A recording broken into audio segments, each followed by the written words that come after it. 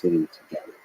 People who have sat across the table from him, whether at 30 yards or at 3, have remarked upon this feeling of isolation that has affected him, the pandemic. I think there must be something to that if several people who've been in the room with him are remarking. Everybody that I know and I've been able to talk to who's had a meeting with him in the past 10 years, including Henry Kissinger, the former Secretary of State, has said that Putin spends a lot of time enumerating his grievances. He goes through a monologue of his grievances. And then the West did this. And then the West lied to us about that. And then the West cheated us on this. And so it's not the conversation that you are encouraging of common man. It's that roiling resentment volcano that's just exploding and exploding. Resentment. And by the time he gets through the monologue of the grievances, the time the meeting is expired or overtime. That's a brilliant statement. That's where the skill and conversation comes in. Like when you're facing the bull, the right claw, you have to learn how to avoid the long list of grievances and get to the humanity. That's a really important skill. It's a skill. For sure, it's a skill, and it's the highest level skill of a diplomat. To be able to reach some type of common understanding when interests and worldviews clash so much. But here's your challenge.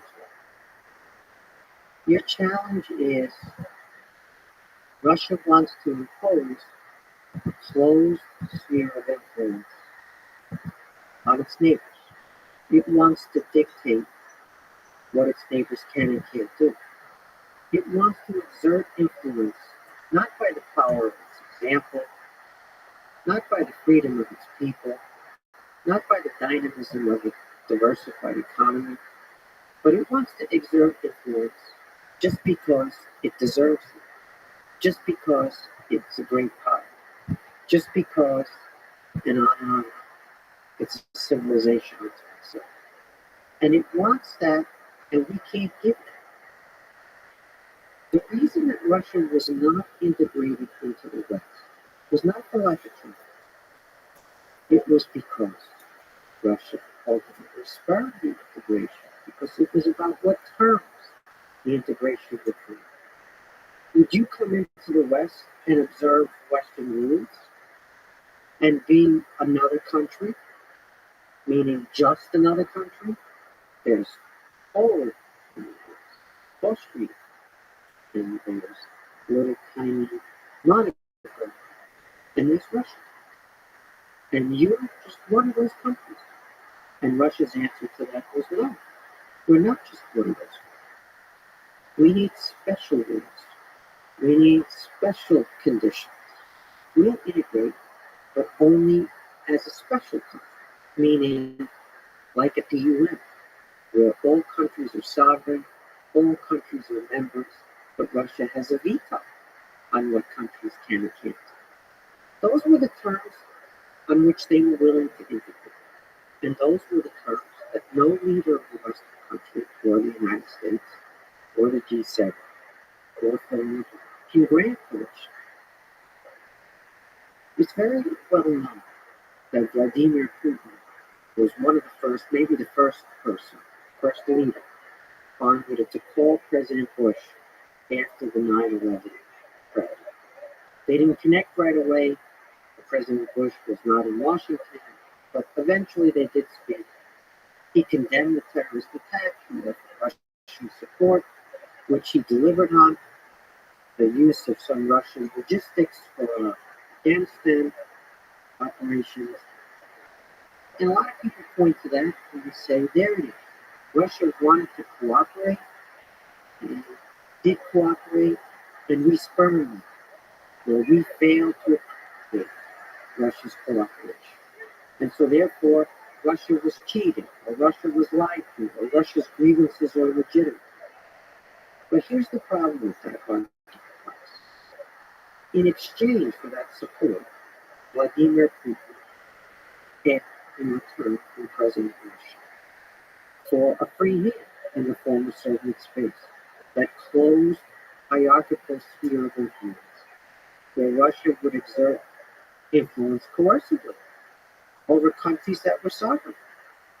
And no American president could grant that, and President Bush was right. He said no.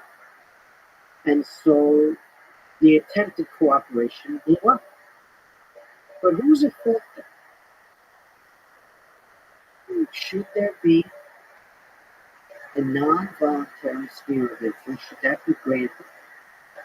Or should you face up to attempts to do that?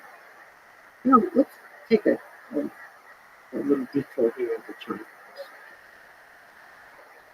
China had this brilliant grand strategy, which was, sure, America is hostile because America is hegemonic, America wants to control the world, America will never let China rise, America will do everything it can to hold China down. So we're going to have hostility from the world. We don't want to decouple because we need that high-end technology transfer. Either we buy it or we steal it, because America and the rest of the West has the technology that we need. We have some of it domestically, more than before by a lot, but we're still dependent, so we can't decouple. So we'll have the hostility, but there'll be a line we'll cross just so that we don't lose the technology transfer. Till Made in China 2035 is accomplished, and we're self-sufficient domestically in AI and every other area that's critical. But hostility for them. But we have an ace in the hole. Our ace in the hole is Europe. Europe hates conflict. They're all about trade. Doesn't matter how evil you are, they love to trade because Rothschild or Honda changed through trade.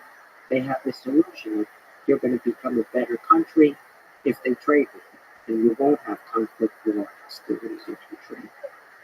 And so we have this European ace in the hole. We're hostile with the Americans. We're still buying, we're stealing their technology. And better than that, even, the Europeans are not hostile to us at all. They love to trade with us, and they want to trade more, and they're our biggest trading partner already. And lo and behold, Xi Jinping sides with Vladimir Putin in the aggression in Ukraine. He doesn't side with him providing military equipment. He doesn't provide technology transfer. But he provides public support and massive pro-Russian propaganda to the whole Chinese population. And the Europeans say, wait a minute, this is an invasion of a sovereign country in Europe. What do you mean? We are not condemning Vladimir Putin's invasion. And so that wedge that the Chinese had, that was the basis of their grand strategy, that wedge between the U.S. and Europe, when it came to China policy, that wedge is gone. Xi Jinping destroyed, and the Europeans and the Americans are coming close together on Ukraine and Russia policy for sure, but also more and more on China policy. And so that was a pretty big sacrifice for the Chinese leader to make. And what did he get in return? He gets hydrocarbons from Russia at reduced prices. And the Chinese get hydrocarbons from a lot of countries. They have a completely diverse supply chain for their energy. So what do you think Xi Jinping is thinking? Was it a mistake? Or I'd like to know it. I'd like you to be able to sit down with him across from this table here on your podcast and pose that same question because we have no idea. there's a language barrier that's fascinating. By the way, you as a scholar of Stalin, do you think we'll ever break through the language barrier? China, not ever, I apologize, in the next few years, because there is a gigantic cultural and language barrier between the West and China. China's a great civilization. China predates the United States by millennia. China's accomplishments are breathtaking, but China's also led by, let's be honest, a Communist Party monopoly, which engages in a lot of criminal behavior. Yes. Tibet is Ukraine. Xinjiang is Ukraine. Hong Kong is Ukraine, let alone support for Putin. This is before we even discuss Taiwan. And so now the Europeans are coming to see this, and the Americans are coming to understand this, that maybe trading with a regime like that, and morally, politically, criminally, Tibet, Xinjiang, Hong Kong, how is that different from what Putin is doing? I'd be hard pressed to differentiate that ultimately, even though the analogies are not exact. And so the Chinese, it's like that guy Leona, the author of Nicoletia, the great memoir of the late Soviet period, the end of the Soviet Union. You know that they spend all this time and all these resources blackening our image, but we supply them with endless material to blacken our image. That's where Xi Jinping's regime is right now. And so they have a big dilemma on this. It's a Western world, and they've united the Western world and reawoken the rest of the world to the fact that China is a threat to the values, the institutions and values of the West. And that trade is not transforming China, quite the opposite. We'll see if this endures. Maybe it doesn't endure. Maybe it's a fleeting moment. Maybe this is not an inflection point. Maybe the war in Ukraine ends more quickly than we think. And maybe, like you said, the Chinese and the Indians and the rest of them, the leaders there, they get their wish, and it ends, and the world moves on and forgets, or says, let's try again to resume our mutual understanding, our mutually beneficial trade, and everything. Maybe it's a passing phase. We can't exclude that. I'm very poor at predicting the future. But the moment is not a good one for the Chinese regime, let alone the fact that he's trying to impose an unprecedented, in the modern era, third term for himself as president in the fall of the next party Congress, becoming president for life, de facto, a Mao figure. And he's now got to do that in this environment where he has damaged Chinese grand strategy and damaged the reputation of China and its relationships across the world. Maybe not permanently, but significantly. In addition to the problems they have at home, demography, as you know, the middle income trap, and then the regulatory insanity of Chinese communist rule that we've seen with the tech companies that you know well, where they've destroyed all that value, with the blow up of their property sector because it was a massive bubble, and that's still playing out. And this time it's the same, meaning this time it's not different. When it comes to a property blowout, it has enormous effects on middle class balance sheets and their ability to remain consumers and drive the economy, which is the model that they have to show. So he's got a litany of challenges, independent even of the fact that he sided with his pal, Vladimir Putin. And their romance is costing China very, very significantly. If you close your eyes and 100 years ago, 1922, when you think about the future, I wonder if you can hear the drums of war, predicting the 30s, predicting the Great Depression and the resentment that builds, the economic resentment, the cultural resentment, the geopolitical resentment that builds and leads to World War II. It, at least to me, when I close my eyes, I can hear the drums of war that are still ahead of us. It's possible that we're there. 2022 will materialize in a similar way as did 1922. I have my eyes closed, Lex, Do you hear me? and it's a sure hope that that's not what happened. But I'm looking in 1922, it's an epoch I know well, and I don't see the future that unfolds. I would not have predicted it had I been alive then. I see the war behind us. I see a prosperity on the horizon. Yes, inflation in Germany, and so many other difficult issues, but there are more democracies now than there were before the war, and the whole empires are gone. And there's a cultural efflorescence, and there's modernism and arts, and there's women entering the public sphere. There's all this fantastic new technology like automobiles. And I'm looking at the future from 1922, and I'm not seeing the Great Depression, and I'm not seeing World War II, and I'm not seeing the Holocaust, because I don't predict the future, and nobody in 1922 could see that future, although I guess there were some clairvoyants who predicted it. But you're not one of them.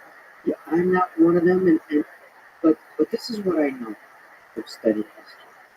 What I know is stuff happens. In other words,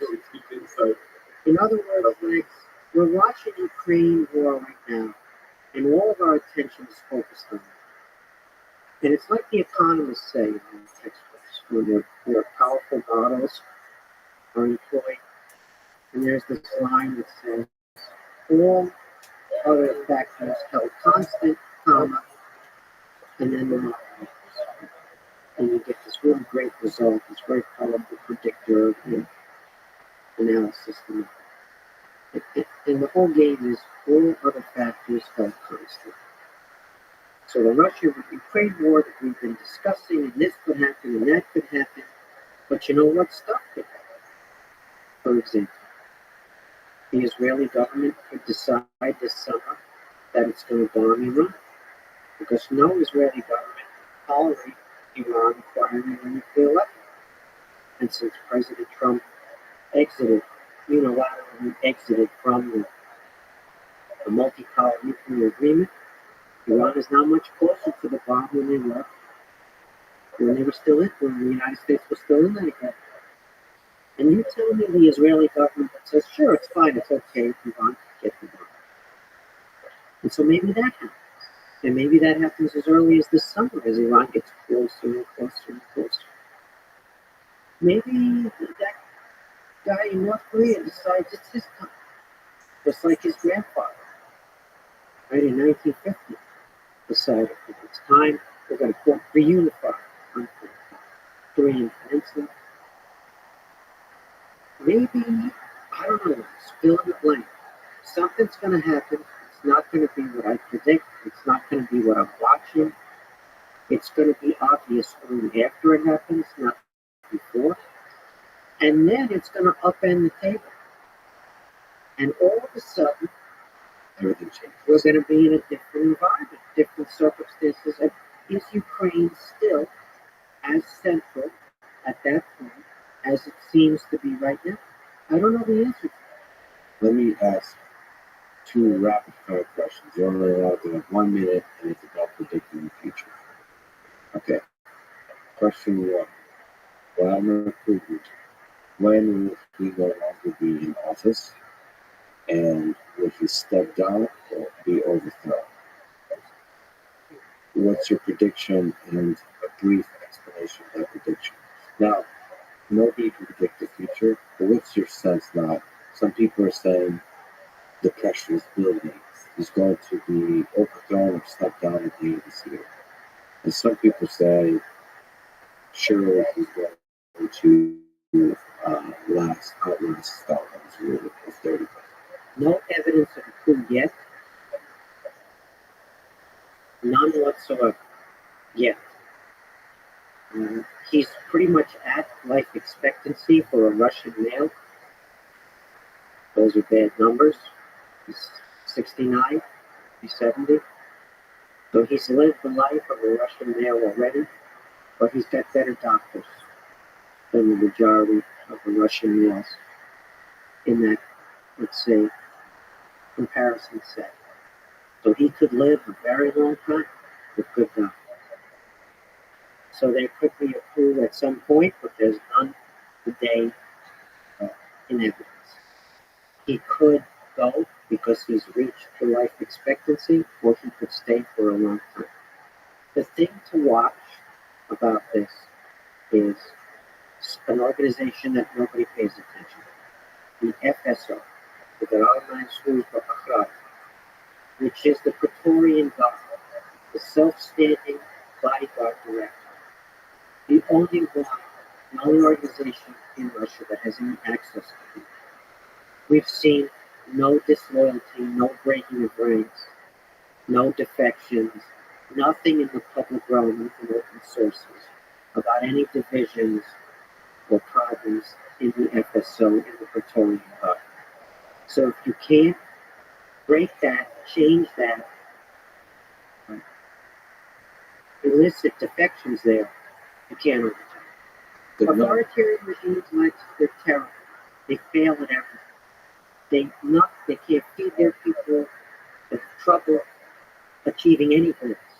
They only have to be good, however, at one thing. They only have to be good at the complete suppression of political alternatives. If you can suppress political alternatives, you can fail at everything else, but you could survive as an alternative. So you watch Navalny. That's my second rapid fire question.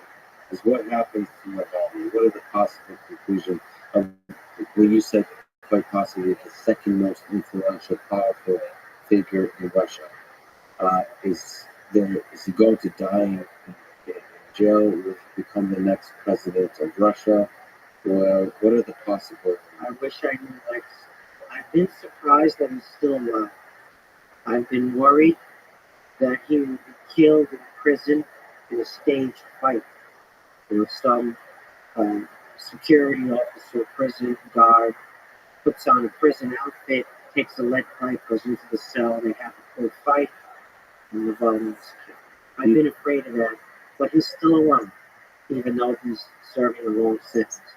So that leads me to guess that people inside the Putin regime, and maybe President Putin himself, understand that Navalny is their ticket to lift sanctions.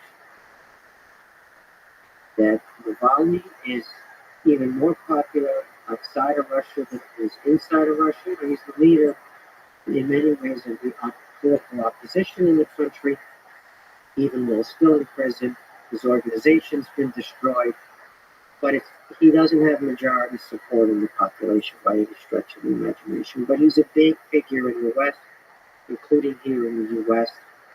And so Navalny could be their ticket, their kind of get out of jail card. They release him from prison. He gets appointed, prime minister, even by the Putin regime, if he were willing to accept such a position or bounce. And then that's how they lobby to remove the sanctions against him. But he's a card that President Putin could play. And so maybe that's the reason he's still alive, or maybe there are other reasons that we don't know.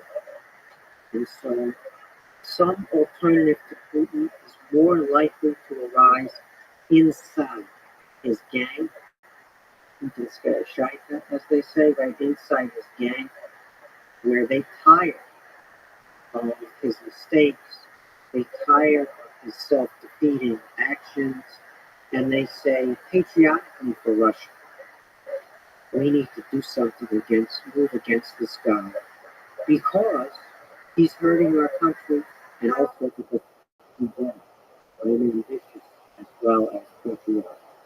But once again, the problem there, Alex, is Putin is surrounded by this cocoon known as the FSO. He meets on Zoom predominantly with the rest of the government, including with the defense and security officials.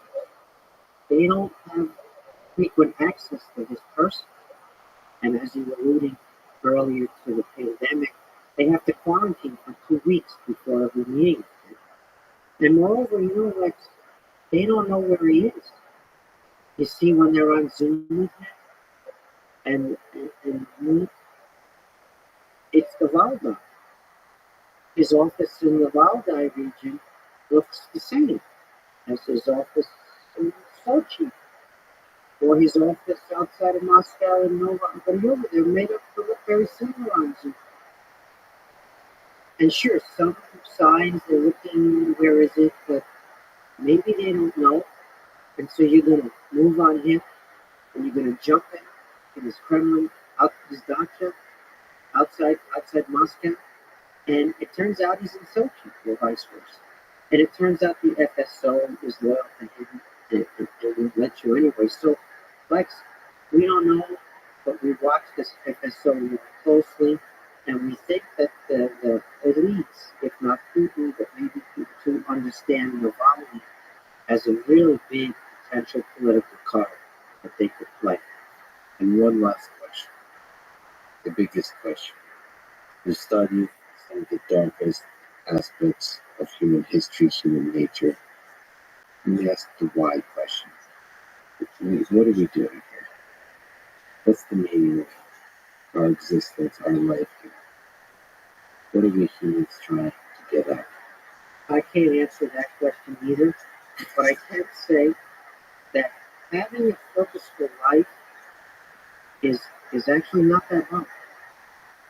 You can't, you're not Gandhi, you're not President Roosevelt, you're not going to transform a country or a civilization, become immortal because of your courage and your insight, your genius, critical moments.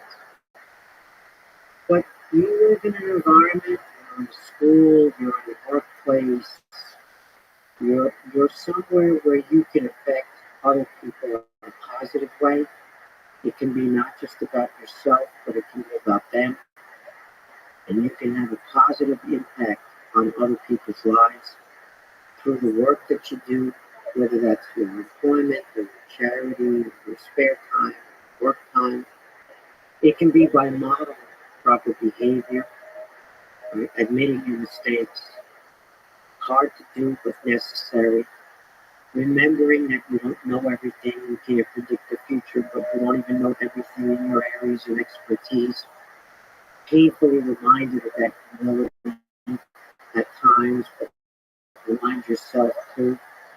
So you can lead a life that can show others what good values are, and you can lead a life that dedicates yourself not only to your own material well-being, but to the well-being and to the development of others around you. And it can be on a humble scale.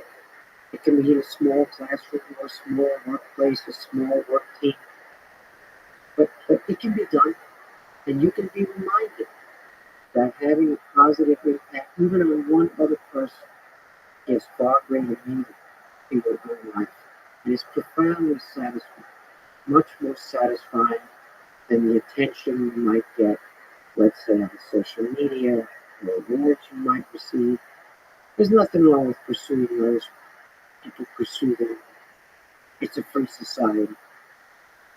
But leading a purposeful life intentionally is possible. Even just one person, I love the expression, when I say the world, focusing on the real good, on the tiny little difference you can make in the world can somehow work it. Every day. If you think about that every single day, you're a better person. You're a better society. And maybe you get to add a bit of love to the world after all. Stephen, this is a huge honor for many reasons. One of which is I could just tell how much care you put into this conversation and how much, I use the word love a lot, but I just feel the love that just even the respect that you give me, which I can't tell you how energized that is, how much that gives me strength for my own cellular pursuits. Thank you so much for doing that. Thank you for not just talking today, but giving me so much respect just with everything you're doing. I really appreciate that. It makes me feel special. So thank you so much for sitting down with us. Mutual, Lex. Thank you as well. Thank you for the respect you're showing me. These are really difficult issues that don't have simple answers. But that doesn't mean we give up. We have to keep thinking and learning and trying and finding solutions. in everything we do, including on these big global tragedies that we live through. And it's heartbreaking what's going on. It just breaks my heart every day. And a person who studies this has been studying this for decades, and it keeps happening. And you think again, and yes, it is a game, but we still have to try, and we have to be inspired by those people who are more courageous than we are and sacrifice more than we sacrifice. You know, for me, the Russian invasion of Ukraine, the war in Ukraine, is experienced in my study at home, and in my office at Princeton, my coming office at Stanford when I moved full time to Stanford in September. But it's experienced far away in safety and in comfort. And we have to remember that too when we talk about these things, when we answer your questions. Right? That as we speak and as we comment and think we're experts on these things from the comfort of our existence, that there are people in those tragedies right now. With no power, with no food, with full uncertainty about the future, with the health of their children. That's it. And I've also seen, because of family in places, homes that were homes with buildings that were homes for generations, now in rubble. So, Yes, Lex, it hurts, and it's Syria, where 350,000 at least by UN estimates died, and Russia participated in that, and it's Yemen, and it's so many other places that don't have the same degree of attention that a European country like Ukraine has. But yeah, we have to remember also that in addition to Ukraine, and then there's things right home here in New York City, where children are without food. It's just inexcusable in a country this rich. so we shouldn't forget in our study of leaders and our study of geopolitics that ultimately it's about the humanity. It's Yes. the human beings. So, Okay, Lex. good stuff, man. Thank you so much for Thank you. this amazing conversation. Talk to you again. My pleasure. Thanks for listening to this conversation with Steven podcast. Support this podcast. Please check out our sponsors in the description. And now, let me leave you with some words from Mahatma Gandhi. Let despair, remember, that all through history, the way of truth and love always won. There have been tyrants and murderers, and for a time, they can seem invincible, but in the end, they always fail. Thank you for listening, and hope to see you next time.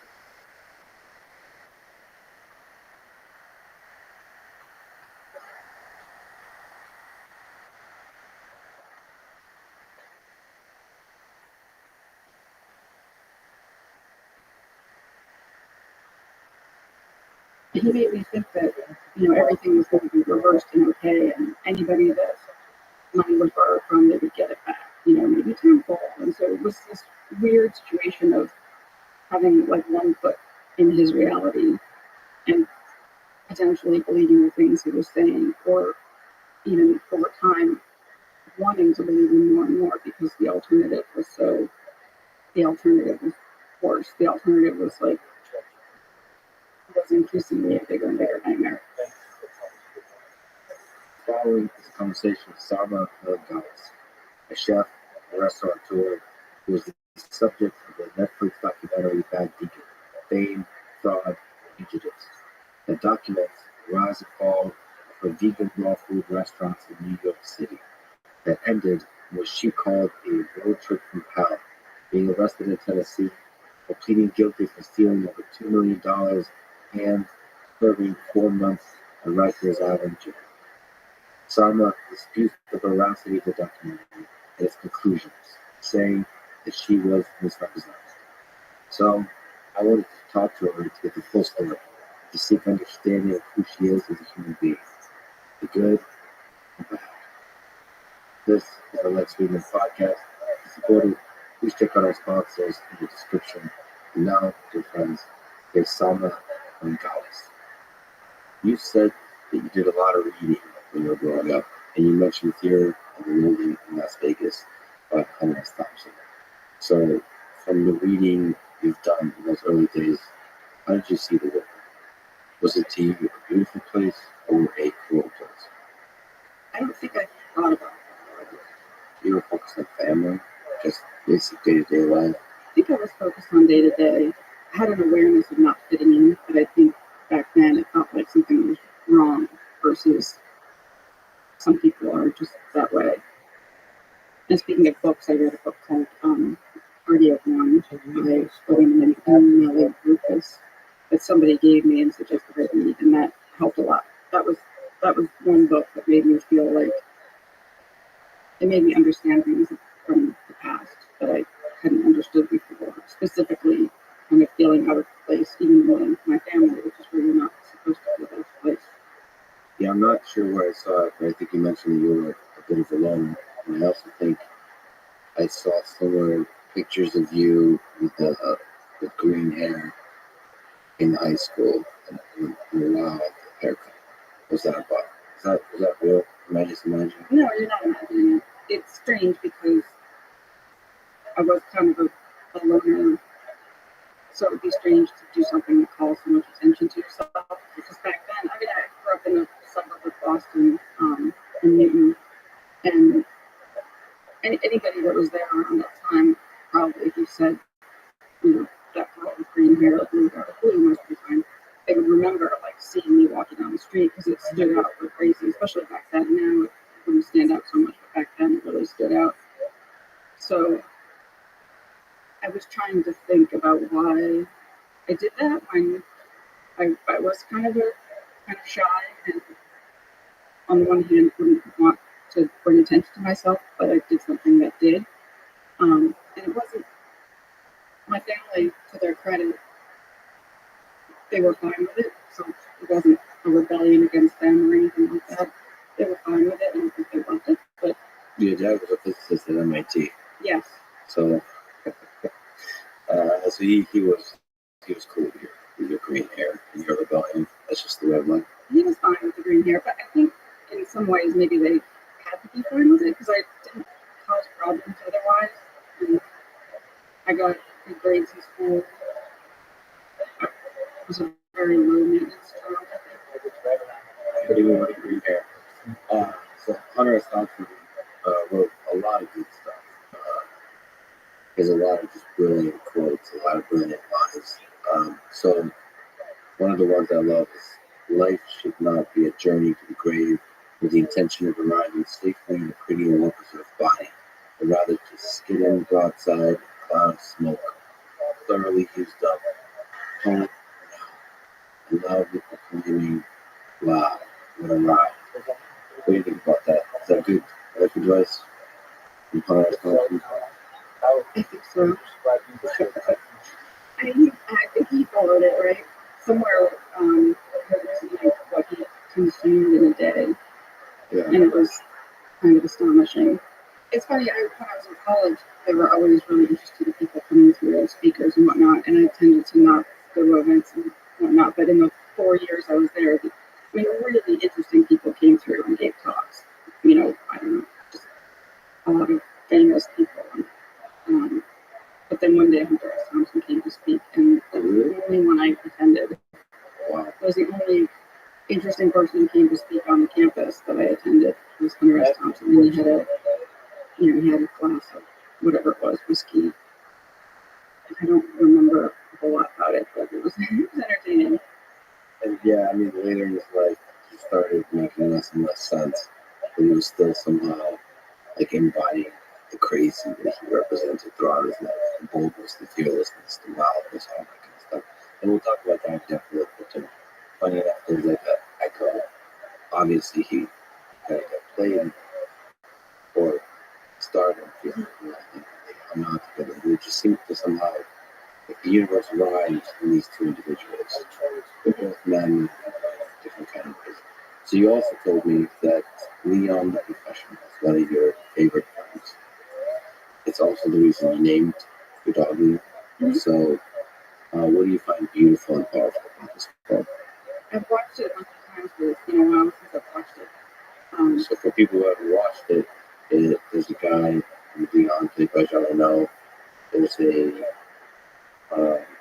girl, 13, 14, Matilda, played by Natalie Portman, and she's abused. She has a really hard life. Her parents are, spoiler alert, uh, murdered, and then she finds protection into this uh, fella, uh, Leon, who also happens to be a professional assassin. And he is also kind of a Forrest Gump type character. He's really simple. Yeah. Uh, he seems to be like the immature one, or like rather the one who's young. She seems to have a wisdom far beyond her age because of the hard life she has to live through. And then they're here huddling together from the cruelty of the world and finding connection. Yeah, I think it's one of those films where there's so many interesting things about it, but I'm sure one of them is just the contradiction of him being a caring person and reluctant to get attached to her. He tries to, I think he knows he is very reluctant to get attached to her in the beginning. And so you see all of his humanity, but yet he's also an assassin that kills people. So that's interesting, and I think probably a psychoanalyst would have a field day with why I love it so much. And I haven't gone there myself, but there's something I think about she, even in the brief part that depicts her in the beginning, it seems clear that she's sort of out of place in her family. And and then there's all kinds of interesting things about their relationship along the way. What I like is this movie, and I had to think about it recently because I've read stuff about it that bothered me, or it bothered me the fact that I haven't really thought about it before. For people who haven't watched the movie, that here's a young underage girl who kind of comes onto him. First of all, I think she actually just doesn't know what like familial love is. So this is the only way she knows how to express love. That's one. And two is, a lot of bad people in this world will take advantage of that, right? And the fact that um, she finally met a human being who doesn't, and is just there to protect her. That's a real sort of, I don't know, a powerful statement of what it means to be sort of like a father figure, I suppose, a protector. That to me, I love the idea of being sort of the protector. That there's something like something worthwhile in this world to protect amidst all the cruelty that's all around. That's a beautiful kind of. You're basically saving this young human's, or you're repairing this young human's path to love, to real love in life. Because if that idea of love is destroyed from her, just the family, everything is sort of everything around her is broken, and he's kind of repairing it by reestablishing that kind of love can be. I don't know. And the plants.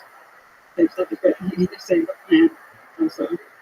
But there's also just the simplicity of the film, just from a cinematic perspective, is beautiful. The music, the way it looks, the minimalism. Even the violence is beautiful. Yeah, violence. It was over the top, and also the bad guy, bad cop, played by Gary Oldman. Yeah, it was amazing.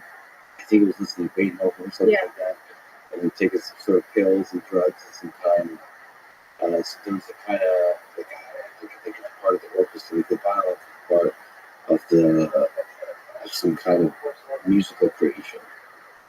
Yeah, it's interesting because I turn away from violence or films usually that have violence or TV or anything that has that sort of element to it, except in certain cases where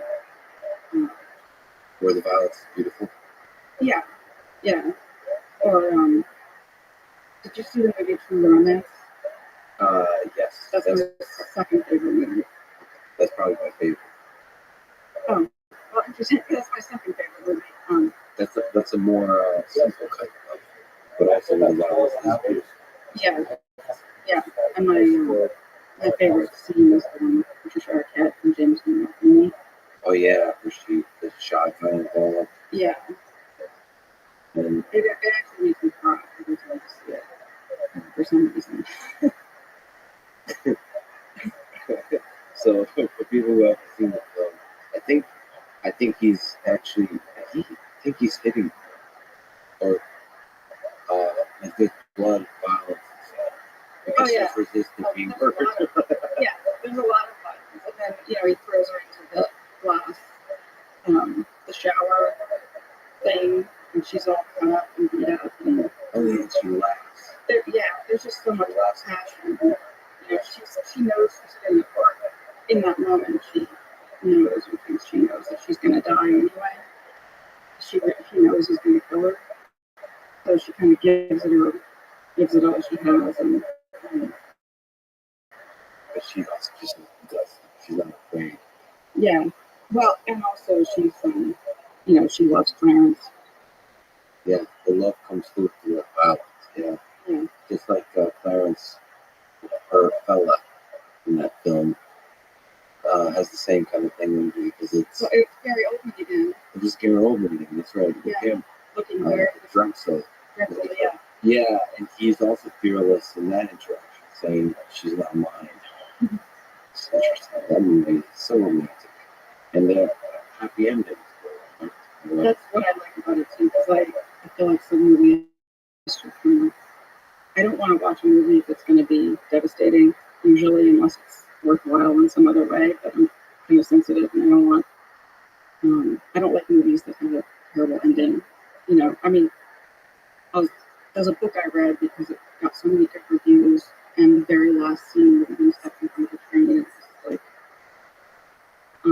so I'm partial to movies with happy endings. Leon's loss. Yeah, Right, but it's still inspiring. the love persists. It's some kind of fun. Yeah, and the planet. The planet. Okay, sure. True Romance does have fun. I mean, it's probably The unhealthy. You can ending also scene is just amazing. You're So Cool, where she is out of the door and she just kind of looks at Clarence and her son, child, whatever, and she's saying, "You're so cool, you're so cool." Yeah, that's love. I just that movie has so much in it. It's funny, and there's so many good actors in that film. And Brad Pitt plays in that the pivotal role on Couch. Yeah, they're all so good and funny, and Michael Rappaport and even Val Kilmer. People don't realize he's in the movie because he doesn't look like himself. Wait, what is that? Val Kilmer's in the very end. It's when there's like the Elvis sitting there Yeah. talking to him in the end. That's Val Kilmer. Yeah, you don't notice it unless you somehow either very perceptive or noticed it in the credits. Yeah, and Quentin Tarantino wrote. Yes. Which is interesting. Directed by Tony Scott, and the music is beautiful too. And Christopher Walken and Dennis Hopper. Dennis Hopper plays Clarence's Dad. Dad, and they have this very racist sounding scene, but the big uh, important aspect of that scene is it's a father willing to die to protect his son. There's so much beautiful balance. There is. I love this so much. And she's a prostitute, or not really, part time, short time. No, it's her first time. First time. Yeah. Okay. And he saved her. And My third favorite film has no violence whatsoever. A Room with You. I feel like it's I forget the author. It's a book, and I read the book much later. But it's Helena Bonham Carter and Daniel Day-Lewis is in it, and Julian Sands. Daniel Day-Lewis is a fascinating. He's amazing as film. He plays. He's very funny. He sort of plays as a comic book character, which is unlike most of what he does. I think. I don't watch a ton of movies, so but yeah, his role is funny. Well, that's a heck of a top three. You brought in some books, some bread and books, Yeah, some Russian bread, Russian inspired bread. yeah. I mean, it's Latvian, but it's similar to what's made in Russia, and it's made at Russian bakery. Where your dad is from, right? My dad's from Latvia. So you got me some books, beautiful ruins. Yeah, and if you've never been to who cares? It's totally fine. Even people give you books and you feel like you at least would feel like I see this as work. We'll talk about this. This is a therapy session. I don't feel the need to satisfy people's happiness. that's a good thing. Okay, so it could also be an opportunity to experience something you never otherwise would have. The beautiful ruins. It's a book that made me laugh and cry, and it's just a happy story. And for some reason, I don't know exactly why, but for some reason, when you asked me to come, it just I thought, oh, I'm going to bring a happy book. You just felt became the voice told you. Yeah, There's others, darkness visible. these are more Memoirs now. It's compelling, harrowing, vivid portrait of a debilitating disorder. It offers the solace of shared experience. This is just a little bit about this book that reminds me of the Carl Dijkstra book, because he writes about his own condition and I mean, he's an amazing writer, so he writes about it in this beautiful way, and oddly enough, in some ways it's kind of delightful.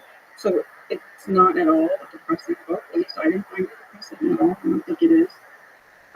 But he writes about his own experience with depression in such a beautiful way. My own copy is full of underlines. I would And love that copy too. I would love to look into the underlines and the books with notes, those little secrets that people leave. that's part of why I like paper books, is because I tend to underline like crazy, but the Carl Dijkstra book is full of underlines too.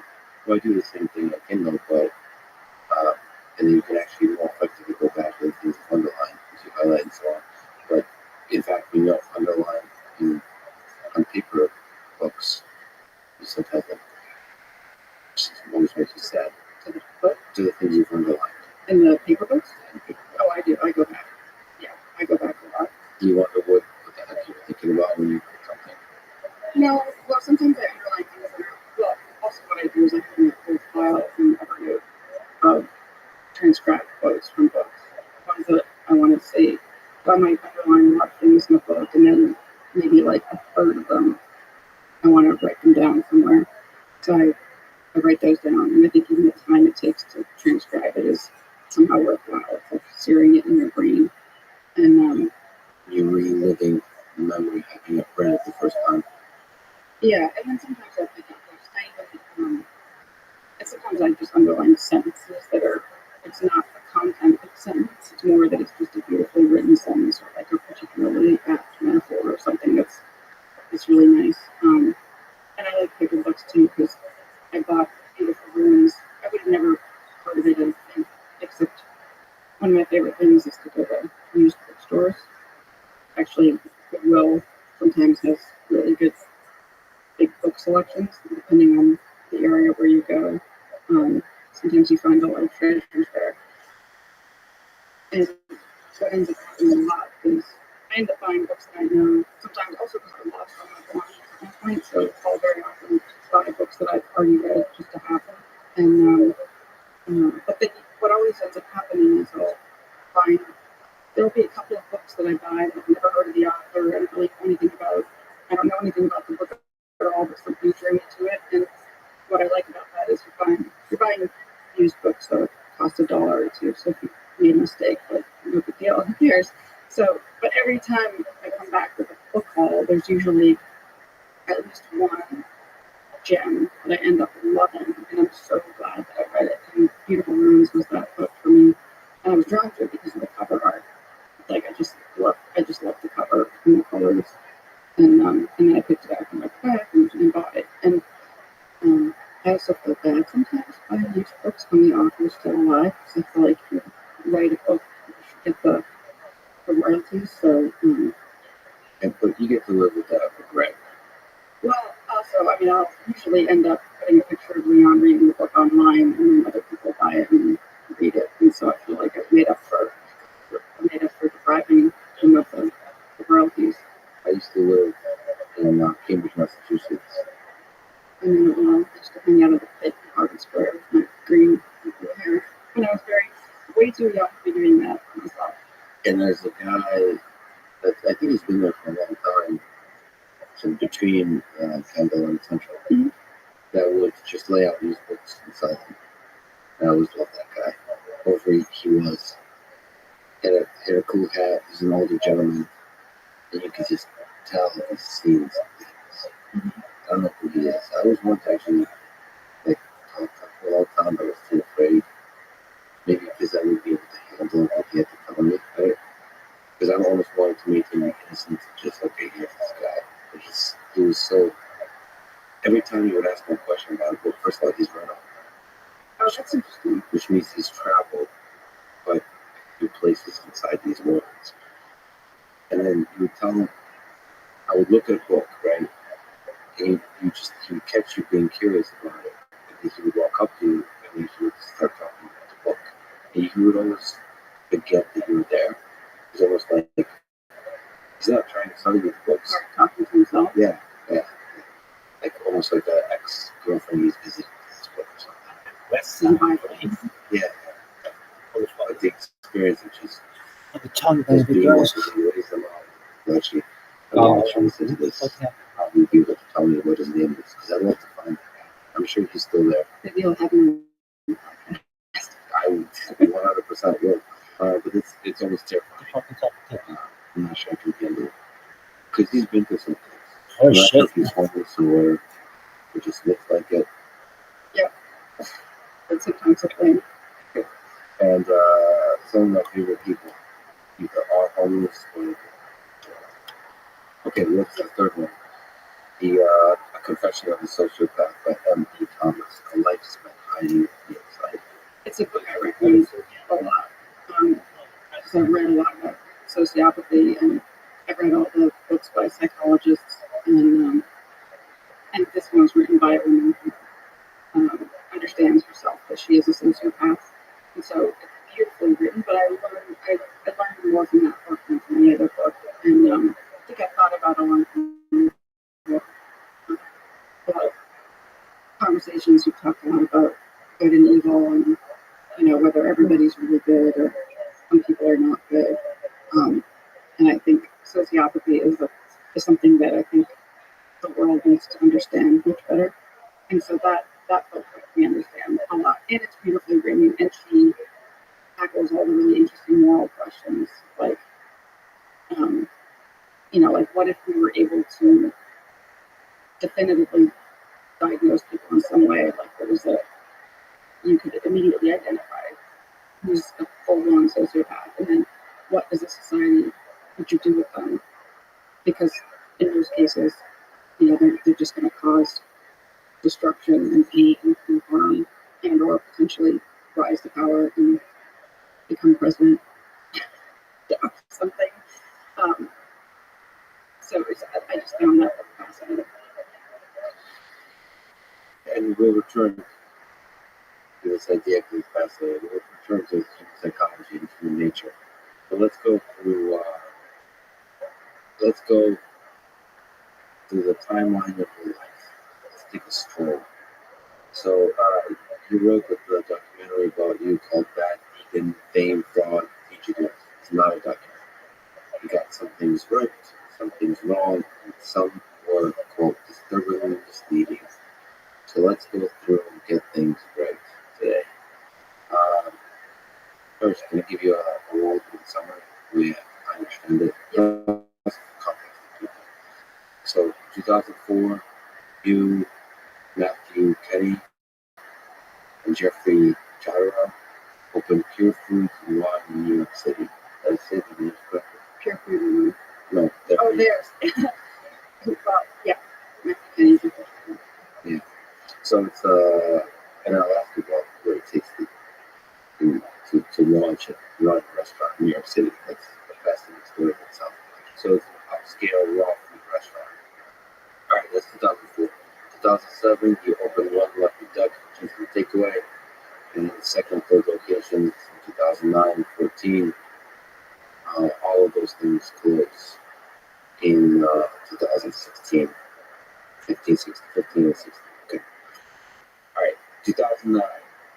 Jeffrey lends you $2.1 million to buy the business outright, but Matthew is out. Matthew was out earlier than that, and then time passed, and I hear what was complicated is I had started the One Lucky Duck brand on my own. Of course, there's the .com, there's the delivery. It was a .com where people could order ingredients and things and all of the products that we made and packaged. So we made a bunch of cookies and snacks and things that were, I think, different and, if I may say so myself, better than other Brand words. products Talking out there. already. Yeah, but Cookies. I feel like I can brag about our food and products because I wasn't probably, a few recipes early on I came up with, but it was people that worked with me that created really good recipes and products, and I was just kind of there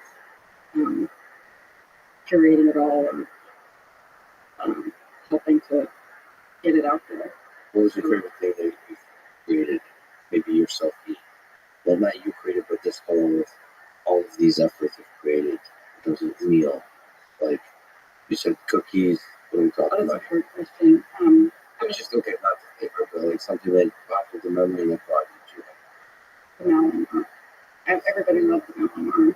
It was so very often we made like raw vegan versions of things that people are familiar with. So it was pecans. It was like a salty cookie made with nuts and then covered in chocolate, and then there's a big blob of coconut cream. Which it didn't taste coconutty. As Our ice cream was made with coconut. Also, it's like the meat from coconut puree, and then there's some soaked cashews in there. But anyway, it's a blob of vanilla cream, kind of like like a healthy natural version of fluff. Fluff. Basically, every single word you say, I'm not familiar with. You should see my dad. I know. It's like steak, vegetables. A fluff is like a thing that I remember it from my childhood, like peanut butter and fluff. Is a ridiculously delicious Is it combination. fluffy or is it It's not? like a marshmallow. It's basically like if you softened marshmallows and made it into a luxurious, amazing food, Also, it's like a and fancy. then put it in a jar. Okay. And So then it's just good. it's spreadable marshmallows, kind of. Oh, it's I think that's yes. So spreadable marshmallows. Got it. yeah. So there's a big I blob didn't know that existed. That's a thing. Fluff. of Fluff. fluff. Does everyone, do people know about this? Oh yeah, everybody knows. People, I think so. People know about fluff. I think I took the road less traveled by. I went the peanut butter and Nutella road in terms of spreadable things.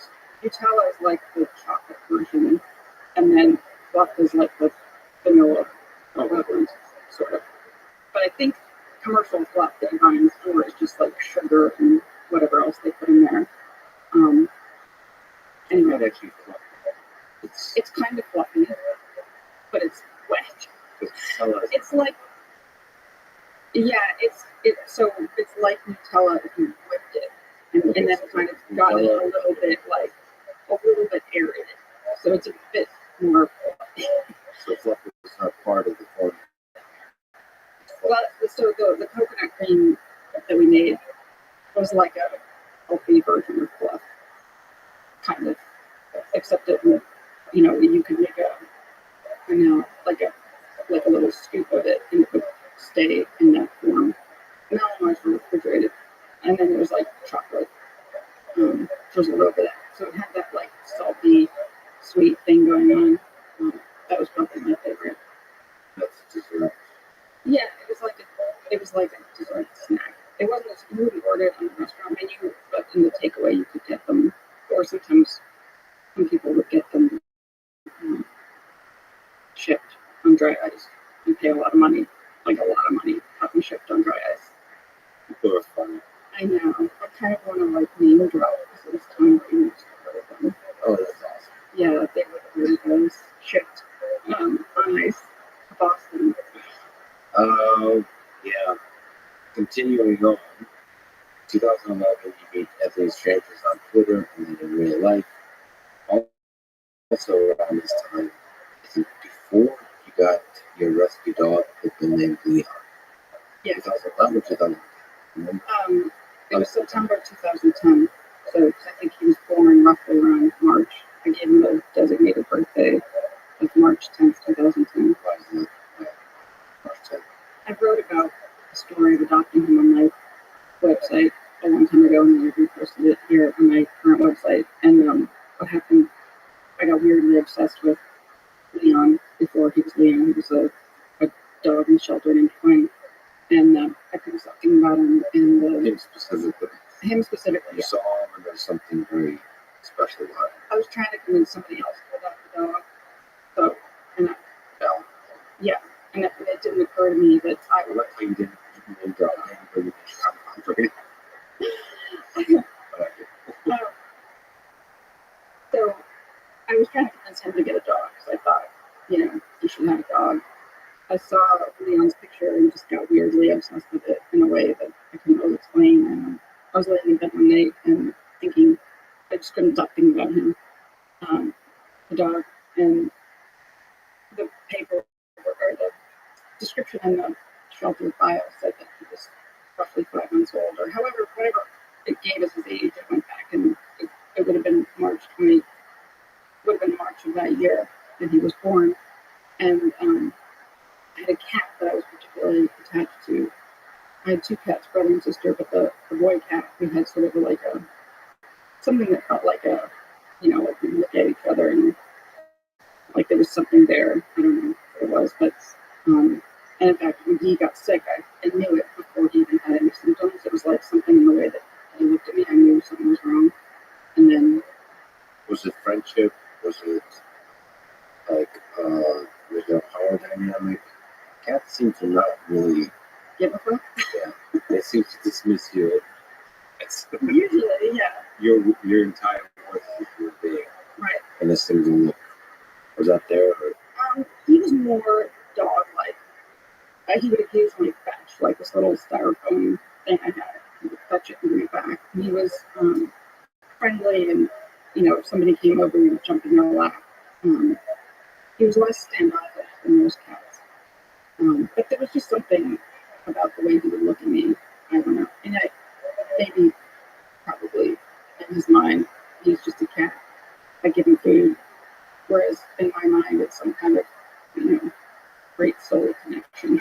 Great, but not great long-running romance. Not in his kitty mind. But either way, so he died in March, and I thought, so I sort of concocted this.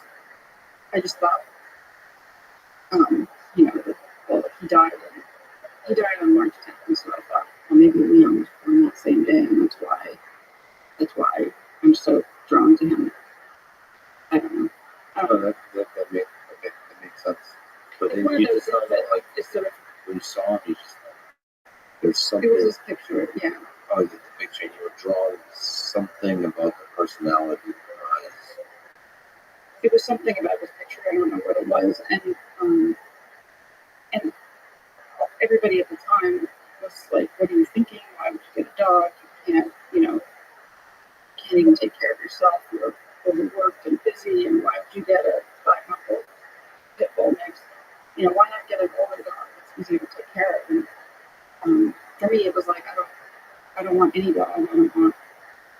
My intention isn't to get a dog, but there's something about this dog that I have to get. And so I went to see him, and then I had already filled out an application. It was just, I went to see him, and then it was the afternoon, and I sort of decided in my head, like, all right, I'm coming back to get him. I have to.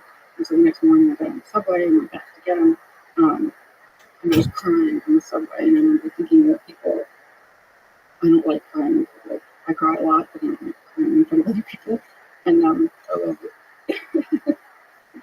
I thought people on the train looking at me, I think that, I just, somebody died or So you're crying on the way there or on the way back? on the way there to get me. I don't know why I was crying. It's just something about it was overwhelming. So Tears of happiness or tears of something. something. I think tears are overwhelming.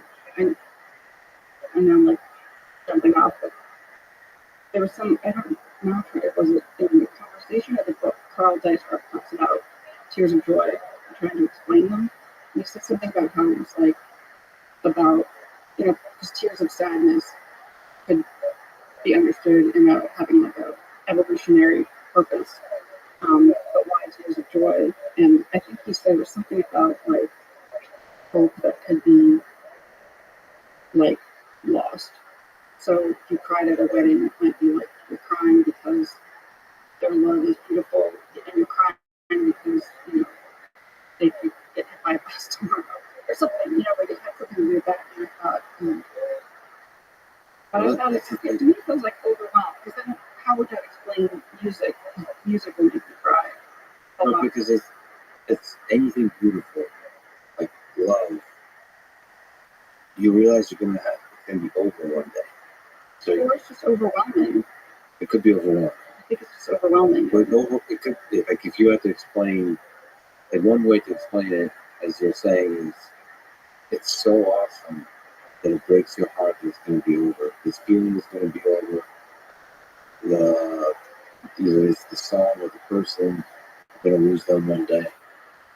But even when you're just watching something, this is completely ridiculous. But I remember one time, I probably was hormonal or something, but it was like an episode of Family years ago, and Wheel of Fortune. It was Wheel of Fortune, and some family like won all this money, and they were so happy. Like they were so happy. They must have probably needed the money or something. And I started crying. I'm thinking, why am I crying? But I think it's just like an overwhelming so much. And it's crying as a relief. Like you feel better after you cry. But doesn't explain the cry. You feel better after you cry. And you're saying it's overwhelmed from the surface. The question is what's going on underneath. That's the yin and shadow. Neither you or I question. Right. But there's something. Right. There's probably something that touches you in some specific way. If you were crying. So I was crying. Very New York. Yeah. New York. You can be weird and do strange things, and nobody's going to look at you strange later. The fact that you're funny, you weren't super crowded, and yet you can still feel super alive. But also energized. A lot of other things and places will make me feel depleted, but there's something about the energy of New York specifically that feels energizing. Everybody's going out about their day, excited for the future they're building, and so on. That could be energy. Sure. It could be over. It can be, yeah. I mean, also depending on the other. That's right. Oh, I'm just talking about the subway. Right. Yeah. Yes, I mean, with the musicians. I love New York. New York is best. It's a special place. I've never lived, but every time I visit, it's so many characters, so many fascinating people. Yeah. And then there's a bunch of people always crying. And you're I was one of those people one day. Yeah. And so I befriended some busking musicians, like the guys that just play out on the street. These two young guys playing guitar, and I felt like it was one of those moments where it was like candid camera because nobody was paying attention, and I thought it was so beautiful, and they had cried or almost cried. But anyway, I ended up becoming friends with them and helping them out in some ways, and I knew I was like, well, they're gonna do really well. And now they're like playing large places, and it's kind of fun to watch the Instagram. They're going on a tour in Europe, and they were these two scrappy guys. Well, now it's just one of the guys, and but they had like no funny, a little bit, nothing. And another, And they didn't quit. no, Persisted. That's yeah, cool. exactly. But I finally was away, and I got there, and he was there, and I adopted him. But it just felt very profoundly like a force that was beyond me. Like I couldn't not get him. But he was the same person as he was in the picture. Like, meaning in terms of like something like pulling you towards it.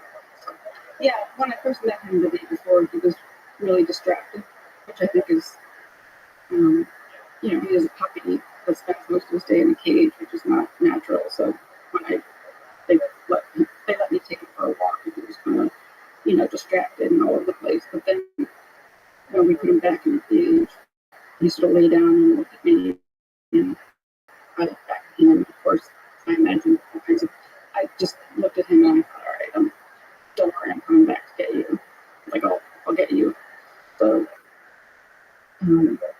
yeah, it felt like um, something that I had no choice, that I had to do. And that was the beginning of a 12-year journey together. An ongoing one. But so I wrote about these things on my website, and I think it was, among the many things that was later weaponized by having strangers. Just because I was so open about it. Yeah, and also and it's not like I believe that he was, that I was just expressing my feelings about how I felt going to get him. There was something about Leon specifically that I felt like I had to get him. So, Is there words you can put to your connection with Leon? Like, is it love? Is it friendship? Is it some kind of, like, what is it? Or are we getting to the crying and being overwhelmed? Something you just can't put words to. yeah, it's probably something that's hard to put words to. Kind of like, I sort of feel like love being something that's hard to define is part of is the definition. Well, The fact that you can't define it, that the moment you define it, you know that you're talking about love. sort of something like that. So Well, my definition of love is whatever's going on in your life. I don't know. Let me fly through the timeline before we get to any interesting details. So, in 2011, we meet Anthony Strangis. Then in 2012, we get married. 2015, the staff walk out to his regular pay from the two restaurants. It reopens in April 2015 and July of that year. There's another walkout. So all this kind of stuff. But that's not, that's not even. The point is, in 2015, there's chaos happening. Okay. 2016, spring, Whole Foods and wine closes. close in 2015. There's some factual stuff that's not, maybe correct now. To me, it's not that important. To me, the spirit of the thing is important. Okay. May 12th, 2016, you and your then husband, Anthony Strangis, were arrested after he ordered pizza using his real name. Okay. In May 2017, he pleaded guilty to stealing more than $2 million from investors and scheming to defraud, as well as this is from Wikipedia. Yeah. Before we just finished reading it, in May 2017, he pleaded guilty to stealing more than $2 million from investors and scheming to defraud, as well as criminal tax fraud charges. Why is Wikipedia wrong? And how dare you? Well, I did plead guilty to those things, which I had to. I was got a jury duty summons, and I had to fill out like what charges I pled guilty to. And I had to go online and look it up because I didn't really remember. I thought that was interesting. I had to go look it up. But Actually, let me finish the time because it's really okay. March 16th, 2022, Bad Vegan documentary comes out where you're interviewed. They tell the story. Mm-hmm. some stuff is true, some is not, some is still going to be misleading, as you said. Okay, timeline over. Anyway, what's wrong with the? How would you elaborate onto the you pleading guilty for $2 million stealing? So a lot of people plead guilty when they're for reasons other than they're actually guilty.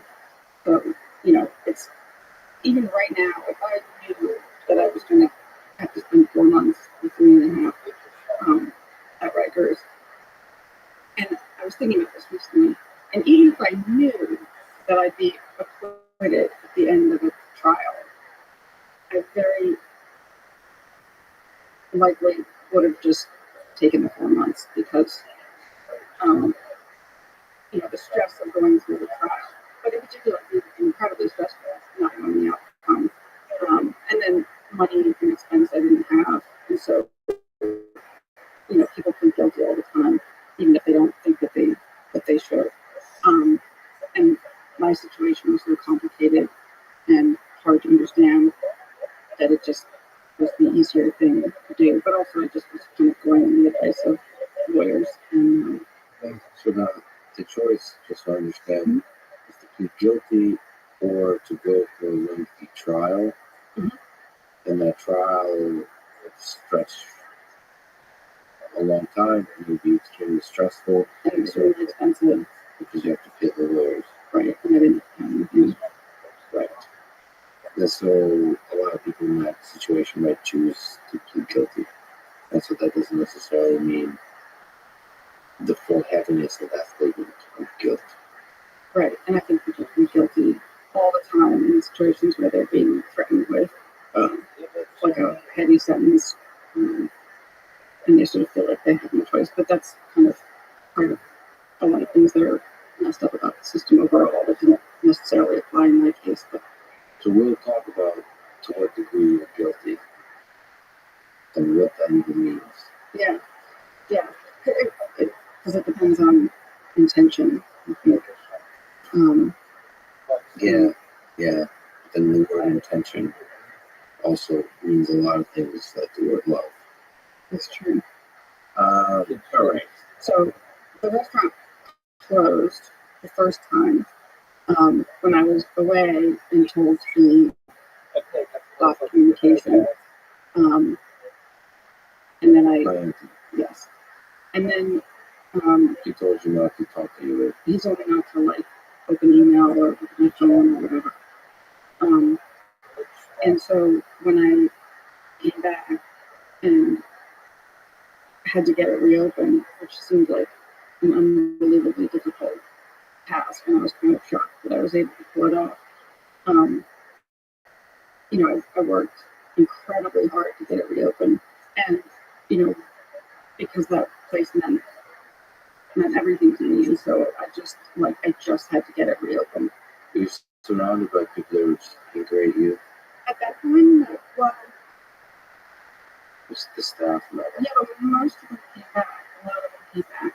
I think what was so unbelievably painful about that whole time was not being able to tell anybody what was really going on, and in a sense, not really knowing what was going on myself, but not being able to having to pretend all the time was just You didn't really tell anybody about him and what was really going on, in part because I didn't really understand what was going on.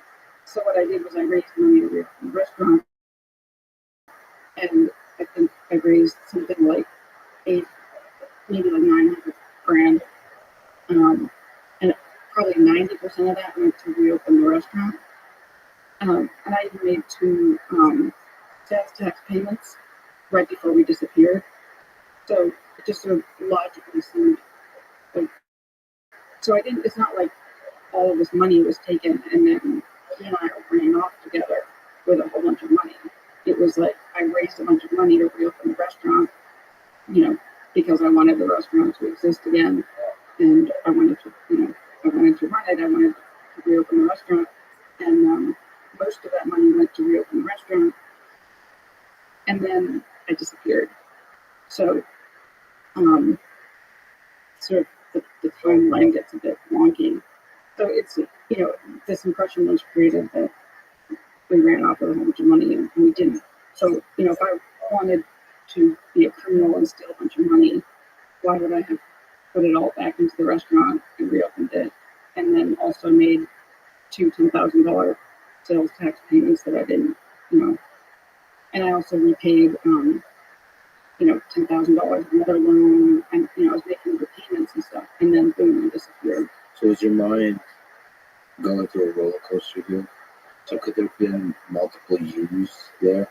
So one mind is like, I love this restaurant, I'm going to reopen it, I'm this chef, business owner, this person, and the other is a human that's in this complicated love affair. It wasn't a love affair. These are just words. How can I? Okay, what? I don't want to. I say that lightly, but also not, because love can make us do dark things. You can say that's not love, but okay.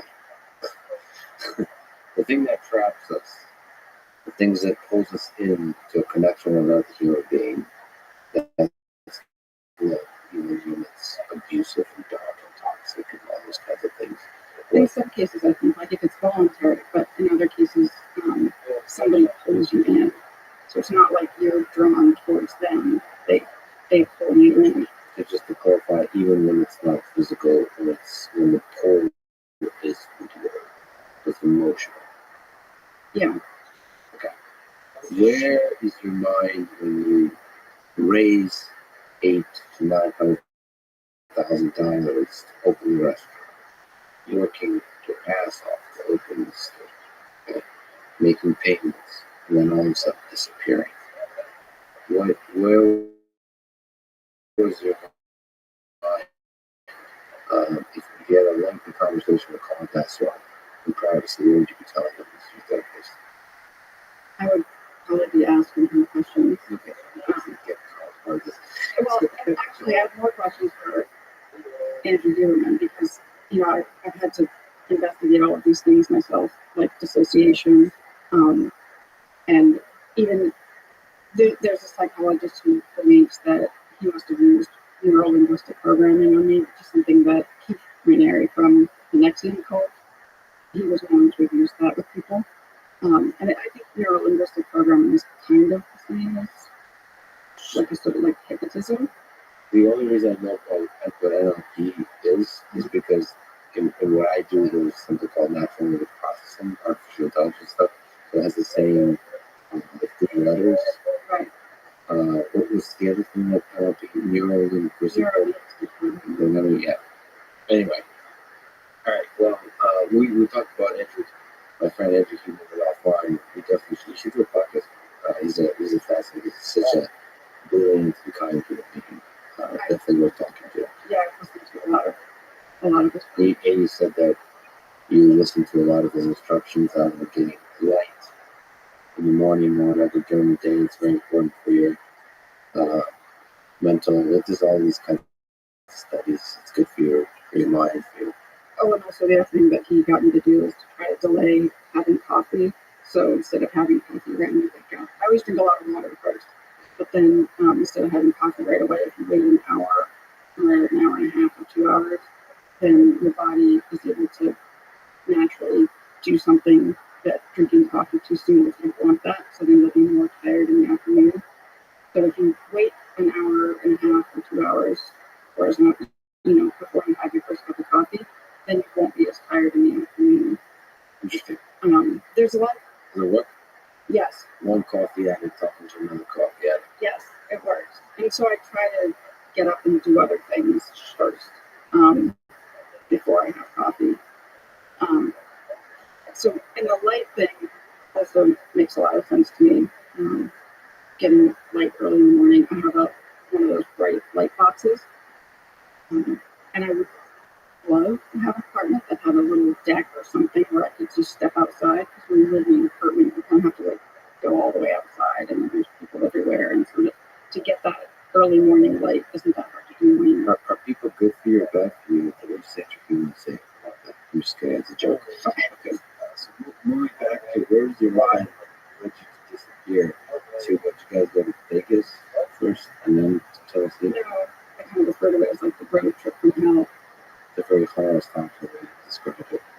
It's bad, you're in bad, the bad country. Maybe it was still Pinterest, Wisconsin-esque, except without actual drugs. That was one of the first questions my father asked me was it drugs? And I wished that I could have said yes, because I didn't know how to explain what had happened. But So where's he your took me away involuntarily, except, of course, he wasn't holding a gun in my head, but all along it was like a metaphorical gun. Was there kind of physical abuse? Yeah, what would qualify as sexual abuse, yes. But physically, no. A couple of times we would get into slightly physical fights, but he never, I mean, he was big and as large and blubbery as he was. He was also really strong. So sometimes he would like subdue me, but other than that, no, that wasn't physical violence. But a lot of people will say that the psychological violence is, I don't want to diminish physical violence, but some people say that the psychological and emotional violence is more destructive. It's just that the physical violence is easier to identify. It's easier to identify, and it seems kind of more straightforward. Whereas psychological, and you have a bruise on your face, you break a bone, and those things hopefully heal in a visible way. But psychological stuff, you can't easily identify or understand, or others can't easily identify it. And then you find yourself crying for no reason at a beautiful song at some point. Yes. And that has to do something happening in the depth of your mind. Okay, so took you away.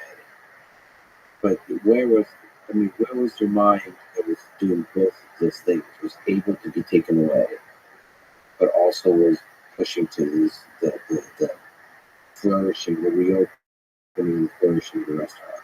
Well, I wouldn't have reopened the restaurant, and then knowing I was going to all of a sudden be taken away from it, and it was going to get closed again. I was like, why would I do that? Why would anybody do that? And one of the things that I tried to do towards the end was I was trying to get myself off the bank accounts because I didn't want him to be able to get money out of me. And so there was one time when I tried to get one of the investors. We went to the bank together to put her on as the signer and take me off. And because we didn't have an operating agreement, they wouldn't let us do it. So it was like this little snafu. And so all of these things are sort of the opposite of criminal intent. But that's a legal thing. What's going on in your mind at this time? I don't know. I mean,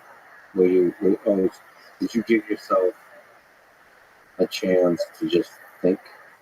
No, and I think that's one of the things that might have saved me or anybody that's pulled into a cult.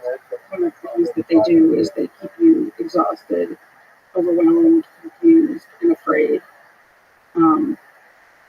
And so you don't have any time to think. So you're just kind of constantly running and you're confused, and then things are happening. It's funny, there's some quotes in my book draft because I listen to a lot of podcasts. I don't know what the logistics are of like crediting a quote from a podcast in a book. Yeah. But I have a couple. I think it was Andrew Huberman on Joe Rogan said something about if a human or animal, I don't know, the human or animal is stressed, and I'm paraphrasing this horribly, but they're much more easily prone to be not prone to, but forced into delusional thinking. And so that quote resonated for me because he kept me in this incredibly stressed out, afraid, confused state, and then whatever he's sort of planting in my mind, I'm going to be that much more likely to just go along with it. Well, we'll see how this whole journey ends. Let's actually just step back a little bit and just look at the employees at the restaurants. Do you have remorse for what happened, especially from the perspective of the employees and staff? Yeah, I mean, hurting them was the last thing that I would ever wanted to do. And in part, I mean, it was financial harm, but I don't know whether it's more important or not, but it was taking a place that was very much like a family to them. And it was as if I destroyed it. And so I think that because we were so much like a family, it was almost as if like mom went off the deep end and got together with some cuckoo abusive guy and sort of abandoned them. And they didn't know what was going on and what was happening. Did you regret lying to them? I regret lying to anybody in all of those circumstances, but I wasn't lying. You know, he made me think that, everything was going to be reversed and okay, and anybody that money was borrowed from, they would get it back, maybe tenfold. And so it was this weird situation of having like one foot in his reality and potentially believing the things he was saying, or even over time wanting to believe him more and more because the alternative was so, the alternative was worse. The alternative was increasingly a bigger and bigger nightmare. So, because it's this whole situation where you asked to give him the money, asked to borrowing money, with this idea that it would be repaid like 100x fold. right. Kind of like, So it's sort of like lying to somebody because you're planning a surprise party. You think like, well, I'm lying to somebody, but it's because there's a good reason. yeah. It's sort of, that's not a good example, but No, but you could have not made it a surprise party and be like, pull me onto the planning of the party and be honest about like everything that's happening. Not in a negative way, but like get him in on the fact that, okay, I just need to give money to this guy, but we'll get, he is a super rich person of some kind, and he'll repay. Because you're holding on to that's part of the torture is that you're isolated and unable to tell anybody. but you're not unable, or he was telling you you're not allowed to say anything, but you're choosing not to say anything. But it's because of the sort of the weight of it. Because it's embarrassing to sort of, it's embarrassing something. I mean, why do you not tell others? What is that? What's happening to the mind when you don't tell others? Part of why the story is, everything that happened is hard to summarize and talk about in any concise way, is that so much of it happens in this very slow way. People always use the whole like frog in boiling water example, so that by the time you realize you're fucked, it's too late. And it seems hard to believe or understand with other people because they see where you are or where you ended up, and they think, well, how did you let that happen? And, well, I don't know. Would I have willingly destroyed my life and hurt all the people I care about, and allowed my mother to get hurt? And I wouldn't have ever willingly done that. So something else must have happened, and that's the part that's difficult to understand. Let me ask you about another part of the question. Mm-hmm. Do you deserve most or all of the blame for the failure of the business, or are others at fault too? Well, the business didn't fail; it was doing well, and so its closing is like it was destroyed. Who deserves the blame for that? I'm asking from your perspective. Think about it. In the press, in your mind, are you angry at Anthony, or are you angry at yourself? But I think that in the privacy of my own mind, and for everybody listening, it's I feel responsible.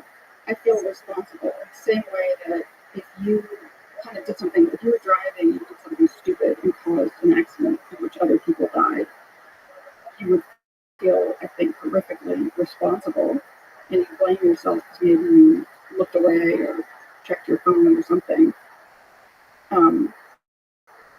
But you didn't intend to kill those people, of course. So for me, it's like I didn't intend to kill. Sometimes I say like my own child. I don't know if that's offensive to some people, but it's like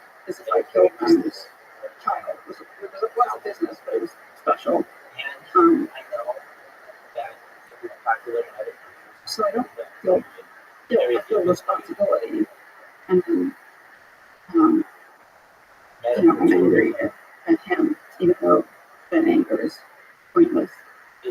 Okay, because this has come up. Let's continue with the hard questions. Are they going to get easier? And again, Okay. This is fun, really fun. You posted on Instagram. The ending. No, I'm gonna cite Instagram like it's short story. Okay. The ending is disturbingly misleading, but still, I'm very grateful for this coverage. Just talking about the documentary. Quick quotes documentary. I'm okay with the criticism and judgment, but would rather be based on its truth. And then you say a couple more sentences. And then you say Liam, who has his own Instagram account, one lucky rescue dog, says hello. He loves you all, even if you call me a quote arrogant sociopath. It's all okay. So, the hard question: do you think you are in part a sociopath? No. Would you know if you were? Yes. How does this work? So, what have you learned from reading this?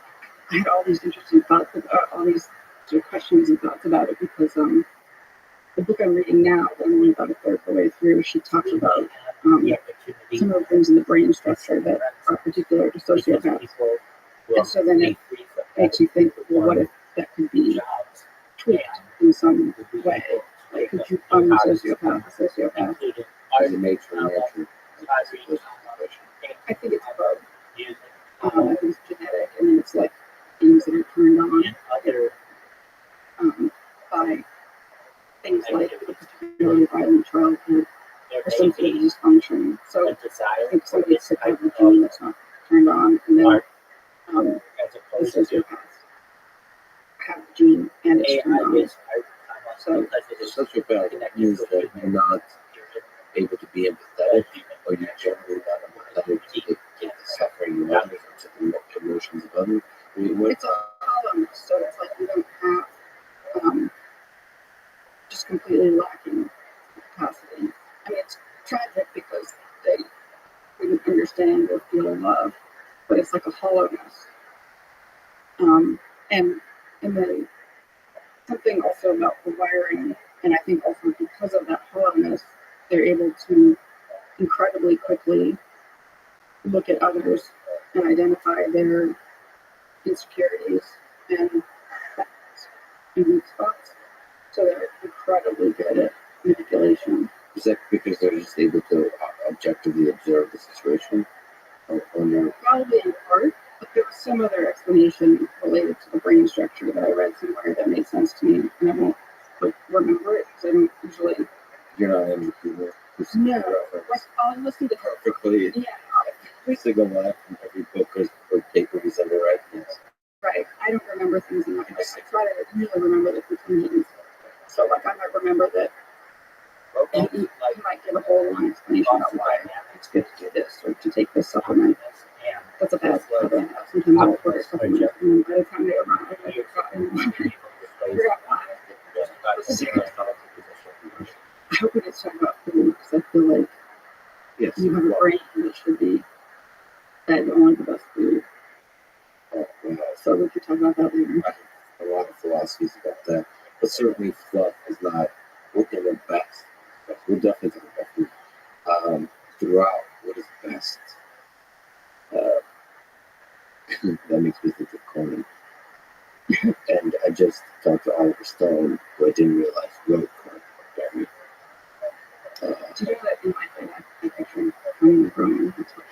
He's also I was saying that like, wait, why? I love him, but when you said that, why? Yeah, I love him very much. It's brilliant for me. Yeah. Sociopathy. Sociopathy.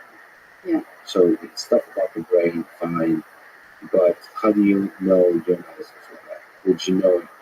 Am I a sociopath? How would I know? Well, having listened to a lot. But wouldn't I be able to be good at faking it? It's not right. Well, there's a mask on the cover of this book. I don't think he would be doing the work. Don't really. He would probably be running for office or, a trader on Wall Street. Or one of the things about sociopaths is they kind of need like this stimulation of risk and danger.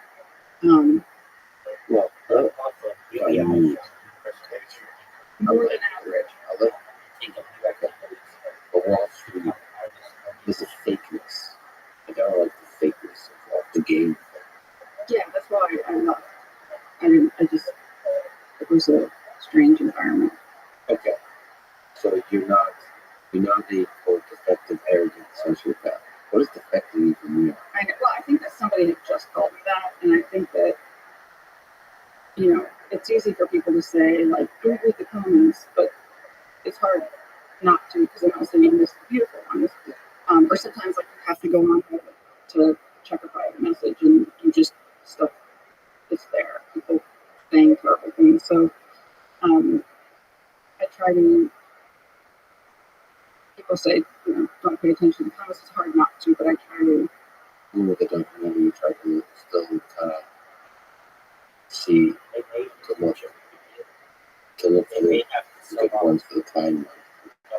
So they're overwhelming on episodes, so that helped a lot better. But sometimes,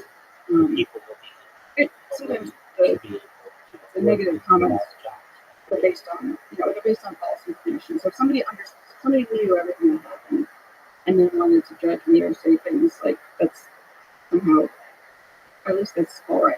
But So you think people saying these things based on things that are totally false is just it's hard. It's hard to just let that go. Yeah, But I know that people also say things, for their own personal reasons. I had a fascinating exchange with somebody who direct messaged me and called me trash. you responded. I responded because it was no, it was amazing. So Okay. I would do It's a this good for a offer. while. It's sort of like I might be procrastinating, but I would scroll through because the private messages were overwhelming, and there's still just this massive backlog that I'll never probably get to read. But the one that called you trash is a pickup as an opener. You're like, this is interesting. I just was in a mood, Yeah. and so I responded. And I wish I hadn't deleted it because I deleted a bunch, and then I was like, why did I delete that one? So I was curious what exactly I said to him, but I responded to it in a nice way. And then he responded back, and then it started this whole back and forth conversation. So he was kind. Yeah, and then also like wanted to make sure you live in Pennsylvania. And I'm like, you realize somehow this turned into like that we are having talking trash online. That's a pretty good. He ended up having such an insightful comment. I just found it interesting, and I think he said, I never had to reply, which is, it's like part of the whole thing with social media. Although this guy was not, Was not. no, he had a private account, but it's like his name and his face was there. If people forget that you're a human being, Exactly. folks, if you message me, I'm a human being. So I told him that was, that it was hurtful, and I guess I wanted to understand why he said it. And it was surprisingly insightful, but he said something about, again, I hadn't deleted it, but he was like, I guess I was just angry because, like, that guy, he said something like, I guess I was just angry because that guy got you, and I would have, so it made me think of the whole, like, sort of incel jealousy thing that can be very terrifying if you're female, is that, like, if you reject a guy, they might turn around and be violent or angry at you. And so Well, to be fair, he's a dumb anger probably happens. And Yes. I believe there's no capacity for cruelty and anger and destruction. All this, the whole struggle of life is to emphasize good stuff. yeah, So it's not just an insult thing. It's true for men and women. Both yeah, people. that is very true. Like this one guy. So, and then we put out my therapist hat. Because we started with what we started with.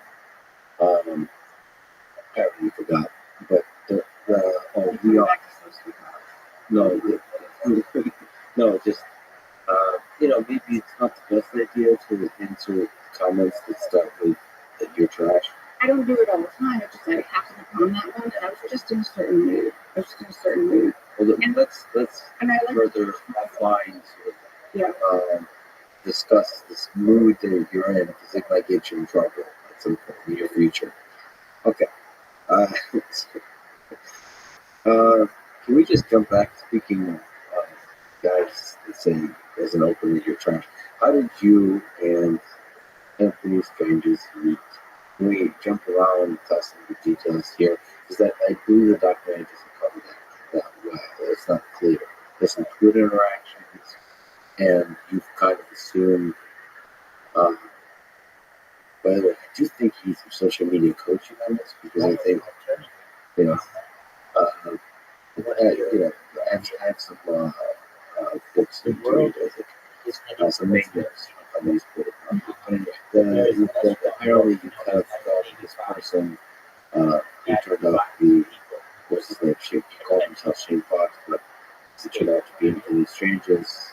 That he was somehow friendly up all night because of their friendly interaction on Twitter. Mm-hmm. So you started interacting with him, and then there was how did that escalate quickly to? It escalated slowly, and I think I'm sure it was intentional because had I met him right away, I would have probably thought like, oh, he's not what I thought he was, and no thanks.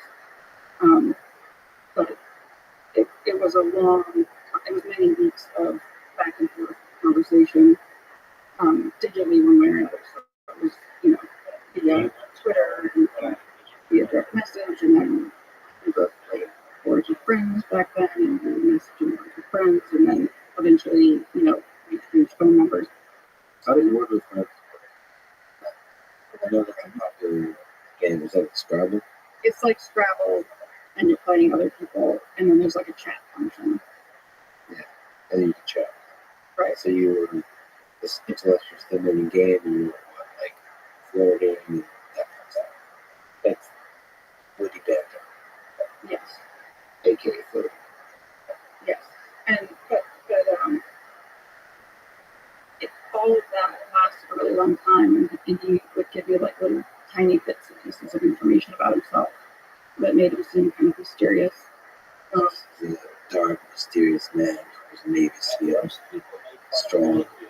Yeah, and he would always imply things, outright, so you kind of always guess it and fill in things. Clearly, he's protected character. He's not going to say it outright. He's a clean, he's protected character. He's not going to say it outright. He's just going to act like it. Yeah.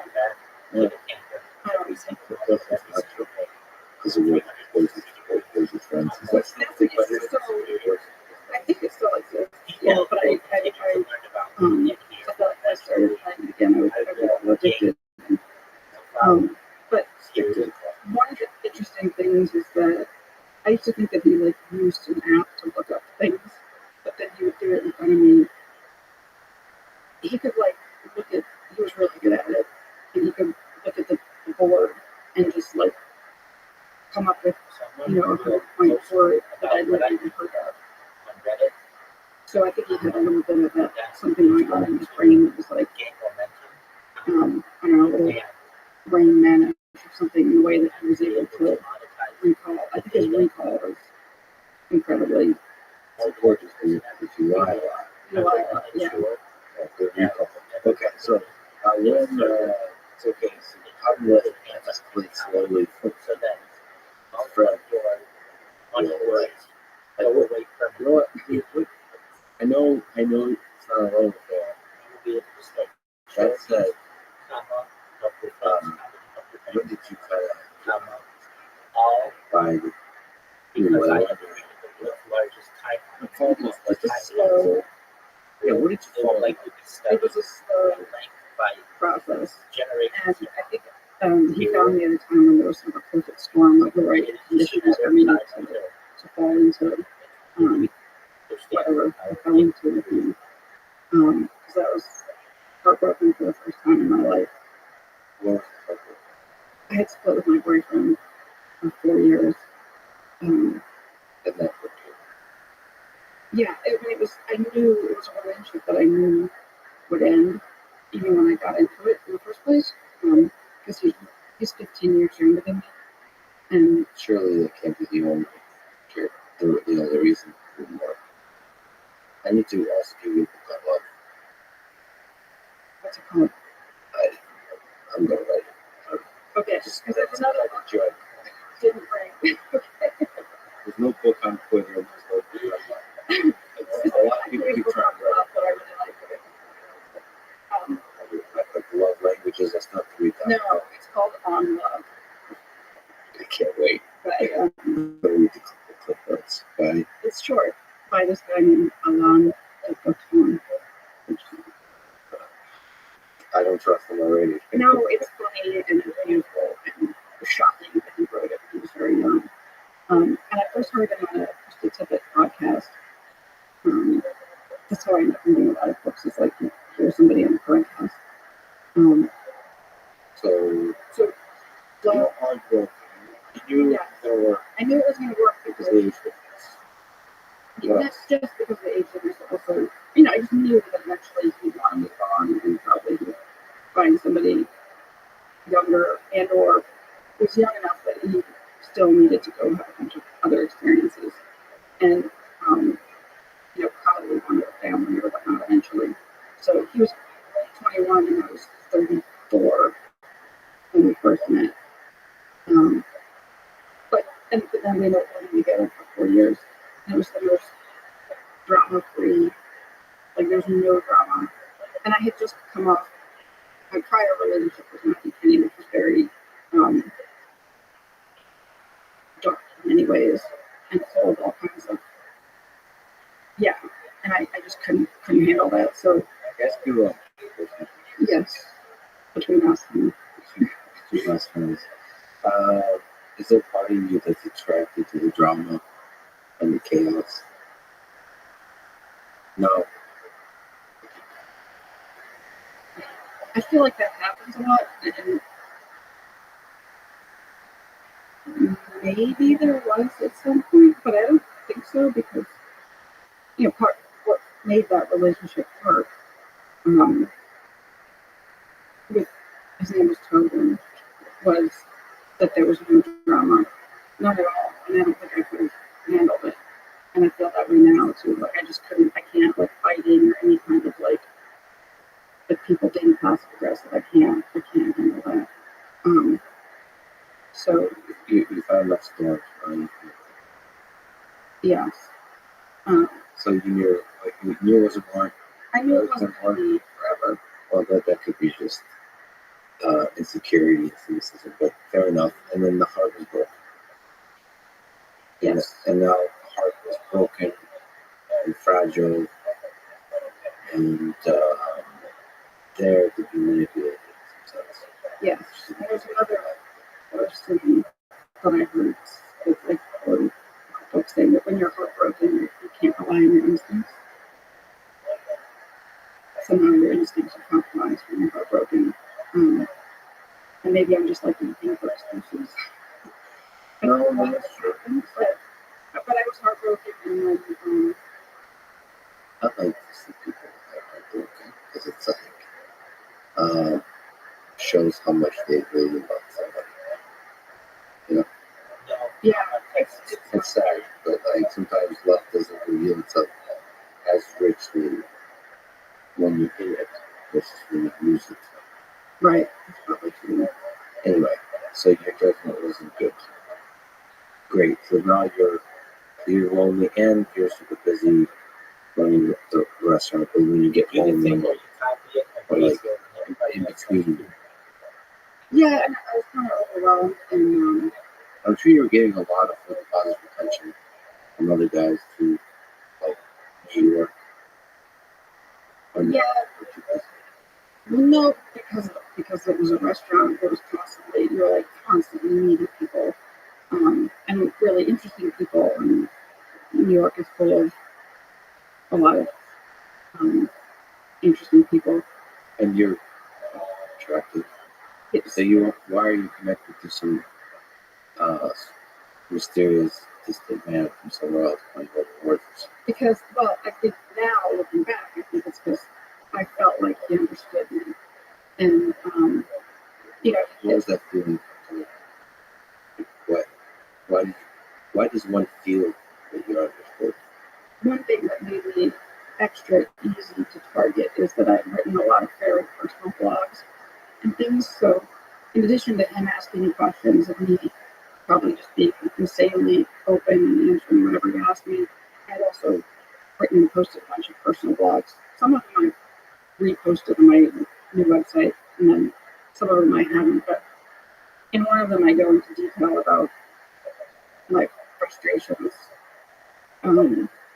professionally in growing the business. And having read that and being a very smart person, he would have known kind of precisely what to say to get me drawn in.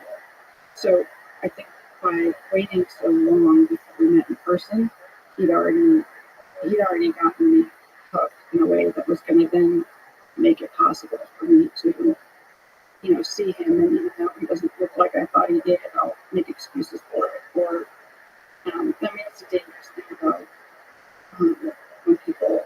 And I'm not saying I fell in love with him in this way. That I feel like there's another explanation for what felt like love. But when people fall in love quickly, there's that danger that because that's what happens first. But the more you learn about them, you sort of rationalize away things that might be red flags or things that you don't like. So I think it's safer to fall in love and then you get to know somebody not in the context of dating them, like Jim and Pam in the office. Did you watch The Office? Yeah, of course I was. But pretty sure this is very strong words. But yes, So, yeah, fine, true. But I also like that. Yeah, I like the but it's fine. But just, I think the better lesson is yes, that's one thing to say. But the other is that when you see the red flags, notice them. Be a little better about noticing them, even amidst the passion.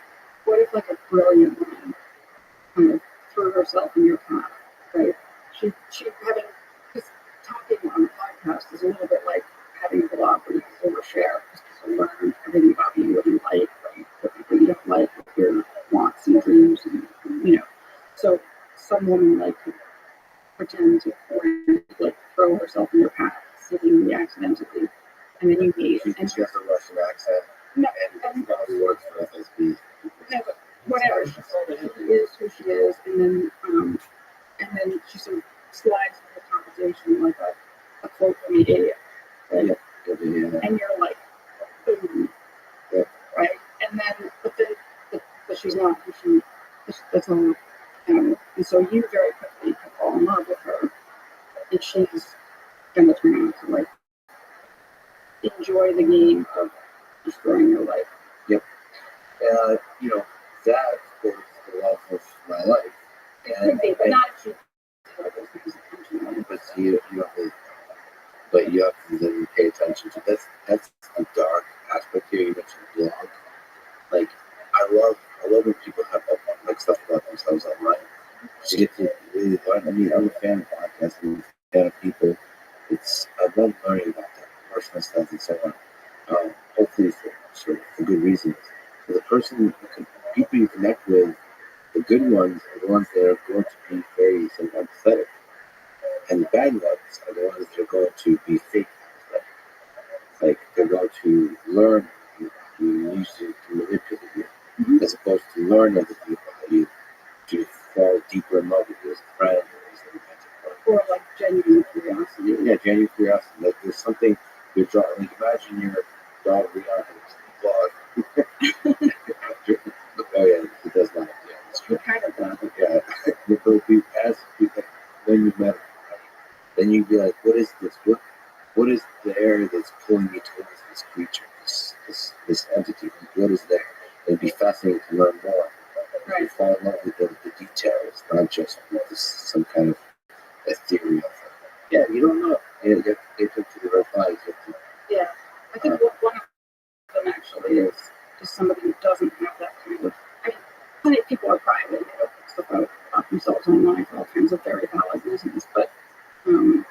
somebody who does share a lot about themselves personally is um, maybe there's examples, but there's probably not a sociopath that they're sharing all kinds of. Sure. But I mean, on the other side, when you meet people, yeah, I still like to fall in love. Because the red flags, if you see them early or later, doesn't matter. I'd rather see the red flags right away. I go in hard, intensely, like, to clarify, going hard, like, no small talk. Just get to know quickly, get to know the person. Challenge, traveling with them is really powerful. Road trip from hell or not. Go on a road trip and find out if it's a road trip. But you might, so there was somebody I was This is also male perspective. destructive relationship with where we had already fallen in love and then went for the first trip in a situation where we were like had to borrow. I guess he was still sharing his car with his ex-wife, so we had to go to the garage to pick up the car to go on this little trip. And To be literally baggage. yes, yeah. So, but something happened where the garage attendant was like wanted more identification, and it was a pain in the ass. Anyway, this guy was so unbelievably rude to the garage attendant, like just nasty, and I was completely shocked and disturbed. And we got in the car for this long car ride, and I was like not saying anything, and really shocked. And then he noticed that and was very concerned, and I explained, like it's I would never treat somebody that way. And then he pretended to get incredibly upset and to feel horrible and remorseful about it. And it was like all we talked about for the next few hours. And then I kind of thought, like, well, okay, I can get over that. And then the relationship continued, and it was a dark and destructive one. Whereas, had I seen him behave that way before we were in a relationship, I would have known to back away. Okay, he's talking about the lesson. He's still walking away. And No, you can't. Well, I could have walked away at any point. I call him Mr. Fox because it's sort of depersonalizes him. But I could have walked away from him at any point in time. But that's kind of the whole point of what they do, and the whole reason why people don't understand it. I mean, it's like being in a cult of one. So the people who've been in cults and gotten out, we understand each other very well.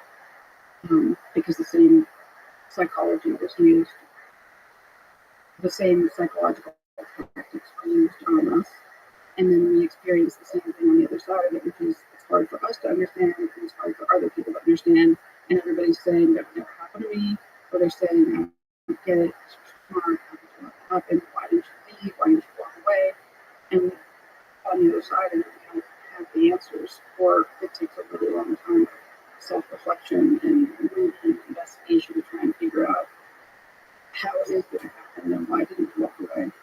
no, it's definitely hard at every level. And I just think that even for more subtle, or to not outrageously toxic relationships, but like normal toxic, not normal, like a little bit toxic Well, relationships. there are some people who thrive on Yeah, but you should still just be self-aware. Like I think you've talked about giving yourself time to think about the red flags. And like I find myself from being to walk away. It's like uh, is this the kind of thing I can live with in friendship and business partners and because the little things that bother you turn out to be big things down the line. So yeah, so it could be less romantic, like getting to know somebody early over time is yeah, it's the smarter thing. it's safer. Fuck it though. That's again my Russian slash Ukrainian male perspective. Anyway, so meeting Mr. Fox, Anthony, It's a chapter title in the book, Meeting Mr. Fox. Meeting Mr. Fox. So you're working on a book about this. I'm almost done. Taking a really long time. Came to find almost done. Because I've said that. Like, isn't when people say like, they're eating. Like, I'm almost at the call. Right. And they actually, they're not really there. You can start in the shower again or something. So Yeah. I think I probably need some like therapist to work with me on this. are you usually late to things? No. I'm usually. Oh, I sent you a text message because I was early when I got here, and I said that because of I think I said my crippling fear of being late. I'm like always early. So I'm loitering outside with the weird up the to come in. It's not too early. The crippling fear of being late makes me chronically early. Today's no exception. Yeah, that's So interesting. I got here before I ran about. I was outside for a little while, like just killing time, going I'm way too early. But it's really hot out. Oh, that's true. Yeah, so I always very early to the airport, and then I have always time to kill. But that's fine with me because that's actually time I appreciate. I can write things, or I worked on my book draft on the airplane, mostly editing, which it needs a lot. It's really long. It's in word count. So all the things are already completed, and you're just editing down. No, I wish it's in 5 parts, and I've written 1 through 4, and part 5 is like the chapters are all there, but some of them are messy, some of them are just like paragraphs, some of them are just notes, some of them are done. So I am kind of almost it's like 5 parts, and part 5 isn't quite finished. What have you? But I've been editing along the way, so this is gonna come out in 2023, I think you mentioned. So it won't come out for a bit. Or we'll figure it out. What have you learned about yourself? Putting some of these things down on paper. What's like the darkest thing you realize about yourself? Writing. darkest. Well, one of the things that was fascinating is reading through all of the correspondence between him and me that I was able to find. Since he deleted all our emails, but he didn't. I think he thought he deleted all of our group chats, but he didn't. Well, so he had access to your email. Yes. On that side too. And he deleted. Yes, he had access to my email most of the time. And then at the end was also emailing people as me, which was incredibly mortifying to come home and then get back into my old email and find that. And I think he was also texting people as me, and those I'll never know unless somebody brings it to my attention. Just after a certain date in 2015, he had my phone, and he had exclusive access to my phone and email, so I wasn't looking at it until I got out. So after we were arrested, and I was out on bail at my sister's, and it took me a long time to get back into my Gmail because I had to verify who I am, and I never got my phone back, so I don't know what he texted to other people as me after that time. But anyway, I was able to recover a lot of our G chats, which we used that. I don't know why people don't use it anymore, but it used to be a thing. Yeah. So it was like if you work with people and you use Gmail, it's a really easy way to just message back and forth. It's a chat client within Google, but I think Google should have done it. I think it's still there. Okay. And nobody. I used to talk to people on there, and nobody talks to me anymore. So I'd rather talk. Thank you. I don't. Yeah. People don't love Google social products.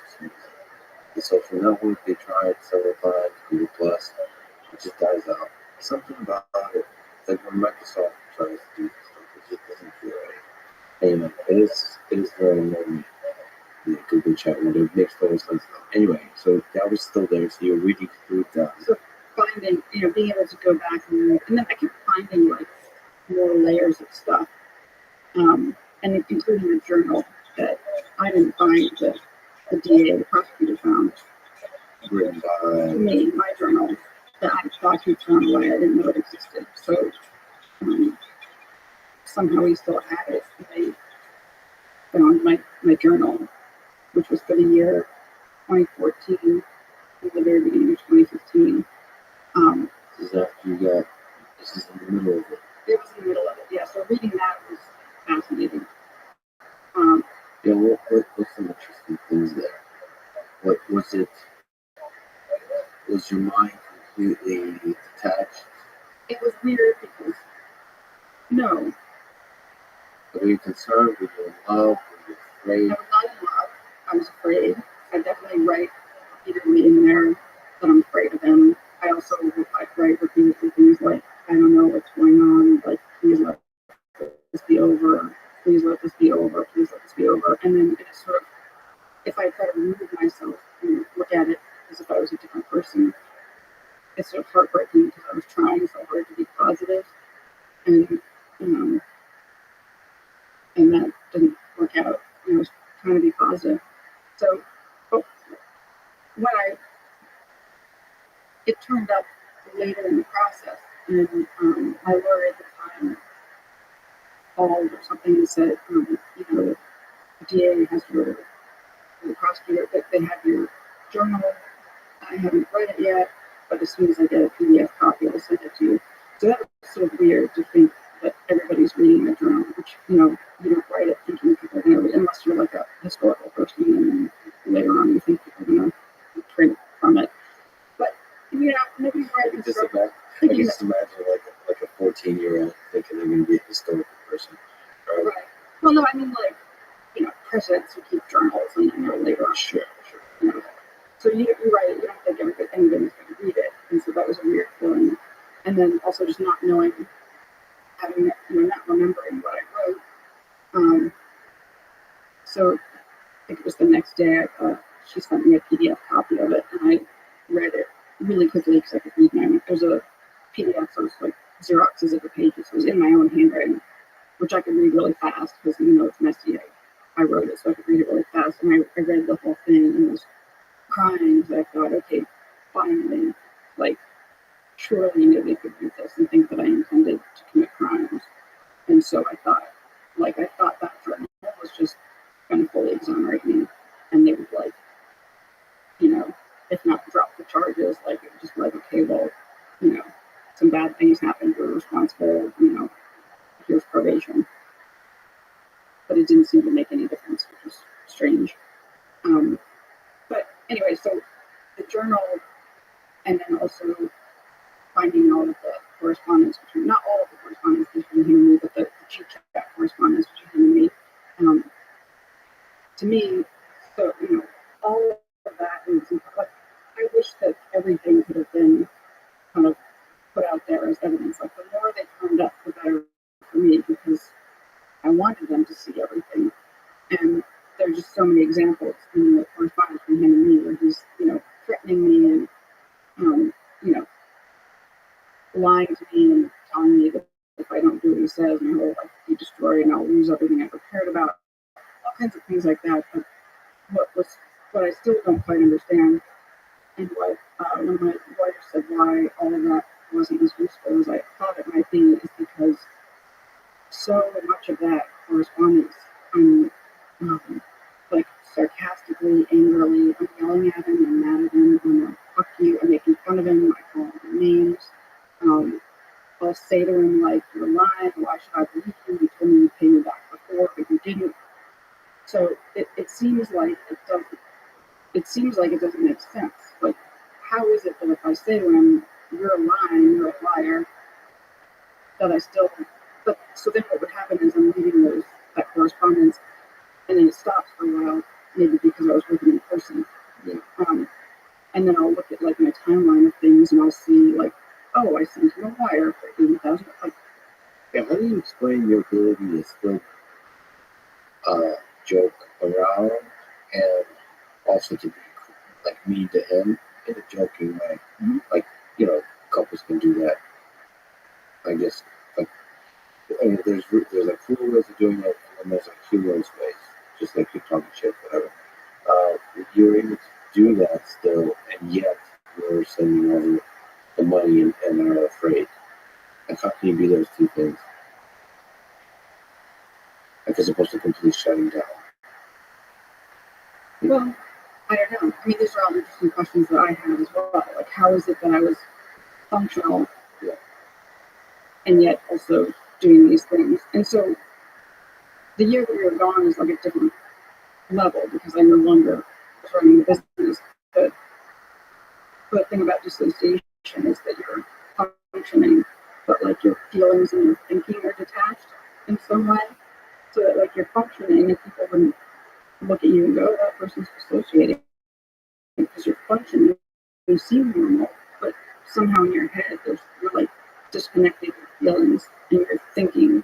So You're still be able to be like, so, like the game of social interaction, like being witty at someone, all that kind of stuff. Just for me, I think it's like a coping mechanism too. Because like if I went, I haven't been to a funeral in a long time. If I went, I'd probably like find absurd thing, or I'll tend to like either make jokes or want to make jokes at really inappropriate times, even in tragic times, because it's almost like a defense mechanism. I like think. you said, you told me like that. Yeah. My next door neighbor is Michael Malice. He's Mm-hmm. an anarchist. I have one of his books, The hero. Dear Reader. Dear Reader, yeah. And he embodies dark humor, trolling dark humor. And he's underneath it, this means therapy. He's writing a book now, The Red Pill, that's really focused on Stalin and Holodomor, which basically atrocities throughout the 20th century. And I think he needs the dark humor to release the valve. I think there's something about incredibly good, but the most offensive comedians tend to have the kindest hearts. I think this is my theory. People like Ricky Gervais, goes out and insults people and makes jokes that people find horribly offensive and crude, um, and and yet, is a huge animal rights guy and appears to be an incredibly sweet and kind person and sensitive. And Howard Stern, people who are like incredibly crude, very often are, in my experience, to the extent that I've gotten either to know people personally, observe them, learn about them in other ways, but almost like the more crude and offensive the comedian or the person, they tend to have the kindest. Yeah, I think it's universal, but yeah, I see what you mean. Well, I want to know how it's done. He seems like not a good person. Oh no, he's such a good person. Underneath it. Oh yeah, such a good person. He's just said so much friends of Rogan. He said so many ignorant things about Rogan. I suppose that's So I haven't listened to Howard Stern in a long time. And I also think that people who say bad things about Rogan don't listen to his podcast. right. Because if I've listened to his podcast, and what people think of, I think people would assume that I don't like him because, or the whole like vegan thing, and he's all about meat, and they would think that I would think, no. I mean, because I've listened to enough of his podcast, I've heard the one where he talked about why he hunts, and whereas if I only knew him via his Instagram, I might think he's an asshole. But having listened to all of his, not all, I don't listen to all of them, there's a ton of them. But having listened to a lot of his podcasts, enough to know that, he's an extremely kind person with all the best intentions. And I think that all of that judgment comes from people who are just seeing little clips. Yeah, It's probably easy to take little clips from him that sound. yeah, the lesson there is just not make judgments on people without getting to know them, especially when you have no excuse when the content is out there. Like, don't be lazy. Yeah, I try. I'm very careful when, a lot of these cases, like the Depp Bird thing or Johnny Depp. Elizabeth Holmes or anything like controversial. And sometimes that makes me, I'll give you an example, but very often, like when somebody criticizes something or something becomes controversial, that's what gets me to want to understand it better. So then I go like in the book that everybody's mad about. Yeah, it's hard to know what's true. So I try to have humility and always assume I don't really know the full story. Keep pulling at the string. The more you learn, the more you realize things are complex. What do you think about as a small tangent? Johnny Depp, never heard. Trials going on. The quick thoughts is going to resume next week. So again, this is one of those situations where, I have very limited information. I'm also not sitting there watching the trial. Have you watched any of it? Little bits of it. It's like I know that if I go there, then I'm going to watch it all. It's good. I know. Because it's raw human relationships at its most toxic and its most deep also, because you can tell there's love. There's love. Just the interesting thing. They probably still love each other even though they hate each other. And like there's a lot of lying that it looks like it's Amber Heard lying. To my foolish eyes, it seems like she's lying nonstop. But, I want to know your full story. We'll never get to know it. But you see this raw post-mortem relationship on the love affair that was clearly passionate. There was clearly something deep of a connection there. And it just, that's the sad thing about love. It can destroy you as much as it can uplift you. It can be also used to destroy people. Yeah, to manipulate and all that kind of stuff. Right. So people who feel strongly are, I think, particularly vulnerable. It's hard to talk about it because I've dipped into like a podcast or something where other people were discussing bad vegan in like a pop culture way, and they're analyzing it, and it's so annoying to listen to. So I'm like, oh my god, that's totally wrong. That's totally wrong. Well, if they only knew this, well, I have nope, that's wrong. So listening to other people analyzing my situation or my psychology when they don't have all the information is really frustrating. There's a difference. I did. There's a difference because the world doesn't know much about you except the Netflix documentary. Right. There's a lot more information about both Johnny Depp and Amber Heard and the trials revealing the real people. This was so interesting. But I haven't watched it all. Okay. But I there's a difference between a documentary and like a raw human exactly sitting. You could see the body language. It's so interesting that I think you could tell the difference between the person who's full of shit. No. I'm not sure. No, it's about, I can't remember. And sorry to interrupt you, but on top of this, they're actors too, which is very annoying. Right, exactly. Because like I don't know if they're putting it sure as hell looks like Amber Heard is putting on like a soap opera act. Soap opera meaning like really bad acting and lies. But I would say all of these things are really hard. People would say about me, I don't look like a victim, and I don't mind you interrupting me because interviewing means that means you're interested. You said it was a good thing. So you don't have to apologize. I think it keeps coming up, but I keep thinking of this. That's one of the things that Andrew told me. That I'm like, are you sure? Because this seems like an asshole thing to do. I guess it depends on the context. If we're in a business meeting and somebody talks over you to kind of make their point heard, but if it's a one-on-one situation, it's not.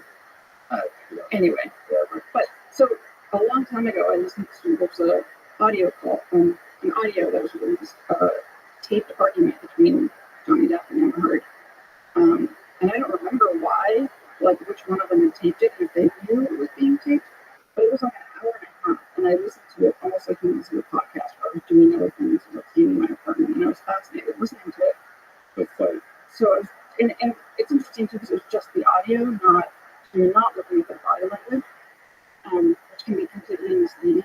There was another podcast where they talked about how judges make worse decisions on whether or not somebody deserves, parole or to be released on bail when you see the person in person versus if they're just looking at the information on paper.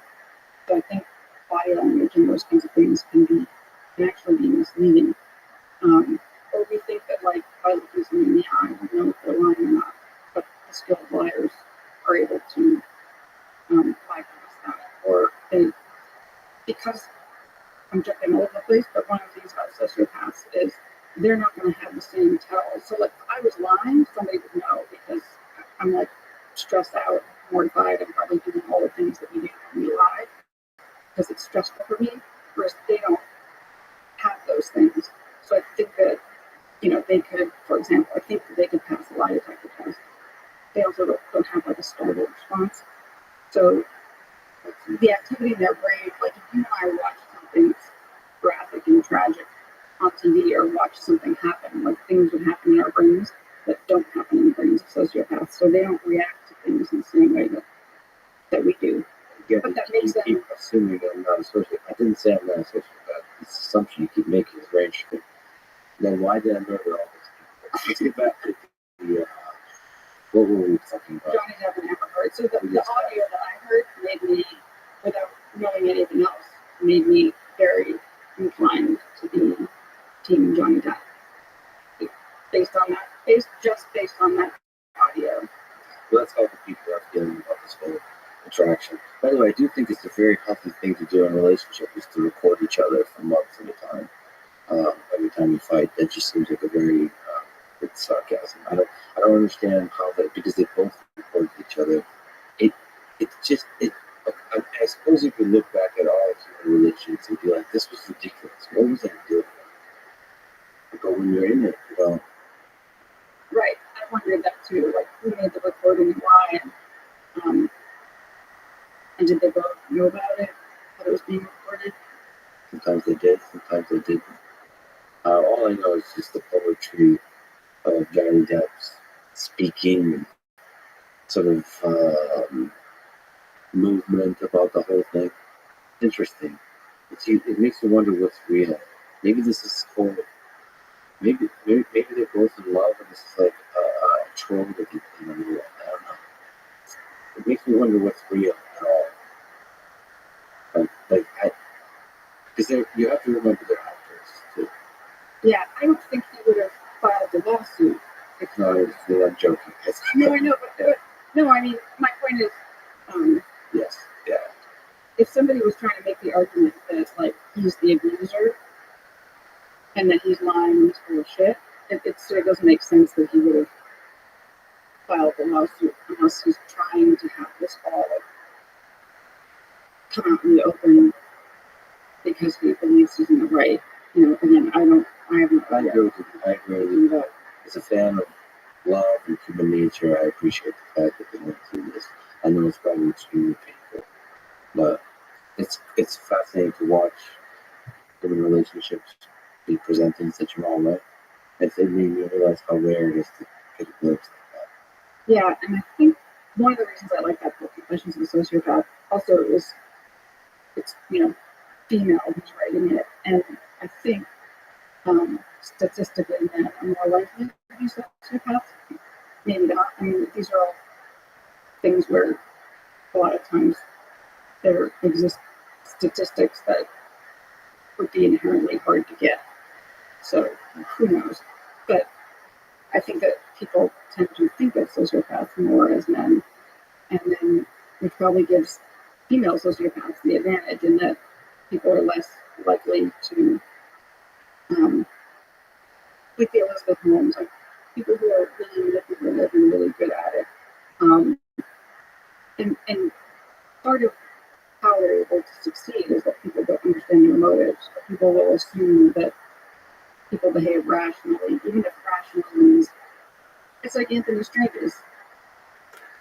It would have made more sense if he had gotten all this money out of me and put it in an overseas account and then ditched me and got on a plane to Mexico. Like everybody would understand that more. Whereas, the way things happen and the dragging around the country and like what were we doing in Tennessee and why nothing really makes any sense. But and also all of the things that he did to me and had me do, it was as if all of those things together only make sense if his primary goal was to maximally destroy me and also make it like have me burn all my bridges and make it so I'll never recover.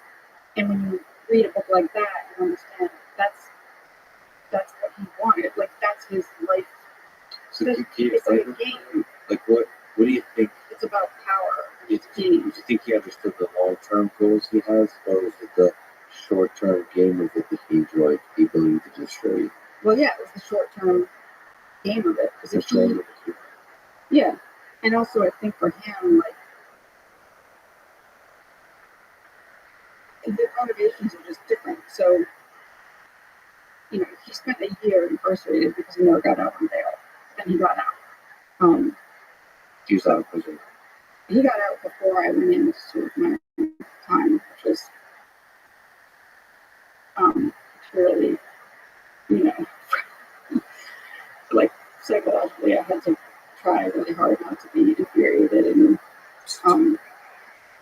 but anyway, so I think for him, the consequence of spending time in jail is still like an inconvenience. It's like life is a game, and so he wouldn't feel if you're not capable of being emotionally hurt, then you're you have immense power because you can go around and do things and people can't hurt you. It's like a superpower. And he did this for people who are not familiar. I guess he described him. Yes.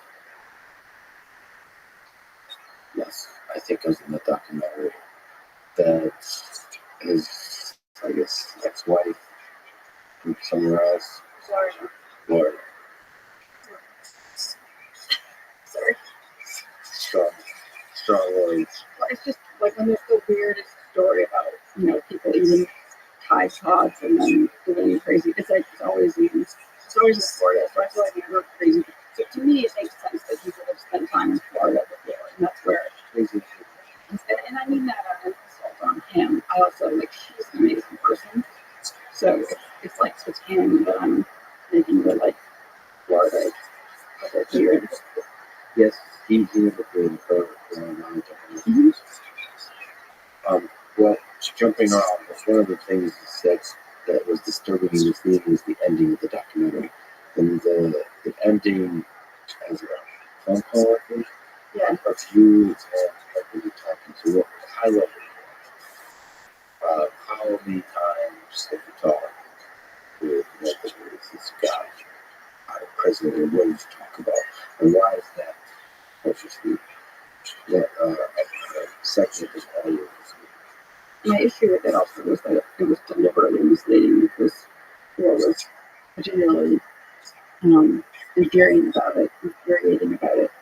And then also it was like the thing, one major thing that was incorrect that I think helped allow people to make an incorrect conclusion at the end was in the film it talks about, I say something about how my accountant made a joke about if I married him, he could easily transfer me money without tax consequences. And then the film has me saying something like, and then within 24 hours, we're married. But that's like audio from here and audio from here spliced together. So they made it seem like I married him because it was like he could give me money, and that wasn't the case. So you're part mastermind, some kind of scheme that involved money transfer, not married. Right. If nothing else, I was trying to get money, and that's why I married him. So, which is absurd because again, New York is full of legitimate people with loads of money. If I really wanted to marry somebody for money in New York, it would be that hard to do.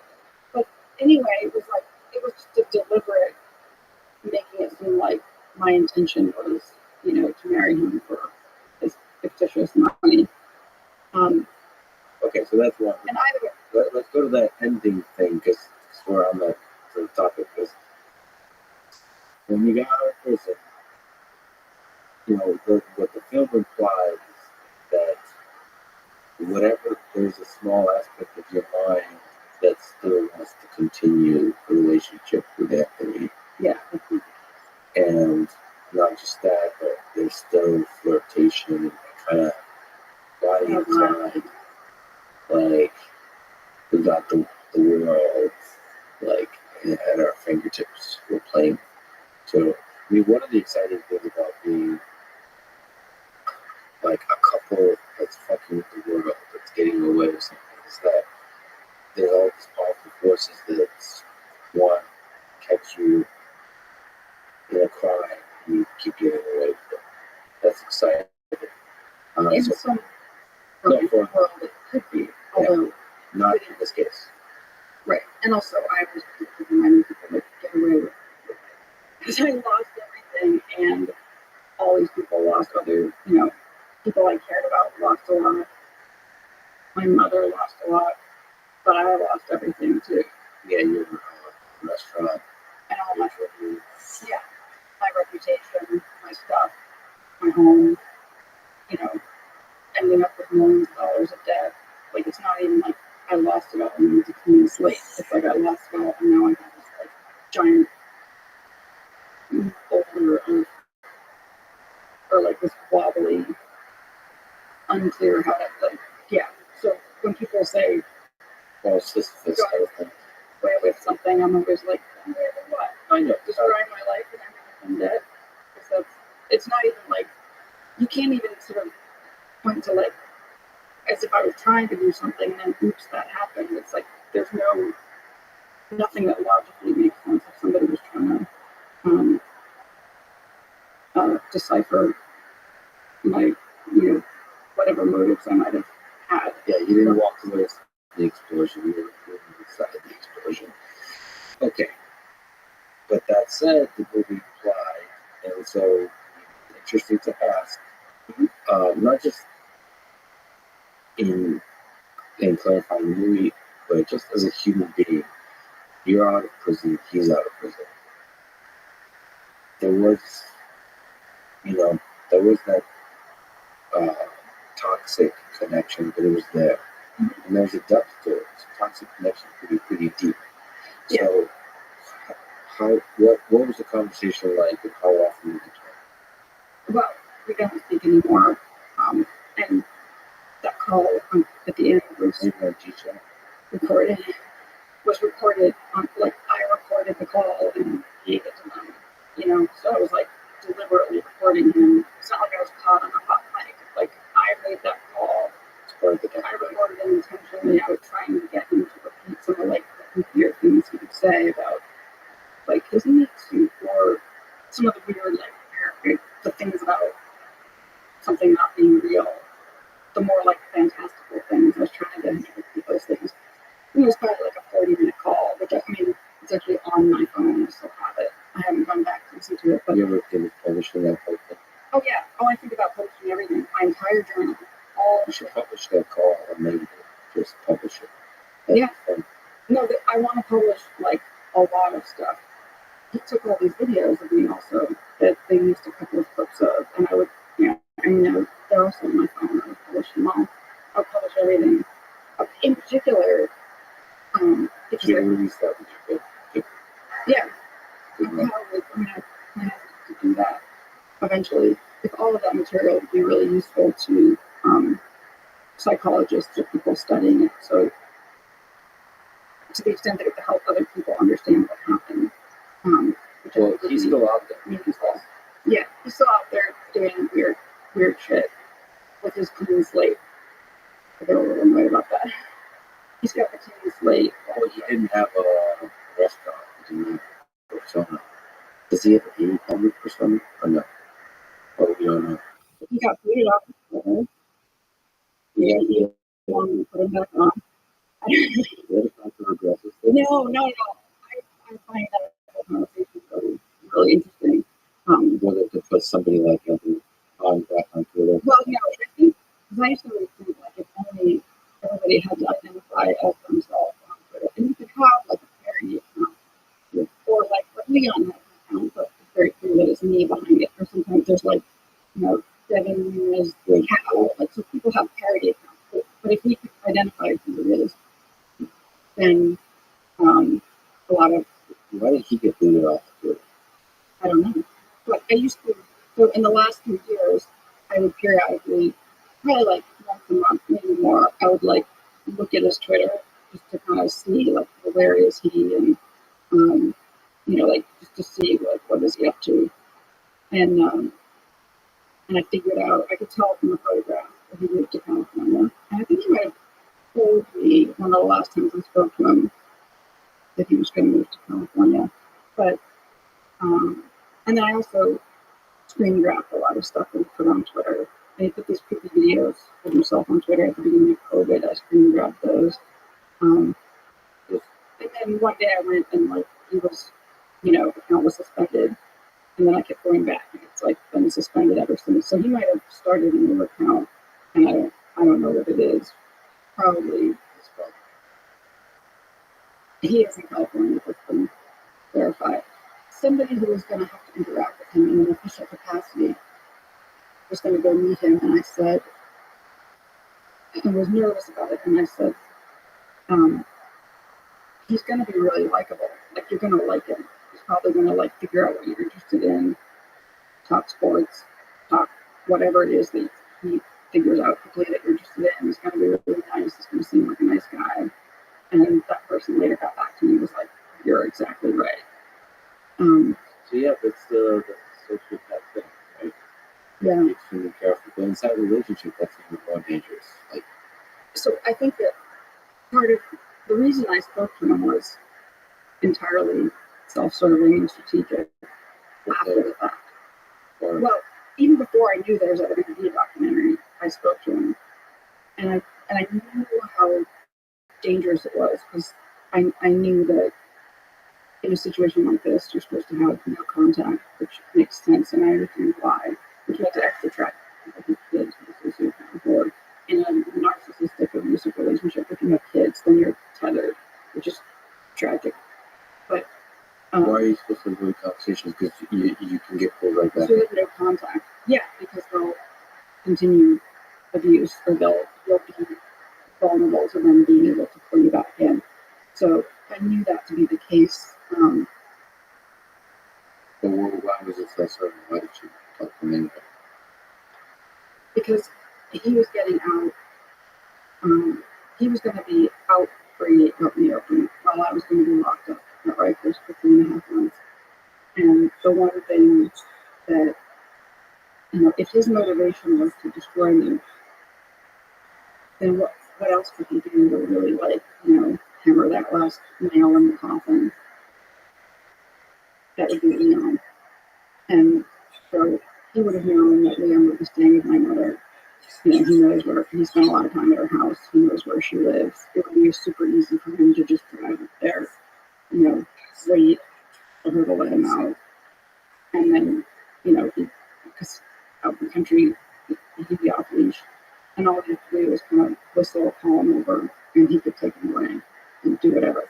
So I was completely, gripped with that fear. Not fear for yourself, but fear for Well, I was going to be at least safe from him, but I was going to be locked away. So. Oh yeah, Right. Sure.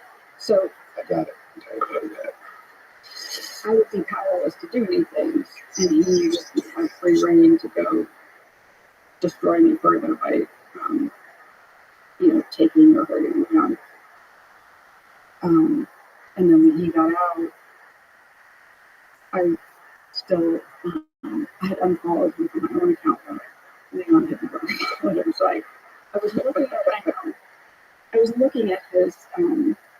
I just love. Okay, I just like his podcast. Joe has his dog. He has a cup for his dog too. I just love when people do that. It's so great because I actually pretend in my mind for some reason I do think Leon has a cup. Like I don't. You forget there's a humor behind it. You're like, oh, okay, cool. Yeah, I know. I love it when people do that. Continue. So Leon did not follow him, right? So I was able to go back and look at his Twitter, and he sorry, I quickly got it from him, but he very quickly started tweeting right after we got out, and I was kind of fascinated because I didn't know what to expect, what he was going to be saying, and he started saying things that I could tell were directed at me, like little things that only I would know, like random things, like things that were like the equivalent of an inside joke that you have. So he was posting things like that, and there's so many things going on at once. So another thing that would have in a twisted, but I think understandable way, in sort of a sick way that I was fully aware of, is that here I am having gone through this completely messed up thing that now I'm in trouble for. Everybody's looking at and nobody understands, right?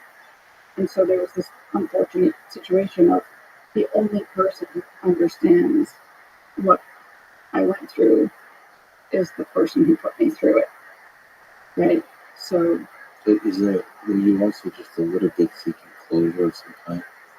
probably a lot, but also with the awareness that I probably wasn't going to get it, you know. And I mean, I know for a fact I would never get it in the same way that, which is why, um, I was able to later on, like in the context of recording those calls, I was able to talk to him in this detached way because I know he doesn't give a shit that, like, he doesn't give any shits about what he did to my mother or me or anybody or anything, just doesn't care. So he's certainly not going to care if I, you know, he's never going to say, like, I'm sorry or I did a bad thing or like, he's not going to be affected. Like, if I yelled and screamed at him, that would just be frustrating for me, and he would actually probably be gratified by that. So that gave you, that empowered you of being cold and sort of yes, and I had this distant. entire experience where I had to do the same thing. Where, like, if you're able to be very cold and not allow somebody to push your buttons, then you're taking away their power, and then that feels empowering. It feels like we're claiming a little bit of your power. So in my talking to him, I always had a reason. You know, like, it was always like I didn't want him to hurt Leon, or I wanted information, or I wanted to know where he was. I'd rather let him think that, you know, maybe he could still manipulate me one day, or whatever. It was like safer to keep that there than to not know where he was, and if I was going to, like, be walking around and turn the corner and he's standing there. And, yeah, like if there's a crazy murder out on the loose, you'd rather know where they are. I have no idea. So there are a lot of different reasons. Why does it upset you? Why was it wrong that how you put the stuff about it? Like, what is it? Well, because it implied all kinds of things that were completely not true, and also just didn't make sense, and it confused people. And so, If the people ever watched the spoiler alert, is they played the clip of sorry, I don't even remember what was said, but it was kind of that last, what we spoke about, yeah. What was yeah, I only watched, like, I still haven't watched it. I only watched the film once. While, you know, people were looking at me for my reaction, and I was crying, and it was really weird and strange and surreal. And I haven't gone back to watch it again. I feel like I'm just going to get more annoyed. But I will eventually. But and when the ending happened, I immediately blurted out, like, I hate that. I hate that ending. But I still assumed a lot of people saw it for what it was. They saw that it was like the director doing a weird thing, and that it was kind of just weird and off, and like that doesn't make sense. yes, But they didn't so drop. basically you joking around, like flirting almost. It made it seem like as if we're still friendly. And there's more to come. It's almost like there's going to be a bad vegan too. Right. Yeah, and then also it made it seem like, you know, if I was laughing with him, that I don't take anything seriously, you know, that I don't take what happened seriously, or it's like, All of your remorse. exactly. Yeah, and after that he goes to credits with Wild World, which is a great song. Yes. The Bailey's The Wild World. I never got to hear that because the version I watched didn't have any credits, but I knew that they used that song at the end, and paid a lot for it. Yeah, I was like, ooh, I got this song. Did you ever say what was the darkest thing about yourself that you discovered from the book? Oh, We took no, the attention of context. you started talking about exactly, yeah, about the G chats, and I think it was, I guess it was trying to understand how I was able to be sarcastic and make jokes at his expense while all that stuff was going on. So what's that? Have you figured out what that means about you?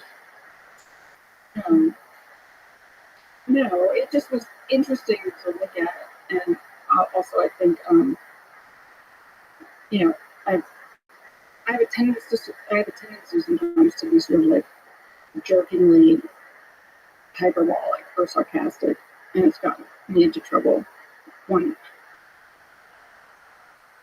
one time I got locked up in the Harlem Psych Ward for a day because of my hyperbole and sarcasm, and like was sort of Do you want to tell the story of lost that? in translation errors.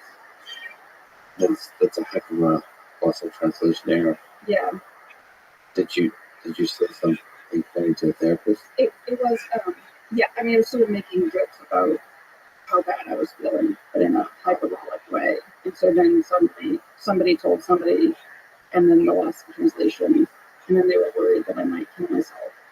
And then did a wellness check, and then tried to call me, and I was in the shower, so I didn't answer the phone.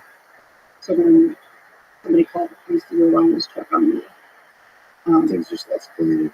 And then not knowing that if I had handled it correct, if I had immediately, if I'd sort of understood what was going on and handled it right immediately, I probably could have gotten out of it. But they err inside of taking me to the hospital no matter what. Makes a lot of sense. And I didn't know that. And it also, So you really leaned into the joke by going to the hospital. I didn't. It's sort of one of those situations that was both comical and tragic because it would actually make a really good, weird how I do this sometimes. Like it would make a really good scene in a film version. Cool. What are you? I don't know. There's a thing being made that's shared story because Have you cast the scene yet? but there's a thing being made that I know who to do with, which is frustrating and weird. A film about you. About like somebody's making a fictionalized drama, and it's frustrating because for all kinds of obvious reasons, it's like annoying and It could go anyway.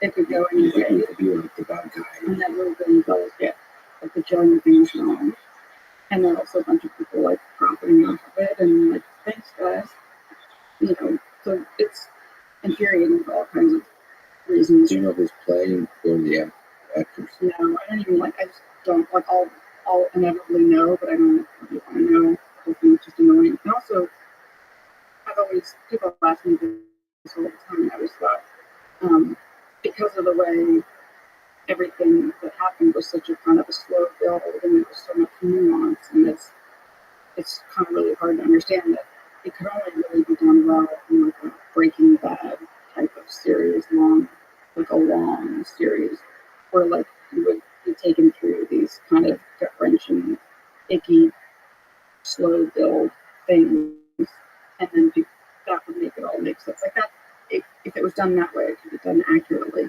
But the reason why I think,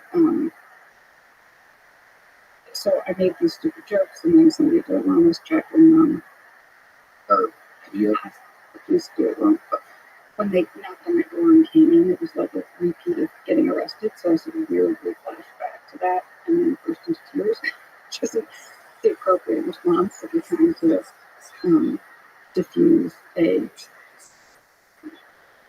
if you're trying to discourage the people coming to do the wellness check from taking you to the hospital, starting to cry is not the right reaction. Well, the thing is, I mean,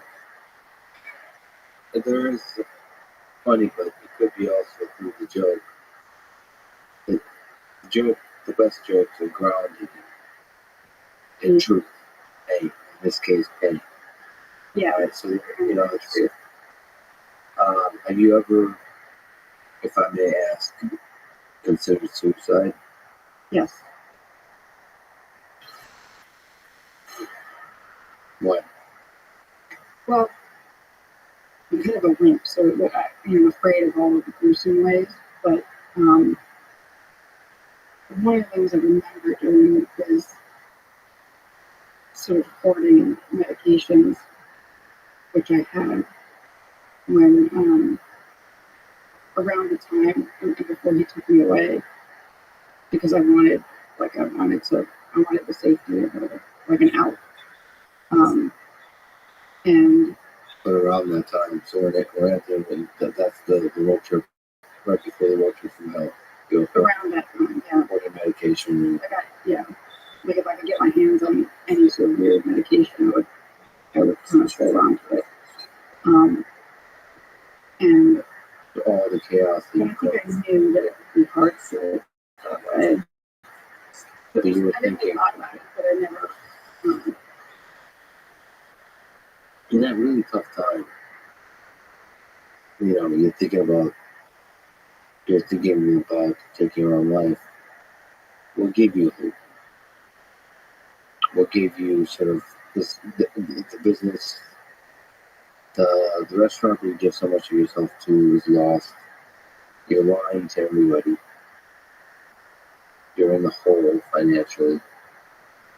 You're being psychologically trapped, and you just you're still there. Please don't. See, I made a joke about it. Like, There you go. But it's always there. It's the Albert Camus, you know, says you basically always have to be aggressively looking for a reason to live. Otherwise, what's the point? yeah, otherwise it's easy to go the other way. It's why live is a really good question. But anyways, it's by way of hope, by way, you know, it's a dark time. It's a dark time. If you could sort of look back, what gave you just strength? I think that just, just having like a sort of relentless optimism. And I think too that sometimes people assume that suicide is the result of circumstances, which maybe in some cases it is, but I think one of the things that book explains well is that very often it doesn't have anything to do with circumstances, it's just the pain, the darkness visible. Because people like to so when somebody commits suicide, people will very often criticize them like it was a selfish act. If they have a family, which most people do, but especially if they have kids. And I think that, everybody's quick to sort of call the person who kills themselves selfish. And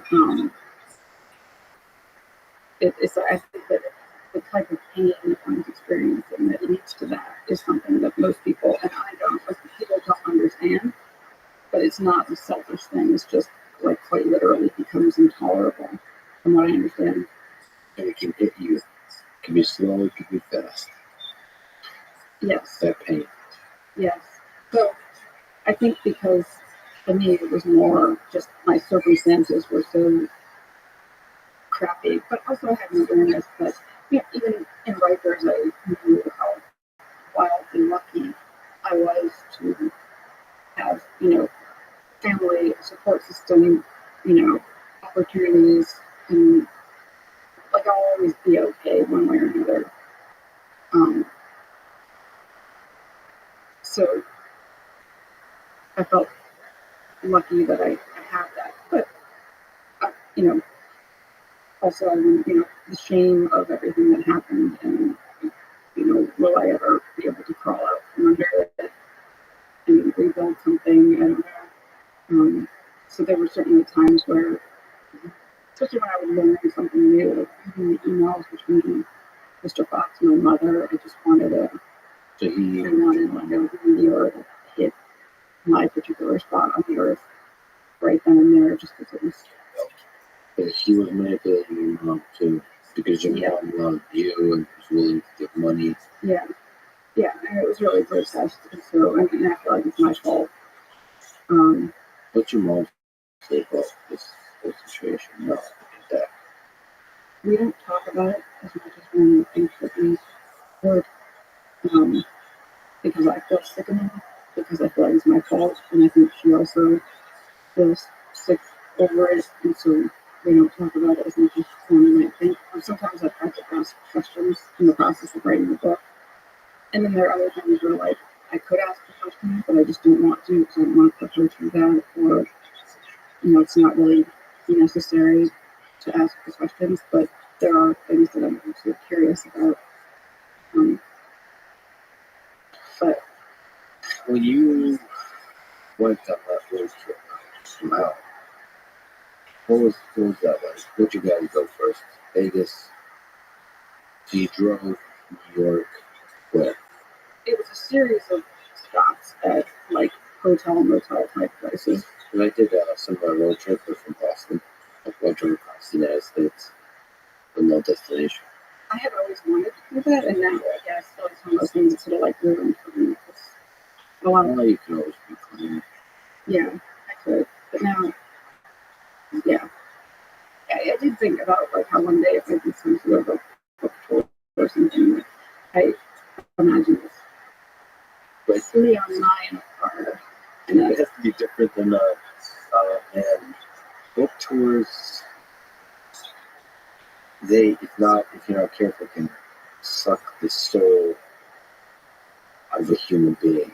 I think you have to do like a Hunter S. Thompson style um, book tour where you miss a bunch of dates. So you got too drunk before. But anyway, or I just what I worry about is that I just would be feeling terrible in some way and not be up for it.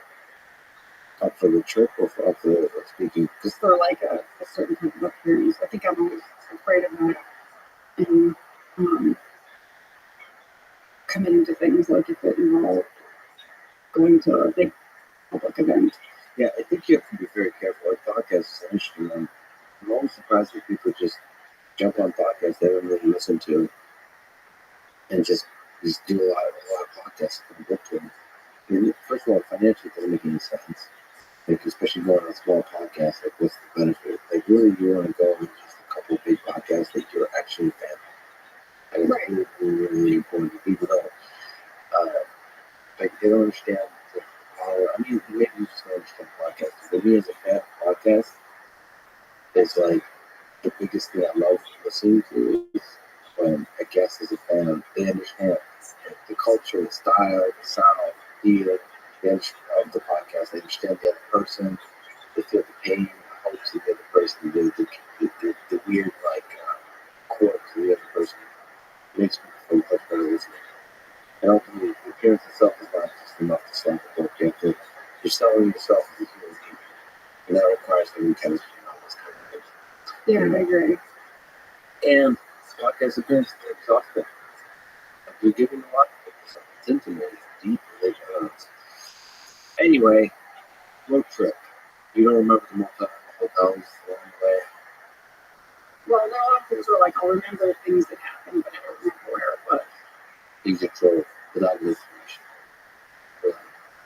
I assumed he must have known ahead of time, but he made it seem like oh, funny we ended up in Vegas. Funny how that happened. But now when I see all the places that we stopped, they were all places where there were casinos. So there's a lot more casinos around the country than I knew. And they're so He had a camera picture. yes, but I think that it's not it. So I think that regular people have gambling addictions, and it's a horrible, tragic thing that can destroy their lives. And if you know people, if regular people can have a gambling addiction, which is explained in the way that addictions are explained. For him, I don't think it was so much an addiction as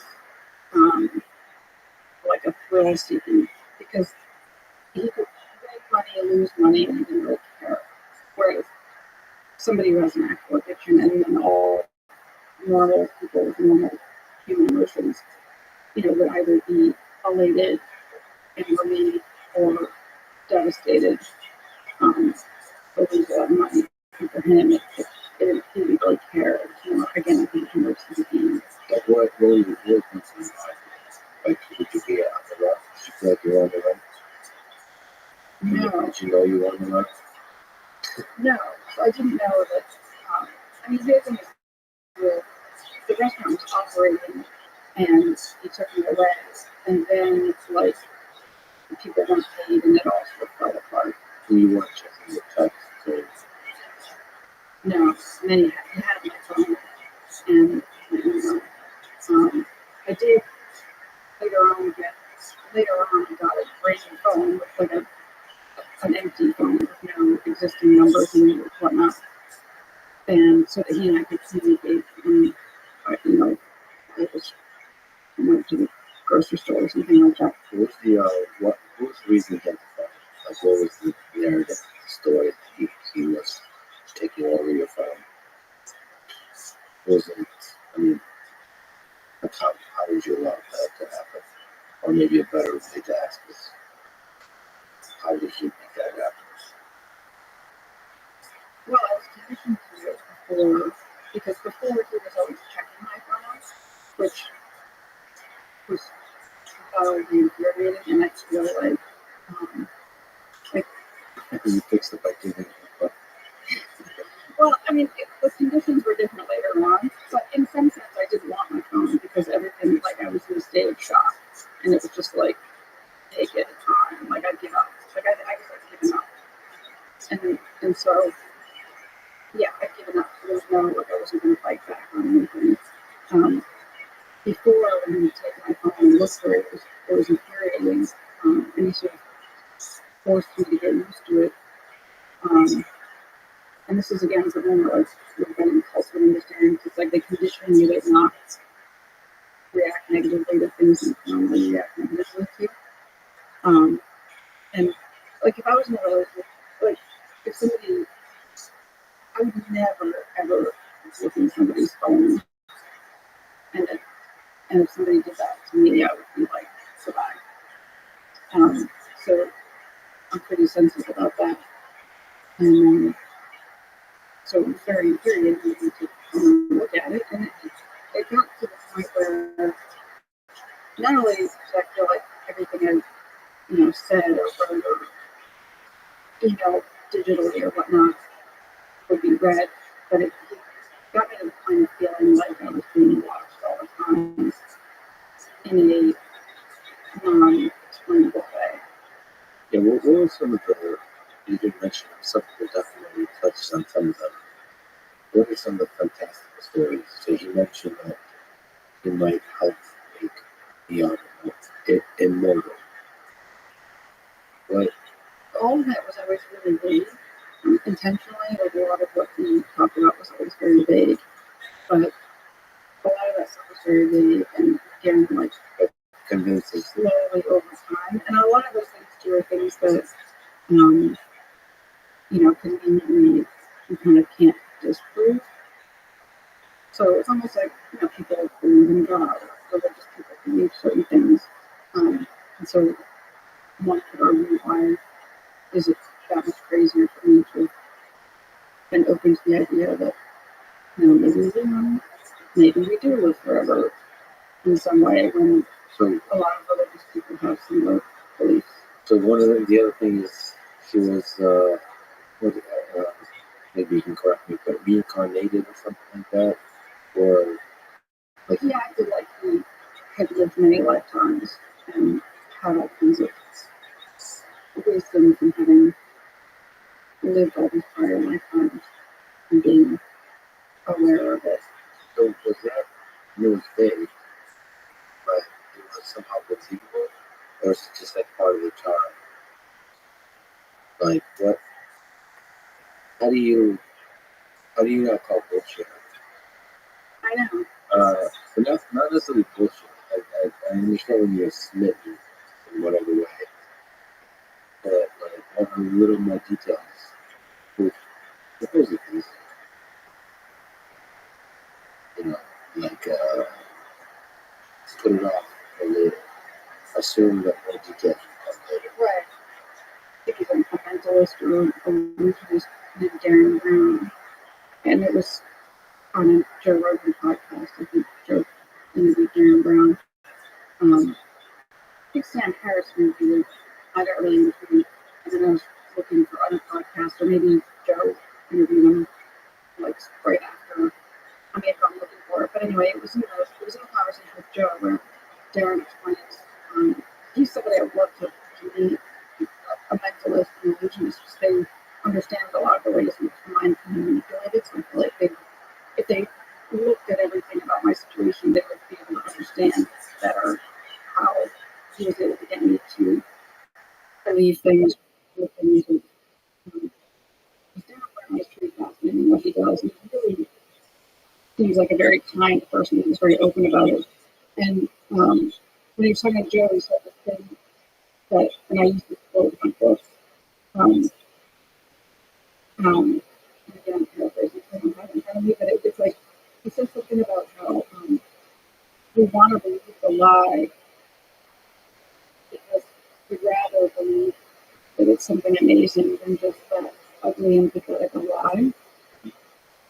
And I, whatever he said was said in a much better way. But the point is, like, that's so he was explaining it in the context of the way that an illusionist or whatever they're called is able to pull off certain things, which is that there's sort of, it's not, somebody, it was about somebody who's watching and watch them, watch that person to leverage people's tendency to want to believe that something amazing and cool is about to happen versus like this is just a really ugly, pathetic lie. So I think that a lot of the things that Mr. Fox that he put forward, I couldn't understand it from the perspective of it being a lie because it just seemed too weird and crazy. So I think that this happens sometimes where you believe somebody because it seems so weird that they would lie about it. I think when somebody, or it's been said sometimes that like the more fantastical the lie, the more believable it is because you don't believe that somebody would tell that lie. And I think something also that Mr. Fox, people like him are doing is going out and lying in very brazen ways that normal people because I do. So that kind of also makes it more believable.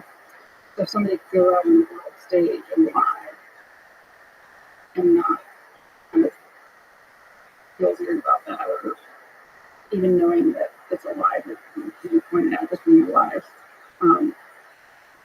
And then there's also the layer of to what extent is this person in some way also delusional themselves and sort of believing their lies. Just people have asked me that and I wonder the same thing. To what extent do they believe some of the stuff he was saying?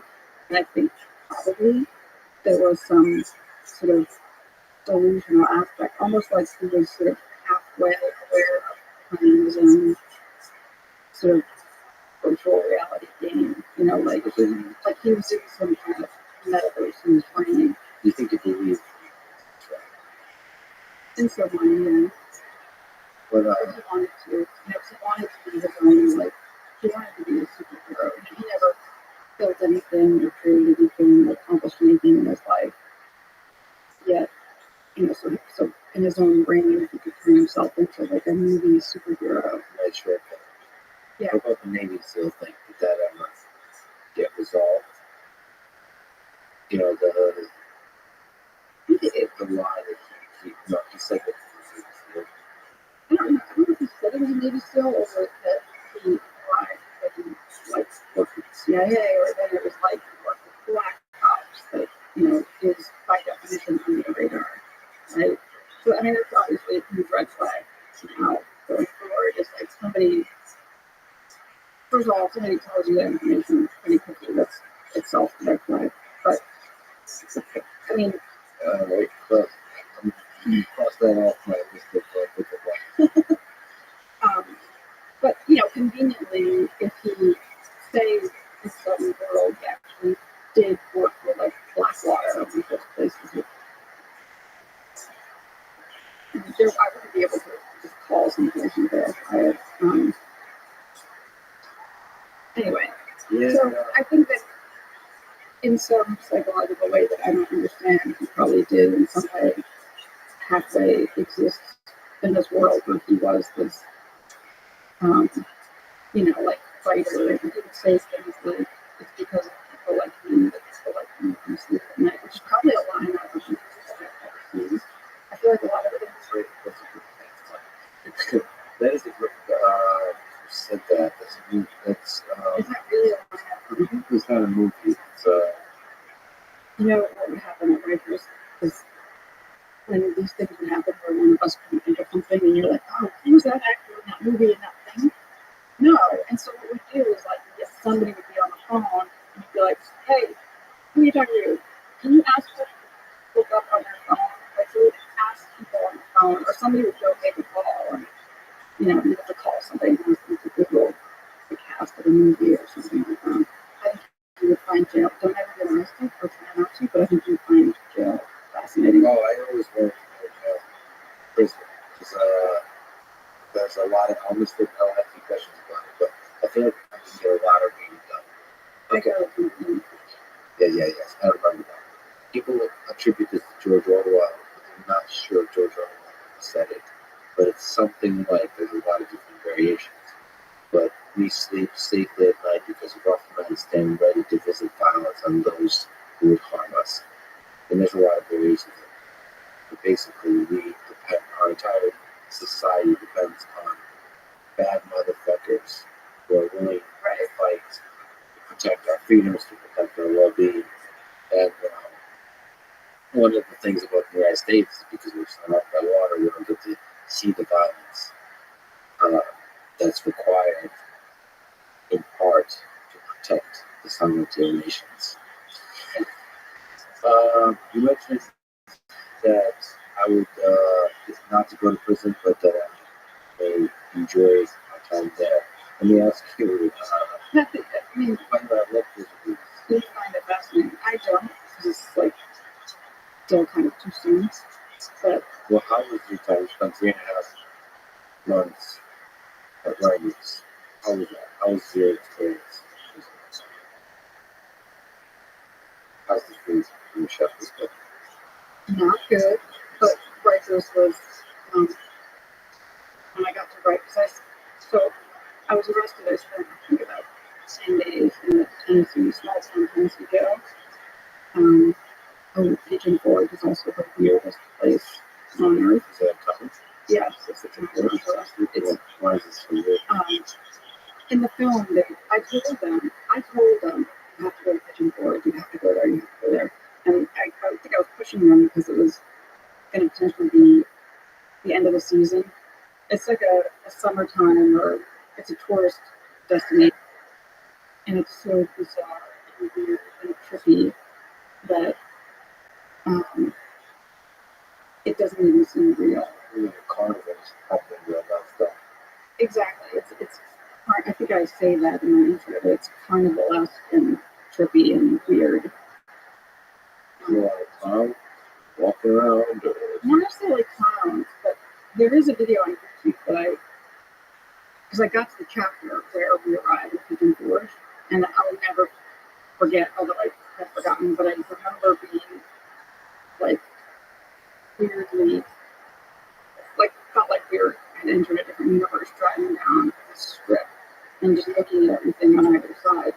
And I was wishing that I could remember in more detail, like the names of the places and what was there, because I wanted to describe it in this chapter.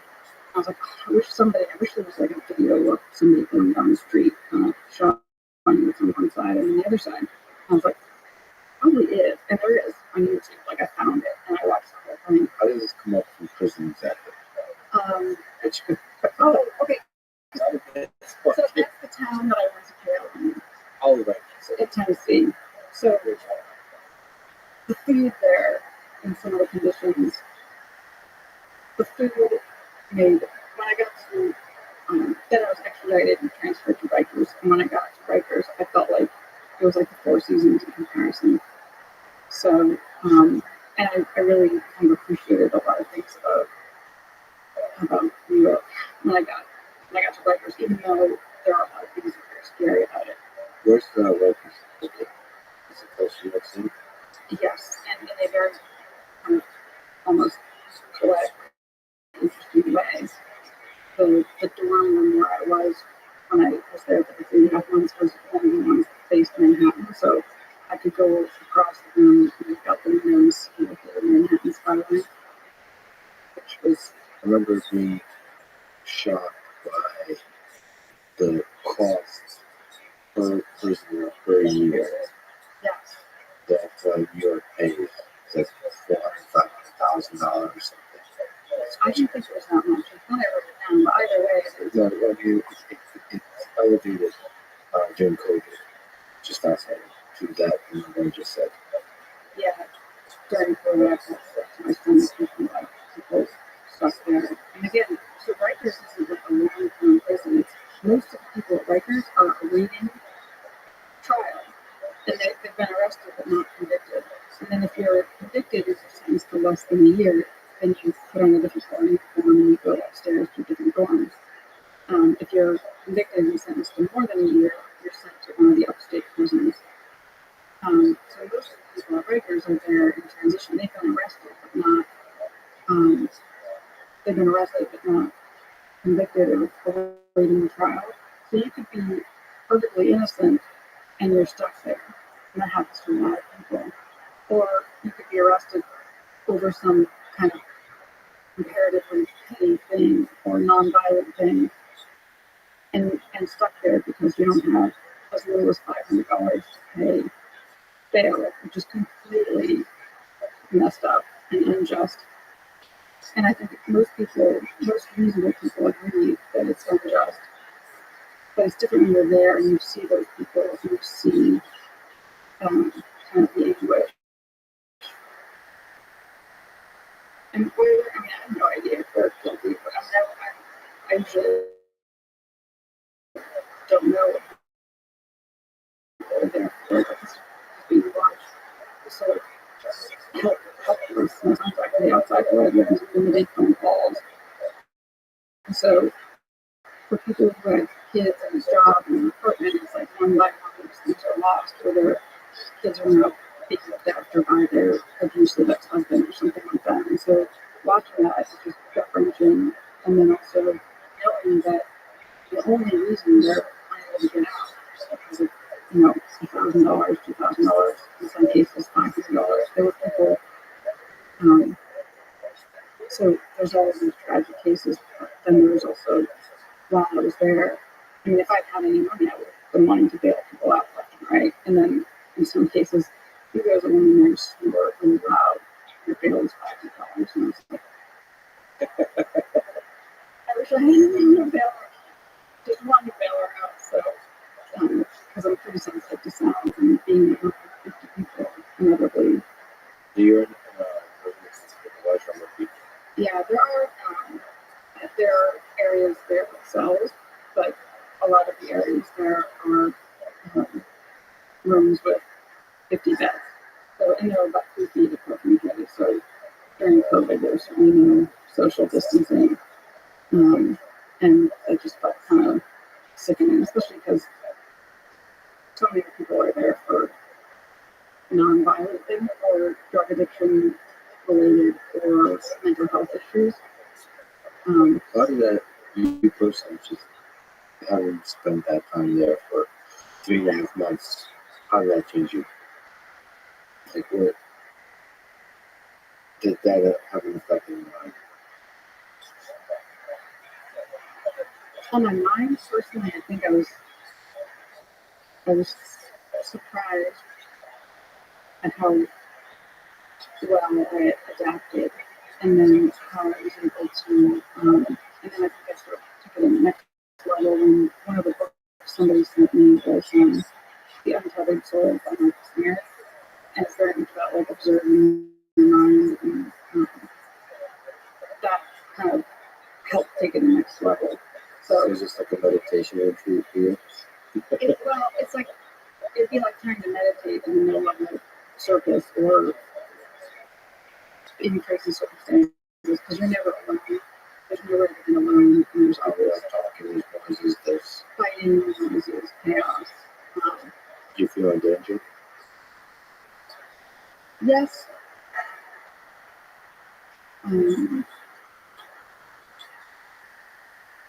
I never felt terrified there. One of my friends in the bathroom is the scary place because they don't have cameras in the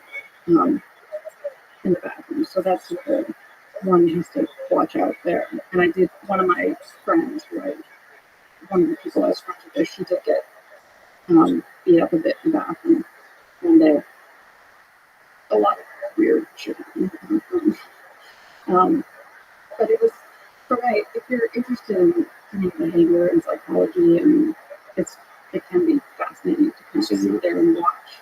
You're saying like you might enjoy prison from that perspective, like just to get to watch human nature. It's like I don't want to say it's worse, but like the folk variety that uh, take. Right, and there was a lot of beauty there as well. I mean, So that's people being, um, well, again, it's a definition of love, but people being, incredibly generous and kind to each other. Sometimes people singing at night. Um, there was just a lot of, there was a lot of, hilarious stuff. It's all there. There's tragic things, um, interesting things. A lot of people with mental health issues, which is can be difficult to witness. so a very different experience. I should ask you this, but somebody that's currently in prison, Delaney Maxwell, Mhm. I believe she spent approximately 500 days in isolation. So it's a very different prison experience. But what do you think about her case? What do you think about her, Jeffrey Epstein? Oh, She, so her brother, her family, she says that she's a victim, not the monster. I think this is an especially fascinating case because, and I have listened to podcasts about the Epstein situation, um, and there's one that was more focused on her by Vicky Ward that I would definitely listen to. Vicky Ward is a journalist. I think she'd written an article about Jeffrey Epstein having an affair, so she got to know Jeffrey Epstein, and she knew Ghislaine Maxwell from being sort of part of the social circles in which they would have overlapped. Have you, by the way, ever met her? This leader? Do you remember meeting this, you know, Jeffrey or Glenn? No, I never met them. They're also very much like this sort of upper East Side crowd. I did meet Harvey Weinstein once, but made me have all kinds of interesting thoughts later. At the restaurant or elsewhere? No, it was weird. It was out on the street, and we had this really strange interaction. And knowing what I know now, it was eerie, and also like he contacted me after that and made it seem like he could have done something for me, like what I had been, say he said, "Oh, I'm going to finance your whole expansion or something," and like come to come meet me at this hotel, and then I go to that hotel, and he's like, "Come up to the room," and then I would have been like, I've been wondering what to do with stuff. yes, exactly. I think I would have, and so I felt a lot of compassion for those who, didn't yell at him and leave or didn't storm out. And because I think what happens in those situations is, there's all kinds of uncertainty in the moment, you just freeze.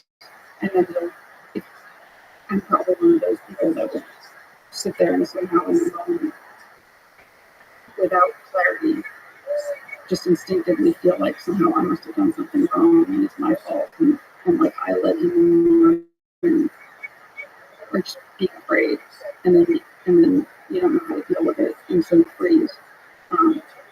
So I think that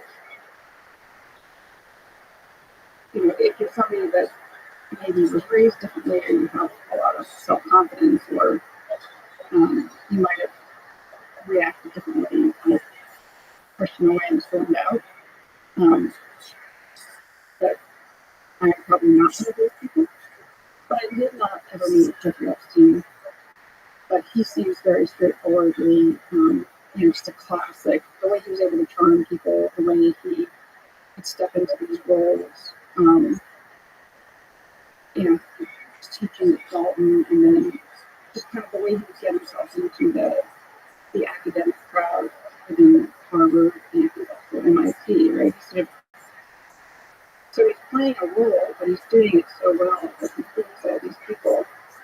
And the things that people would, in hindsight, say about him are just the same things that people say about. It's like we hear the same things over and over again. We hear the same things said about those people who were taken in by Elizabeth Holmes, is that they were it was as if he was under a spell. It was as if I was under a spell. Just something you hear a lot. And so it's like they have this powerful charm that's almost it's overwhelming in that they overwhelm your better judgment, or they overwhelm your like normal, otherwise normally functioning capacity for rational thought, and they sort of overwhelm that with their charm. So, you look at, I think it was like James Mattis invested a bunch of money into the list of homes, and all these people were involved with her, and nobody really did their due diligence, but they just sort of trusted her. And Jeffrey Epstein, I think it's still unclear where he got all his money, but the guy Wexner, Les Wexner, he had, an enormous amount of money and somehow very quickly turned over management of it to Jeffrey Epstein. And so people wonder, like, why would he do that? That's insane. And then other people have commented about that relationship, like it was as if he was under Jeffrey's spell. Observers would say, I couldn't understand it, it's as if he was under his spell. And so somebody observing me and Mr. Fox could have possibly said the same thing about me. But it's a bit different because it wasn't all charm. I think Epstein used his charm, and it was probably very, very, very crafty in getting another thing that people like him do and cults do also is to get you somehow compromised, because then they've got you. So I think some cuts, usually sex with. Yeah, and with Epstein, certainly, he's known to have cameras everywhere, and so if he got any of these people on camera doing something compromising, and they're all very powerful people, then he's got them. And I think he was also very smart to do that, to target people of both parties, so that politically, that he was able to maintain his power, like no matter, like nobody wanted him to be totally exposed, because then a lot of people would be exposed. But that part, that's all kind of conspiracy, right? Right, we don't know that. So a lot of people believe that, and, I tend to kind of naturally believe that doesn't make sense, but it's also possible that straight up with charisma. I mean, he did promise people, and there were recordings. So I listened to an interview with a woman who, was a girl back then. Maybe she was 15 or 16 back then. And subsequently, years later, was able to see some of the video of. I think it was a verifiable thing that there were video cameras all over his house. Yeah, the degree to which it was used. Right, we don't know that. And to the degree of how many people were involved. So there's all kinds of conspiracies around that. But the question about Her. the So I only know what I know from the inputs, which were the big word. It's one of the podcasts, it's a narrative podcast, so it's like an audio kind of a documentary or journalistic piece that she did and put out. I thought it was really, really well done. I think it's called Chasing the Lane. And I listened to that whole thing. I didn't intend to listen to it all in one stretch. And it was like a weekend, and I basically was, cleaning and doing other things and walking around and listening to it, and I got through it pretty quickly. But I got really fascinated by it because I don't know, but I feel like I find the whole situation gut-wrenching, because I think Jeffrey Epstein is a straight up sociopath, like, no question. With her, everybody's calling her evil, and for her to enable and done a lot of the things that she did could potentially require, one might say that it could require a lack of empathy to be able to do those things knowingly. But at the same time, I think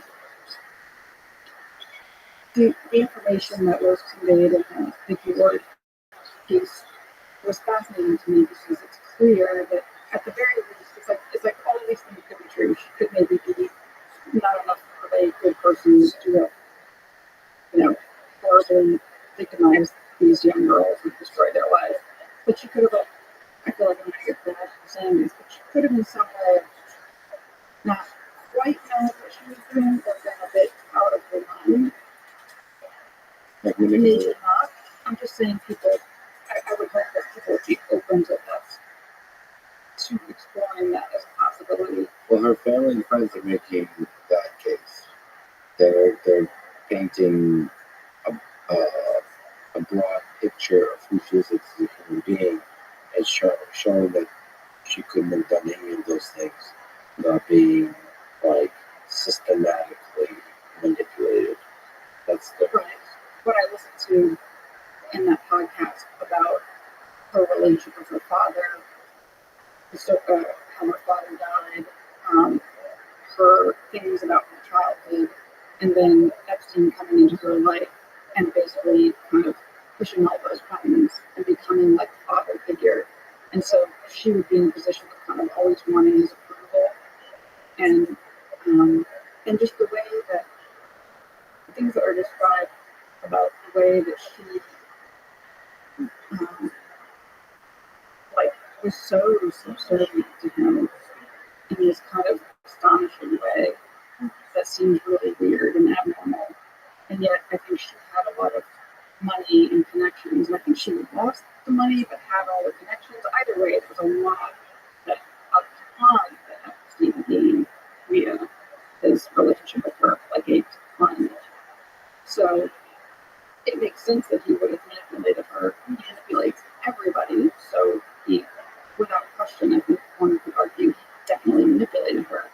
And again, I want to be like careful not to be saying like that's an excuse for what she did. I just think that was one plastic thing.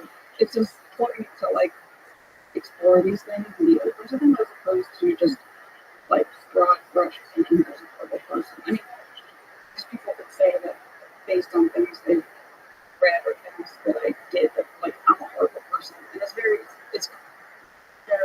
different because what she did involve young girls whose lives were destroyed. But I think that people could be a bit open to understanding how somebody could be manipulated. There's a psychologist I'm friends with that I got to know after I watched him on Leah Remini's show. So Leah Remini is the actress who was in Scientology, got out, and has really been speaking out about it and trying to expose what they're all about and how diabolical that organization is. And a lot of people are exposing them and doing this type of work. And so she had this guy on her show who was in the movies. His name is Steve Hoffman. And so he was in a cult, and then he got out again by extreme circumstances. He got in a car accident, almost died, and that's what ended up getting him out of the cult that he was in. But really smart guy, was targeted when he was young, got pulled into the movies. But watching the interview on the show, he said, he was talking about his experience, and he said, if they had told me to kill somebody, I would not. And that in that moment made me cry, but I also felt like I understand that. And not that if Mr. Fox had told me to kill somebody, I don't think I would have, but again, I understand how it could get to that point. So that makes me feel like with her, like I would be curious what Steve Hoffman would think has analyzing the entire situation. Because it's hard to understand that unless you've been in it. And I understand with him how he could have said that. If they had told me to kill somebody, I would have. That's pretty intense and that's pretty extreme. And it's interesting how you can get into it, how far you can go just one day at a time, like gradually. Right. Just like the frog in the boiling water.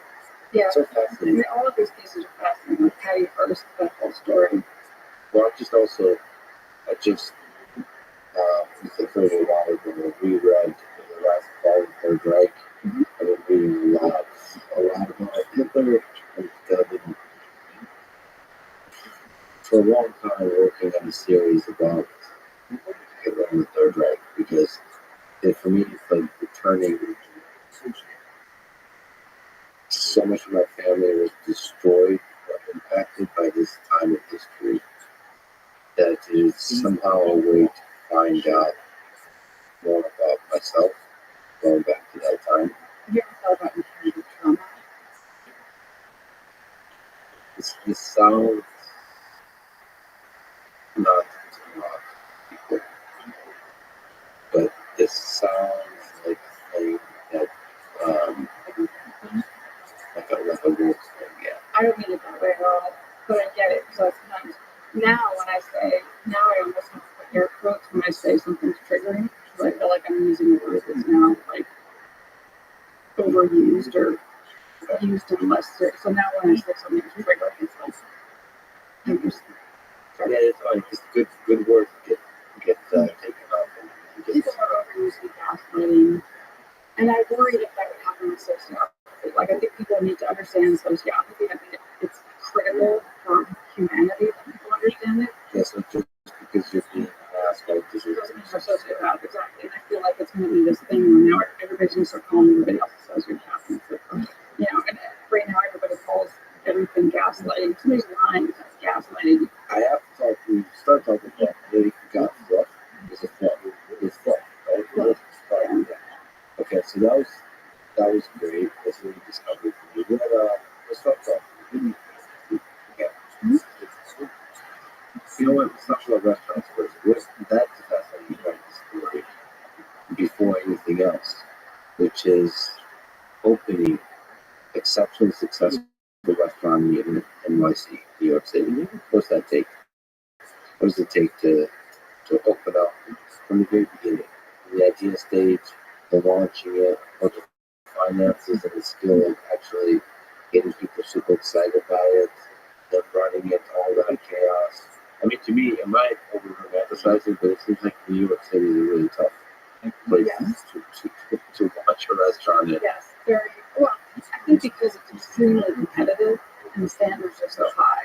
So I think that's why there are so many good restaurants in New York because if they're not good, they're not going to survive. So even like you could walk into what looks like a hole in the wall and it's going to have amazing food. That happens a lot. What was the venue? So was it a raw? Was it vegan raw? Yeah. Beginning? Yeah, it was. A raw beans. Now I'm getting thrown back to all the interviews I did with people asking these questions. It was so long ago. At the time, What's it like being vegan? So nothing was cooked over roughly 118 degrees. It was this very like the world of there were people who were hardcore raw foodists and there's also people who are hardcore vegans, and I was never any of those things.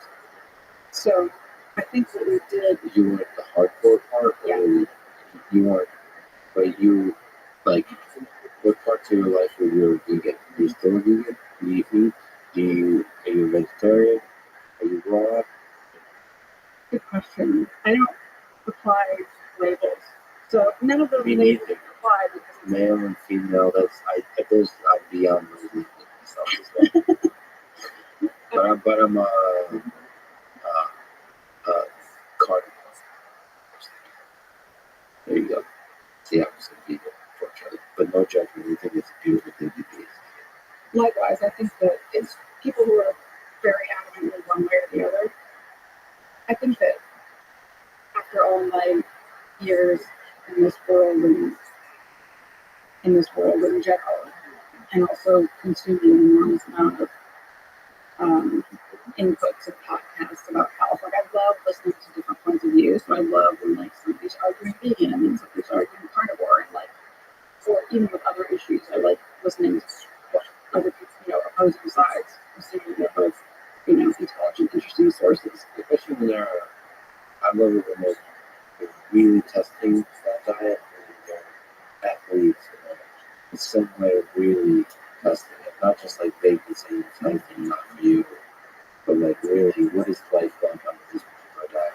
Yeah, and I think that probably everybody's different, and so in the same way that some people tolerate, like some people can't tolerate nightshades, or some people can't tolerate certain spices, or some people can't tolerate gluten, or some people thrive off of this or that, and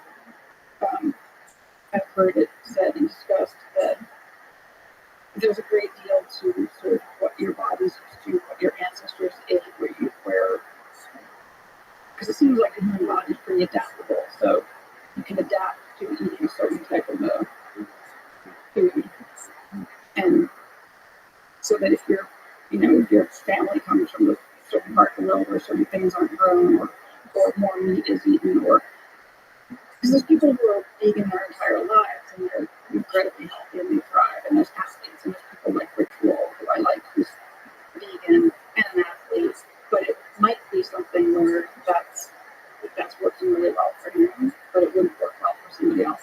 And I think there's also an element of people who try these things and then feel really good or feel really bad, and then make a conclusion based on that initial period of time when it might be something where it makes you feel really good temporarily, but then over time you're going to be depleted of certain things. And then we also live in a world where like our soil is depleted and there's a lot of processing that takes out of foods, a lot of things that we need. So I just think that there's no kind of one right answer. You look at it from just a health perspective, and then you can also look at it from like a morality and ethics perspective, and then also like the impact on the environment, and all those things are important.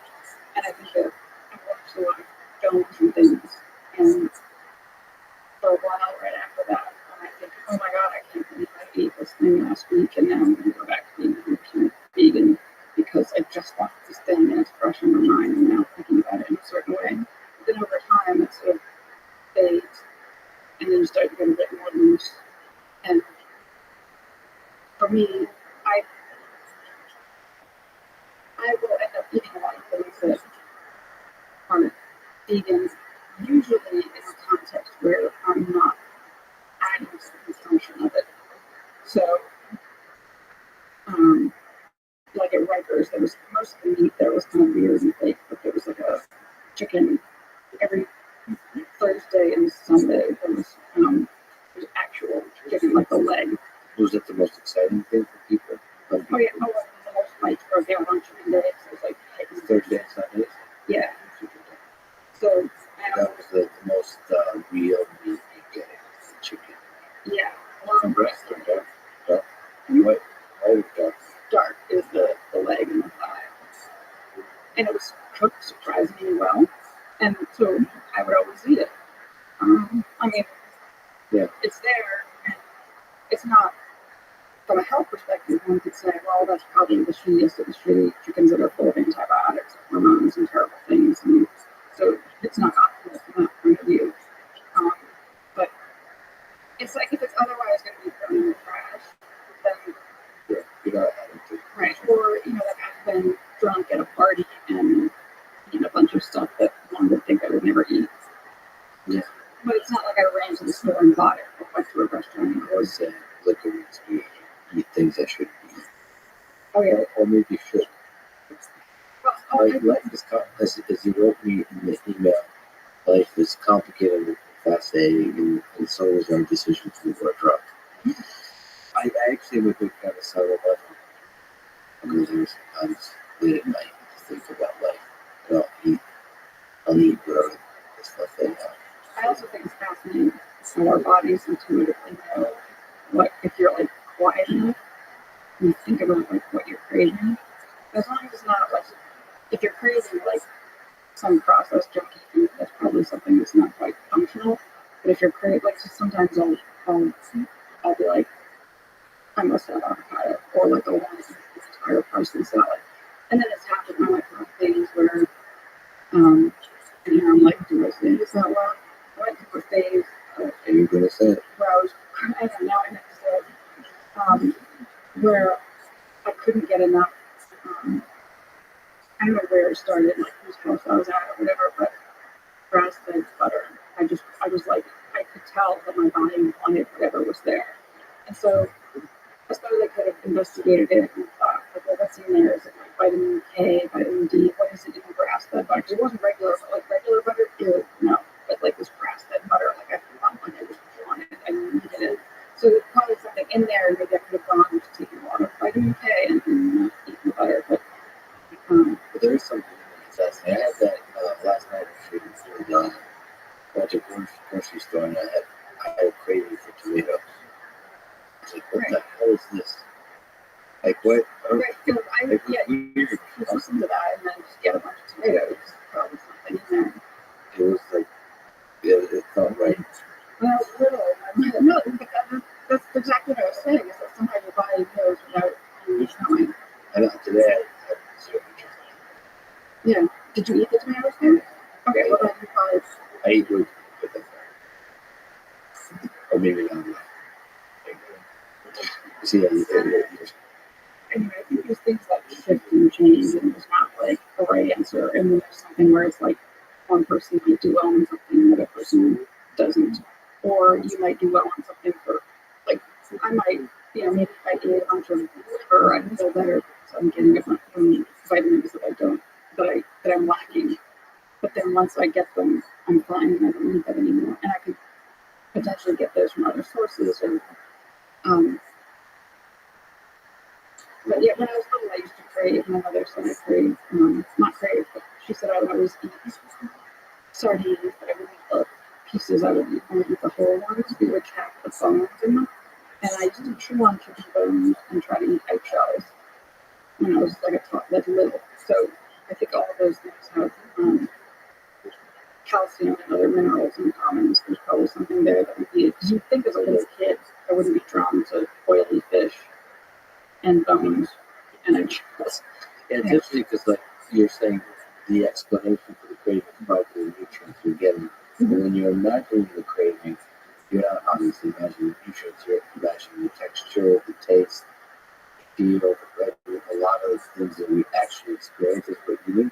That's our brain probably tricking us. Right, but do you like tomatoes? I think we determined that love is possibly defined. So Are you really fond of, do you think tomatoes are like one of the most delicious foods? no, but maybe But yet you crave them. maybe it's generational on the left. It's a big Russian thing with potatoes and tomatoes because it's good with vodka. Right. So, we were talking about the menu in the early days of the restaurant. So what was on the menu? What kind of foods were you playing with? Do you remember? Was that one of the challenging things? Is putting together? Because you're like crafting a new thing in New York. It was extremely competitive. Well, over time it got easier and easier, and also I had, I wouldn't come up with dishes. It was the people that worked there. So I feel like if I could take credit for something, it would be recognizing talent and and when dishes were developed. This is when I was at on my own. So it was open with Matthew and Jeffrey, and then within a year, Matthew was out, and Jeffrey was still involved as like the corporate sort of side of it. But then over time, I separated from that infrastructure as well, and I was completely on my own. And in part, I did that because I was growing on Lucky Duck on the side, and that was growing and growing, and I knew there was something there, and yet the two businesses were completely intertwined, and so potential investors would come at me, and they would see this very messy situation where I own one Lucky Duck, and Jeffrey Trotter owned the restaurant, and how do we push forward from there, and then people would say I should shut down the restaurant and just focus on the Lucky Duck, and I wanted them all to be together under one umbrella and to move forward where everybody's incentives were aligned. And What was the magic? Why was it so successful for the music? I want to half jokingly, but not joking, but sort of say that it was about the love and the food and the space. But there was something special. So people ask me about opening a restaurant and say, I don't want to get back to the restaurant business unless it's the same restaurant in the same space. Because there was something about that space that felt, I guess, felt magical, for lack of a better word, and the energy of all of the people there. And I think that if people really cared about it, and so for whatever reason, there was an energy about the place. Would you ever do it again? Yes. You ever consider In the same space. That's a tough thing in New York, but you're thinking everything. Okay, yeah. It's there. It's there. Let me ask you this question. I've been searching for that myself, like asking myself this question. If I, the last meal question, like what's the best meal you've ever eaten in your life? Like if I had to murder you at the end of this and you get one meal where you can travel anywhere in the world, what would you eat? It's one of those questions where I feel like I should have an answer prepared. It's too difficult to sort of pick favorites. But if somebody would, force you to choose, you have to. I was eating something once and I had the thought that if I was going to die, I'd come here and order plate after plate of this and eat this. Do you remember what it was? Yeah. Some diner in the nowhere. No, it was Pure Food Wine was on Irving Place, and then the kitchen connected to the one like the Dutchess Bar, which had an entrance on 17th Street, so it's kind of like this L shape, and then there's a huge garden in the back. On the corner was Casa Maya and Argamon, which is Mario Cavalli, Joe Bastianich, were behind that, and it was very focused on meat, but also like organ meats and strange unusual meats. Lots of good reviews. Yeah, it was really good. This is just so funny that we surrounded it. But Bar Hamon was like this tiny little bar, and I went in there once to go back late, and I don't know why we ended up going there, but it was right before they closed, and drank red wine, and they had tomato bread, and it's just like a baguette, although it's Spanish bread or whatever. It's like a bread on a baguette, like a thin that they toast, and I think they rub it with garlic, and they don't even put tomato slices on it. It's like they rub it in like tomato juices all over it. It was just bread and tomato juice and probably some garlic flavor and really good salt and red wine. And we sat there and ordered a plate, ate it, ordered another one, ate it, ordered another one. I think we had like 6 plates.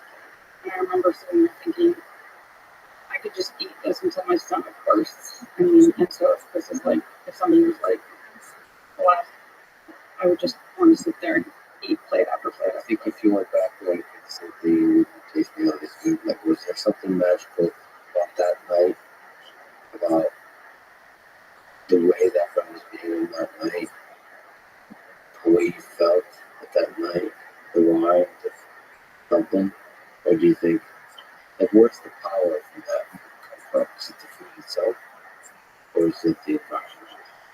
I'm sure it's both, but like if somebody brought a plate over here right now, it would be really delicious. Yeah. But it might not feel as kind of, not that it felt magical, but it was the whole warmth of the experience and red wine and how Texas right now. So it's different. I keep forgetting thinking it's late at night. Yeah, you're surrounded by this whole place is anti-Cuban. There's no light. So it's pro Cuban in the afternoon and evening, except for these bright lights. If they were lower down, if they were like down below, then they're hitting the tops of our eyes, but it's the light coming from above that's destructive at night because it's hitting the bottom of your eyes, so it's like mimicking the sun, which is signaling your body that it's time to be awake. So as much as possible. So I do this in the evenings. I shut off all the overhead lights. I try to dim the lights as much as I can, and I turn on the lamp versus an overhead light. Are you also doing the caffeine thing, like not consuming much caffeine right before bed? Oh, I can't. Yeah, I usually don't have caffeine late. I try not to have it. So ideally, like 2 p.m. would be my last. Ideally, I wouldn't drink coffee after 2, but plenty of times I do. Especially if I haven't had midday coffee, then I worry I'm going to get a headache. It's way more responsible than me. Let me return to that. What do you think makes for a good romantic relationship? Given your experience. I mean this question. I think mutual respect is good. Mutual respect. That's interesting. Well, and understanding it in a way that you want what's best for the other person, not in a way that you would sacrifice yourself for them necessarily, but in a very healthy way So I think a healthy relationship is where you want what's best for the other person. So I always find it tragic. Like, say you started dating somebody who then would get jealous or upset if you spent too much time working on something, right? But that's like your life. So if you're working on some robotics thing and you're having some breakthrough, and so you just want to spend a lot of time wherever you spend a lot of time doing those things, and then that other person got all bent out of shape and it became like a competition. That to me seems very unhealthy because if it was if it was like a genuine healthy love, she would want you to be doing these things. Yeah, that's a good observation. But to me, I think the way to achieve that is actually, or the easiest way to achieve that, at least for me, is actually legitimately be excited by the things the other person is excited by. So, like, not in some generic sense, it's good for them to be doing robotics thing. Like, it's more like you become a fan of all the cool things that they're doing right now. So, like, I definitely had this. I told you recently there's a term for this, but I love, like, watching other people, like, succeed, be excited about shit. Mm-hmm. Like, I like celebrating other people. Like, it's fun for me to watch people do this thing that I've done. Like, in some sense, that's reinvigorating to me and exciting to me. So, one of the things for me in a relationship is that you get excited by watching the person do the thing they're excited about. It's not like I intellectually know it's good for them to have their own thing. You know, it's like I legit get excited about their own thing. Because Right, otherwise, that's what I mean. It's like that person would be excited because you're excited. And but they would. I think the easiest way to achieve that is actually be like. What am I trying to say? It's like it's not like saying that you should be excited. It's like you can't help yourself to be excited. Right. right, but I think that's possible. But it's possible for that to be the case for somebody that like might have an appreciation for what you're doing, but isn't like that's not what that person's going to go spend their time on Yeah, themselves, right? So they might, the other person might, be really good at a musical instrument that requires a lot of practice, and you're not interested in playing that musical instrument, but you appreciate the beauty of music and understand that that person is getting something out of it. So you would be excited when they get a chance to practice or whatnot. So it's that kind of a. Do you think love should be simple?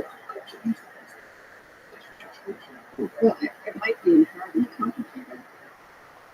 I may ask you the exact same question. I forget what he said. I thought it was interesting when you asked Elon about love. Yeah, that's going to be conversation number like 7. If he actually answers that. Well, what was interesting that I found admirable was the sort of like a duty to humanity. I think you asked about it, not about the person, but about the work. And so it was like to give you to put all this energy to try to kind of like move things forward, knowing that he will probably die before it gets there. And you talk about like something related to the science of rocketry. He's kind of a rocket scientist. But whatever you were asking him about whether something could be accomplished, and he said yes, but not in his lifetime, but he's going to keep pushing forward anyway. So I felt like that was a really, you know, to put so much of yourself into something just to kind of move it on forward for humanity struck me as an admirable thing. Where there's no great reward in terms of you're going to, you're going to see that invention happen, or you're going to see Mars colonized, or whatever it is. But you're going to put in all this work and brain power to try to push it along. Like thinking about the biggest possible impact on the world. Just thinking about humanity. I think all of us want to do things contributing to humanity.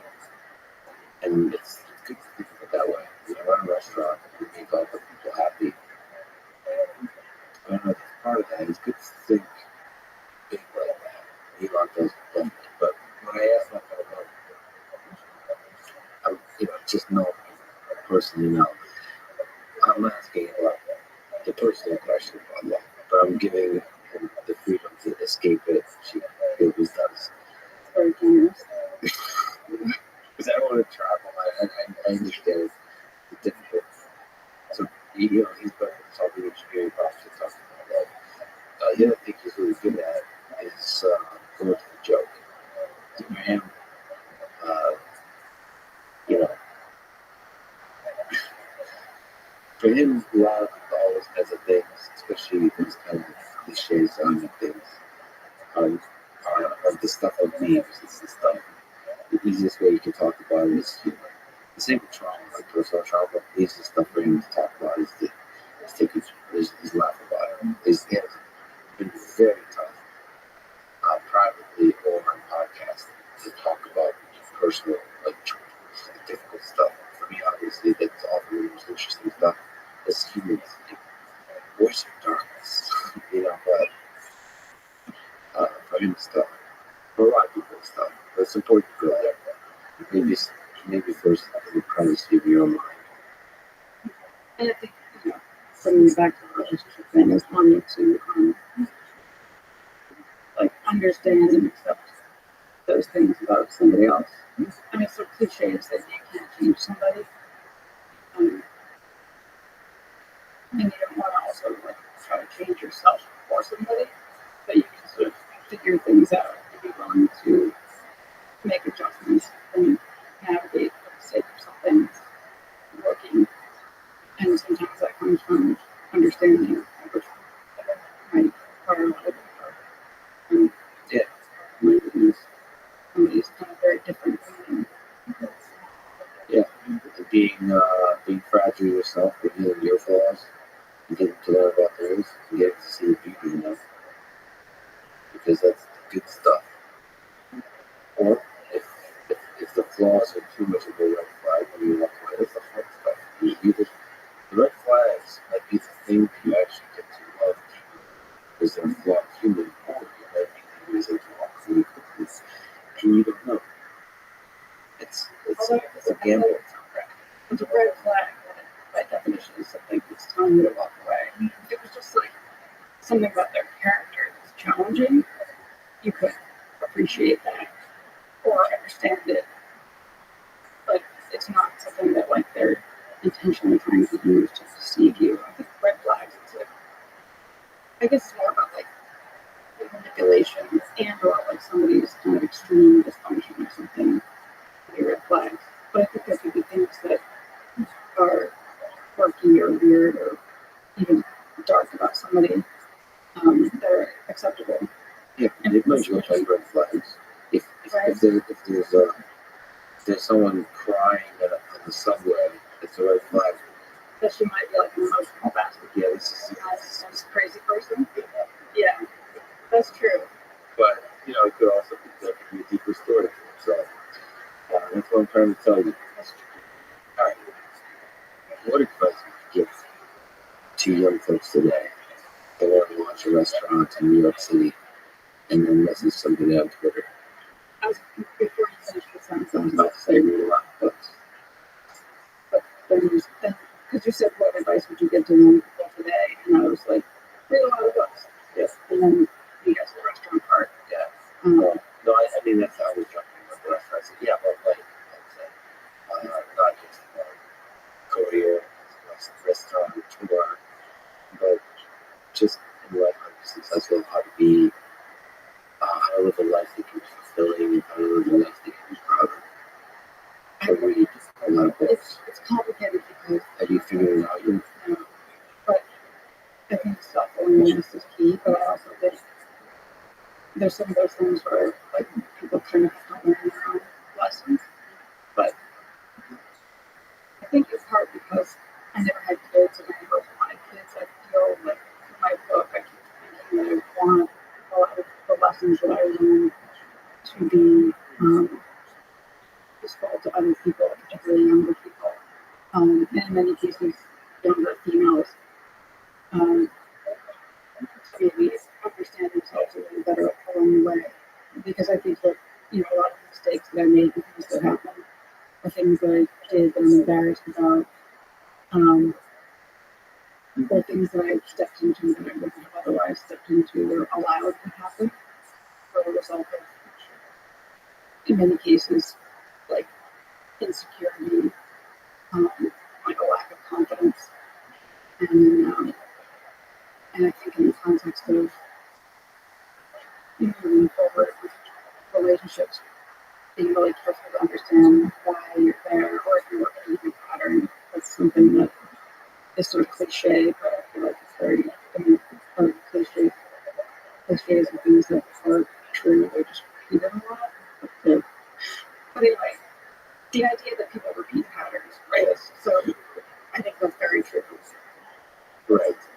And so to be aware of that, to figure it out sooner rather than later, so not keep stepping into the same thing over and over again. You mentioned sort of giving yourself time and space to think.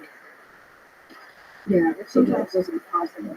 The momentum of life sort of carry you. Right. And I think for me, one of the things that really has scared me about having kids is the chaos of it. And not being able to handle it. But I think that's just being not most people. You ran a restaurant. I know. Which is probably why I would go home at night and run and cry. Or How often do you do that? um, Do you do like a good cry? I do. Music usually, or what's good? Can you paint the scene? Like, In general, yeah, so candles, I cried this morning. Not intentionally, not out of Guinness, or just a poem. it was like a, I looked a little bit at Instagram and saw, very often they're like these little animal rescue stories or whatever. But this guy Matt, who's been my trainer years ago, and did this little montage video to music. That was interesting. If there hadn't been music, I probably didn't cry. But it was showing his wife having their second child. Not showing it, but like sort of before and then, the baby in the arms right afterwards, and then bringing the baby home. It was a very short little clip, but set to music. And I watched that and started crying. But like, it's not, I didn't sob or anything. So I think I cried easily. Interestingly, though, in actual horrifically tragic things, or when they cry to me, I like not cry and then people find that unusual. And that was in the film, that was my sister and my father described that when my parents got divorced, I didn't cry, and I just, whereas my sister bawled her eyes out, and I didn't cry at all, ever, and just didn't say anything or not talk about it. But when I was sentenced to jail, I didn't cry. So a lot of times when something really big happens, I get a little bit weirdly, I don't know, but I very Too often, much to feel or recall directly.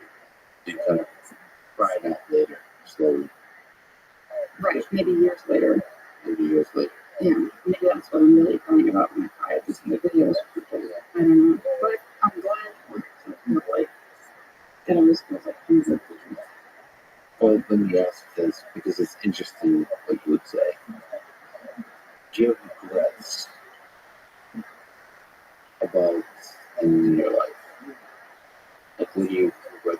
If there's a one day to live again, which day would you pick? Like, relive and read different choices.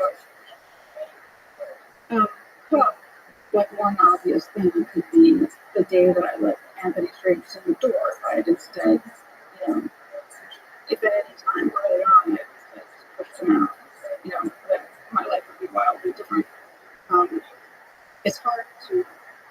So that's the biggest mistake of your life. No. Is just letting Anthony to your life. I think one could argue that's the biggest mistake. But then at the same time, you never know because, like, when I was in a sort of dark relationship that then led to the restaurant and my having the One Lucky Duck brand. So I felt like that darkness. It's like if you married a horribly abusive person, but you had a beautiful child, and then you go on and you have this beautiful child, and you think, well, if I hadn't been with that person, the abusive person, I wouldn't have this beautiful child, so I would go undo it. So I feel like a lot of things are like that.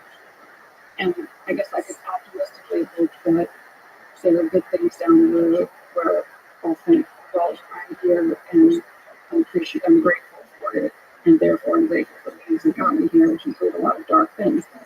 Hard to say because a lot of people are hurt in my case, but I'm optimistic that I can make those things up. And there are also hurts that were, I mean, in some cases emotionally, but also very much financial. And I feel like those are numbers, and the employees were all paid back. So anybody else that is out money because of everything that happened isn't somebody that's like not able to, you know, feed themselves. Most of those people have plenty of money, and it's like not a big deal, but I still want to repay all of it. And it's numbers, it's not, like we died.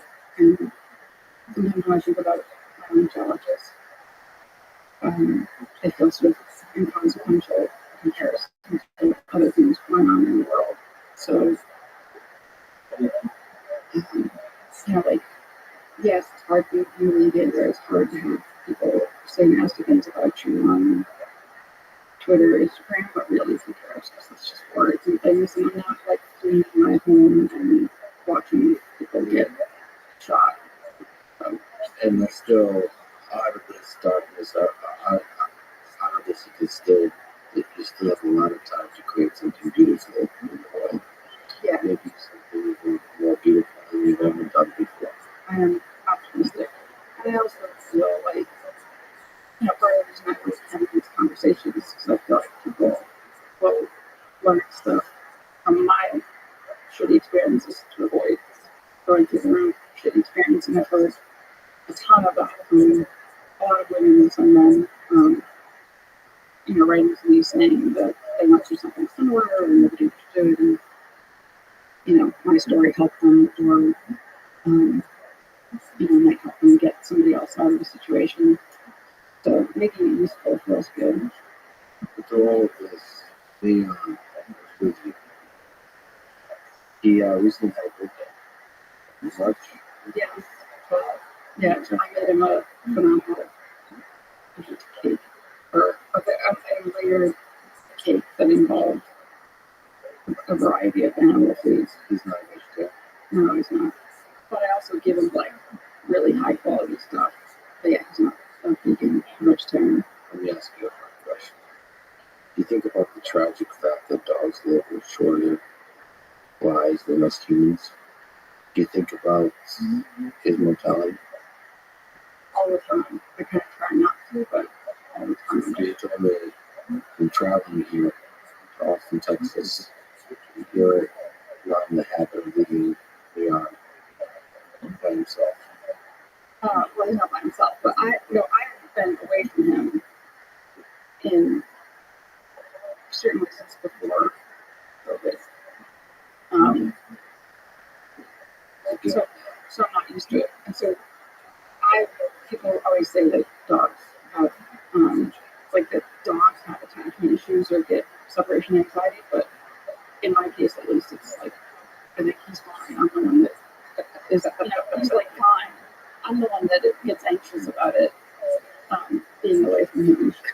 You're the one who acts like a dog when you come back and you're super excited to see him. Yeah. You have a drawer under your tail. Do you think about his might lose Leon soon? I do. I think about it all. I mean, I try not to think about it. Are you scared? Yeah, it's scary, but then I also just try to understand that it's inevitable. And I mean, yeah, assuming I'm still around, then that's I think one of the things about adopting a dog or caring for an animal, unless it's one of those animals that lives a really long time. I just found out that parrots live an extraordinarily long time. So you get a trade-off. The ones we love live a short time. The ones that Right. So I just think it's one of those things that you just know what's going to happen, and it's just part of life. And I think it's one of those pains it's painful, but you just kind of have to go through it. And what's the alternative? You're not going to. It's like saying you would never want to fall in love because of the heartbreak that's going to inevitably come. So people do that. It's never. You're saying, screw it, I'm dead already. Yes. It was all worth it. What about your own mortality? You think about yourself dying? Less so than I was before. I think I wrote about that, and I put this letter, Dear Mr. Fox, online, which I never intended to do, but I did because of all of our misconceptions about the film and our relationship. So I put this thing on my phone on multiple subway rides. And at the end of it, I talk about, because especially then, like, it was the height of everything was gone, and, what do I have to live for? I sort of noticed and wrote about how differently I felt about things, whereas I used to be afraid. I used to have, like, a healthy fear of, being pushed in front of a train, because that happens, in New York or anywhere. Or, I had a healthy fear of, like, I don't know, walking down the dark street at night, but I noticed that at the time, I didn't really have those fears because I was like, what do I have to lose? Who cares? I don't have anything more to lose. So I certainly feel much less that way. But something about those feelings lingered there. I'm less afraid of it, or more just less afraid of it, but hoping it's not some sort of a gruesome way. I mean, some people are really afraid of flying, and I feel like, well, statistically, it's extremely safe. And if it's going to happen, it's going to happen. There's nothing you can do. Like, there's really nothing you can do unless you're going to, like, do what that guy, and that's all he did the other day, and leaned over and was able to take control of the plane. But I mean, like, commercial. So it's like, you're going to die, it's just your time, and all you can do is hope that I would probably prefer to have this little awareness about it as possible.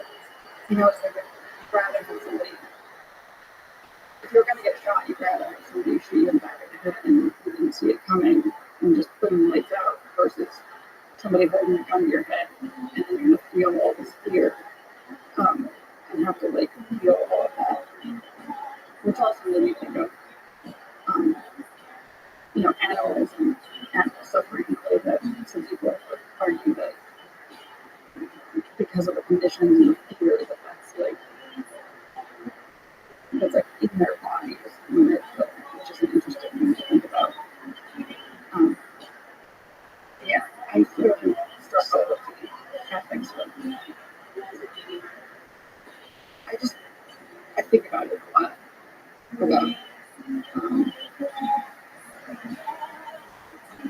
like our current food system, which involves a system that everybody has sort of accepted and normalized, where, like, say aliens did come down and looked at us and realized that we're a particularly good source of whatever fuel they need.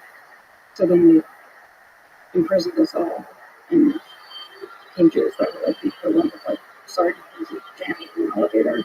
And then we were bred and we would get sick and we'd go crazy and we'd do the equivalent of like picking and we'd get abused and then like grotesquely and brutally killed. And that was like our entire life. And so if like aliens came down and started and did all of that, we would have to be okay with that. Which is something that my was said to me after watching the movie Our Daily Bread many years ago.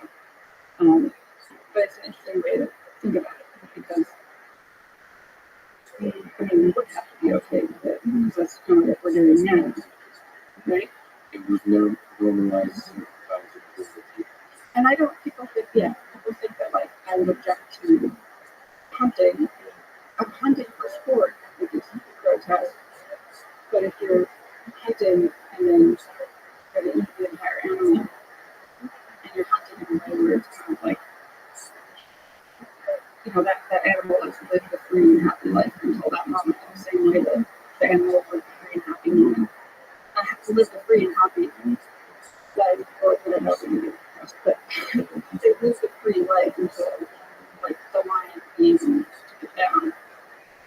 So is a human shooting and somehow you want to track and go forward with an lion attacking an elk.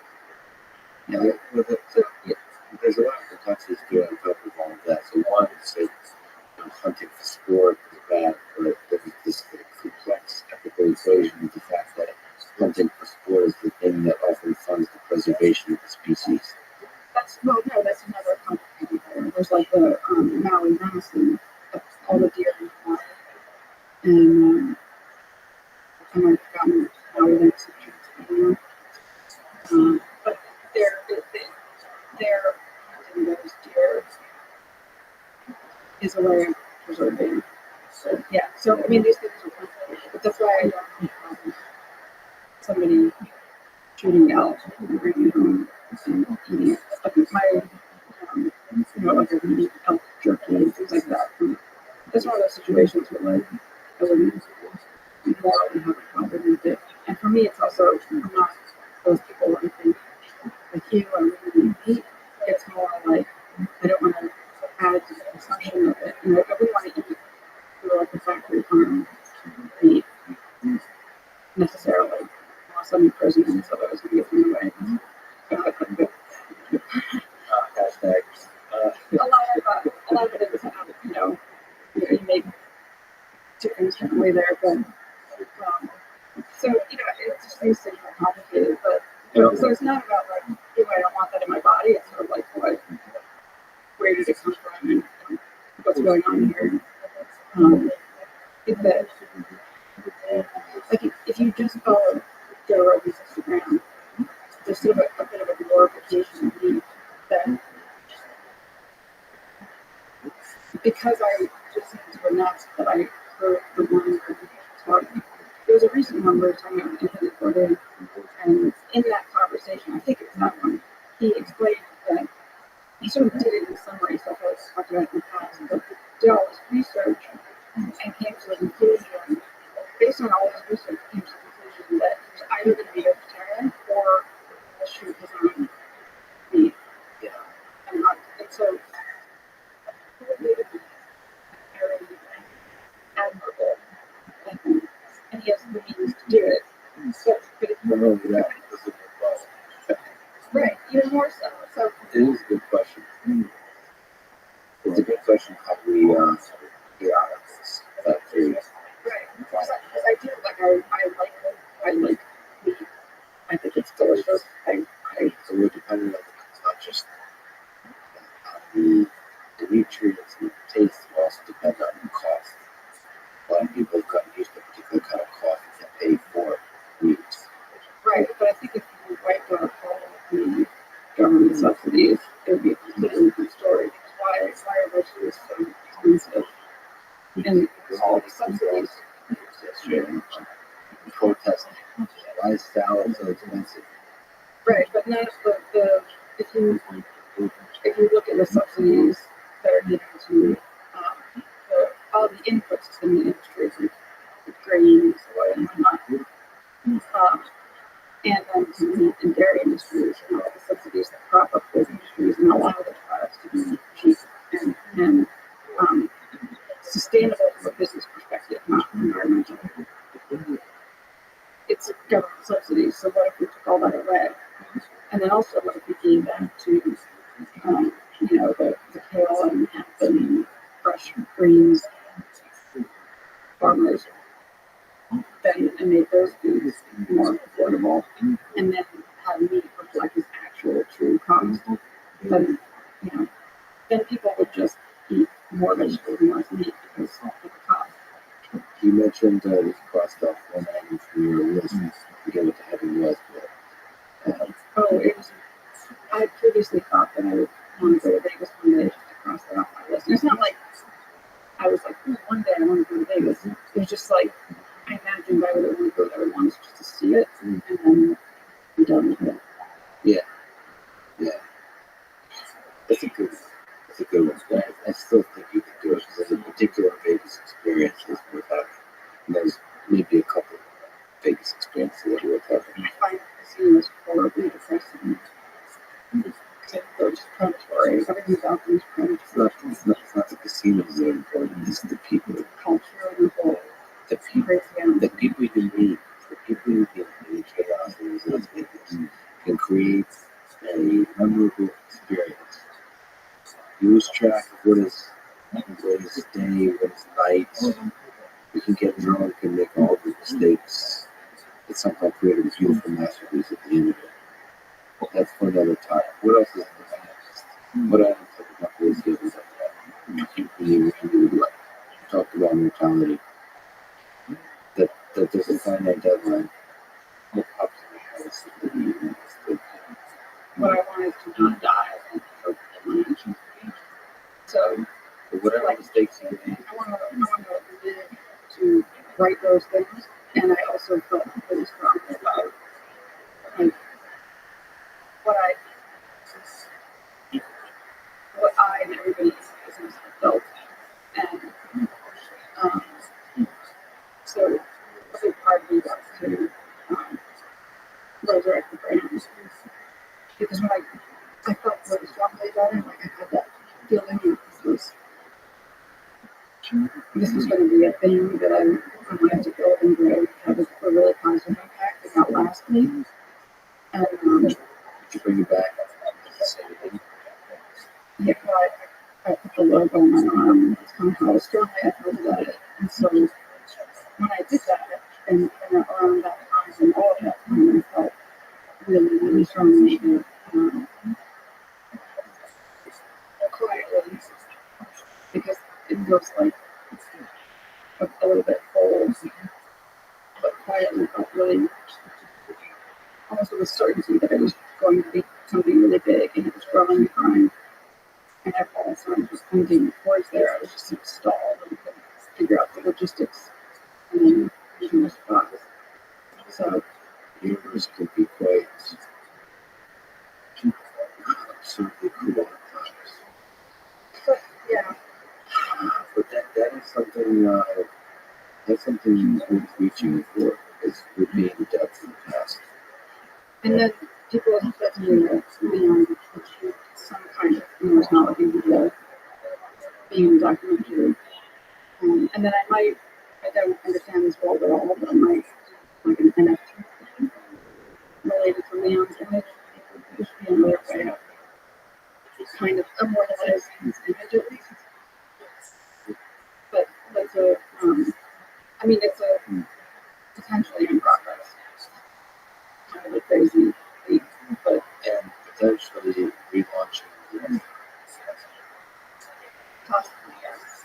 And there's a restaurant and there's one that does in that brand, and they're sort of separate but related. And they could each exist independently. I liked it better when they existed together. So I felt like they were very complementary in a lot of ways and that they made sense together. But either one could be done separately without the other.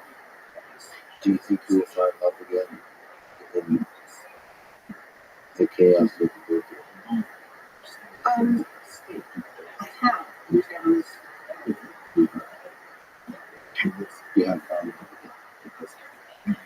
Yes, but also in a kind of possibly doomed temporary way. Which you don't like it simply. it's not that it's not simple, it's actually quite simple. It's just that again there's a large age gap. I'm the older one. Which in itself is a problem because again I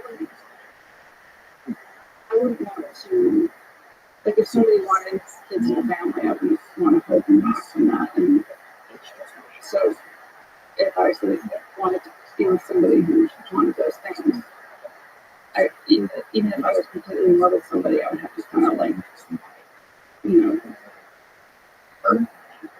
endure the pain to be like, I'm going to keep you from those things, so you should go through those things. So that's the source of the temporariness. No, it's a bit related to like logistics and the living in one place and having like extremely different lifestyles. Does this Princess before? Does he have a cast? Um, no,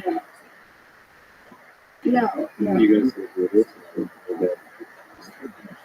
I don't. On one hand, like I feel like it's protected for me to talk about it in some ways, but I also worry because very often I avoid saying things for a lot of reasons. But one being that people freak out and just assume that I'm mixed up into something horrible again. Because I did step into something horribly destructive again after Mr. Fox. And what happened was I allowed something to happen. And so going back to that, what advice would you give to people? I would tell people to be very careful, to be deliberate about who they're getting involved with and thoughtful about it and making sure that they're not just allowing something to happen. So it's like, men can sometimes ask for who can be as well, but people can be very persistent. Sometimes it's a good thing, but it could also be a dangerous thing because sometimes somebody might just, this is happens to be a lot, or somebody just wears you down and you're like, oh, fine,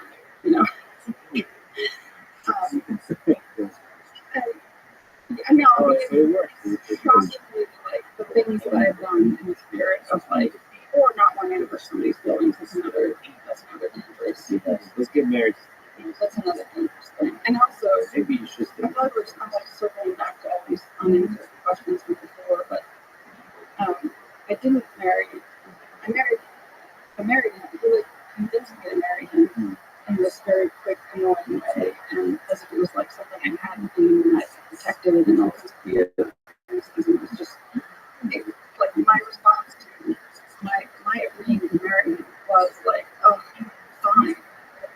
And then I remember being embarrassed at City Hall going to get the license. People who are in love and wanting to get married aren't sitting in City Hall mortified and embarrassed.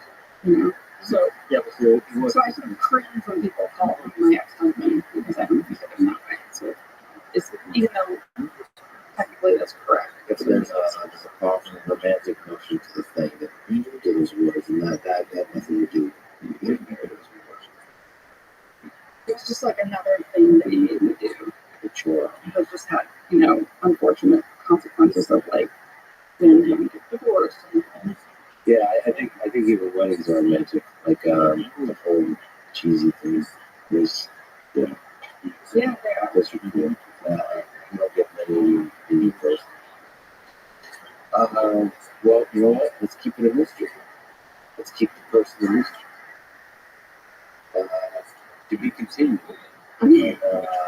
Season 2, my conversations with some Person or anything, but I feel like people always worry that I'm stepping back into something and I don't have the energy to pursue. Should they do that? Depends with it. No.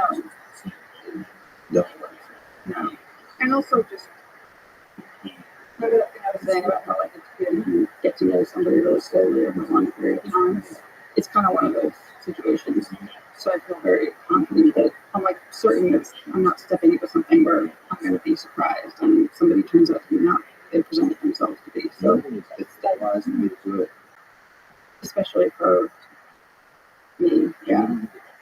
And also again, it's like I would caution people to be careful about wanting to go into something deliberately versus kind of getting caught up in something and or rushed or That's it.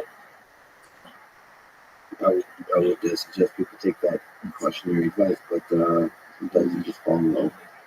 yeah. Love at first sight is the thing. There are good stories and sweet stories of older people that are very direct. Sweet, you can get hurt for it too, but don't listen to your heart. This was an incredible conversation. We talked for way 4 hours. We did? Yeah. And this was amazing. Sana, thank you so much for being honest, for being fearless and answering all the questions, all the difficult questions. And thank you for trying to create actually do a restaurant and maybe create something special still in the future. Yeah, thank you for having me. I kept thinking that like last week the message that was like, just kidding. I've listened to your podcast a lot, so I've certainly felt very intimidated knowing that just actual share in your location and maybe here. But very yes. And yeah, but at the same time also because I know the way that you speak and your style, I felt like it was kind of what you know with an actual conversation as opposed to sometimes you have conversations with like anyway. I think I felt nervous because like when I was walking into it, I felt nervous that I was gonna, sound stupid and boring and everybody would be quiet. It was exciting. You have to learn it. How do you do it? Yeah, I think so. Very often after. Be self-critical after this. Yes, Sure. Have to be sorry. I mean, I feel good. I don't feel like I can't think of anything that I said that I regret. Maybe there's things that, somebody's going to yell at me because I said something that I said like need to disclose or something. Or, just like making these judgments. But I think it's more useful to be honest about the contradictions and conflicting feelings because I feel like that's what most people have. And so if you want to help people shift a certain way. Yeah, you were raw, honest. It was beautiful. It was beautiful to watch. Thank you for the books.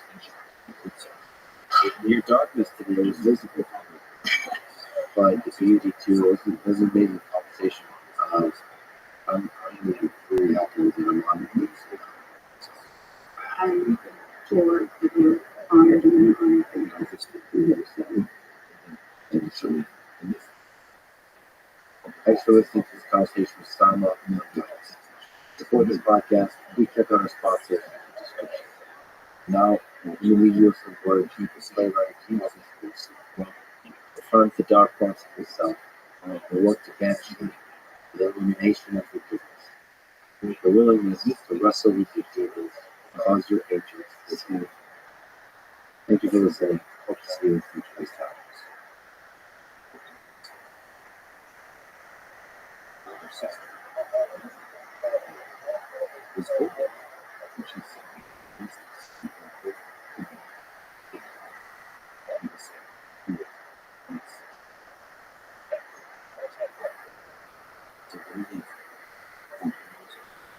If you could talk to Vladimir Putin once again, now, what kind of what kind of things would you talk about?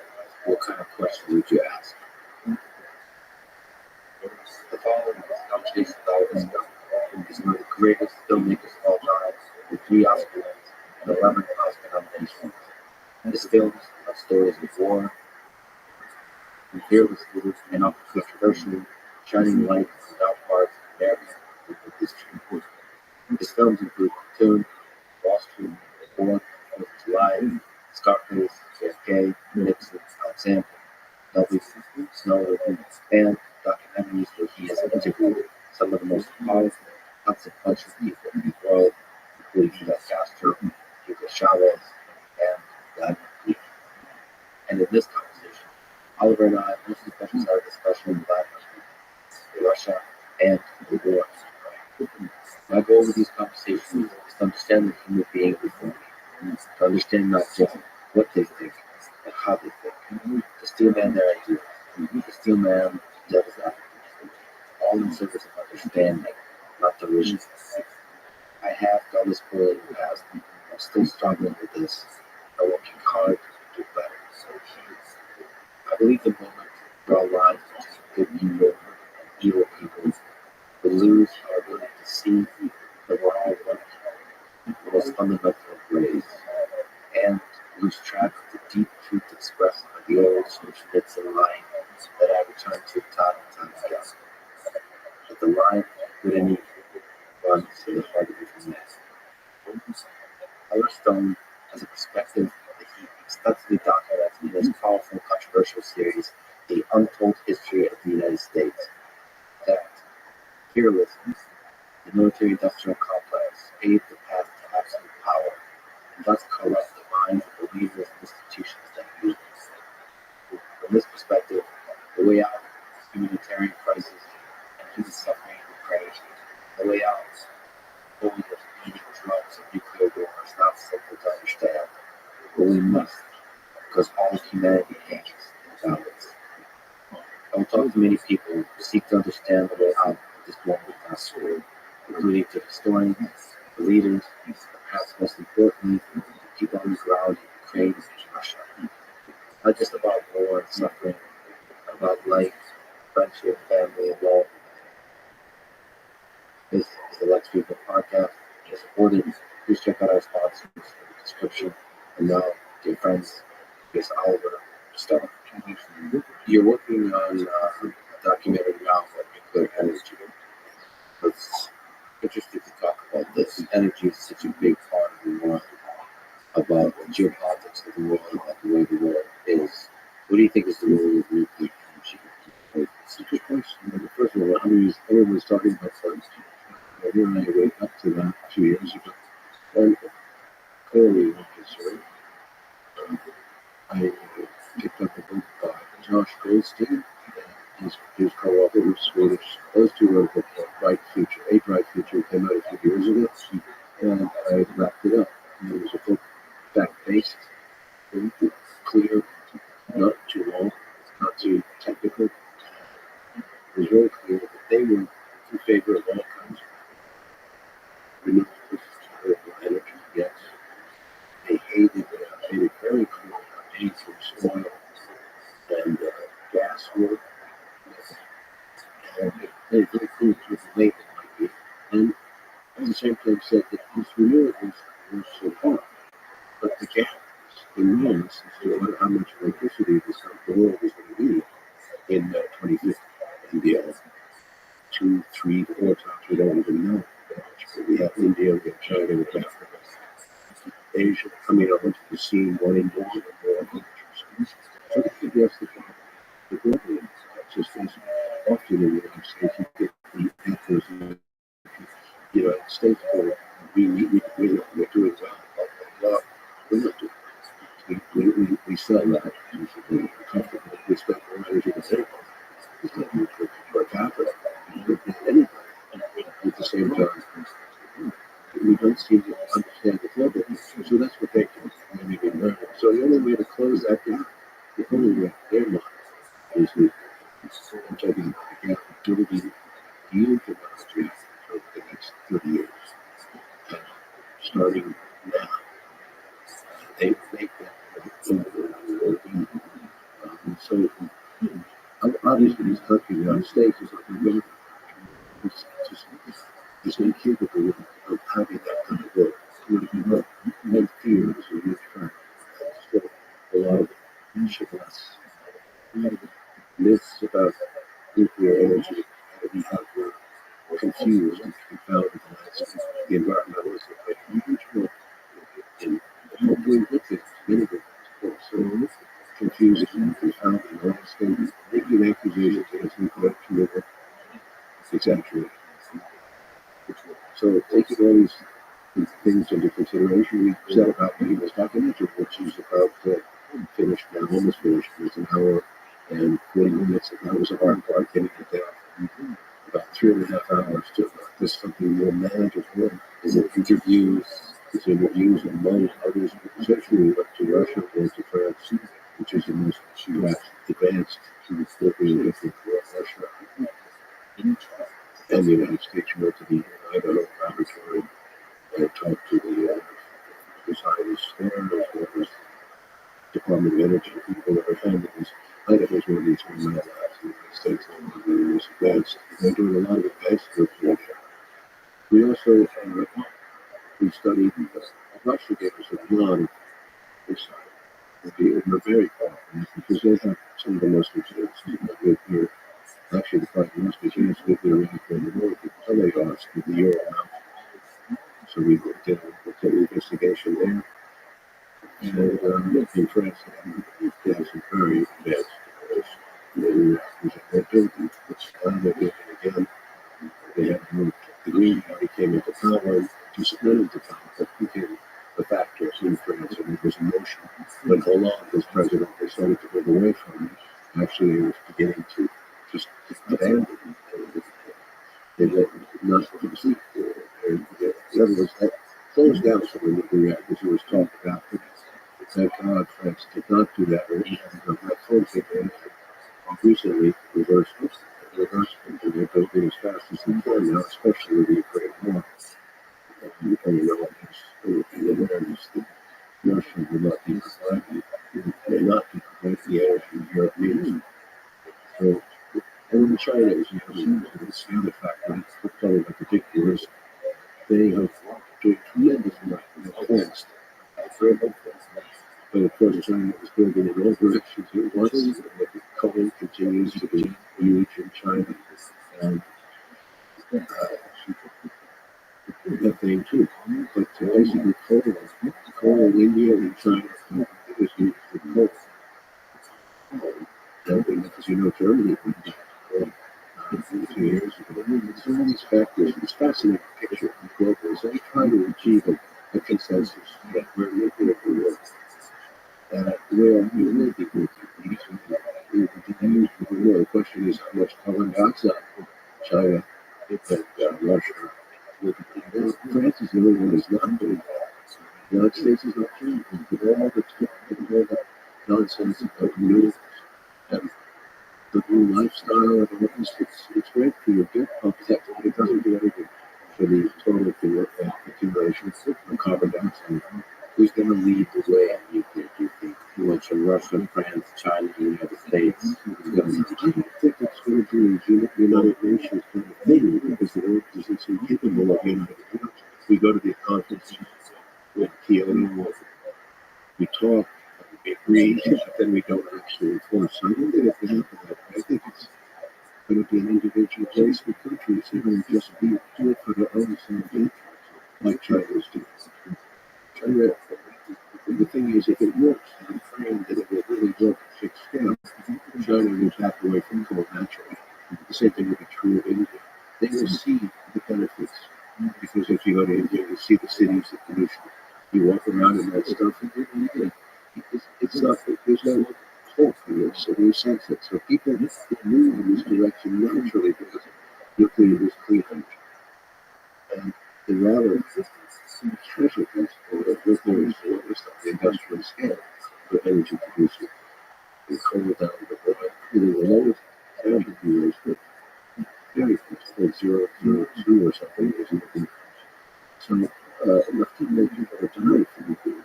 Not that many. 50 people are terrible, which is the worst accident. Nobody died. Nobody died at 3 Mile Island, and that's what you hear all over these accidents. The environmentalists have sold this thing. And it's a lot of environmentalists like God changing to come off that routine. So this we've done a lot of good work. Greenpeace their land, we've done away with whales, saving this, saving that. But they admit themselves, not they, but people who have been in the organization. And so we were wrong. In 1950s, we showed the article in the New York Times case, the Rockefeller Foundation, which of course is a big producer of oil. And the Rockefeller family. The foundation came out with a study, which was weight. They tipped the scale, put a thumb on the scale. It was a scientific expose of radiation in the study that came out in the New York Times because the New York Times publisher Salzburger was on their board. So they got a lot of strong publicity condemning radiation. So started the process of doubting nuclear radiation levels that they pointed out were very mild. And of course, if you go through scientific analysis of this now, and what we know, it's just not true. But it tilted the scale back in the 50s, 60s, and started to question the nuclear. Is Do you think that was malevolence or competence? No, I think it was competition. I don't think it was conspiracy as much as it was a sense we don't want this nuclear energy and the dominance of oil. Absolutely. And it will. So you do anyway. Because it's the only single way for the world to proceed. But the world will have to learn through adversity. So in other words, the situation could get worse, much worse. In certain countries, are just going to have to adapt, like we always do. If things become too hard, you have to change your thinking. And humans are pretty good at that. It's talking about human nature, they're very adept at that. Germany, for example, when the Fukushima happened, they went out of the nuclear business. It was shocking to me. They just pulled out and they destroyed destructive several of their nuclear reactors that were still functioning. They put up the coal, they put up coal away. And as a result, Germany drifted into this place next to France. Their electricity bills were not. And France stayed the same. They don't have that. They have a different system in Europe, but we have more. No question that France was doing a lot better than Germany. And now, with this Ukraine issue, it's very interesting to focus on whether Germany is what direction they're going to go. How can we cool? I just can't. What's the connection between oil, coal, nuclear, and war? Sort of energy and conflict. When you look at the 21st century, when you were doing this documentary, were you thinking of nuclear as a way to power the world, or is it also to avoid conflict in the Middle East? Is there some aspect to energy being a source of conflict that we are trying to avoid? It's important. I don't have the energy. The history of energy in my fingertips. It's a very long history. But I would say, apparently not. It goes to individually each country can answer its needs by doing it. And up until now, we haven't had conflict except in this issue with Russia. Obviously the pipeline Nord Stream 2 is being closed. Nord Stream 1 is also phased out. And the concept of Russia supplying gas to Europe is now up to the who knows what's going to happen. I just don't see how Europe can get away from using Russian gas. Well, Russian gas is not the solution because it's methane too. Methane in the short term is just worse than coal. Yeah. There's all kinds of charts we show you, so I'm trying not to be too over-factual, but methane is not the answer. It's a short term answer. The countries go to war over energy is a question. Try to think of all the wars that happened. You could say Germany, of course, during World War II needed oil. It dictated their strategy, etc. It's getting oil fields. But I don't really, I haven't thought that one through. I have to make a documentary on it to really understand how energy and war interface. It's always part of the calculation, but it's a question of how much. Right, that's the question. I just have to ask, because you mentioned your miles for France, you've traveled, for this documentary, you've traveled in general throughout the world, in Russia, Ukraine. What are the defining characteristics of this culture? With Russia, so as I told you, I came from half Ukrainian, half Russian. I came from that part of the world. What are some interesting, beautiful aspects of the culture of Russia and Ukraine? I can't really speak honestly of Ukraine. I was there only in 1983 when I visited the Soviet Union under the communism, and Kiev was beautiful. It was one of the nicer places I went, but they were very much stultified by the communist system. They were the best places to visit in Russia were always in the south, Georgia, or the Muslim countries. There's always a better culture in terms of comfort. But communism was rough, and that was the end of it. Brezhnev regime, and Gorbachev was 3 years in the future when I was there.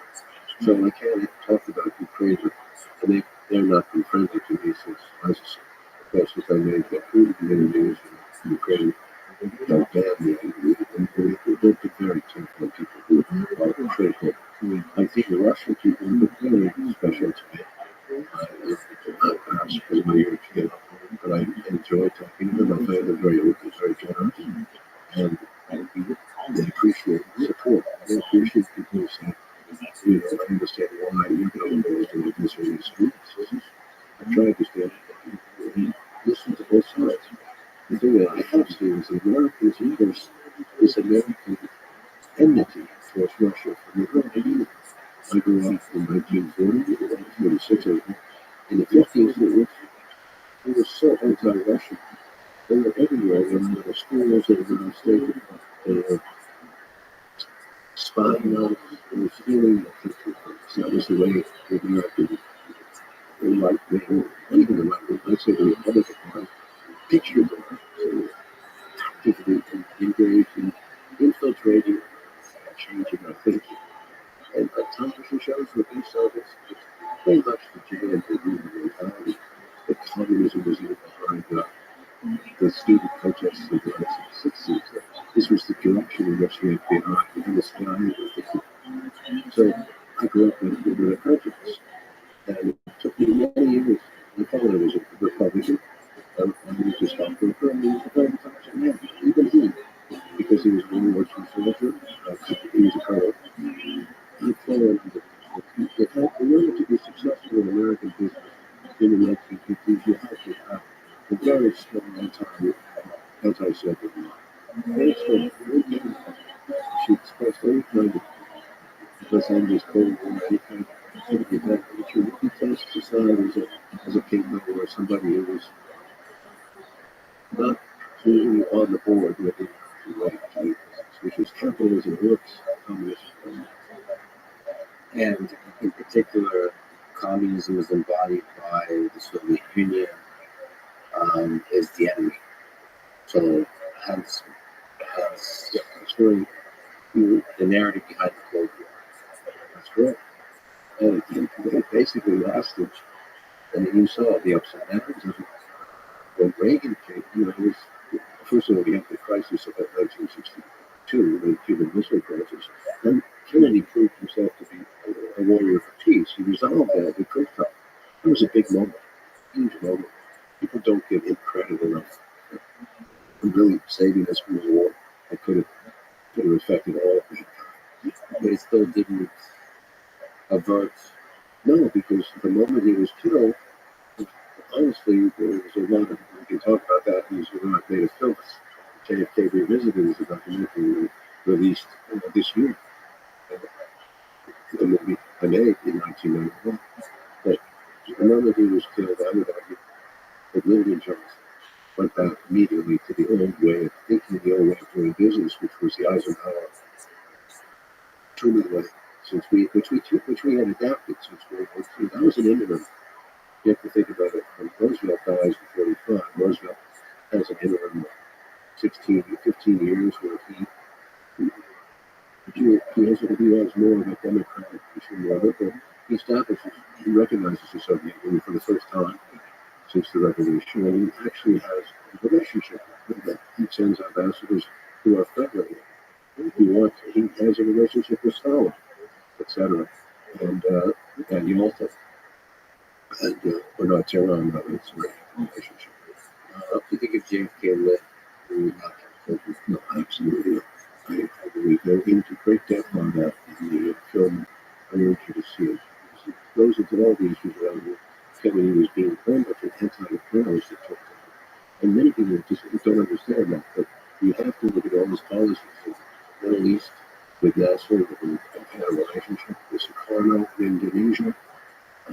With Latin America, he made a big effort in the Alliance for Progress. And in Africa, above all, with Lumumba, he was very sharp at his death and trying to defend the integrity of the Belgian Congress with that kind of the UN. Unfortunately, it didn't work out because the died. Hamilton was killed, and Kennedy was killed. And Congo descended into the chaos that was a Hutu's dictatorship. But Kennedy was right as an Irishman, not as an English, as an Irishman.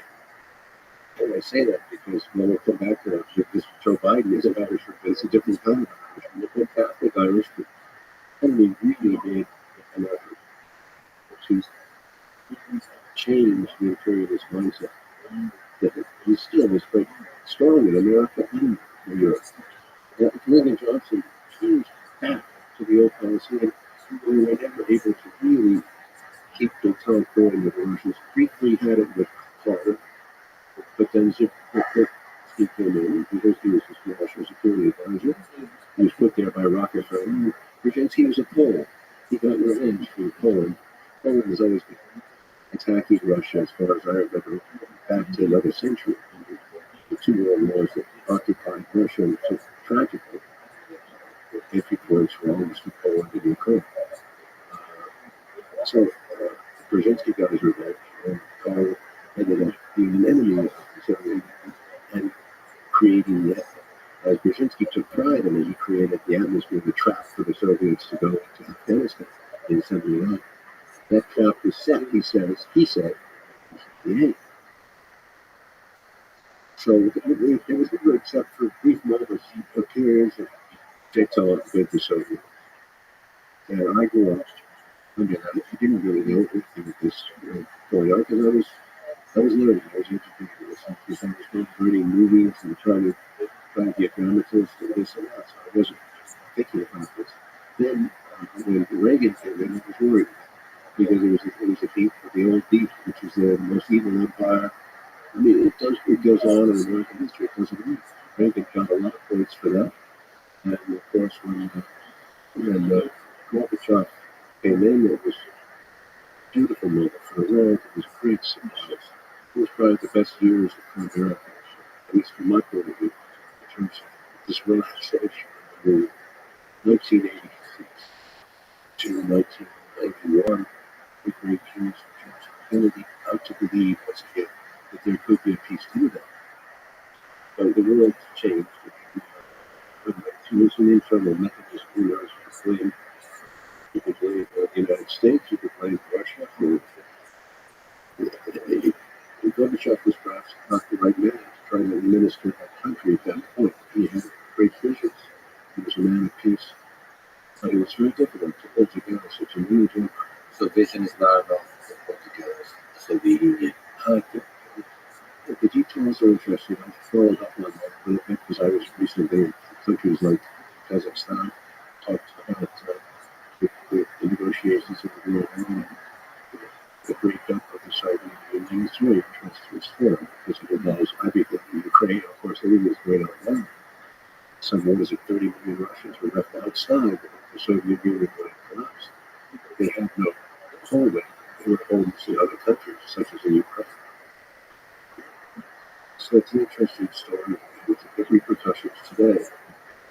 Kazakhstan is a good example of keeping a balance, keeping it neutral. He take both sides, and because Yeltsin wanted him to join the Russian Confederation in a certain way where he'd be supporting against Gorbachev. There's a whole inward battle. I think the Ukraine came along with Yeltsin as well as two other regions. And it was a bloc that broke up the Soviet Union. It was Yeltsin's plan to make the Russian Federation, and they did. I would love to return back to JFK eventually, because he's such a fascinating figure in the history of human civilization. But let me ask you, fast forward, in 2000, Yeltsin was no longer president, and Vladimir Putin became president. You did a series of interviews with Vladimir Putin, as you mentioned, over a period of 2 years, from 2015 to 2015. Let me ask you a high-level question. What was your goal with that conversation? Came out in 2017. I guess I started them in 2014. at that point, the Snowden affair had happened. I was working on a movie on Snowden. That happened in 13. Ukraine happened in 14. And one thing after another, by 14, hopefully the enemy never again become a wanted man on the earth. Unless he was enemy, he was certainly in the top 5. But the animosity toward Putin had been growing since 2007 at Munich. I remember that speech when we made it. It's in my documentary. It's a 4-hour documentary, 4 different conversations. I mean, we talked for about 2 years, 2.5 years. I remember that image of him at Munich making a very important speech about world harmony, about the balance necessary in the world. And I remember the sneer on John McCain's face. He was in Munich, obviously eyeballing and hating. And it was so evident that McCain had no belief whatsoever that this, he was almost treating it as a communist or bad. And we know that Putin was not a communist. We know that Putin was very much a market man. And he made it very clear and tried to keep an open climate. And their relationship with the United States, always, certain people in the United States always saw that as a threat, like Putin is trying to take Europe away from us, as if we own it, as if we have a right to. But Putin was making a point, it's very important, about sovereignty. Sovereignty for countries is crucial to fight from this new world to have balance. That's sovereignty for China, sovereignty for Russia, sovereignty for Iran, sovereignty for Venezuela, sovereignty for Cuba. This is an idea that's crucial to the world, and I think the United States has never accepted that. Sovereignty is not an idea that they can allow. They have to be obedient to the United States idea of so-called democracy, freedom. But it's much more important is sovereignty for these countries, and the United States has not upheld that, has not even acknowledged it. And I think it could work. So, from the perspective of the United States, when the power centers arise in the world, Yes. you start to oppose this. Not because of the ideas, but because they merely because they have power. It's at the heart of the doctrine of the neoconservatives. And then you go back to the New American Century, they wrote that in 1996, 7. They said there shall be no emergence in the light of power. It was very clear it was about power. And they've stuck to that doctrine, which is if you start to get dangerous in any way of power, I'm going to knock you out. Now, that won't work. I don't believe it will. And that is unfortunately a policy analysis. The neoconservatives group, which is very small, but it's very strong. And their idea was resonated. It was behind George Bush's invasion of Iraq. It was part not only Iraq, but cleaning out the whole world, bringing this world, going to Afghanistan first, and then although Iraq had nothing to do with Al-Qaeda's attack, going into and of course 60 some other countries where terrorism had some signs oil would be a dangerous country. We have the right to either with us or against us. No, that is a disastrous policy. And not to one thing I forgot about the Iraq war, never learned the lesson. The neoconservatives were never fired, never thrown out of office. The people who constituted that war are still around. Many are still around. They're obviously died in American men. Let me return to this question of power. Don't forget the sneer I said that emblemized the United States. And also there were several other American representatives who were laughing and mocking Putin. It was very serious. I felt there was a divide there. So in a sense that in a certain sense the Europe reaction to Putin is crucial. And they were more with him back then. And his thing for America was always to keep NATO, to keep Europe in its pocket as a satellite. And with this recent war, of course, they succeeded in all beyond their dreams. The Russians have fulfilled the fantasy of the United States to finally be this aggressor that they have pictured for years. We can talk about that. But at that time, there was Europe had significant support for Putin. Yes. The United States was sneering at Israel. And then there's this, uh, there was uncertainty as to the direction, as to the future of Russia. And that's exactly when you interviewed Vladimir Putin. I wanted to know what they thought because we couldn't get the information war that the United States was fighting against Russia was in evidence back then. It was full out. The condemnation of Russia on all fronts. I never saw a positive article about Putin. Although when I traveled in the world, I traveled a lot during confirmation, it was very clear in the Middle East, in Africa, in Asia, there was respect for him. That he was a man who was getting his job done in the interests of Russia. He was, as I said in the documentary, a son of Russia. Very much so. In the positive sense, a son of Russia. Not that he's out there trying to destroy the interests of other countries, no. But he was out there to promote the interests of Russia, but at the same time keep the balance, keep the world into harmony. This has always been his picture. Peace was always his idea. He always referred to the United States in all these interviews as our partners. And I said, "Did you stop using that word?" They're not. Well, it was a little bit slow in waking up to what the United States was doing. But that said, he's one of the most powerful men in the world. He was at that time. And let me ask you the human question. As the old adage goes, power corrupts and absolute power corrupts absolutely. Did you see any corroding effects of power on the man? Forget the political leader, not just the human being that carries that power on his shoulders for so many years. Keep in mind that he's been, unlike most modern leaders, he's been in office off and on because there was a Medvedev was president, and he was literally in chief. He took another at that point, but he was still very much ahead. But for 20 years, more or less, that the administrator of the state, protector of the state, and he's apparently done a good enough job that the Russian people protected him. Because contrary to what many people think, I really believe that if the Russian people didn't want him, I firmly believe, I don't think you can go against the will of the people. Now it expresses itself in many ways, at the ballot box and so forth, but also in other ways in Russia. There's a strong current opinion. So contrary to what the position of him as a dictator, he wouldn't last if he was unpopular. Number one. Number two, Russia is much more divided than people. There's other factors in Russia.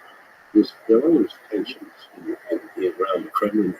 Who has power, who doesn't have power. That's been going on for 100 years. But the factions in Russia are very much there. So when people refer to Russia as Putin, they're mistaken. And he is regularly in papers and all essays. Putin did this, Putin did that, Putin's doing it. But it's Russia that's doing it. And that's what there's a distinction there that it's changed. In the old days, I agreed about Khrushchev, but it was never Khrushchev personally. It was about the Soviet Union. It was respect for a country. And now when it started to get personal, it changed. And they are thinking changed in a negative way. We no longer respected it as a country, we were seen it as a man. And the man we had trashed repeatedly as a poisoner and as a murderer, none of which has ever been proven, but which has always been repeated and repeated to the point at which it becomes like an Orwell mantra. It becomes like he is, of course, the bad guy. Can I just ask you, as a great filmmaker and as a human being, what was it like talking to one of the most powerful men in the world? But honestly, I'm not naive. I've talked to a lot of powerful people. Especially in the movie business, there are powerful people. Yes, many of them are powerful. I've talked to many people in my life. I've been in the military. I've had other jobs. I have to say, I found him to be a human being. Just found him to be reasonable, calm. I never saw him lose his temper. You have to understand that most people in the Western way of doing business get emotional. I don't see that. saw him as a balanced, as a man who had studied this like you have. There's a compass to you. It comes from studying the world. How do you rationally respond to it? It's interesting. His two daughters, one of them is very scientific, the other one is doing very well in another profession. But they're thinking family. His wife too was. I can't talk to the new wife because I don't know. But he kept his family with great respect. He's raised his daughters right. He served Yeltsin the way he looked at him. He served Yeltsin well. And he never trashed Yeltsin. Certainly a lot of people did. But, I asked him repeatedly, was he an alcoholic and this and that? He wouldn't even go that far. He just respect. And this man, Yeltsin, was in many ways ridiculed by the Russians. He turned over the power because he felt like he was overwhelmed. Turned over the power to this man because why? How many people did he fired before him? Several prime ministers.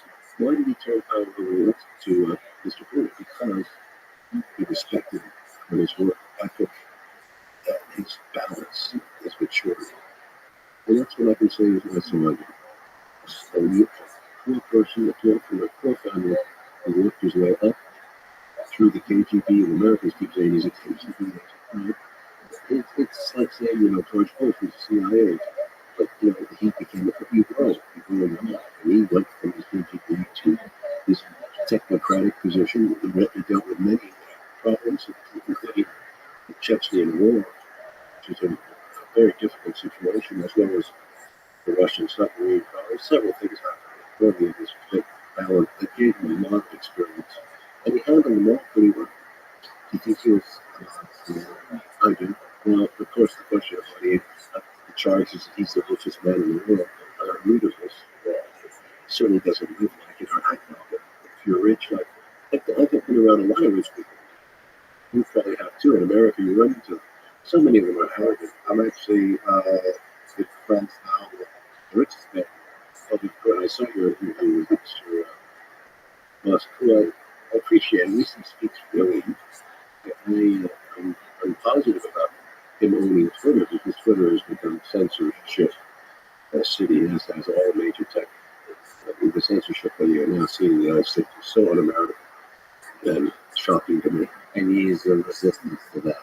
Yeah, I like him for that. Just for that, but I also appreciate his adventures, his nature, his desire to explore the world. That's a question. Yeah, there's certain ways to speak freely. There's certain ways to a man sound when he speaks freely. Yeah. He speaks freely. And it's refreshing. No matter whether you're rich or not, it doesn't matter. When you speak freely, it's a beautiful Actually, thing. you must work. A major point on back to nuclear energy. He never believed in it at first. He was going for batteries, right? And he put a lot of money into batteries to get bigger and bigger batteries. But it just, as Bill Gates says, it's not going to get us there. And now I think Musk is on another path. He understands the need for nuclear. Yeah, he's a supporter of nuclear. We're jumping around. Never asked one thing. There's an interview. It's free form. Ask anything you want. No restrictions. No rules. Yeah, that's what Castro felt. Castro did the same thing as the Chavez. So I've had good luck in doing free range of subjects. People willing to express themselves. He's much more guarded than Castro or Chavez. Because, as you know, he's setting government policy when he speaks. Anything he says is going to be taken out of context. But there was no restrictions on what to talk about, none of that. Nor any desire to see anything before the published. You don't need to check it. It was completely. Do you think he watched the final product? Yes, I do. I don't think he made judgments on it. I think he was pleased. And he doesn't believe in right. You see, he's pleased. It went well. It was for us. And I don't think he had great enthusiasm. Expressed it to me. He trusted me, and you could see the way he dealt with me each time. He warmed up to me. 4 times, the first time he was a little stiff. You're asking me, you don't know who you're dealing with. So I understand that. But he's used to it. He's done a lot of press. The worst press he's done, frankly, has been the American press. And not because of his fault, but because of the way they treat him. If you look at the interviews, they're awful. They put, first of all, I noticed one thing as a filmmaker right away, they use a overdub. They put a Russian speaker for everything he says. He's much harsher, speaks Russian in a much harsher manner than actually Putin does. Because if you left him in his original language, the translator, I think that's important because he expresses himself very clearly and calmly. When you listen to the American broadcast, it's a belligerent person who will tell you about to bang his shoe on the table. And secondly, the questions are highly aggressive from the beginning. There's no sense of rapport. There's no sense of, why, Mr. Boone, did you poison this person? Why, Mr. Boone, did you kill this person? Why, he's just blunt negative television. Yeah, it's not just aggressive, but I just speak Russian, and so I can appreciate the original and the translation. And it's not just aggressive, very shallow. They're not what you can understand. To me, aggression is okay. That's the way you approach it. But there should be underlying kind of empathy for another human being in order to be able to understand. And so some of the worst interviews I've ever listened to is by American. So NBC and all those kinds of organizations, it's very painful to watch.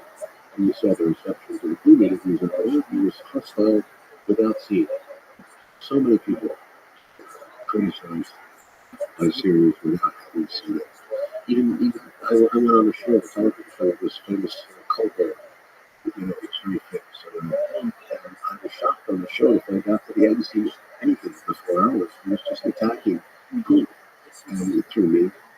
I was complicit in what I was a Putin supporter. The show was a disaster. It's one of my worst television shows. And actually, I had to shut up and get off the air. It was embarrassing. Because the audience, too, was clapping for Cobra on anything he said. Well, as an interviewer in that situation, because between you and Vladimir Putin, there was camaraderie, there was joking, there was. Are you worried? Do you put that into the calculation when you're making a film with somebody that could be lying to you, that could be evil? As you talk about Castro, talk about. So, are you worried about how charisma of a man across the table from you can No, I take that into account. I absolutely take that into account. I mean, doing Castro's, he's a wonderful speaker. He's charismatic. It's always tremendous. Look at those reviews. I took it into account. But Putin doesn't play that game. He doesn't charm you. He doesn't try to overwhelm you with his at all. He just seems to ask you questions. I'll give you my answer straight. Here it is. And he analyzes it. This is the history of NATO. This is the history of our relationship with the United States. How many times have we tried to talk to him about such and such and such and such, and each time we get nowhere? In fact, it's a very. I would like to get along with him. It's so much. He's saying it so clearly in his words. So, to play devil's advocate, But he's not making a big deal about it. but there is a charisma and a calmness. Yes, there is. So, let's just calm everything down. Simple facts. That because you can call. So there's like the Hitler thing, which is screaming, being very loud, charismatic, strong message, and so on. And then there's a Putin style. I'm not comparing this to. There's the Putin style communication, calm, and that, at least to me, my personality, it is very captivating. It's bringing everything down. The facts are simple. But then when you say the facts are simple, you do not start much. And you don't know if it's true and what's wrong. If it was you to do some research, Yes. frankly, when it comes to research, you're going to have a problem because if you go to the Americanized versions of Russian history, you're going to run into a problem. And that includes even Wikipedia. They will tell you things that are just not factually supported. So it was a problem in terms of if you read all the books in the American library about Putin, there's nothing positive about it. They're awful. They're awful. And a lot of them, I had a good relationship with Professor Stephen Cohen is the most, I think, one of the most informed men on Russia. We've done a lot of research all his life, and knew Gorbachev very well, and was very analytical about all these situations that happened before his death in 2019. I'm not quite sure when Stephen died, but I knew it. And he gave me the best information I could get. I would go to Stephen and I'd say, I'm confused here. Tell me the history of this accusation of poisoning against this person and so forth. But he would explain it to me. I think very the clearest ways that I understood. And he said to me once, he said, most of these people, we go to Russia and write this stuff about who I go to the internet has really been the source of a lot of factual facts. It's a pure analysis. You have to go back to the texts, all the documents, and to really fully understand. But he spoke Russian, and his wife in Lebanon, Katerina Banu, who was an editor, publisher of The Nation magazine, we came to Russia several times, and he talked to their friend Gorbachev. Gorbachev's an interesting character. I talked to him, not interviewed him, but talked to him. I liked him very much. And I saw the divide, as you saw the people between Gorbachev. I told him early on in the interviews, he says, Putin doesn't really care for Gorbachev because from his point of view, he screwed up the administration of Russia and is responsible for so much of the disaster of leaving all those people out of Congress and everything. So these are problems that continue in the future. But they see each other or he knows he's there at the Mayday Parade. And his attitude is great. It's very good. He's welcome. He's a pensioner. He's done his duty. There's no animus towards him.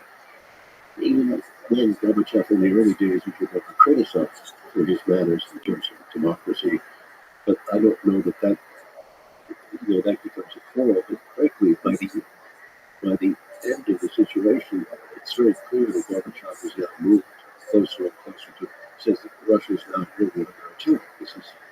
He sees it. He sees what the United States has made a concerted effort to undermine. And he's done it. He's repeated this several times about Ukraine. I think you've seen what he said. You can quote it. And Gorbachev is we have no respect for Gorbachev. Even at this juncture, when can you see Gorbachev's idea is printed? Most American newspapers. Very rarely, and recently not at all. So Gorbachev, who was our hero an American hero back in the 1980s, is now to the garbage can, so to speak, of history. Well, in this complicated geopolitical picture you guys outlined, when we talk about the recent invasion of Ukraine, so you wrote on Facebook pretty eloquent analysis. I think on March 3rd. Let me just read a small section of that, just to give context, and maybe we can talk a little bit more about both Russia and then he wrote, although the United States has many wars of aggression in its conscience, it doesn't justify Mr. Putin's aggression in Ukraine. A dozen wrongs don't make a right. Russia was wrong to invade. It has made too many mistakes. 1. Underestimating Ukraine's resistance. 2. Overestimating the military ability to achieve its objective. 3. Underestimating Europe's reaction, especially Germany, upping its military contribution to NATO, which they resisted for some 20 years. Even Switzerland has joined the cause. Russia will be more isolated than ever from the West. 4. Underestimating the enhanced power of NATO, which will now put more pressure on Russia's borders. 5. Probably putting Ukraine to NATO. 6. Underestimating the damage to its own economy and certainly creating more internal resistance in Russia. 7. Creating a major readjustment of power in its oligarch class. 8. Putting cluster and vacuum bombs into play. 9. And underestimating the power of social media worldwide. And you go on for a while, giving a much broader picture. The history, the geopolitics midst of all of this. So now, a little bit later, 2 months later, what are your thoughts about the invasion of Ukraine? Well, it's very hard to be honest in this regard because the West, the West has brought down a curtain here. Anyone who questions the invasion of Ukraine and its consequences is an enemy of the people. It's become so difficult. And I've never seen in my lifetime ever such a long propaganda as I've seen in the West. And that includes France too, because I was there recently in England. England is, of course, really vociferous. It's shocking to me how quickly Europe moved in this direction. That includes Germany. I have German friends who expressed to me their shock over Ukraine. I have Italian friends, same thing. Italy, of course, has been perhaps the most understanding and compassionate country. So it's quite evident that there's a united, and this attests to the power of the United States. And of course, you have Finland and Finland, which has generally been reasonable talking about joining NATO, and Sweden too. But generally, there's been some more restraint in Europe. It's what surprised me most. Europe, how quickly they fell into this NATO basket, which is very dangerous for Europe. Very dangerous. This goes back to my idea what I was saying earlier, sovereignty. These countries don't really give me a sense that they have sovereignty over their own countries. They don't feel it. The European nations. I'm obviously intuition here is working. I just don't feel that they have freedom to say what they really think, and they're scared to say. When the United States invaded Iraq in 2002, I remember with great, in a sense, satisfaction that at least France, Chirac, who I had not really know much about, stood up and said, the United States, we're not going to join you in this expedition. Played the battles. Schroeder in Germany, the same thing.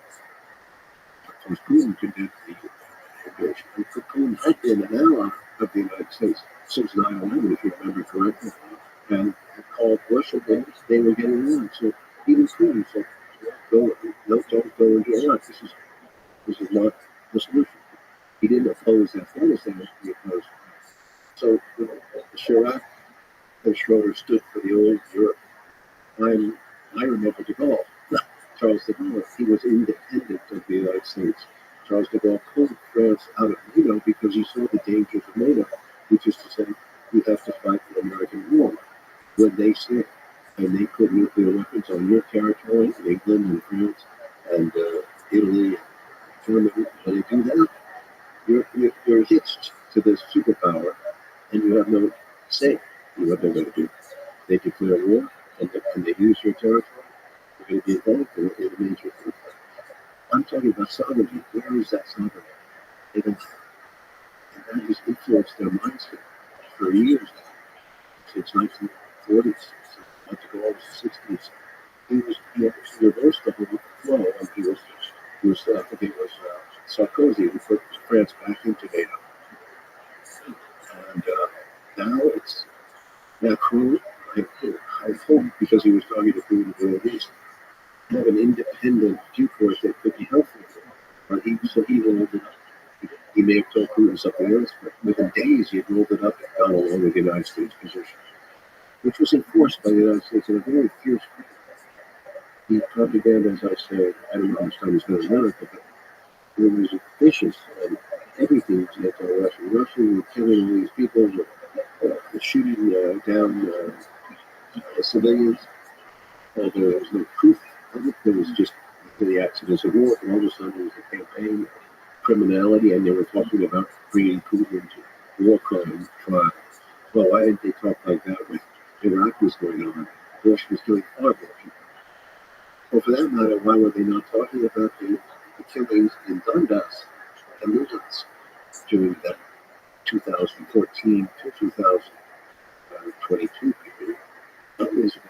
It's a crime. So many people were killed. Many of them innocent. Many of them. So what would be the way for Vladimir Putin to stop the killing in Donbass without the invasion of Ukraine? That's a very good question, and I've asked that several times, and I have not talked to him since about 2 years now. Um,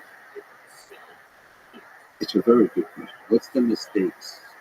What the human mistakes and the leadership mistakes made are very good questions. You see, what the American press has not said, the Western press said, is that on February 24 was it? That was on that day, the day before, if you check the logs of the European organization that was supervising, was in the field in Ukraine. These are military observers. They were seeing heavier and heavier artillery fire going into Donbass from the Ukrainian side. So they had apparently Ukraine had 110,000 troops on the border. They were about to invade Donbass. That was the plan. That's what I think. Russia, because of the buildup on the border of Donbass, brought 130. They say 130,000 troops to the area near Donbass. Right? So you have buildup of forces on both sides, but you wouldn't know that reading the press in the West. You believe that the Russians suddenly put all these men into the situation with the idea of invading Ukraine, not only Donbass, but invading all of Ukraine and getting rid of decapitating the government, which is all assumption. We don't know what they intended to do. But you, at the time, with a lot of people, thought that all the talk of the invasion, Russian invasion of Ukraine, is just propaganda. It's not going to happen.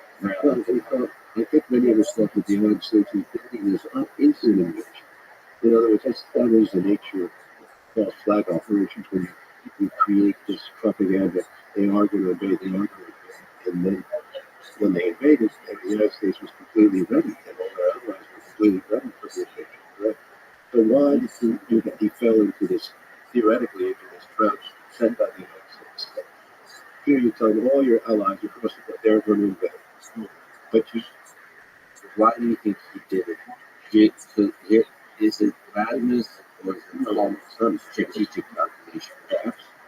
This one I cannot answer you faithfully because, first of all, we don't know what he was told. If he was indeed getting the right intelligence estimates from what I said earlier in that essay I wrote, you would think he was not well informed, perhaps, about the degree of cooperation he would get from the Ukrainian Russians in Ukraine. That would be one factor. He didn't assess the operation correctly. Remember this: Mr. Putin has had this cancer, and he's like this, but he's also been isolated because of COVID. And some people would argue that isolation from normal activity, which he was meeting people face to face, but all of a sudden he was meeting people across the table and 100 yards away or 110 yards away. It was very hard. Perhaps he lost touch with contact with people. It's not just follow. It's the very simple stuff. You're just This is not speculating. I don't know. I see that. And I also, perhaps he thought in his mind that there would be a faster resolution that the Ukrainian, because the evidence had been that the Ukrainian Russians, that the Ukrainian army had folded so many times, and that they were only backed up, but they were stiffened by the resistance of the Nazi-oriented Azov battalions. That was the factor, of course. That is a big factor for the Russians because these people are very tough. And they see, what people don't understand is that Ukraine, since 2014, has been a terror state. It isn't run. Anytime a Ukrainian has expressed any understanding of the Russian-Ukrainian position, they've been threatened by the state. From 2014 to 2022, there's been a set of hideous murders that people don't even know about. Journalists, people who speak out, liberals, people who I interviewed Victor Medvedev, who they make out to be some kind of horrible. Looks like Medvedev was a very important figure of the administration of Kushner, first Ukrainian prime minister in the if you see my interview, it's called Ukraine Video. He's very thoughtful about the future of Ukraine. He doesn't want to go back and join Russia. He wants it to be an independent country. Ukraine is independent.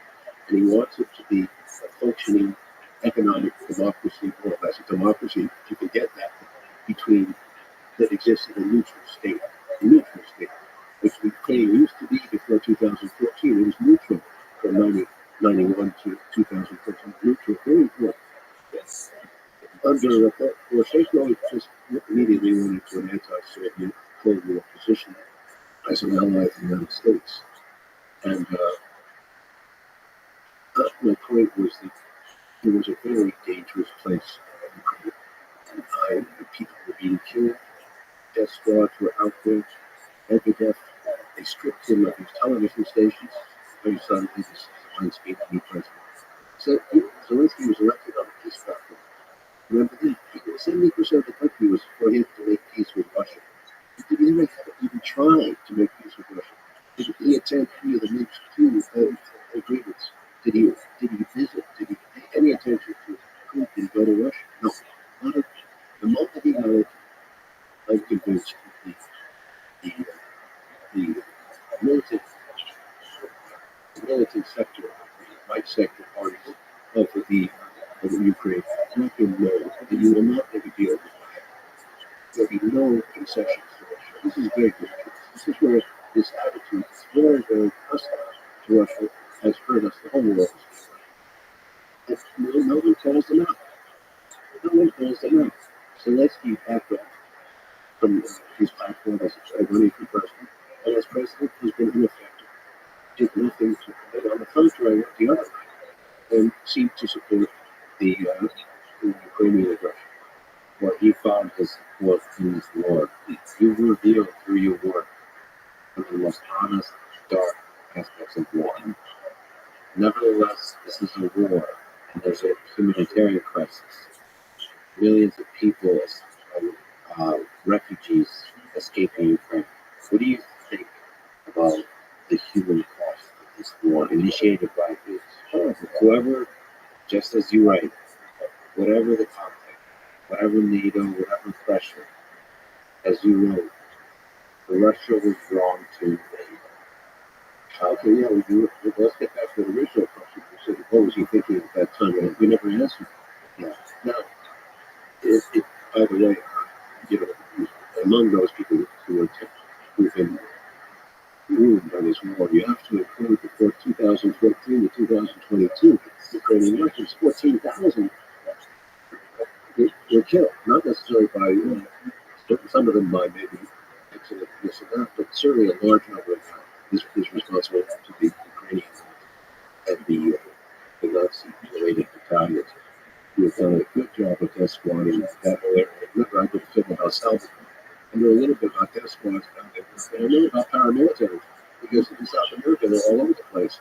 America supports its Venezuela. It goes on about Venezuela. They tell you anything about Colombia, it's next door neighbor.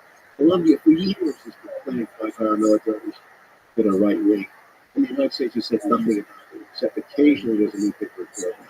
So this support of death squads of the United States is all over the world. It's not just in South America, but in Central America, where we have plenty of evidence of it. It's here too. And this is what's horrible about this hypocrisy of America, that they can support such evil. Now, going back to your larger question about yes, it's a terrible refugee disaster, but again, we have to get the numbers. Let's get the numbers and get evidence, because I would ask you, I'm not sure at this point whether more civilians were killed before 2022 in Donbass than have been killed in this latest. So we can't talk about this. We can't talk about the invasion of Ukraine without comparing the full Russian Ukraine since 2014. That's correct. Absolutely. And take the toll on both sides, and you might be surprised about the result. I think the Russian military, of course, I'm not there, and I'm not.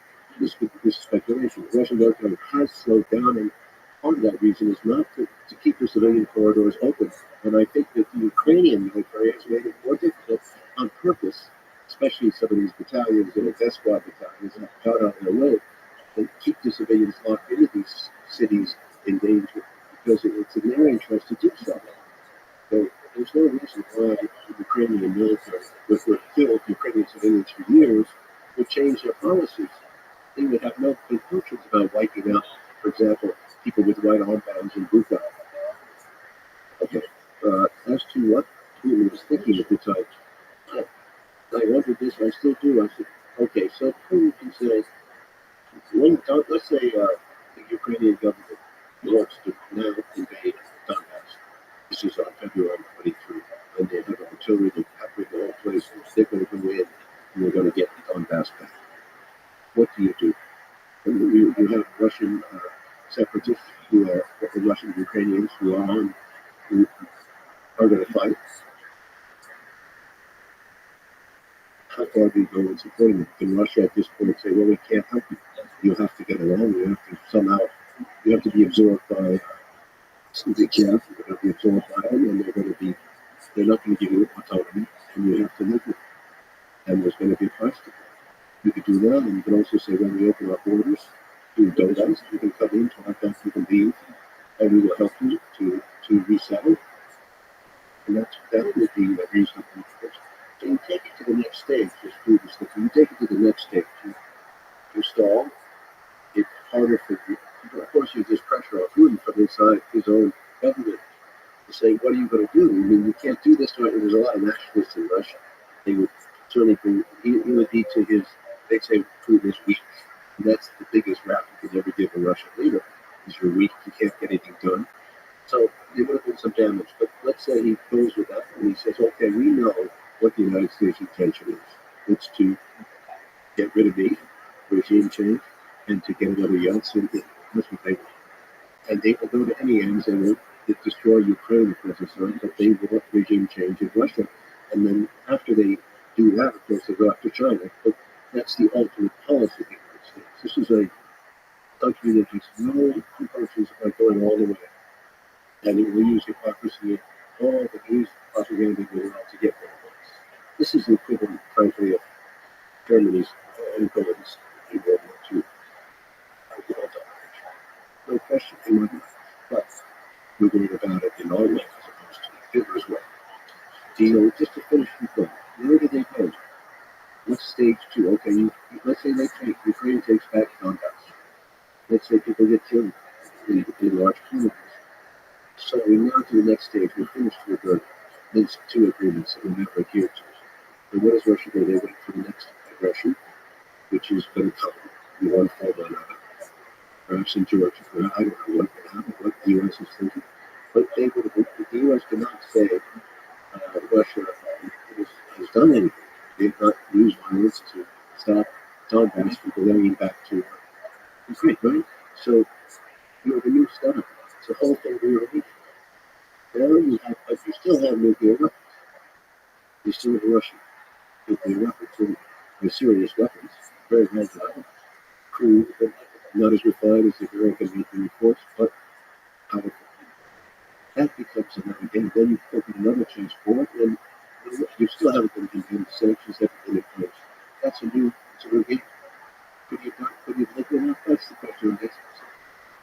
So you see ultimately Ukraine today is a battleground for the proxy war between Russia and the United States. The United States would have then NATOized Ukraine, certainly put more weapons. The United States has already done a lot with Ukraine, with intelligence, with training advisors. The intelligence aspect of the Ukrainian armies raised enormously by the United States. Is it possible for you to steal that, play devil's advocate against yourself, and say that Zelensky is fighting for the sovereignty of his nation, and in a way against Russia, but also against the United States? It just happens that for now, the United States is a useful ally. But ultimately, the man, the leader, is fighting for the sovereignty of his nation. I don't think he thinks so. Yes, he can say that, but he's not acknowledging that the sovereignty of his nation was stolen in 2014 with a coup d'etat that brought this right sector to power. And they have controlled the country since then. It's struggling that they've done. The Medvedev case is a case where they just take what they need. They go into a house and they have a serious people, journalists killed by these Italians. That's what people don't realize. In other words, you can't speak out. You can't, a person like me would be on the death list on day 5. There's no opposition to it. So he doesn't have a real sovereignty. It was a stolen sovereignty. Do you think President Zelensky would accept an interview with you today? Since I made Ukraine on Fire documentary, which perhaps you've seen, which records of the incidents of 2014 and the Maidan demonstrations and shows you the dishonesty behind it. No, I think that they've been very negative and it would kill me if I was in Ukraine. I mean, they don't have any. These people are very tough. These are as rough as they come, in my opinion. And I've seen rough in my life. I mean, these guys are not playing fair at all. These are despots. No, I don't think Zelensky would have nothing to do with it. But of course, it would be dangerous for me. And they've been very hostile in their policies to any Ukrainians abroad are also threatened. I don't know if you could get in Paris, but if you sneak out too much, I think Iranians know that they're going to be targeted. And I think that's part of the reason they won't talk. A lot of them, you have to take the anti-Russian line. I think a lot of them are. Do you think he would be killed as Zelensky would be know about it? So there's, Well, I don't think, if I was killed, certainly abroad, no, I wouldn't come abroad. I think they try to figure out a way. no.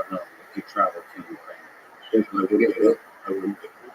I mean, except in Donbass. There are some Americans in Donbass who are reporting on the war. I read their reports, actually. I'm pretty interested because they show you the cruelty that's going on. Never mentioned in the West. Never. That's what's so strange about this. This is a modern world we're living in, and yet this information is not coming out to the best. And on the contrary, the United States has closed down all the RT, all the information centers that are possible alternative news getting to the American people. They've seriously made an effort, and the BBC, English, and France. I was shocked when France closed RT down because RT is actually pretty good. They may there are distortions, but you know as well as I do because you speak them, that RT has done a very brave job of putting correspondence into the field, and very dangerous. They've gotten great footage of some of the violence that's going on. well, given the wall of propaganda in the West, I also see the wall of propaganda in Russia, the wall of propaganda in China, the wall of propaganda in India. What do we do with these walls of propaganda? You know, talk about Russia. Well, you would know more, but in my last experience, newspapers, what's more interesting, put it this way, when I went to Venezuela, the United States was there back then, Chavez controlled the press. I get to Venezuela, and there's nothing to criticize Chavez in the press. He was owned by the oligarchs of Venezuela, who hated him. So it was across the board. That's why Chavez opened the state television. They spend their money to advertise his point of view through state television.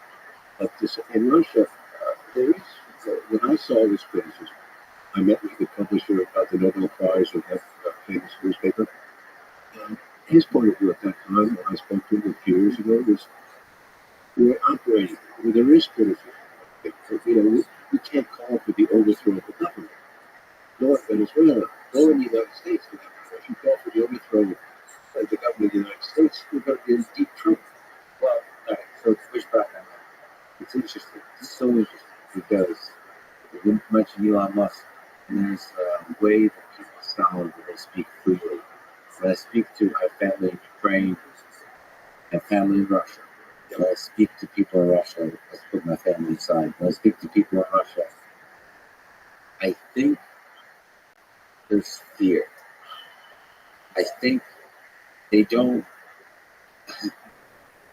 Sometimes when you call for the overthrow of government, that's important, not because you necessarily believe for the overthrow of the government, but you just need to test the power centers and make sure they're responsive to the people. And I feel like there's a mix of fear and apathy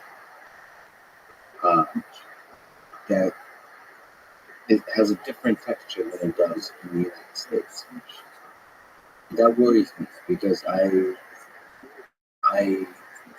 would like to see the flourishing of the people in all places. As I said, my impression was that there's far more freedom in the press than was pictured by the West. And that is difficult because the Russians are always arguing. I've never seen a country be so contentious. There's more intellectuals in Moscow and the cities than you can believe. And you know the Russians. They've been fighting government for years. Back from the 1870s, Tsar's time, they're always plotting against the government. And the intelligentsia is known through history as being contentious and anti-government in many ways. And we see the same thing, educated people turning against Russia. I don't appreciate it because I think they're very spoiled and they don't understand some of the stuff that's going on in the East. But we have a lot of Russians in Europe, in America, that attack Russia and sometimes don't understand that they are under pressure from the United States and they don't understand the size of the pressure. And that's why Putin connects with the people because he represents the common, more of the common man who's saying to you, your interests are threat, Russia is threat. We are representing only the interests of Russia. We're not an empire. He has no empire intentions on the West base of his empire. I see no evidence of that. Why did he do something in all these years? Nothing. He did nothing except defend the country in Georgia and in Chechnya. So the imperialist imperative is coming more. It's imperialist. It's the imperialist agenda. Going back to, I'm sorry, we left our discussion off. What's going to go on with America not only being censored, closed down now. Closed down, and you say it's not fear. Well, it is fear. I am scared because if you get your Facebook page suspended, if you YouTube, your Twitter account thrown off, a lot of good people are getting there. So you can't say, you can't speak out. It affects your business. It goes back to the 1950s when my father's war, when you could not express any sympathy for the Soviet Union without endangering your job, without basically being that person.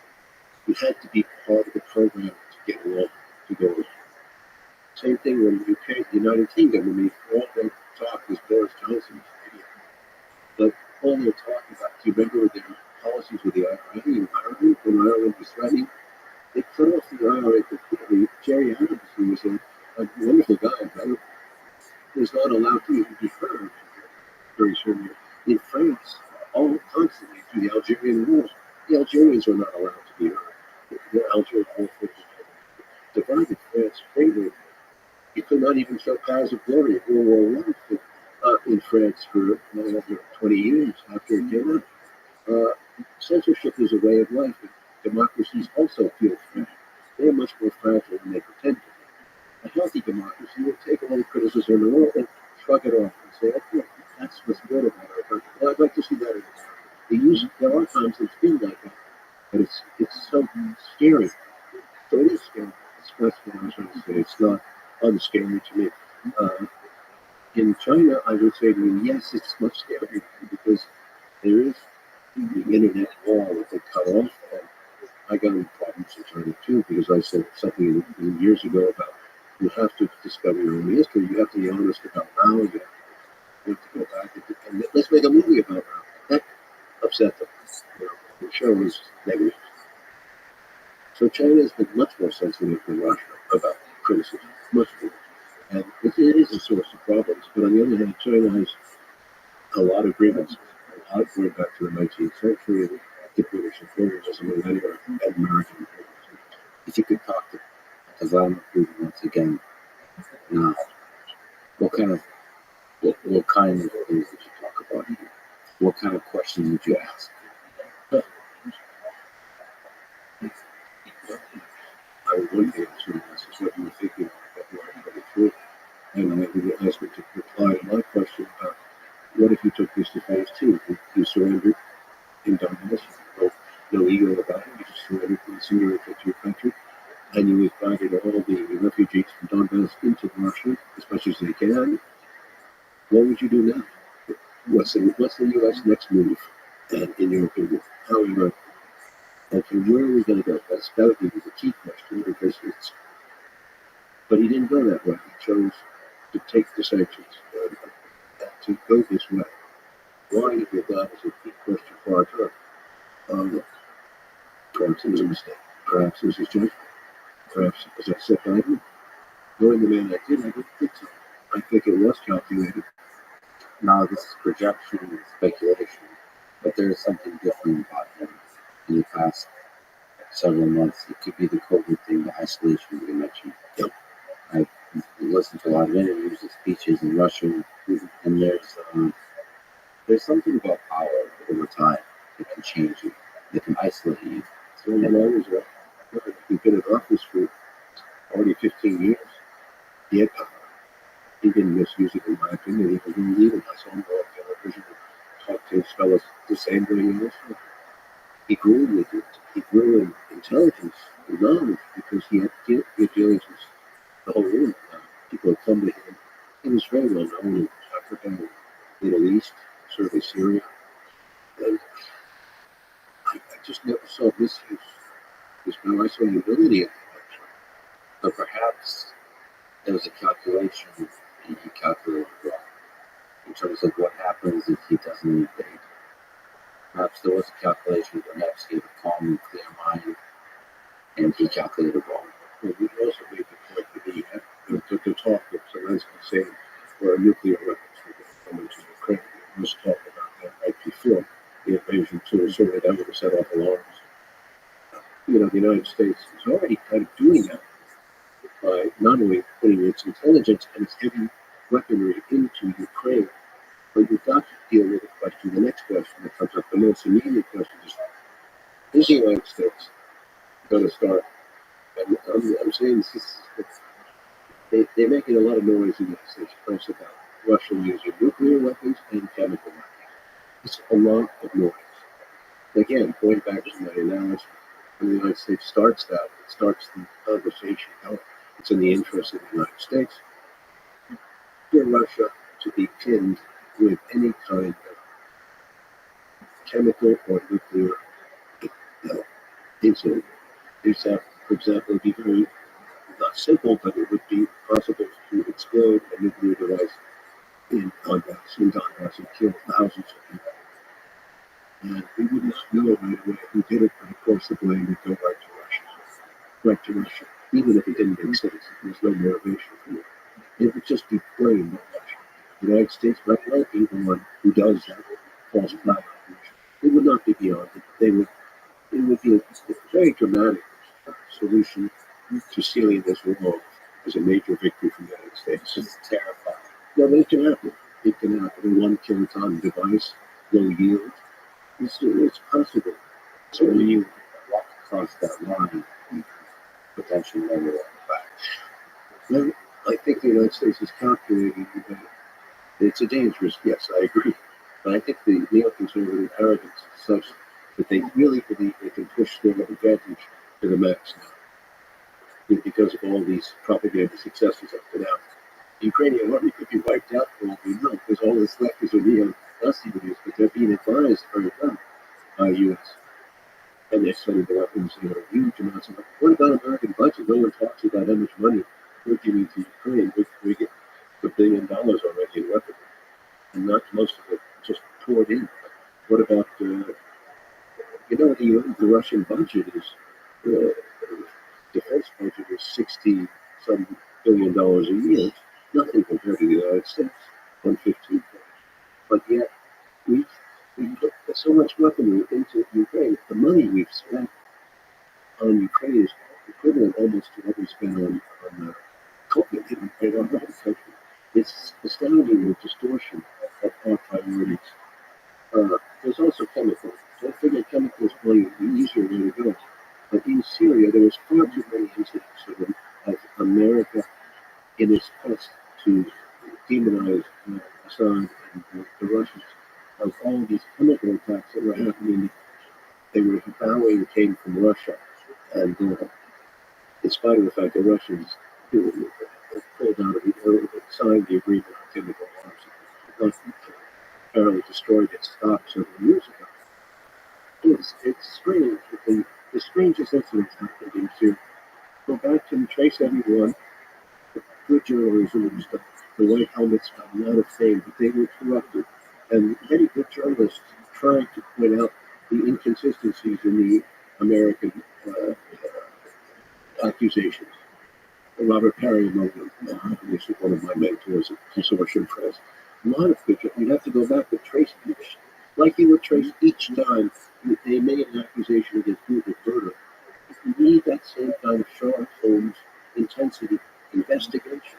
They don't do it because the United Nations and the chemical, not the United Nations as much as the chemical people, the organization has been tampered with. If you remember correctly, there was accusations that the chemical investigative unit, the name of it, was tampered with. And people quit. People who were working on that commission quit and said that this is not legit. So very interesting. That Syria story is wacko. So the United States is willing to use chemical in Syria freely. Did it 3-4 times. If you remember correctly, Trump was challenged that he did not attack after a chemical incident in Syria.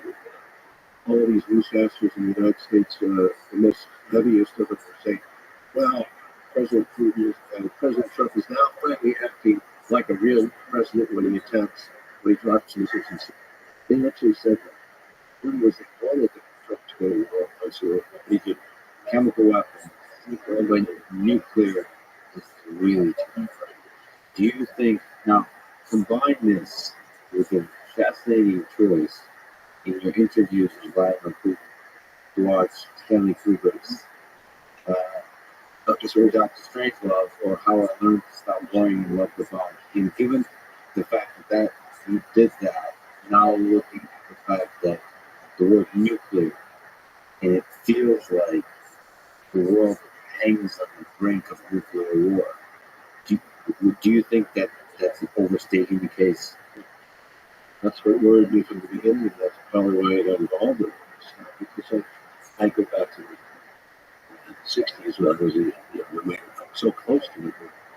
And I lived through that period. And I thought, as many people did, that it was going to come back. So I lived through that. And I didn't sense the period in '83 when Reagan took us to the edge. If you remember correctly, Able Archer was an exercise. And almost promised to it. The Russians were really paranoid at that point. They were responding to our military exercise. There was also the Korean airline that they went down. There were numerous incidents in the 80s, but I never felt the fear. I felt Reagan was testing the limits.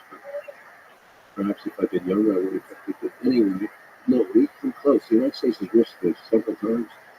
If I told you, it would be hard for you to believe. If I could set a scene for you, Charles, in 1962, when Kennedy has a meeting with the Joint Chiefs of Staff and the CIA, and they talk about the plan, the military plan, the first strike, the Soviet Union and China. And Kennedy was called. There was an Eisenhower plan that had been put into potential operation in early 60s or 50s, late 50s. So SIO 62. This was in the time on the Soviet Union first strike. That's why the United States has never given up the concept of first strike. It's interesting that the Russian nuclear policy posture is more defensive than the American, which leaves options open. So the same options are open in real conservative agreements that we see from the late 90s, where they say the emergence of a rival power will tolerate. That's a very broad statement, and it allows you to do a lot, including nuclear. So you have to understand the United States is always, first of all, they break so many treaties, and we know that the Putin story of the anti-ballistic missile treaty in 2002, and then the INF treaty. They broke that one. That was intermediate missile. That was 2000. I don't know when they broke it off. The United States is not very faithful on its nuclear agreements. And so I don't know that we can even deal with the United States diplomatically. It seems to be impossible. Now, with the Biden. Yes, and this is another Irishman. This is the opposite of Kennedy. Kennedy was a Catholic Irish anti-imperialist. Biden seems to be the opposite. He seems to be a go along guy who's been not only old, but he's also gone along with this program, which I voted for Biden because I fear Trump, but I thought Biden at a certain age was mellow. I really did. He's not mellow. Apparently, he's still listening to these people who believes them. It seems that that horrible woman, Victoria Nuland, who was Undersecretary of State, appointed her to this sector of the women. He's very important. And she's been one of the worst people on Ukraine. Obviously, he's behind the coup. She was one of those people. We got our man in. Yes, that's it. And also, remember the famous statement, "Fuck the EU." All these things. She's back, and she said the other day about if the Russians use nuclear weapon of any kind, it's going to be a horrible person. That was she was out of the blue. I said, what the hell is she doing? She's talking nuclear all this stuff. And then since that day, everybody in the U.S. press, all the shows have done talk nuclear. Secretary of State has done it. Blinken. It scares me. If you think about it, the United States scares me. So the military-industrial complex machine fully functional, fully operational behind this whole thing. So is that what's the blame? Certainly. That's why I showed him stage, because I wanted him to show him. I wanted him to say, look at this film. You never saw it. How can you not say it? It's a seminal film in American history to those people who care. And it shows you the Kubrick had an pacifist, thank God, anti-war mentality, which he showed in House of Glory as well as Strange Love. And it's such a dire, well done scenario. I wanted Mr. Putin to be aware of the way the United States thinks. Yeah, the absurdity of escalation, the absurdity of war on a large scale, the absurdity of nuclear war especially. And we walk back from the brink of where we were. Yes. What's the path to walk back? Reason and diplomacy. There's no reason. We talk to the guy, Mr. Biden. Why don't you come down and go and talk to Mr. Putin in Moscow? Why don't you just sit across the table and try to have a discussion without falling into ideologies and stuff like that? To ask you for advice, we did some of the most difficult interviews ever. Do you have advice that you can give to someone like me or anyone hoping to understand something about a human being sitting across from them about what it takes to do a good interview? You're doing it. Well, no, but there's a levels to this here. And interviewing somebody like Vladimir Putin, also language barrier, sit across from me, try to keep an open mind, try to also ask challenging questions, but not challenging with an agenda, but seeking to understand and understand deeply. How do you do that? Seeking the truth. Very serious. Seeking the truth. Being a questioner like you are. You want to know what is really going on. I could not get anywhere with Biden, Bush, or for that matter, Obama. They'd be opaque with me. There's no interview possible with the President of the United States because he's got to stand for all the stuff that they stand for, which is imperialism, which is control of the world. How can you defend that? You can't be. No one's going to come out and say that. They're always going to blame the enemy. They're going to blame Iran. They're going to blame China. So some people, it may not be possible to break through the opaque kitchen. Have you ever seen an interview with the president besides the personable where he actually discussed American goals? Yeah, I mean, not really, but maybe after the president. I could see Obama being able to do such an interview. I could see George W. being able to do such an interview. Or are they not able to reflect at all? I don't know. George W. hasn't shown much confidence until thinking about what he's done. You've seen that. Have you ever seen the movie W? I think that's one of my best movies because it shows a man who's just out of his head and has no. He has a conscience at the end of the movie. If you remember correctly, he talks to his wife. I don't get it. I'm trying to do good in the world. I believe in good and right. And why do people not understand that? That's what I'm afraid. As if he can't get outside himself to understand the way other people think. Empathy, walking. This is what I do. You walk in the footsteps of other people. When I did a movie about Richard Nixon, it wasn't because I liked him. It was because because I wanted to. I think I understood part of it because my father, and I think I wanted to walk in his footsteps. That's not to say I sympathized with him, or I didn't. I don't think he helped the cause at all. But it was empathize as opposed to sympathize. Same thing with Bush. People were shocked when I did the Bush movie. I said, how can you be in any way receptive to this guy? That's wrong. Amateurs don't have political positions. They walk in the shoes up. That's why the Bush movie perhaps was surprising and maybe people didn't care for it. Maybe that's good.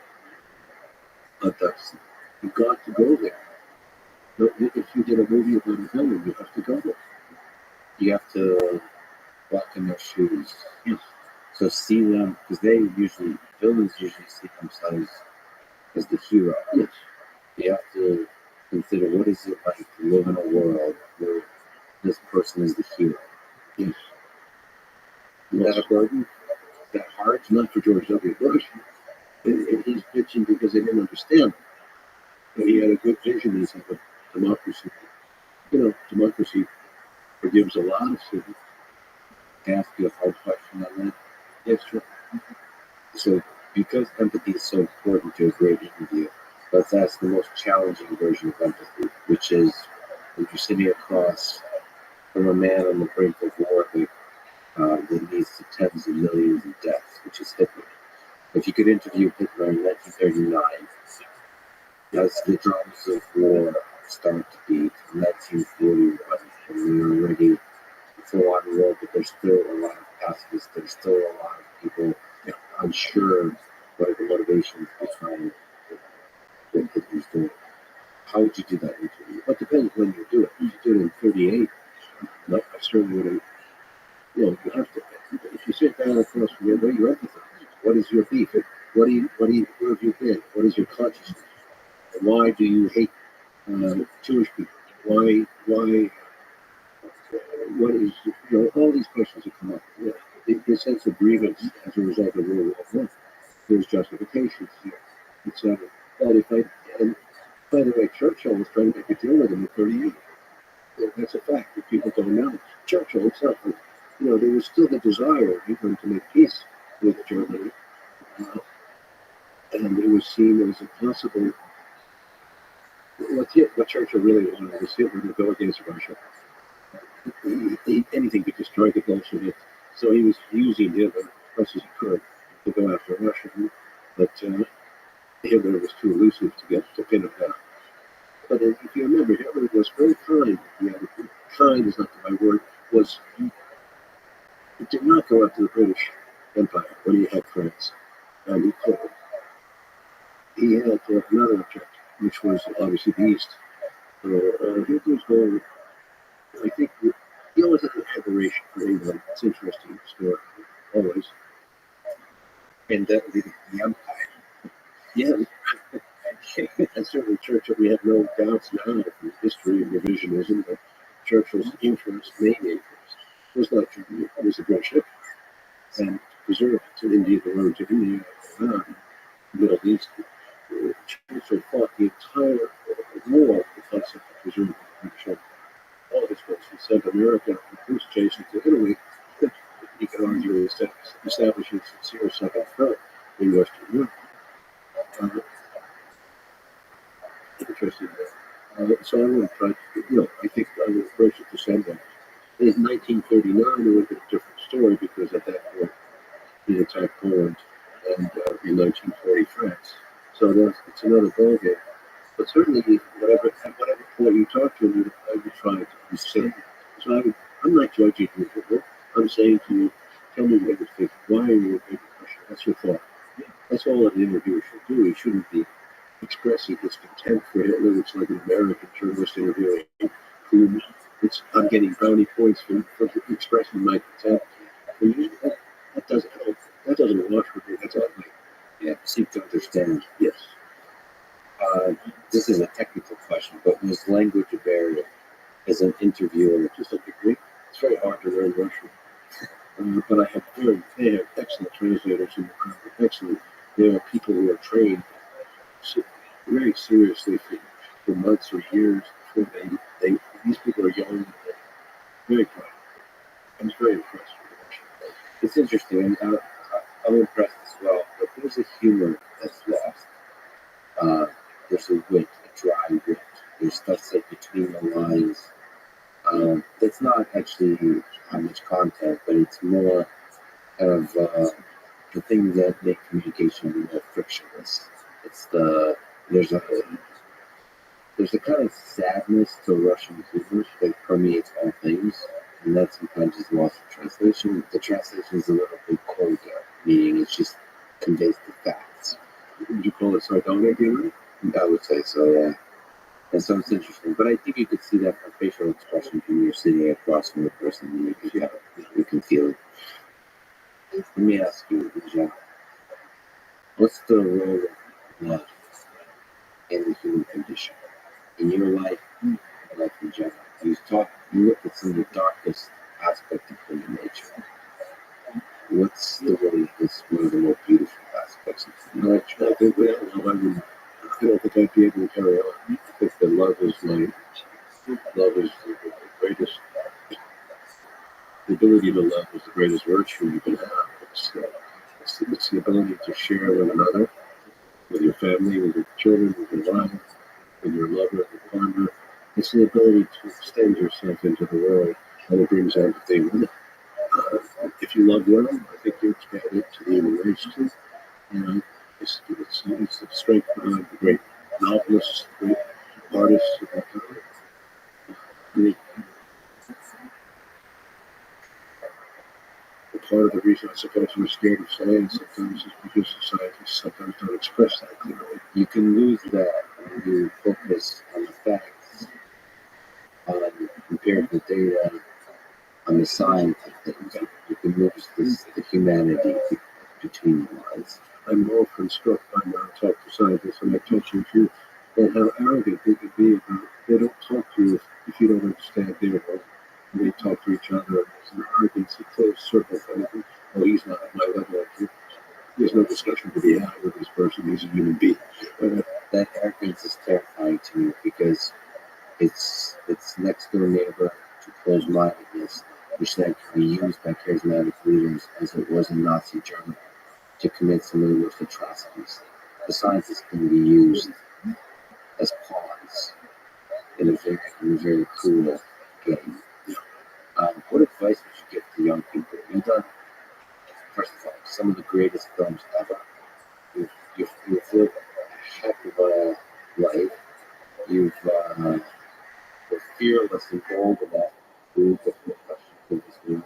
What advice would you give to young people today, high school, college, about a career, how to have a career they could be proud of, how to have a life?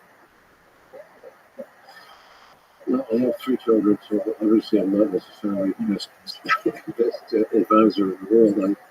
I do find that the children, I've raised them with a sense of freedom, and they do what they want. In the end, it's their life, their destiny, their character. That's what comes out. So you can try to influence it, but you can try to get your daughter to wake up at a certain hour of the day, but it never works, you know. I long ago gave up on my children are growing up. But aside from that, I think if I was a teacher in school and teaching film, I'd say to the students, get an education. You can't just look at film. You can look at it because it's not a full education. It's not the spectrum. I don't think you should teach film. I think you need a base in other books. One of the greatest courses I took in NYU was, and I was a war veteran on the GI Bill, so I was older than the other students. One of the great, I took a class outside the film school in Greek classics because I hadn't had much history, and I wanted to know more about the world of Homer and so forth. And the teacher opened my eyes to so much in that class, and I wrote about it in my memoir. It's called Chasing the Light, about the Professor Leahy and what he did to me. He gave me the concepts clearly of consciousness, which is the Homeric theme of Odysseus. And also lethe, L-E-T-H-E, which is sleep. And how most of the crew, Odysseus' crew, we're experiencing nothing, and how necessary it was to stay awake. So it's not just film, it's just you have to learn the world as much as you can when you're young. And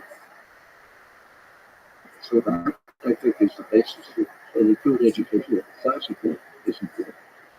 Um, a basis. I think then you go on and you can learn computer if you want. But that's specialization. If you're a computer, is that a word? Does that give you enough satisfaction? Do you get the joy of people? No, just like filmmaking is a skill. That's what you need to have the broad, yes, background understanding of literature, Yes. history. Absolutely. One of the things about being human is life is finite. It ends. Do you think about your death and your feeling? Sure. Absolutely. You have to come to terms with that. And that's a tough one for many people. It's always there. I'm older than you, obviously. And I'm getting closer to it. It can happen any day, actually. When you get to a certain age, you can't assume that you're going to be alive tomorrow. So I try to deal with it. Are you afraid of it? Much less so than I was younger. Remember, I was in Vietnam, but I thought I dealt with it there. But when I came back, I realized that I wanted to live.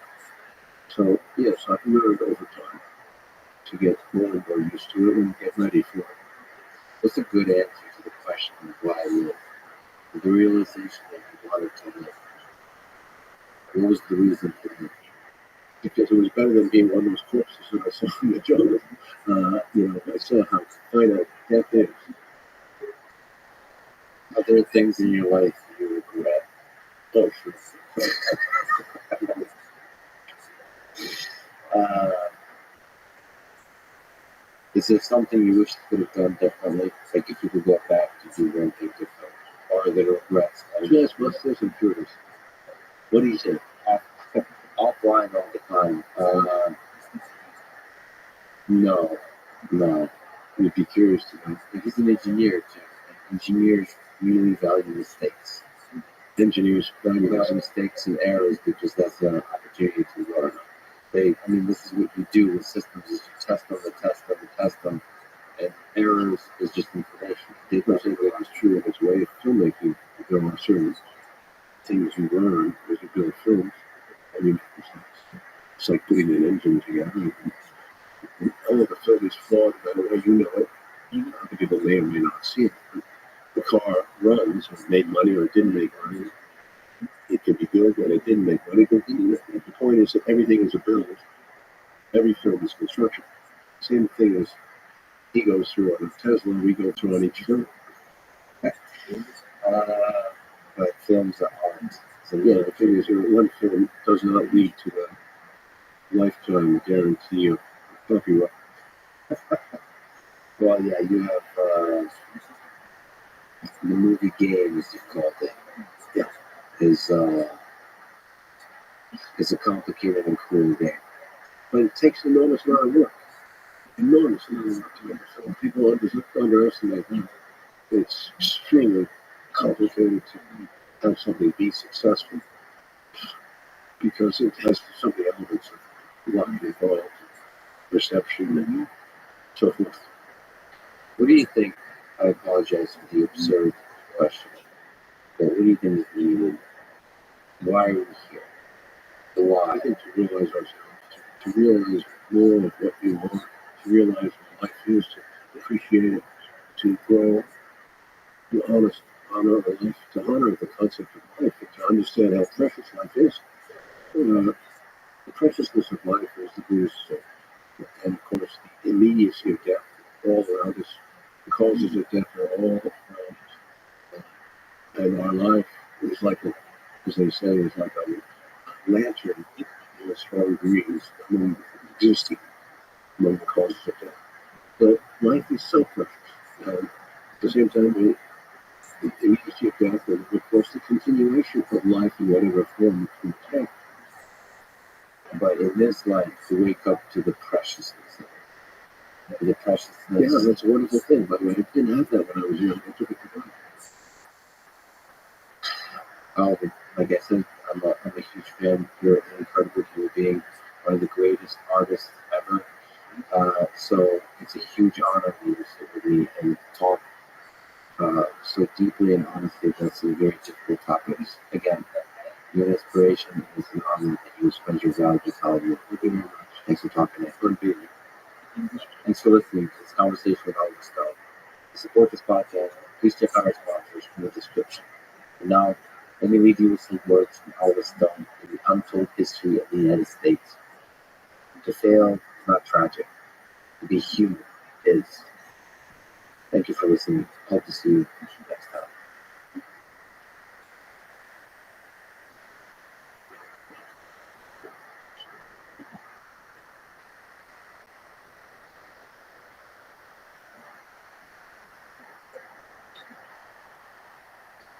I hate.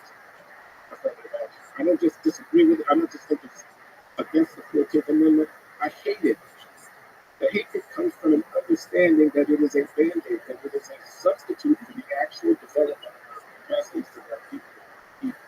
They want to tell African Americans a pass on the head. We're going to have a separate program for you. We're going to give you a side door that you can come into. That doesn't make us any smarter. It doesn't make us any more creative. And it doesn't make us any more fit for the actual competition that's unfolding before us. Following this conversation with Larry, professor of economics and social sciences at Brown University. He is one of the great minds and communicators of our time, writing and speaking about race and equality. I highly encourage you to listen to his show on YouTube and Substack, simply called The Brand Show. This is the Lex Week podcast that is supported. Please check out our sponsors in the description. Now, to your friends, love. Martin Luther King Jr.'s I Have a Dream speech, I think, is the greatest speech in American history. I may have to read a few words of it and ask you a question. But I have a dream that one day this nation will rise up and live out the true meaning of its creed. We hold these truths to be self-evident, that all men and women are equal. I have a dream that one day the Red Hills of Georgia, the sons of the former slaves, the sons of former slave owners, to be able to sit down together at the table of brotherhood. I have a dream that one day, even the state of Mississippi, the state sweltering with the heat of injustice, sweltering with the heat of oppression, be transformed to an oasis of freedom and justice. I have a dream that my three children will one day live in nations that they will not be judged by the color of their skin, but by the content of their character. I have a dream today. This world down. And it's the immigrated to America. This is why I love this country. This is one of the great speeches that represents what this country is about. So, what is this ideal that we should strive for? This that all men are created equal. What does that mean to you? This equality.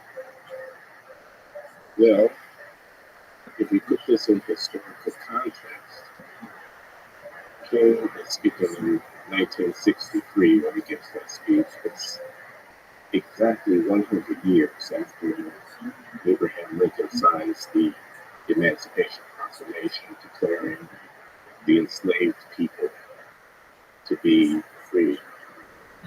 They were not yet citizens in 1863, but the end of slavery has become the position of the federal government and Lincoln issues that Emancipation Proclamation. So, putting it in context, enslaved people, 4 million or so, African descended enslaved people. How do they become citizens? How do they become in this status of subjugation and domination, stigma and exclusion? How do they become citizens? It seems to me that that's the heart of it. The equality that King is talking about is the equality of status as members of the nation, as free and equal citizens within the Republic. Now, I think it's really important to understand that slavery is not merely a legal order, but it was also a social system that had the symbolism attached to it. They had a big journey to take from their subjugated status as serfs, as landless people, as uneducated, unfit for citizenship, really, in the minds of many. So I think that's what, in 1963, 100 years later, that King is appealing to this idea that when Thomas Jefferson, in the Declaration of Independence, writes these words, all men are created equal and now by the Creator, serving and alien of the rights. He didn't, Thomas Jefferson, a slave owner, didn't have in mind when he wrote those words the people who were slaves. But by the time we get to 1963, King is invoking this idea of men, and of course he means all persons, he doesn't really mean men. Since men and women are created equal,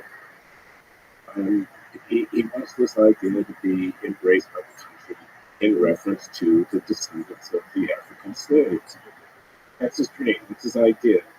The legacy of slavery would be erased. That the position of African Americans would be equalized within the political community, which is the United States of America. That's my sense of it. So on a very basic level, the work that would be literally the work of human beings. So I mentioned to you offline that I came from the Soviet Union. My grandfather fought World War II, and for Hitler, the worth of a Slavic person is in the captures. There's different numbers, but it's in the hundreds. In terms of the value of the person to the great German, to the German, expand, conquer, and launch around the world.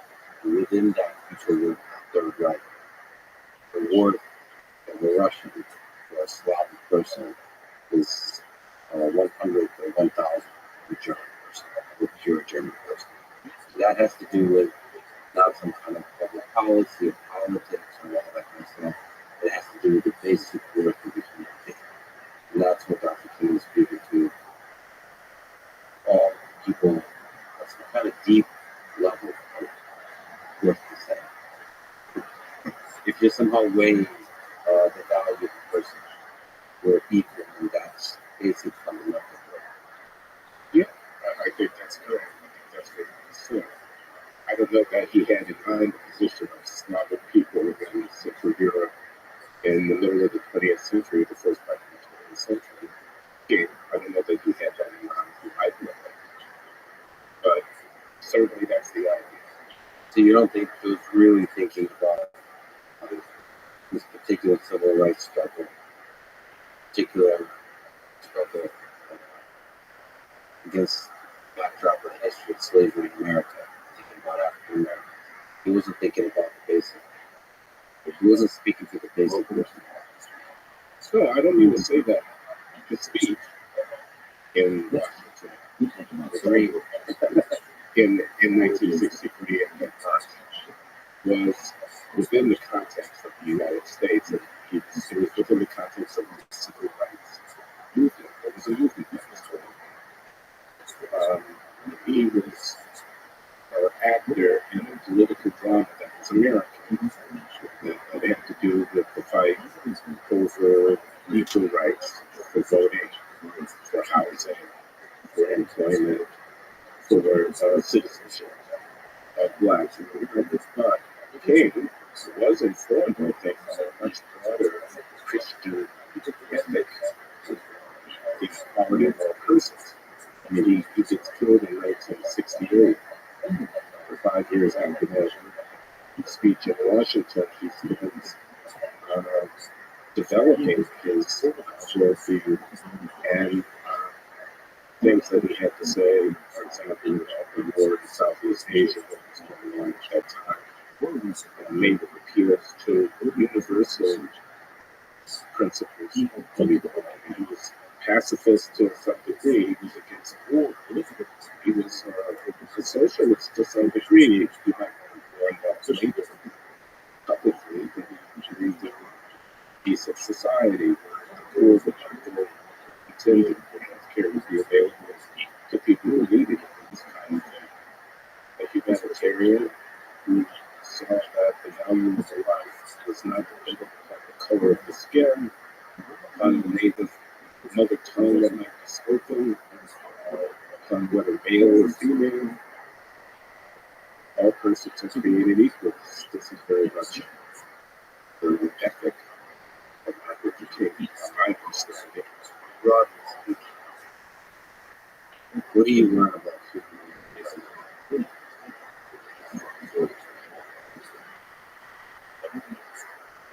So what does that tell you? Well, I think of two things right off the top of my head. One is about the capacity of people for looking the other way in the face of unethical or morally profoundly problematic practice. So slavery was controversial. It was controversial all the way back to the founding of the United States of America. The country was founded on a compromise where half of the country thought that slavery was important. Would not have had it countenanced in the Constitution. The other half of the country were steeped in dependence on the labor of these African captives and their descendants. The economy depended upon it. They owned this property. That was their wealth was invested to some degree in the value of these human beings. And in order for the United States to come together as a confederation of several colonies, it had to be a compromise. Made it. It was made where slavery was allowed to persist, and the people who were against it, who thought it morally problematic, were able to countenance the practice in the Southern States where slavery flourished. And that went on for 75 years after the founding of the country until the crisis of the 1850s that led to the Civil War. So one thing I think about human nature from the fact of slavery is that the ability of people to live with counter morally questionable practices and have that as a part of their institutions. It took a movement of massive movement of abolitionists struggling against slavery for the better part of a century before that practice could be eradicated. But the other thing about human nature that I see is the ability of people to sustain their humanity under the most awful, oppressive conditions. The enslaved persons, the slaves, and the children, they chatted and got sold by horses, cattle, and yet they were not, their humanity was not destroyed by that. And they were able to sustain their dignity to some degree in such a manner that once emancipation finally did arrive, freedom, when the enslaved individuals set free, were able to, over the following decades, build a foundation for the development of African Americans within the context of American society that eventually culminated in this movement of the middle of the 20th century and has led us into the present day. So, human nature can cover all the evil, but human nature can also survive in the face of eternal evil. So that's what I take from it. That's survival of flame and burn. the world around us. It's played human consciousness, spirit, culture, whatever the hell that is that makes humans flourish, makes humans beautiful. That was as I said, we could have been more than discovery, so poetic way of expressing leave it to the poets. What about the people that went the other way? How many people do you think, just regular people, use that something is or do people through generations convince themselves? Most people, most regular people, convince themselves there's nothing. Yeah, I asked this question because I wonder what you actually do.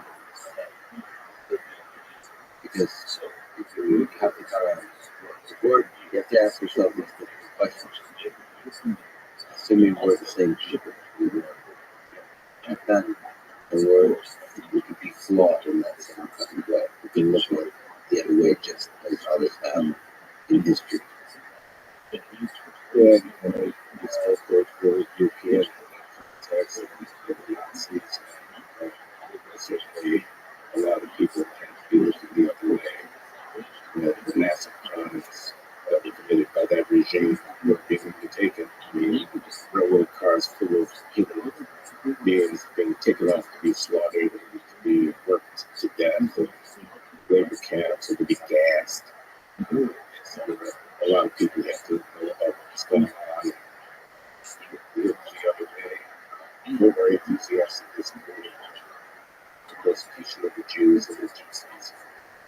So, and I don't know, I wasn't really close around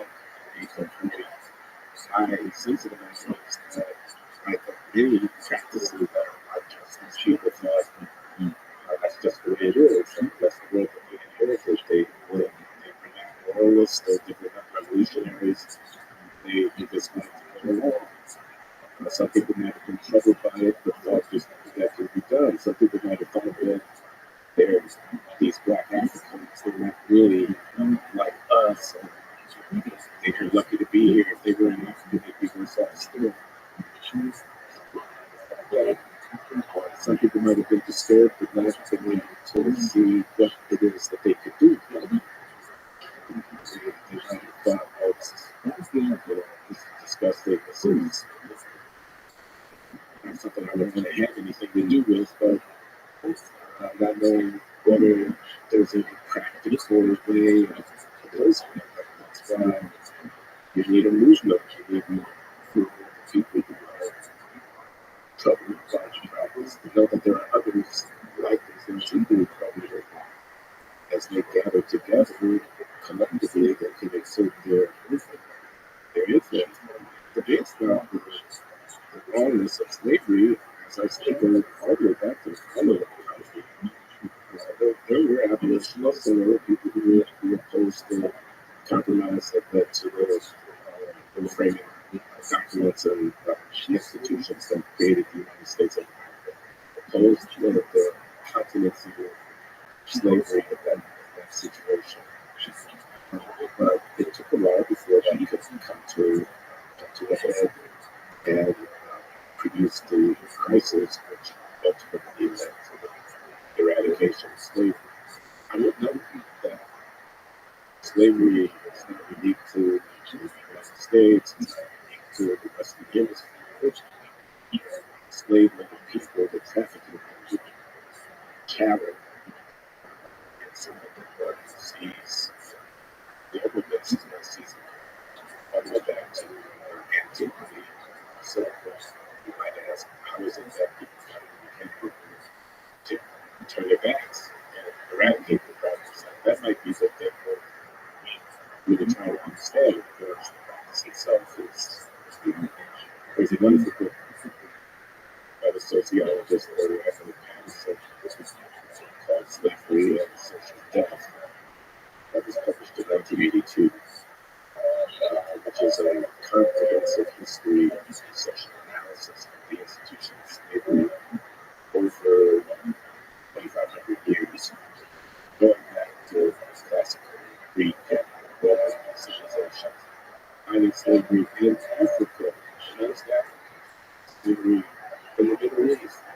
slavery in the Far East, slavery in South Asia, the enslavement of people, the practice of taking someone as a captive in the war, but then instead of killing them, judicially making them into your property was very, very widespread. So, I mean, I like to make sure things sometimes when people talk about how slavery was, and I agree without any question that the practice was defined and morally problematic. But I'd like to make the point that because given how wrong it was, think about how impressive was the accomplishment of the eradication of that was something. There were 600,000 dead in the war between the states, 1865 to 1865, 130 million people. That's a lot of dead people who gave their lives not to eradicate slavery and for the reason just fighting for they enlisted or were just putting into the forces. They fought and they died. But the net effect of their having fought and died was to push along a process that led to the eradication of slavery. That's an amazing achievement. The slaves themselves were largely uneducated, backward in their, of course, what is good they had done. They were kept in captivity. They were prevented from developing using potential. And yet, after the end of slavery, that population, 4 million across Africa, Pacific people, became the foundation for what the century later leads to Martin Luther King standing in the Washington Mall and giving that great speech. And now here we are 150 years down the road, and Barack Obama is president of the United States. Now, he's not the central slaves, he was not his right, but he identified as an African American as part of the population that consisted largely of people who descended from slaves. And we African Americans are, for all practical purposes, fully equal citizens of this great republic. That has happened within a century and a half. And I don't know that you can find any parallel to that kind of transformation in the status of people. From human childhood to full citizens of the republic. Anywhere in human history, certainly worth celebrating the achievement of the eradication of slavery. The problem started with a few people that inside their mind they were to the job. It's interesting to think about how the comes from. How in the state of injustice, the revolution was so people that see something is wrong.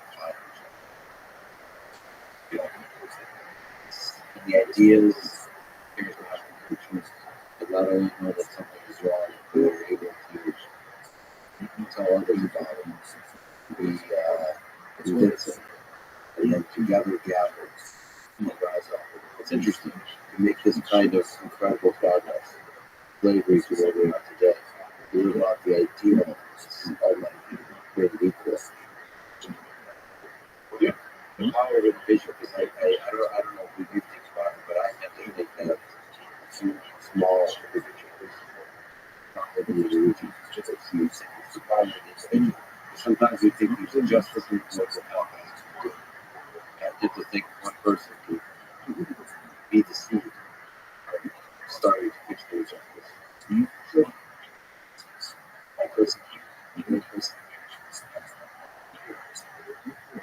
one thing, of course, of Frederick Douglass, this massively significant figure who was born in slavery, who stole his freedom, and because he was property, and he decided he was not going to be property anymore, he took it into himself to emancipate himself personally, and who became an educated, powerfully articulate, massively influential person in the United States and in England going around presenting himself as fighting the human dignity and commitment to ideals of equality. And I mean, he's just one person, but I don't think just one person. That's it. Just one person. So here we are. This topic, equality in the 21st century. What does equality mean today? If you start to think about this idea of equality of option, or the injustice of equality, at which point does equality outcome just looking at our world today, looking at equality, how do we know that some inequality, society, justice, and some is the outcome? What does equality mean in the work of the world today? Different from Dr. King's speech at the basic humanity. I think the King's speech, I have a dream that they left the little children would be judged not by the color of their skin, by the content of their character, requires equality of outcome. He says his children will be judged by the content of their character. That's a conditional statement. That is, the judgment will depend upon the content of their character, not the color of the skin. But it doesn't follow from that the outcomes, whatever outcomes we consider wealth and economic power, social within the society, representation of various professions, the various measures of social achievement, doesn't follow from judging by the content of character, not color of skin. When we look at the end of the day, the social outcomes, that they will be equal across the different groups. In fact, I think there's a contradiction in the idea that these would be equal on the various outcomes, that they will be equally successful in business, that they will be proportionately represented in the various professions, that they will have the same educational achievement and the occupational profiles that will be the same. If they are, in fact, distinct groups with their own cultural traditions and practices, with their own ideals and norms, various immigrant populations, people coming to the United States of America from all corners of the world, the descendants of the African slaves, the black Americans here today, who are ourselves various with different origins and so on. The different religious practices and commitments that Jewish or Mormon or Christian, however we parcel up the total population into the various groups, these groups are themselves different from others. They have different norms within their own cultural practice. How do we expect, if in fact we recognize that the groups are different from each other, in a world that is fair, they will all equally represented in every other group? And they're not equally represented, and that fact, I'm arguing, is in and of itself insufficient to justify the conclusion that they're not somehow being fairly treated. Fair treatment doesn't imply equal outcomes at a world in which the populations in question are themselves different with respect to their culture, their practices, their norms, their traditions, their beliefs, their ideals, and so on. The fact of those different norms, traditions, beliefs, cultural orientations, and ideas will have consequences in terms of their different social outcomes. So I just think it's a mistake that people make it when they think fairness of treatment implies equality of outcomes. It doesn't. It is the process by which there's now in the midst of the National Basketball Association's playoffs. I confess to being a basketball Celtics fan. I mean, I'm just, it's a very good team to set it. So, we defeated the Nets. I mean, we defeated Kevin Durant and Kyrie Irving and Kobe in a playoff series. We did that. And we are on our way to, the Eastern Conference Finals, and we're on our way to the NBA Finals. And I will bet the man that could find out for $3 that the Boston Celtics, underrated as we are, have a very good chance to live in the finals. Okay, so that's the NBA. That's the National Basketball Association. Basketball players. Yeah, it is something like that. All I'm saying is, you take a look at Google Star Ratings on the National Basketball Association. There's some Eastern Europeans. There's some really good basketball players coming out of Eastern Europe. All power to them. And there are a lot of African Americans. They're not going to Jews, as far as I know. I know if that's into the West.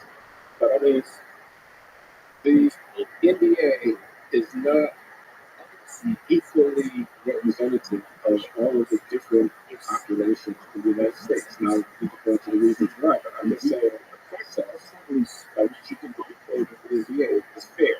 If you can play, you can get on your board. But then all they're looking for is people who can play. I think something like that is true in many different areas. I expect if you're a really good technical engineer, and if you can make it, they're going to advance you, and you will be able to rise to the top of that profession. I expect that the people who are engaged in financial transactions, who are actually making bets in the market, by and large, are the people who are good at that activity. And if you're good at that activity in this field, this kind of world, you're going to rise to the top. I'm not saying that there are no areas of discrimination. There are of many different sorts. But I'm saying that to expect that there will be, okay, I mean, let's look at these actually running courts. Let's look at these actually creative bonds. Let's look at who's actually starting businesses.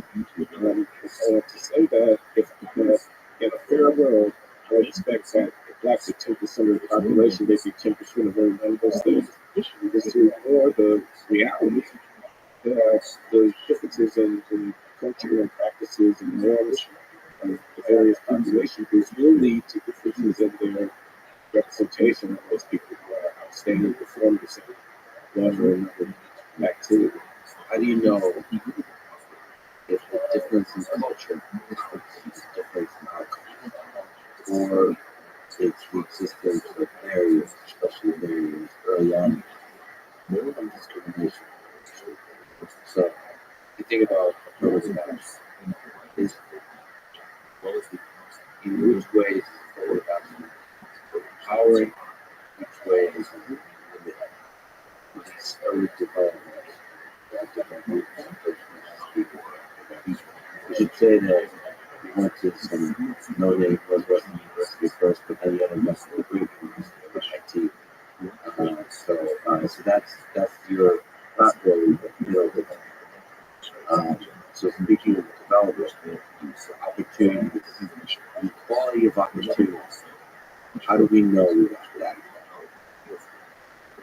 Yeah, I'm glad you put it like that. We were talking about results, now we're talking about opportunity. I was taking a position as King says, I have dreams in a world where these truths will not be barred from the things in life because of the color of the skin. We're talking about opportunity, not about results. But opportunity is not just something that depends upon what the law is, what public policies are. Opportunity also depends upon the social conditions in which people are raised, the social and economic conditions. So the child of a poor family that has no resources doesn't have the same opportunity as the child of a wealthy family to realize this opportunity.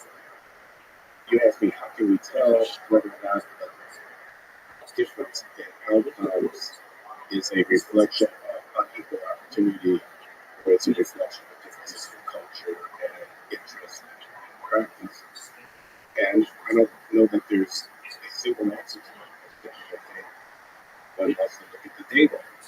One has to try to measure.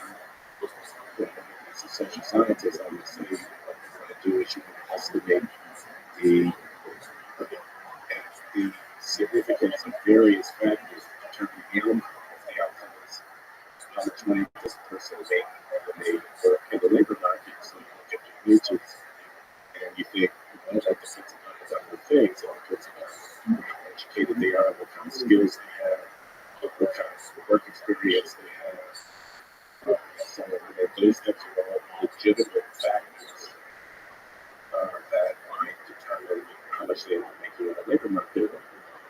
But you also want to perhaps control for those things, see whether or not the fact that they are black or they are Latino, or the fact that they are male or they are female, the fact that they do or do not speak English as their native language, this kind of thing. Whether those factors also are implicated in determining how successful they are in the labor market. And if you find that after you have control for the things that are legitimately determining success and failure in the labor market, like skills and education and experience, having control for those things, the fact that a person is black or is a woman or is an immigrant or is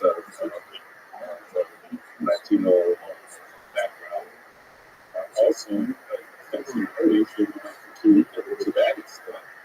They are not getting equal opportunity for that kind of idea. But I want to focus a little bit more here on what we mean by opportunity, because it's not just whether employers treat the worker on a fair and even basis, irregardless of the worker's racial or ethnic background. That's one opportunity issue. That's at the end of the development process. They are now presenting themselves to the market, trying to find work, and being employed at this or that wage. That's the end of it. What about the developmental opportunity, the opportunity to acquire skills or first class? That goes all the way back. It goes all the way back to culture. It even goes back to before that. The mother carrying the infant in the womb, she has certain nutrition practices. So she might be smoking or drinking alcohol or something like that. I'm not saying she is. I'm not saying she isn't. I'm just saying whether she is or she isn't affect the development of the fetus or the newborn. Now there's a question of environment. There's a question of the development of their neurological potential, being learned how to read. Are they stimulated verbally? How many words have they heard spoken? Are they being nurtured in a home environment so as to maximize the possibility of them achieving their human potential? What about peer group influences? What about the values and norms of the surrounding human communities in which they're embedded? Do they encourage the young person to apply themselves in a systematic way to their studies, to their focus on their acquisition of language command and of their educational potential? So development is not only something that is controlled by the society's practices, it's also something that is influenced by the cultural background of the individual. And those things are not equal.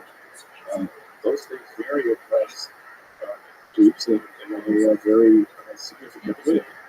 And that too would be a factor determining the disparities of outcome. So when I see outcomes that are different, I see wealth and nature that's different. I see education achievement that's different. I see representation in the professional schools, law school, and medical school that's different between groups. One question is, are the institutions treating people fairly? But another question is do the background and social and cultural influences people in the same way. And we know that the answer to that, not in every instance do they put people in the same. And so it makes the judgment, the moral judgment that we make when we see inequality of outcome complicated. Inequality of outcome is a systemic factor to some degree, but it is also a cultural factor to some degree. I'm going to say, and that's controversial. A lot of people consider themselves as being progressive. They want to point a finger at society whenever they see a disparity. But I think that that's a mistake. I think it misunderstands the difficulty of the problem. I think that if you get the right law, if you have the right public policy, if the right politicians are elected to office, suddenly these disparities will go away. And I'm here to tell you that that's a false hope. And moreover, it is probably the wrong goal. But I mean, we could go into that. You were talking about affirmative action, which is something that's all together. And you were talking about me and my education, which is also something. So that's a little bit different. And I'm happy to talk about those things. Northwestern University, by the way, was a great university. I'm just joking. It's one of the great universities. And I studied mathematics at Northwestern University, which is how I ended up at MIT in the first place. I got a very good technical training in mathematics when I was at Northwestern. So You love with mathematics and human nature. So this is why you ended up in you go into economics. One of the great economics programs in the MIT. So one of the many hats you wear is that economics, which allows you to think systematically and rigorously about the way the world and the humans work with scale. Trying to remove stuff so you machine less humans.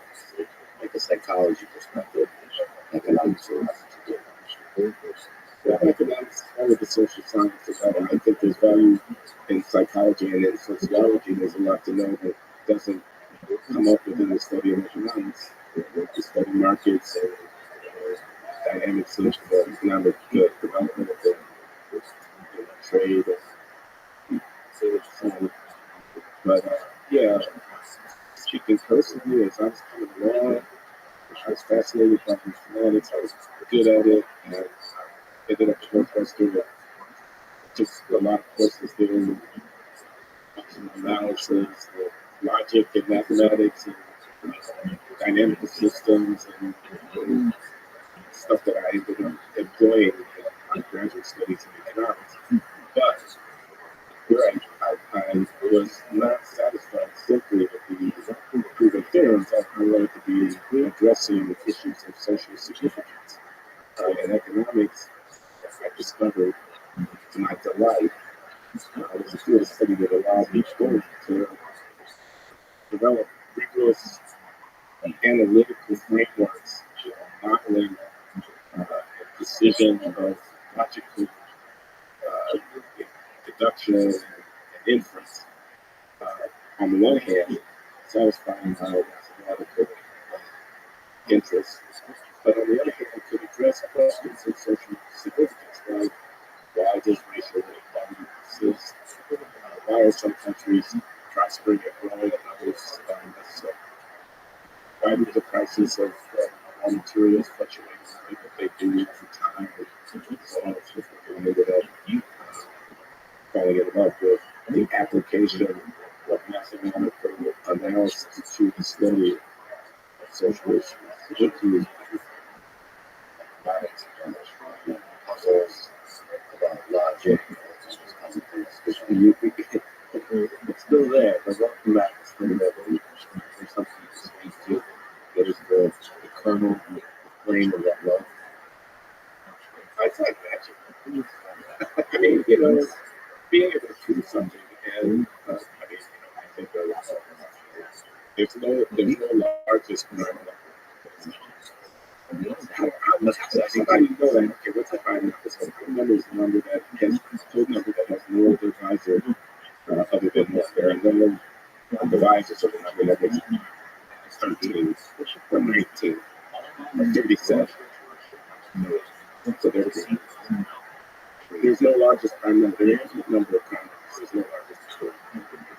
idea that you could run around with it. It doesn't take a whole lot of depth to see the question. There's no larger I wonder if prime numbers show up in economics. So they don't show up in economics, but except in economics. You understand? Yes. For code, in coding stuff, And that shows up. But there was a lot of yeah. That's prime number a little, in the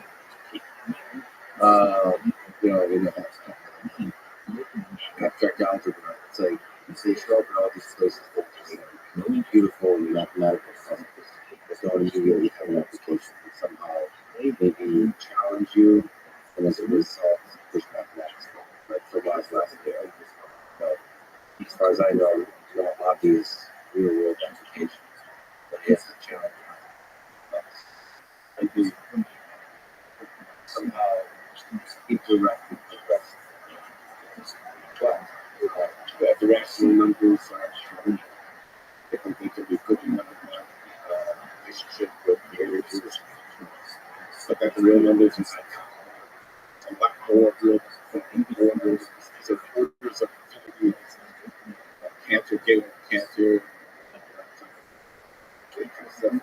so during I studied this example, the incomplete experiment, there are propositions in any logical system that's rich enough to accommodate arithmetic. There's going to be propositions that you can formulate that are true, but that you cannot prove to be true. So the idea that you could systematically develop a logical framework for mathematical inquiry that could demonstrate the truth or falsity of any proposition is not a feasible goal. This project, as I understand it, showed that there was no hope ever of being able to demonstrate the closure of logical systems that we would accommodate the real numbers. They gave an existential crisis to all mathematicians and scientists and humans, because maybe you can't rewrite it. I remember, when I was in junior college, a community college student before I transferred to university, and I took a calculus course. It was a lot of fun, and it was differentiating algebraic expressions and integrating it using trigonometric substitutions. And it was a lot of simple numbers.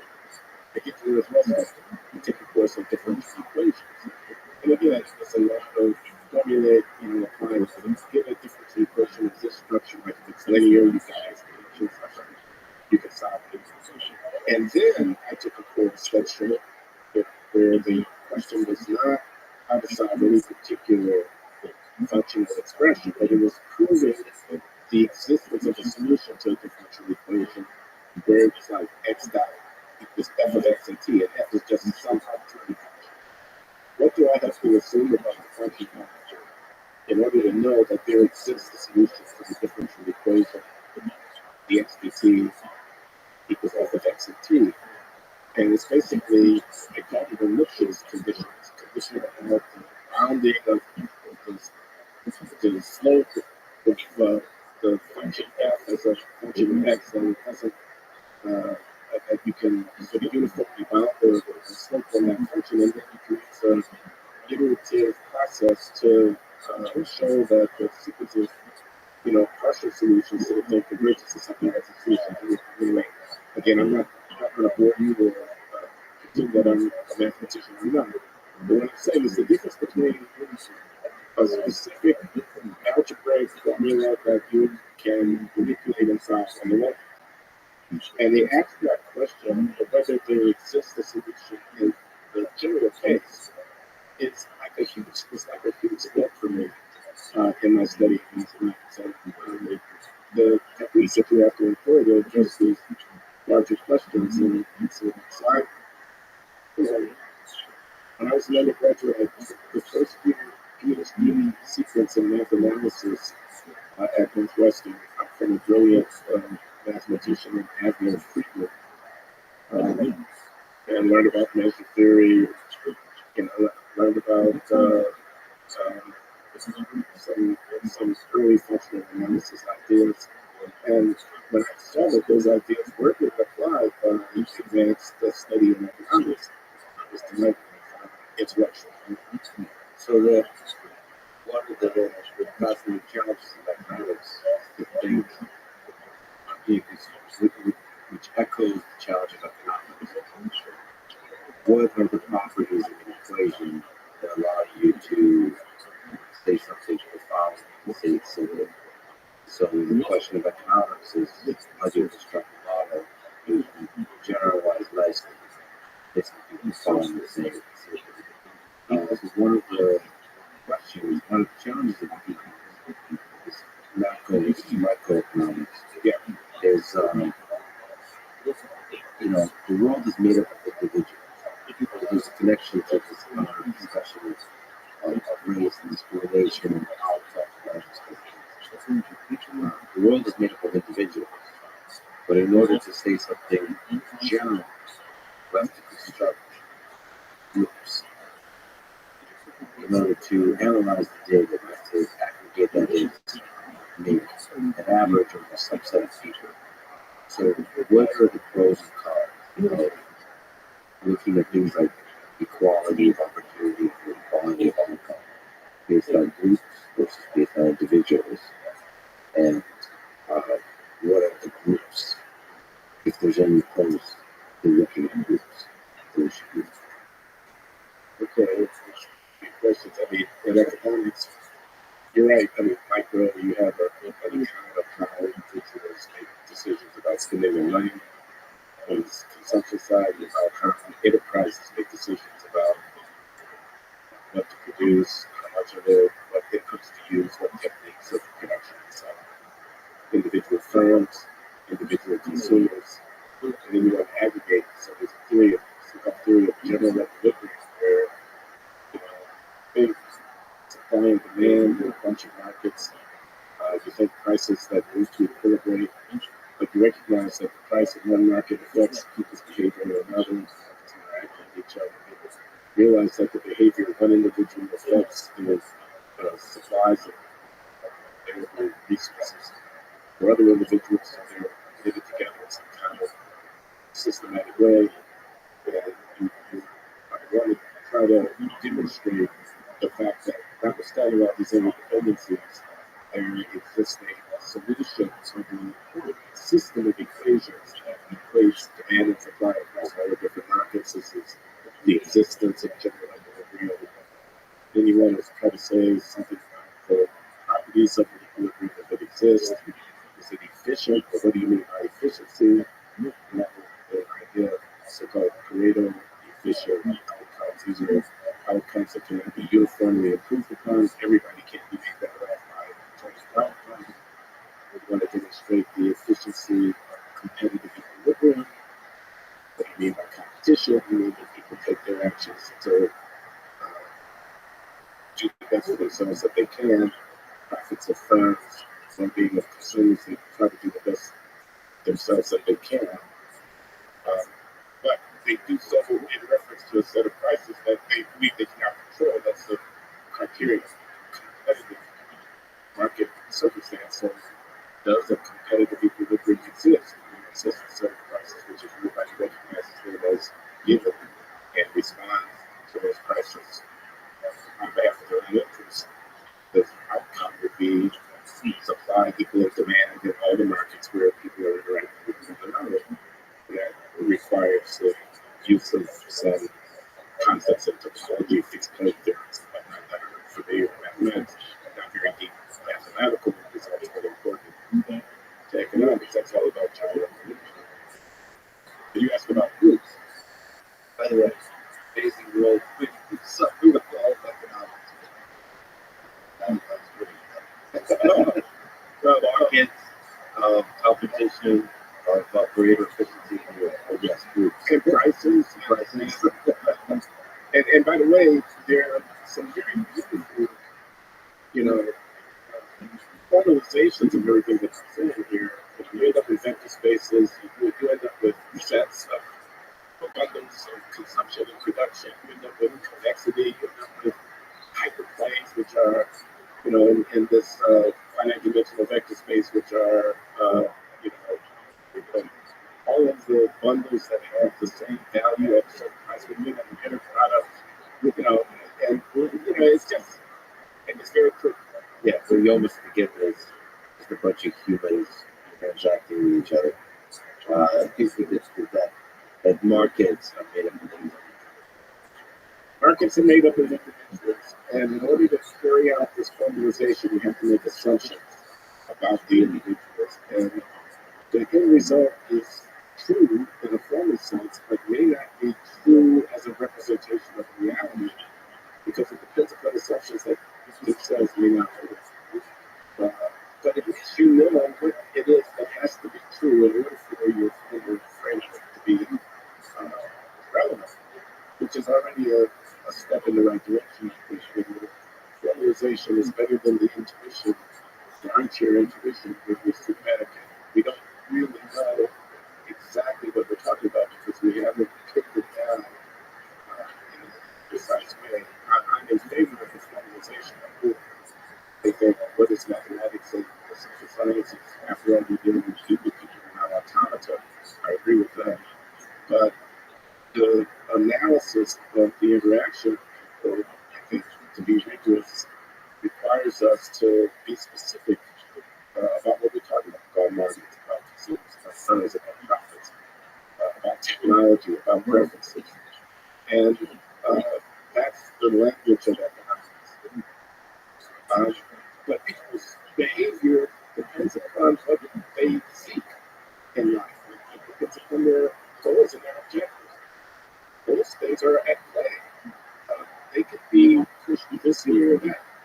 So, I mean, nationalists, fighting and dying for the truth. Religion, sacrificing on behalf of some abstract ideal of the good of what is the human situation, what's the meaning of life. Economists have to assume that these things are some particular thing where they can turn the crank on their machine to analyze the outcomes of human interaction. And yet these things, belief in my identity, the things that I'm willing to sacrifice and die for, purposes of life that I affirm and pass on to my children, are important preconditions for actually carrying out the economic analysis.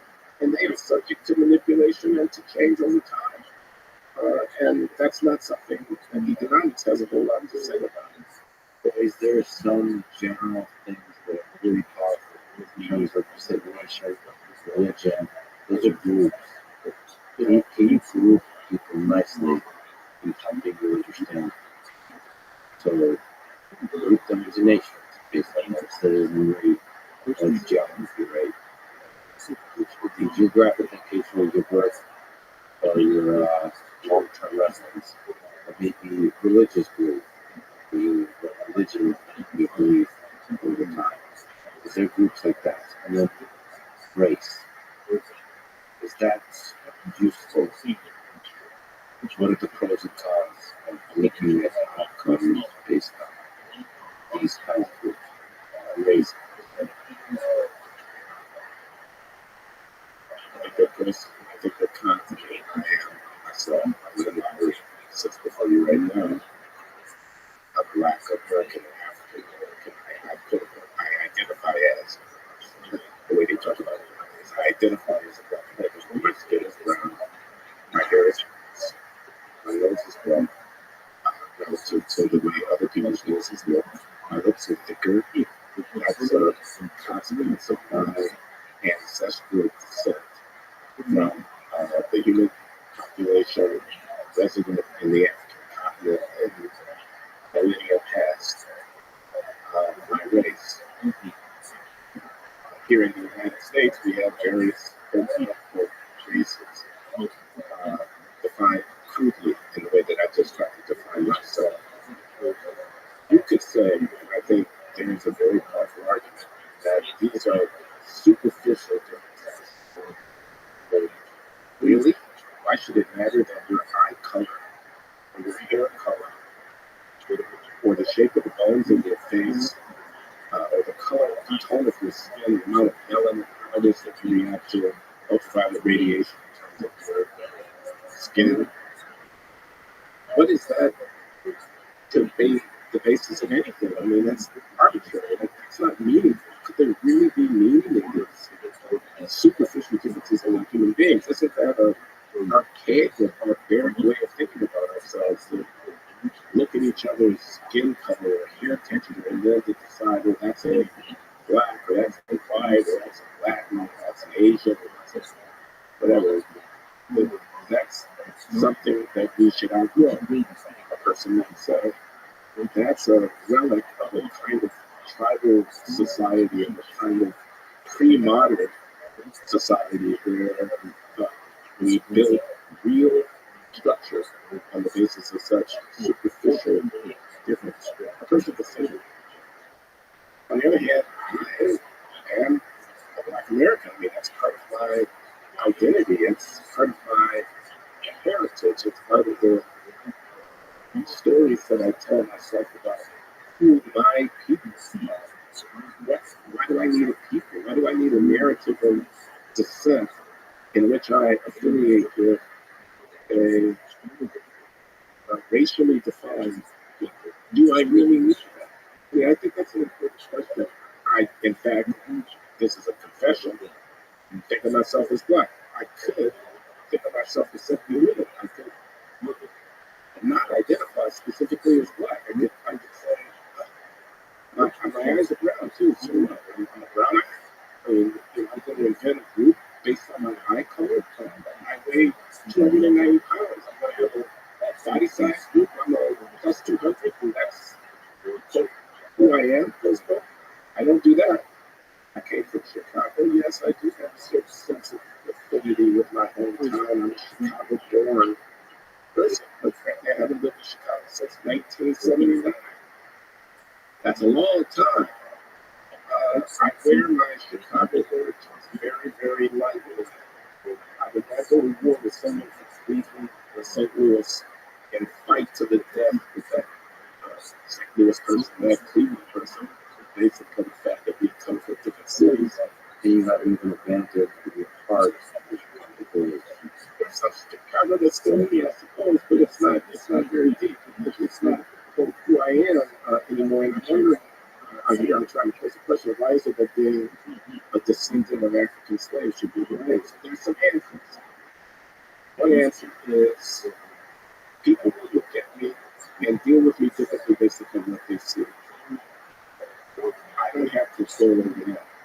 I'm going to be perceived as a member of a group, whether or not I elect to affiliate myself with that group or not.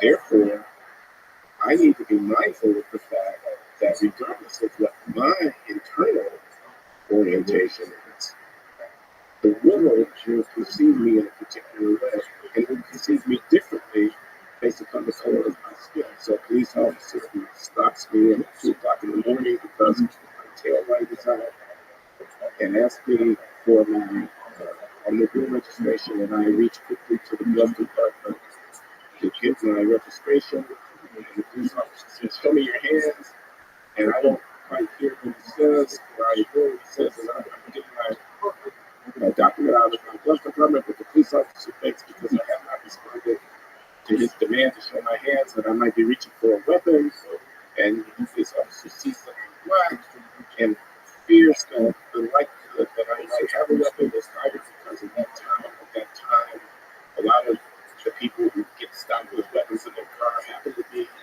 Black, male, and he puts his weapon and he just charges it, and I'm bleeding out there, and I'm dead now.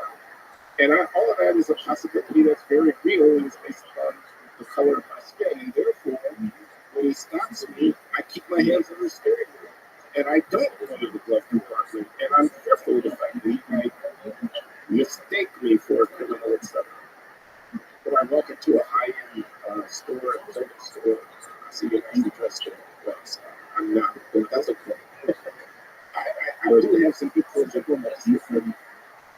But you know what I mean? And the salesman in the clothing store either treats me like an old friend, and welcoming, and I do for you, sir, let me show you this, was there that day, 5% commissions, whatever it is, and he does that. Well, he ignores me. He should be suspicious. Thinks I might be trying to shoplift something. Thinks I'm only going to spend $50 and not $500 because I'm not worth his time. And I'm aware of the fact that when I go into the clothing store, especially the high-end place, buy a good suit or buy some really good dress shirts or slacks that fit me well and so on. I'm aware of the fact that I may not be taken seriously by the salesman based on the fact that he's looking at me and he sees a black person, and therefore I dress up before I go to school. I just buy clothes to get because I want to present myself as not someone who's just walking off the street, but as one of those black people who is really prepared to spend some money in the store so that I can be sitting in the space and I have to carry the burden, such as it is, of knowing that I need to earn being taken seriously by overcoming the suppositions that people may have about me based upon the color of my skin. Something like that.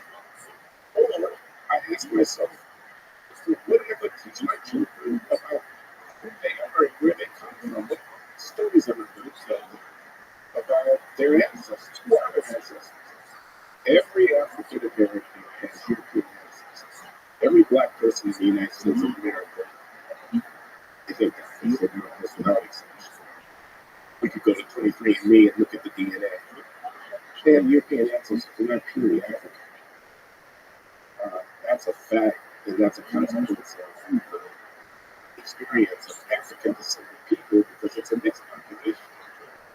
My name is Lowry, spelled L-O-U-R-Y, but pronounced L-O-W-E-R-Y. And I really basically history of that name, and it's Scottish. So, where did you identify? I could claim some Scottish descent, but I don't know who those ancestors are. Frankly, I don't know who my enslaved ancestors are. I can't trace my family history back very far into the 19th century.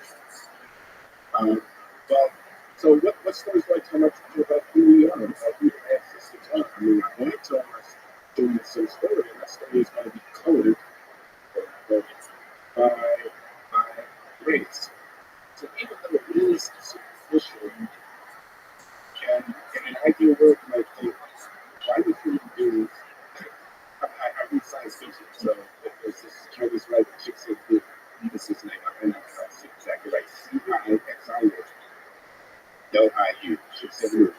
He has a trilogy, Rewriting Problem, The Dark Forest, and Death's End.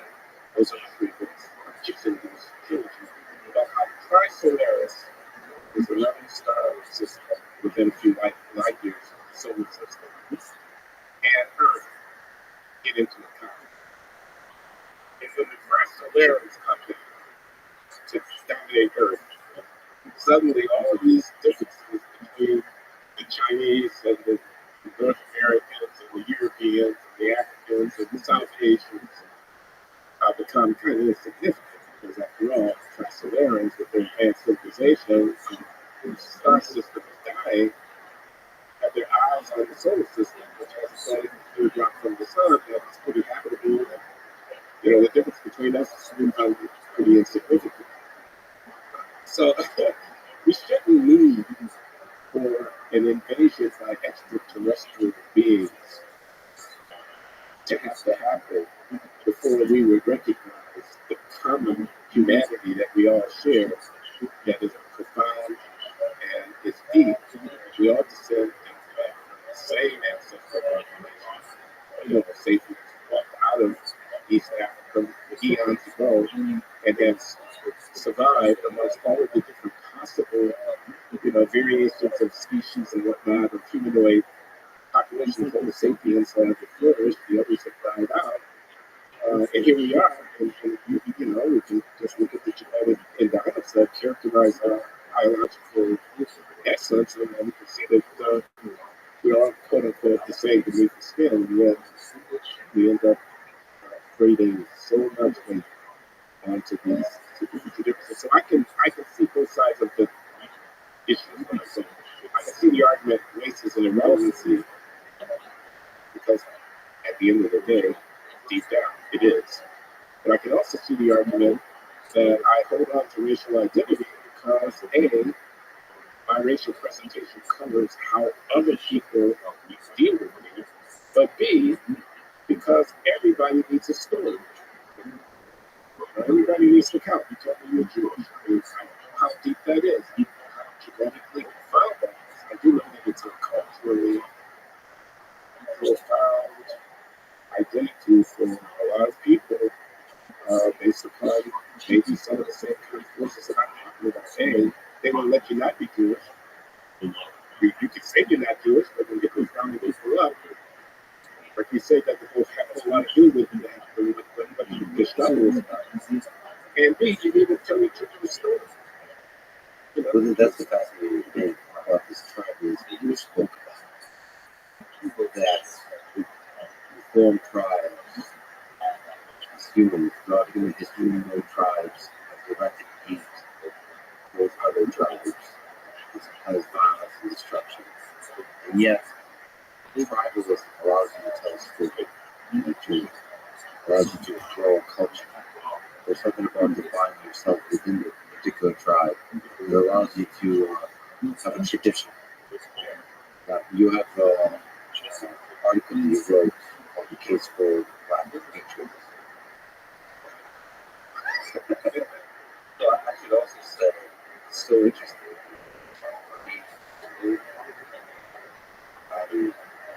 Do you identify as, believe I am an American, yet within the American umbrella, it feels that there's a longing for other tribes, as Jewish. What I honestly feel is with a lot of these human culture and so on, it's Russian and Ukrainian, because that's where I come from. That's where my family is from. You know, there's like stereotypical things that are funny, humorous type of thing about Russians. So low emotion, good at chess and math, into wrestling, drinking vodka. I mean, it's literally every single stereotype I can find. And so there's a to celebrate that in some kind of way. Traditionally, within the American umbrella, some of it's humor, some of it is little parts of culture. But now, with the war in Russia and Ukraine, interestingly enough, even that little thing becomes also a source of negative. Right? That context aside, what is Black patriotism? And why do you feel I mean, I'm speaking of patriotism in a particular context. And what I'm saying basically is that we are African Americans, and the emphasis should be on the American. I actually don't even much care for the framing African American, but I'm not going to fight for this. It's I don't think it's worth fighting. That's not good. It's just a real hard. But if you want to look like, we're certainly not African.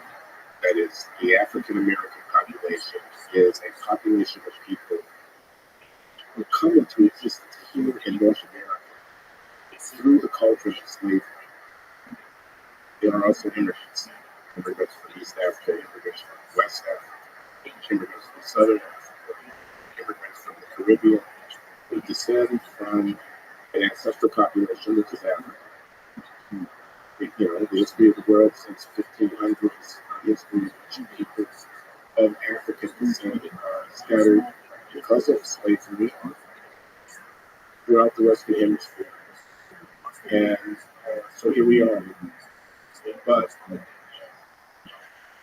the institution of slavery ended in 1863 in the United States. The struggle that we started out talking about, which gave rise to Martin Luther King doing that speech that he says the greatest speech in American history. And I'm not going to argue with you about that. Happened right here in the United States. We are what is the United States? The United States is a nation of immigrants. The population of the North American continent was sparsely populated by the indigenous population, which was destroyed in conquest by a European population that settled here in North America and appropriated the land and built civilization, which has been peopled by a large influx of individuals from Europe, Irish, Italian, Greek, Slavic, Jewish, Russian Jews coming in large numbers. So wave after wave after wave of immigration. Asian, Latin American population of people have come to reside here in the United States. And we Black Americans who descend from slaves. We African Americans who descend from slaves. So here we are. This is a great nation. Right?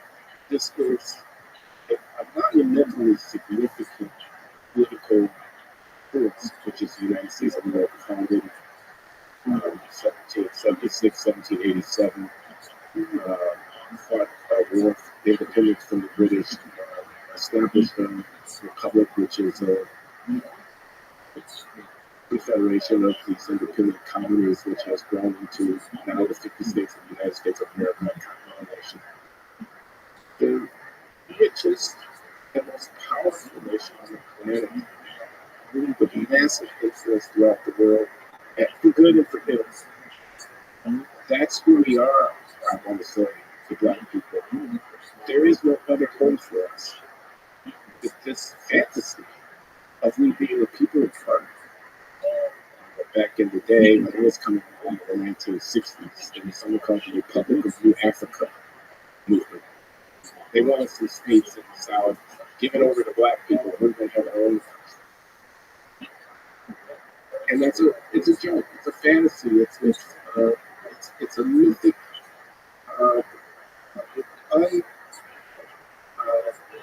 unbalanced, unrealistic, fanciful politics. It's not a serious politics. We're Americans. We don't go anywhere here. The idea that, and I want to say this in a number of different registers. I want to say, first of all, we need to make peace with the fact that that's who we are and that's where we are. So, nobody is coming. The World Court is not going to litigate our disputes. The United Nations is not going to set up a desk for people of African descent who reside in North America. We have to work out whatever our concerns are with our fellow Americans right here within the context of the American politics.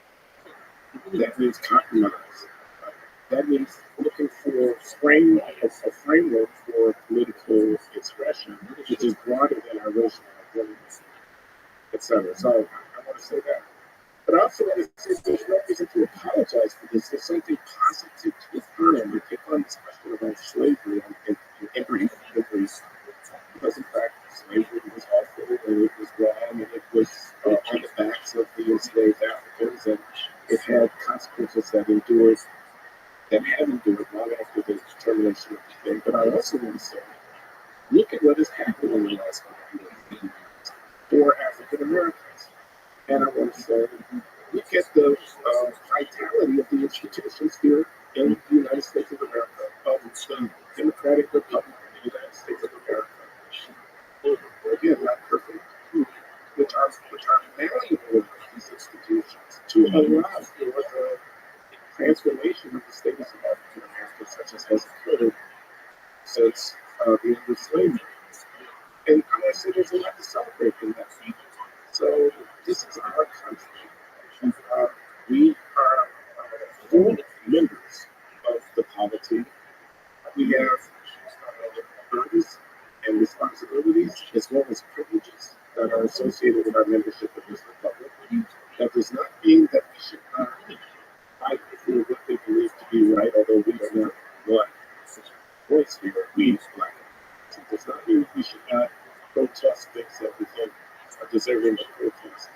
But I want to say it does mean that we should not reject the framework that we're operating in because we basically don't have any alternative. And because when viewed in full context, a local and profoundly significant achievement in the United States of America and a beacon to the rest of the world. I don't want to go off in some starry-eyed kind of jingoistic celebration of America as the greatest civilization, et cetera, et cetera. But this great nation is our nation, and I think we do best by beginning, we Black Americans do best by beginning, this is my argument in the piece, by beginning from a focus which accepts that fact and then builds. So, black patriotism is not exactly the same. It rhymes, echoes American patriotism. So, a black American is first and foremost American. Yeah. Black American is first and foremost American, and it's a good thing too. Let me return the question of Dr. King and another powerful impact on religion, Malcolm X. That's the question. So first, people often perhaps inaccurately portray them as representing two different ideals, approaches in the fight for civil rights.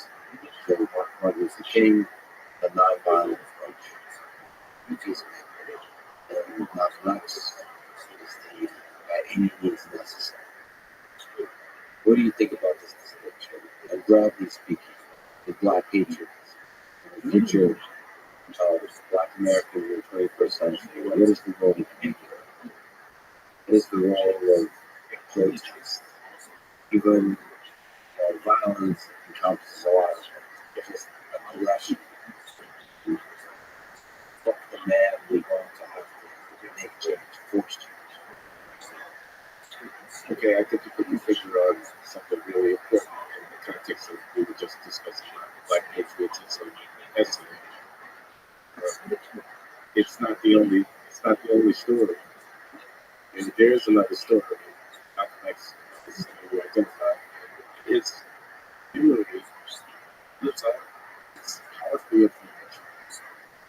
And I think you see it in Black Lives Matter, you see it in protesting, rioting, that has broken out periodically going all the way back to 1964, but especially since the 1960s.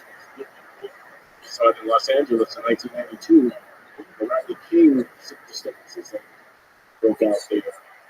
And the ball of fist, the radical, Afrocentric rejection of the American story that you believe in a magnificent construct. And a lot of people roll their eyes and say, fuck the man, magnificent promise. Just get your knee off my neck. That's what you can do for me. Don't ask me to believe in your BS about magnificent promises, founding fathers who are all slave owners anyway. You just get your knee off my neck. I can relate to that. As I mentioned, I grew up in Chicago, 50s and the 60s. I remember Malcolm X, literally in real time. I remember when he was murdered in 1965 in the Audubon Ballroom in Harlem and New York City. I remember my uncle. I was raised in a house where my aunt and uncle were masters of the house, and my mother and my sister and I lived in a small apartment upstairs in the back of this big house that successfully ordered actually. My uncle was a small businessman, tradesman. He was a hustler, legally hustler. He did what he had to do. He was very enterprising, not especially well educated, but very intelligent, disciplined, and resourceful. Provided for his family, which included myself, my sister, and my mother. The meaning, his moon-shaped eyes and his true James, what's his name? James Ellison. I'm saying all that to say this. he admired the nation of Islam. I mean, he came, and now this is Martin Luther King X different on a number of different religions. Martin Luther King Jr. was a Christian priest. He didn't have any time for these Christians. He thought that was a white man's religion.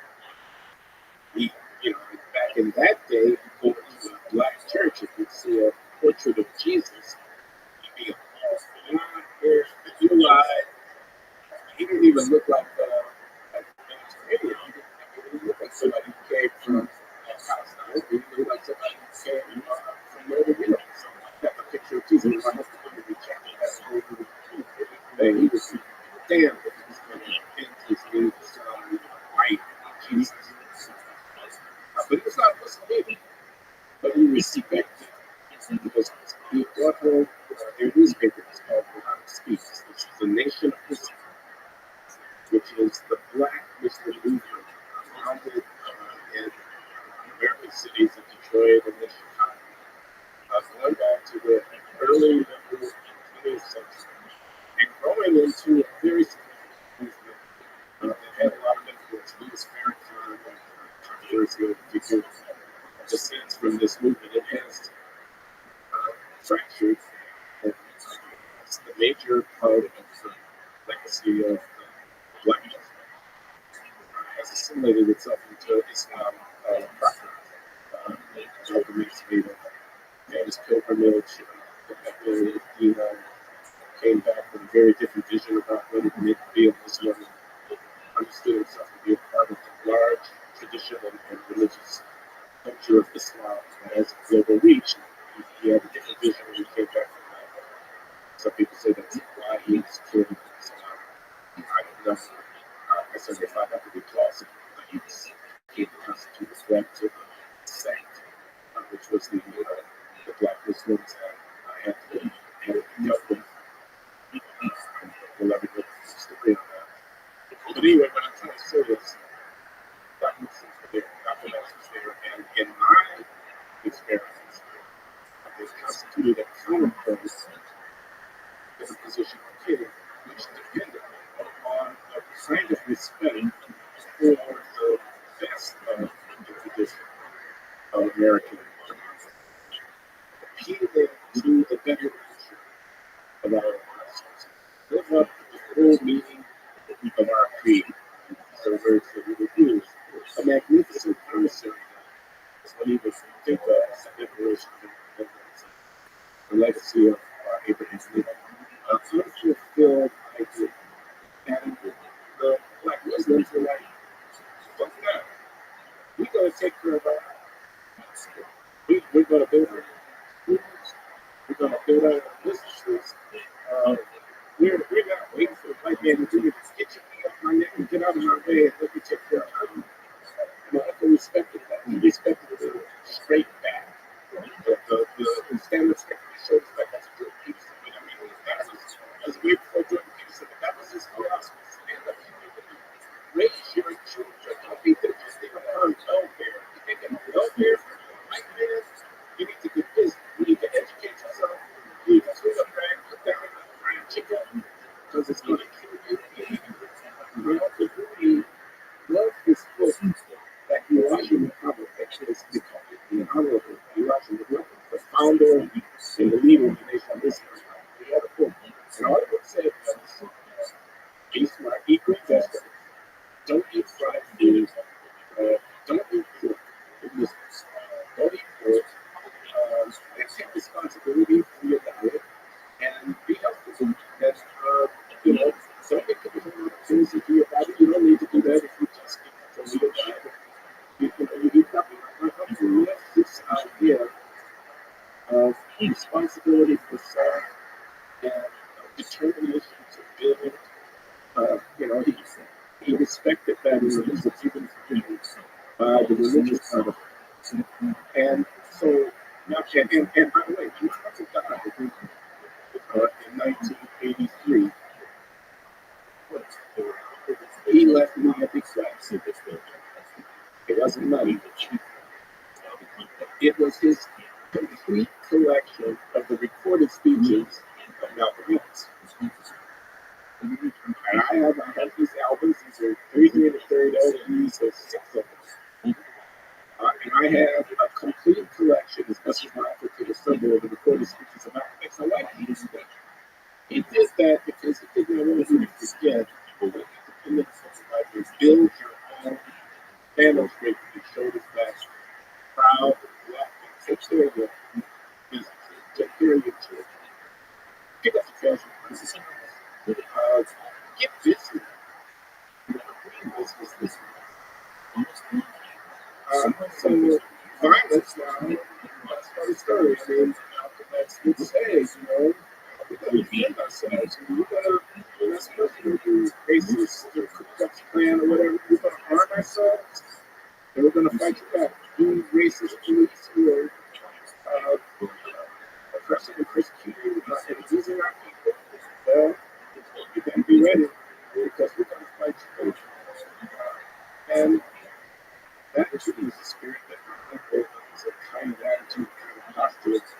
It's not radical. It's business. Like we respect this idea. Take your life in your own hands within this because we're here to defend ourselves. It's the that blood rubs good. That's right. You're right about that. Injuries. That's right. It's like you body them, like deal and but also that there is there is the power of particularly that are constantly and you can't just wait around because to fix themselves. You have to take action. You have to take things into your own hands. Sometimes that means being angry. Sometimes that means being violent. That's there too. Yeah, it's there. Because I don't think today comes out of 2022. Like a easy hands. I don't think that violent rebellion gets us into the people today. I think we're past that. There are private Ku Klux Klan that people breaking down the door and dragging you away. There are not reasons over a tree limb where you hang somebody from the tree because they whispered that white woman. They got too much property in the community. It became if somebody Negroes and things like that. That is a thing of the past. The situation is no longer the one that requires violent reaction. And there is, if you look at the net effect of the so-called rebellions in the American cities, they're negative. The George Floyd protests, which became violence and arsons in the aftermath of the civil disturbances of summer of 2020, I think set back the program for African Americans. I don't think it advanced it. I think there are things to be concerned about. Working police that are not Hispanic citizens and so forth. But I think the bigger things that affect white Americans as well. We ultimately correct those things is to make alliance and associate yourself with Americans who are concerned to change these things. And I think it's properly framed as a racial problem. I certainly don't think that violent rebellion is I get the historical salience of that posture, and it made a lot of sense in the early mid-20th century. I don't think it makes very much sense at all in the early 21st century.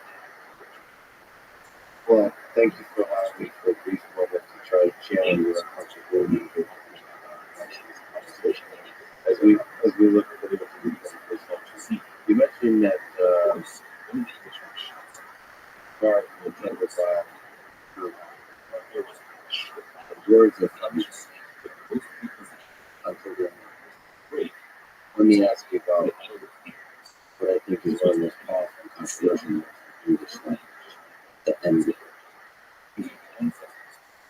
this is a word that I can't say. Only certain people can say. My friend Joe Rogan, he has gorgeous things. So his maps, his back, highlighting his back. Didn't just say one word, said the full word many times throughout his conversations.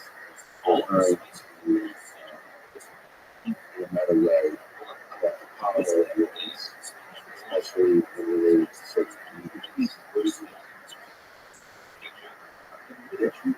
What do you think about this? Is it empowering? Is it destructive? What does it mean for race in America? What does it mean that people like Joe Rogan are essentially can't information? Just as a scholar of human nature, if this is a phenomenon that is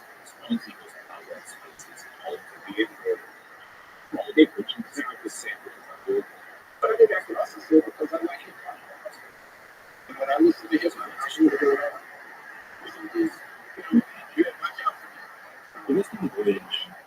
I heard the word constantly as I was growing up. Boy, as a young kid.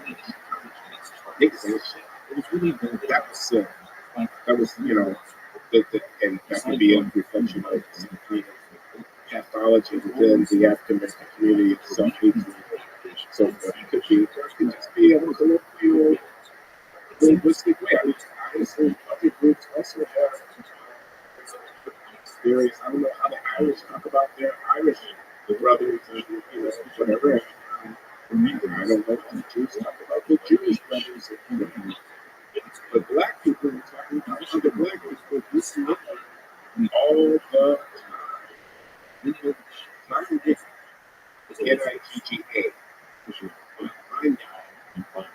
that is a term of endearment.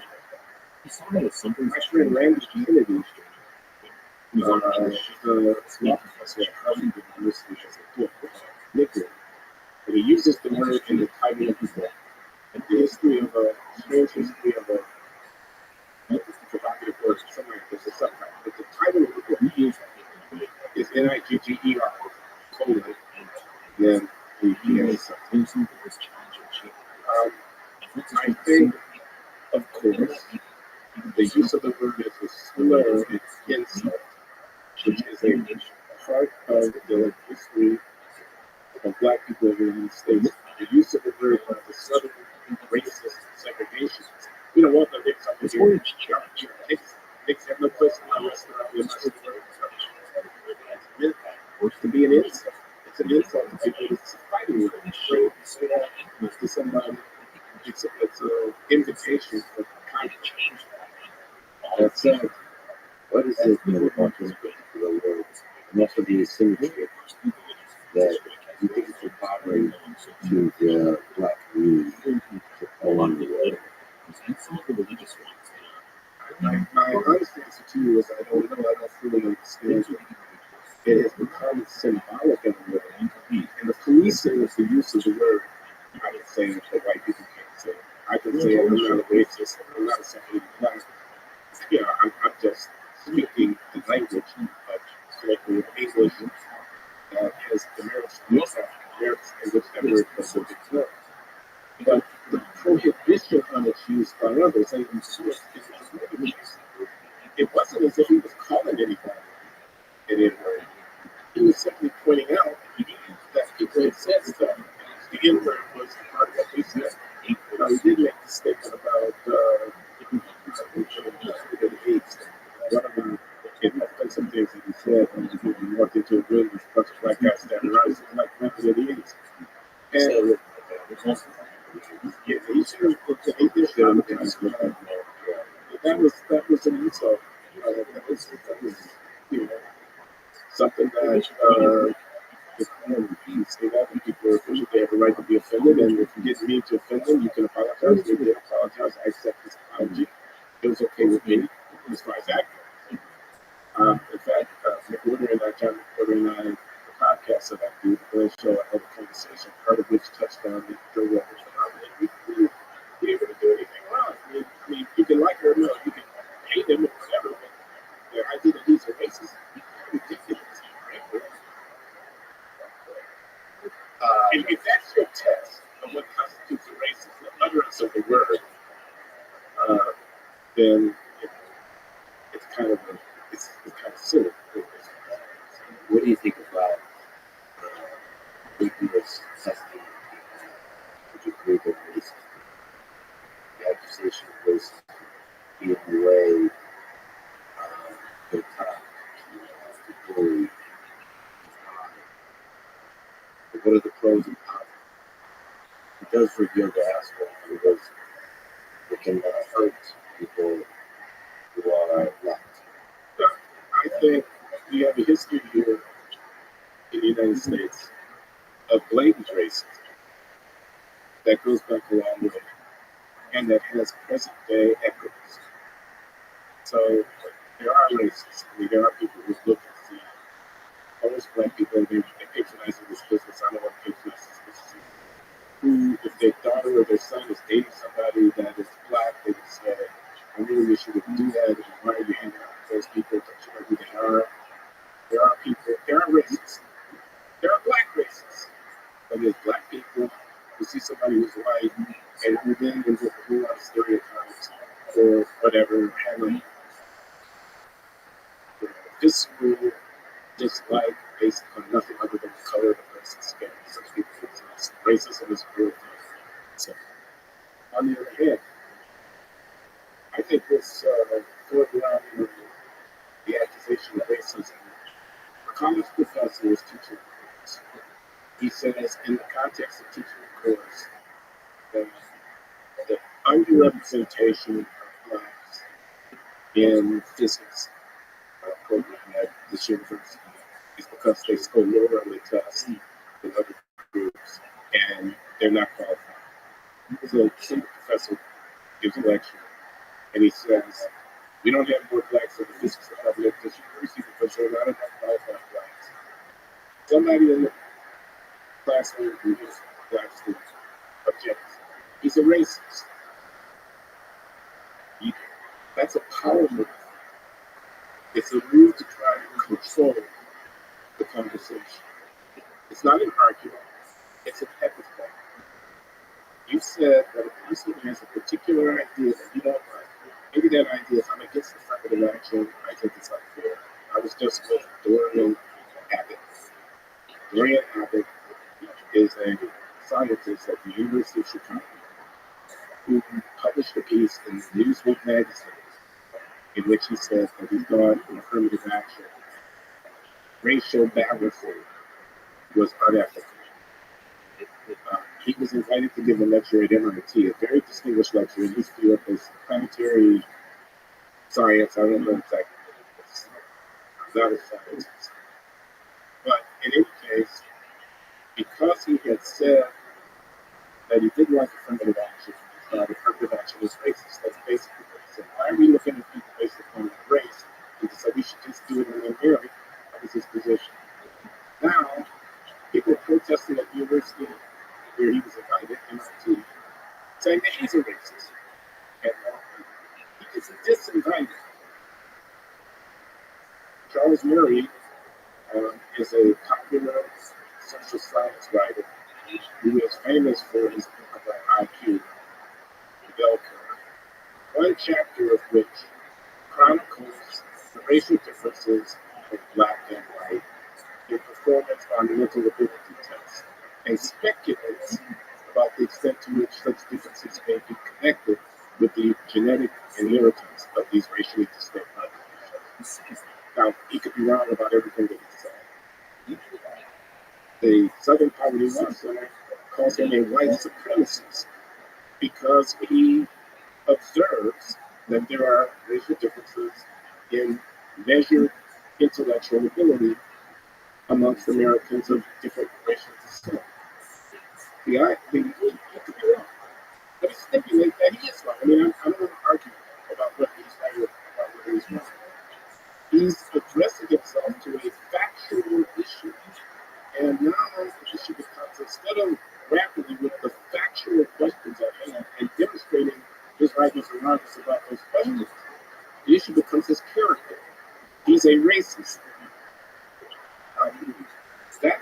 in my mind, a lie, like calling it a witch. The use of that word lie, I think, has parallels to accusing people of witchcraft because they have views about systematic questions that bear on racial inequality or racial difference that a person finds unacceptable or that a person disagrees with. If you think you can shut somebody up, uh, crime in cities of Chicago, St. Louis, Baltimore, Philadelphia, Washington, D.C. is out of control. Simply said. Murder rate is high. Who's committing those crimes? They're mostly black young men who are doing the carjackings, who are doing the shootings. They're killing each other. They're making our city unlivable. Now, that's a hypothetical statement that I make. It might be correct. It might be incorrect. It might be appropriate. It might be inappropriate. It may be true. It's something that we would be better off if people didn't focus on. I don't know. Responding to someone making that statement, have you seen what has happened to my city? It used to be that you could go to the Michigan Avenue and you could find one after another island campuses, and tourists would come and they go to the theater and there were restaurants and they go out. They don't do it anymore. You know what? Half of those stores are boarded up now. You know why? Because when George Floyd killed black people, mobbed in the city and they burnt and they rioted and they looted, and it hasn't been the same ever since. And I'm moving to the suburbs. I'll be damned if I'm going to send my children to these schools. Let's say that. It might be right, it might be wrong to say it. Calling them a racist is exactly not a rebuttal of what they said. It's a move. It's a move to try to take control of the conversation by accusing someone of having bad character because they said something that made you uncomfortable, which you can't deal with. So you think you can shut them up by calling them a racist. You might still be calling them a witch. You might still be calling for their head on the planet because they believe that Satan is Lord. Because that's the kind of whole argument. Close focus is precisely not an argument that people who invoke that term are used to. And here's what I have to say about that.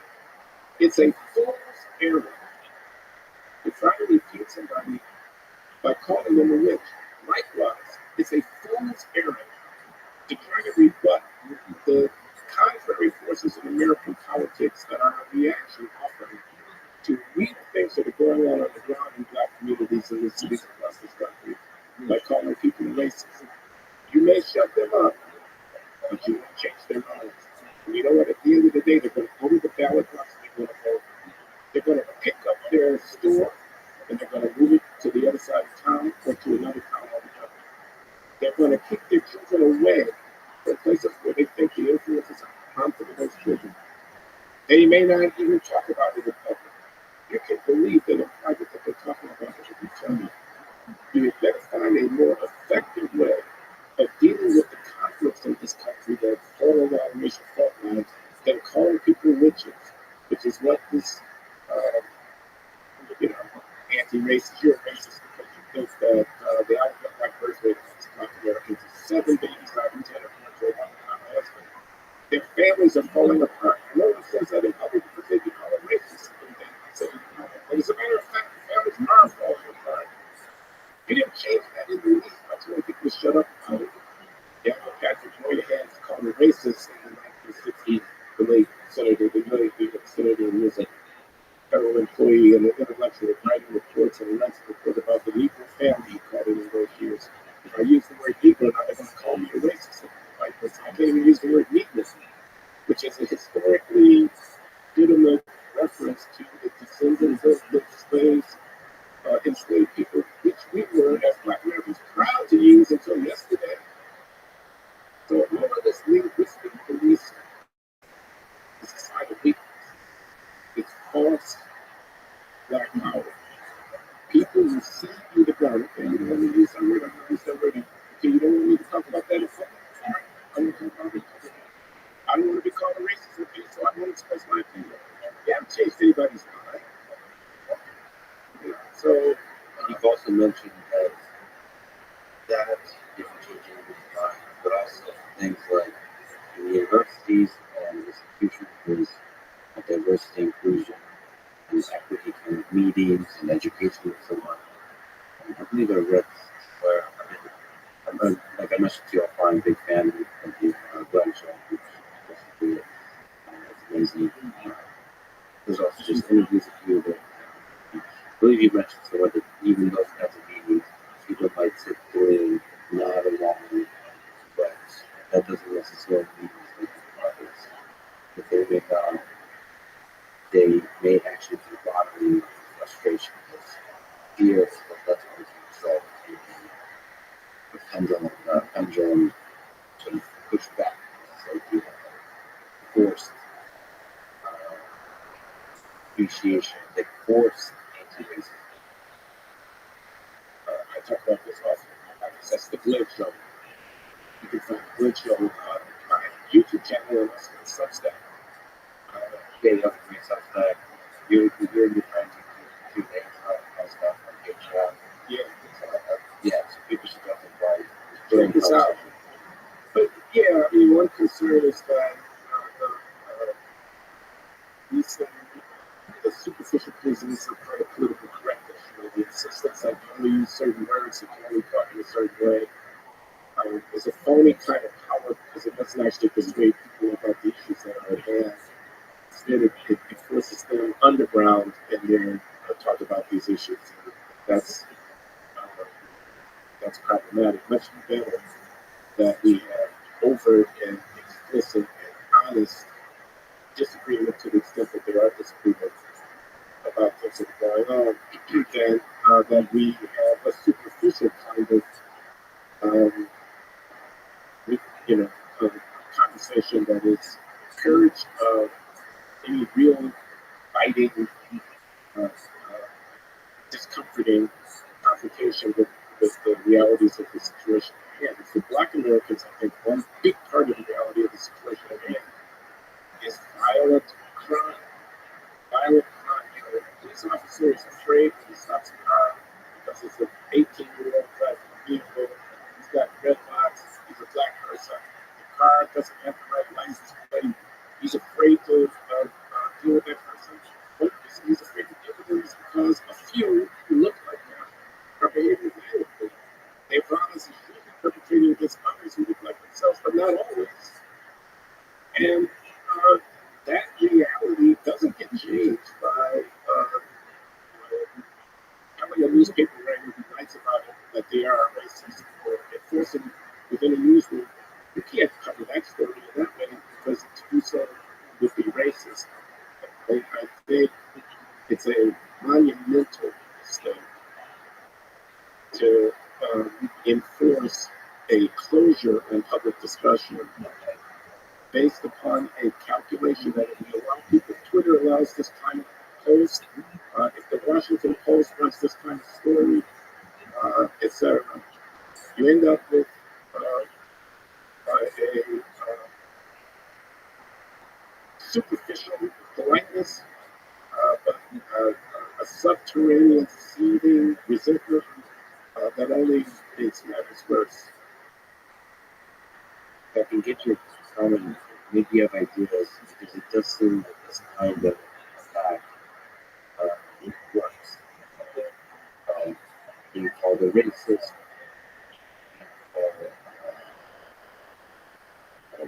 maybe not sexist, but something like you're going through a Johnny Depp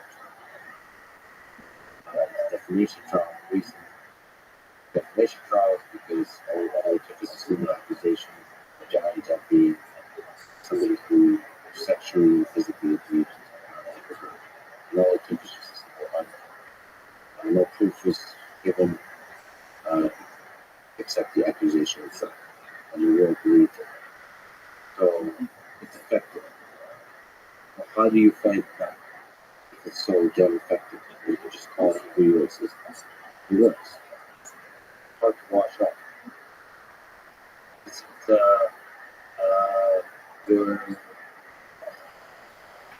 you're you're not feeling a point of law or you have to get those articles, get that label, and then you use on to the city. So how do you have any ideas about that? I did it. Just listen, Roseanne Barr, who made this statement about Valentine, she made some kind of ape-like reference to it. The show got canceled, and she's a racist.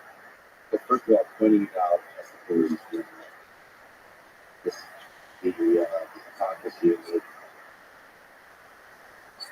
If you say it works, I guess you're right. It used to be the cause of communists. But going back to the late 40s, early 50s, Red Scare, McCarthyism, and whatnot. Once they might have belonged to a club that was pro-Soviet Union in the 1930s when they were in college, they might have voted for the socialist candidate Henry Wallace in the presidential election. They might belong to the Communist Party. They might think Karl Marx was right about a whole lot of stuff about capitalism and whatnot. And they're going to call it communist or Marxist. And it could ruin their career, could ruin their lives. And a lot of people shut up about it, and it went on for a long time. And in a way, still is going on because of Marxists. And you can make that stick. They're certainly not going to get elected president of the United States. But I don't know about this. I think, I once read this book by a German political scientist called Elizabeth Boyle. That was writer's name, Elizabeth Boyle. The book is called The Spiral of Science. And the argument was there can be some views, some issues in society that get defined in such a way that it's inappropriate to hold those views. And as a result, people who don't want to be shamed, don't want to be ostracized, don't express those views. And when they don't express them, anybody is looking with you because they don't hear it said by others, they're the only one. They want to defend the view. And so they don't want to be the only one out there saying something. So they keep it to themselves. So now, this view, this attitude in society could be held by a large number of people. But because of the fear that if they were to express it, they'd be ostracized. No one says it. And since no one is saying it, the others who hold the view don't know that they're not alone, that they are not the only ones who hold the view. And hence, they keep silent. That could be an equilibrium. That could be a relatively stable situation in which the emperor has no clothes. Everybody can see that this dude is naked. Okay? But everybody thinks that, I don't want to be the only one to say it. And so we all kind of collaborate, charade, keeping the view to ourselves. Then along comes an event that somebody decides to defy the consensus and speak out. It could be a little kid. The story about the emperor has no clothes doesn't realize that he's not supposed to say that the emperor is naked. The thing about the kid in the story who says the emperor is naked is not that he is saying it. It's not even that other people hear it. It's that everybody knows that everybody else heard him say it. The kid who speaks out says the emperor has no clothes creates a circumstance in which it's common knowledge. Common knowledge, not just being knowledge. It doesn't even mean widespread knowledge. It means comprehensive knowledge of other person's knowledge of something. So the spiral of silence is an equilibrium that is susceptible to being undermined by a process of a cumulative process, a snowballing process of revelation that you're not the only one who thinks this way. That seems to think that there's an ocean of common knowledge that we're waiting for the kid to wake us up to find other parts of it. That's correct. And the little kid, by the way, could be somebody like Donald Trump, only more effective than Donald Trump. Somebody who is smarter than Donald Trump. Somebody who is shrewder than Donald Trump.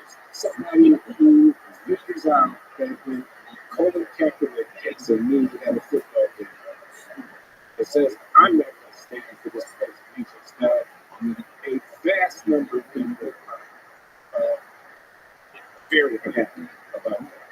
somebody who understands that when a Black Lives Matter activist stands up with a small fist and says, burn this bitch down about a city in the United States of America, like a lot of people are upset about, a lot of them. So the person, a shrewd politician, a shrewd manager of public image, could build on and create a circumstance in which more and more people will feel safe to express that view. And the more we express it, the safer those will get to express it, but hold it, will feel and express it. And to the extent that the view is very widespread, but is kept under wraps, an explosion could happen. We could look at tomorrow and have a very different country than we have today because the conspiracy of silence, the spiral of silence, ends up getting unraveled by somebody who steps out away from the consensus, dares to take the things down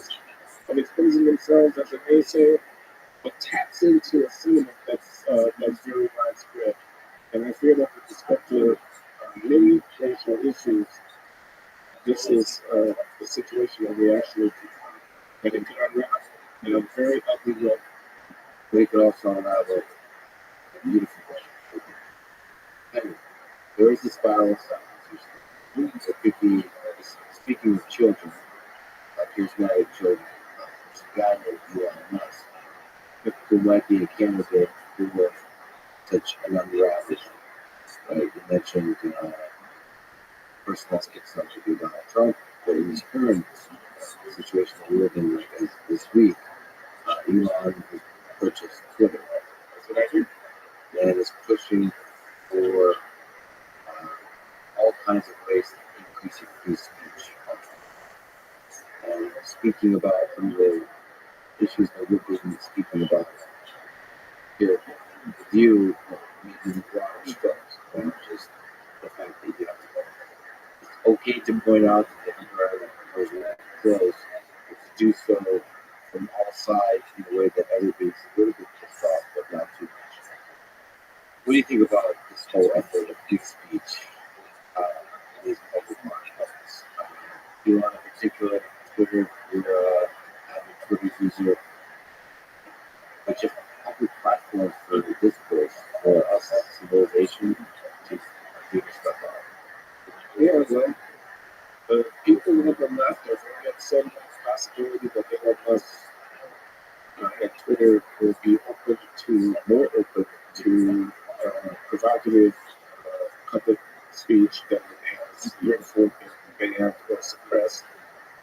And I think they might be right to be concerned that that can happen. I don't know enough about the technology and about the architect. Really, I mean, social media and whatnot is just like it's a complicated system of interactions between people, who the users are, and so forth. I do know that story about Hunter Biden's laptop was real news and could have affected the outcome of the election, and it was suppressed, and that Twitter had a role in suppressing it. I do know that the question of where the COVID-19 virus originated and the role that lab leak account could have played in the public processing that event was real news, and that it was suppressed by people who were trying to control misinformation, disinformation, Russian disinformation campaigns. So Twitter has users. I'm one of them, and it has a lot of users. It's not as big as Facebook. I gather it's not, but it's important. The ability to construct counter platforms and people moving around and whatnot. It's a network dynamic that maybe I should understand better than I do being a social scientist, but I don't think anyone understands. Because people include the fact Twitter, it was just fascinating. It's a monster because of just the bandwidth messages. And you don't know who's a bot and who's a human. That's a fascinating thing. And viral nature of negativity. All of those dynamics, of course, you are probably the right person to understand it from a social science perspective, from an economics perspective, but nobody really understands. And it's fascinating within that domain, how do you allow free speech? same time, manage millions of ongoing conversations from just becoming insanely chaotic. So, from a political perspective, a lot of people can have wrong, they actually have difficult, critical conversations. And the problem with humans is if they empathize and they can relate to both things information as counterproductive for healthy conversations in folks. And the problem is learning humans about it. First of all, power corrupts. There's something delicious about having power to label someone else's information. You do that once for something that might be obvious. And you start getting greedy, start getting excited. It feels good. It feels good to label something as misinformation, disinformation, and over time, especially if there's a culture inside the company that leans a certain political direction, leans in all the groups we talk about, leans a certain way. They'll start to label as misinformation. That power is corrupt. You have to construct mechanisms of somehow preventing you from allowing that power to get too delicious. At least that's my perspective.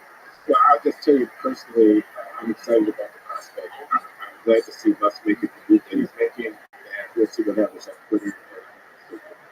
You look at them for what did you say? Let's make Twitter more fun.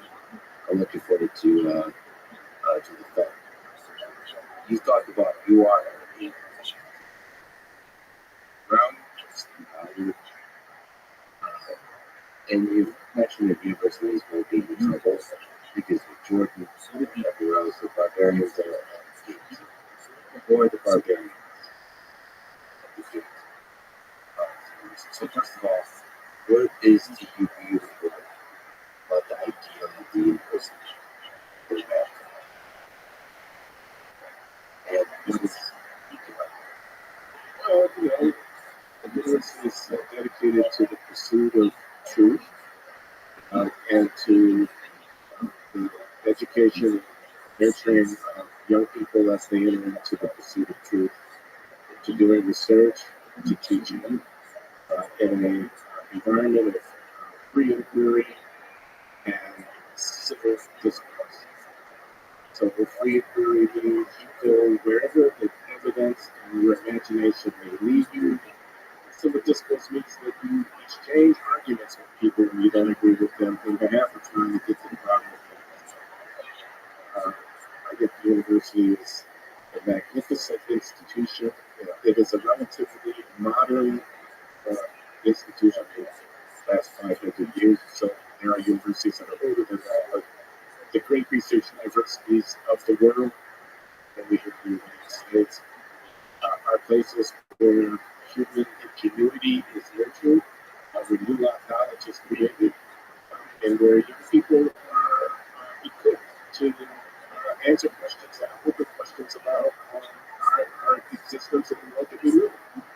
You can trace to the university much, if not most, of the advances in technology and resourcefulness, our understanding of the origins of the species, of the nature of the universe, cosmology, science, pursuit of humanistic understanding, and nurturing of traditions and customs. That's the barbarians at the gate. The people who are trying to shut down open inquiry at the university on behalf of their particular view about things are a threat to what the university stands for, and they should be resisted.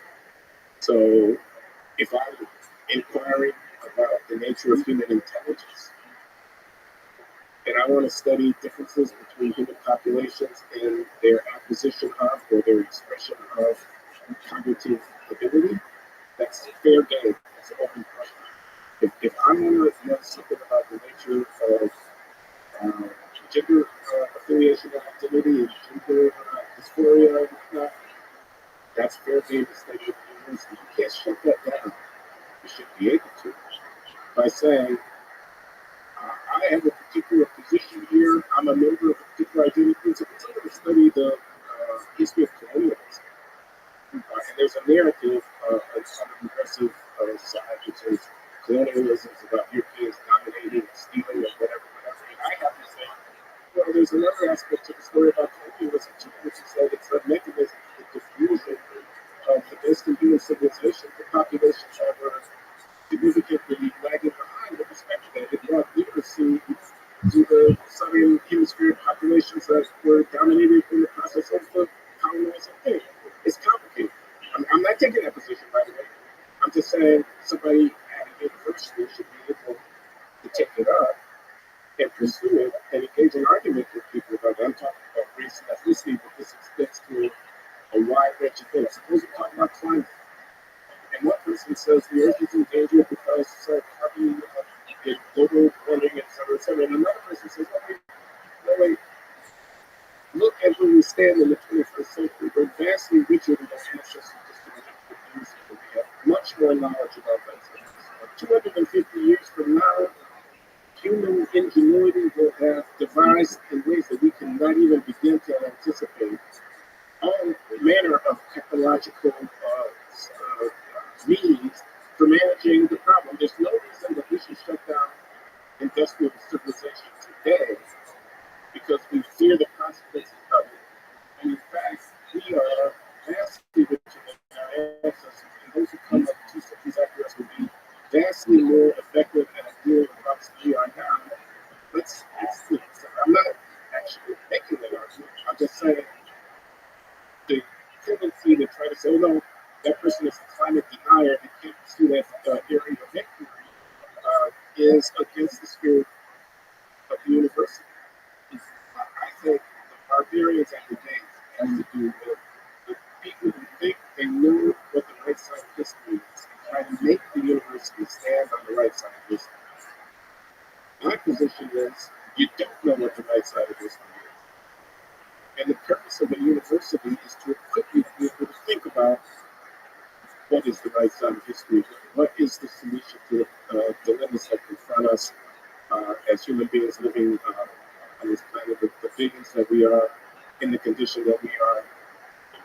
So the identitarians, the ones who want to make the university counter to their particular understandings about their own identity. We now have at Rabbi University and various other places, we don't do Columbus Day anymore. We do Indigenous Peoples Day. When that day comes up in October, we don't talk about Columbus. They're taking down statues of Columbus all across the country. So I'm not arguing anything here other than that the latter day position, my class, Black, Indigenous, other people of color, the latter day position that the university has to reflect a particular sensibility about these identity questions. I think it's a threat to the integrity of the enterprise. I don't think you're overstating it. I tend to be just my limited knowledge of MIT, but perhaps it applies broadly. I think the beauty of the university, broadly speaking, is the faculty and the students. The problem arises from the overreach, the overthrowing information that gives, again, thinks that it knows enough to make rules, conclusions based on a set of beliefs, and then based on that, empowers a certain small selection of students to be the sort of voices of activism of a particular idea. And that, I think activism is beautiful, but not just activism, but equally the disagrees is shut down. That I think the blame lies with the administration. I think the solution is a lesson, just like the solution with too big of a budget, too big of a business. Because there needs to be a redistribution of power to what makes universities beautiful, which is the old students and the young students. Old students being professors, the scholars,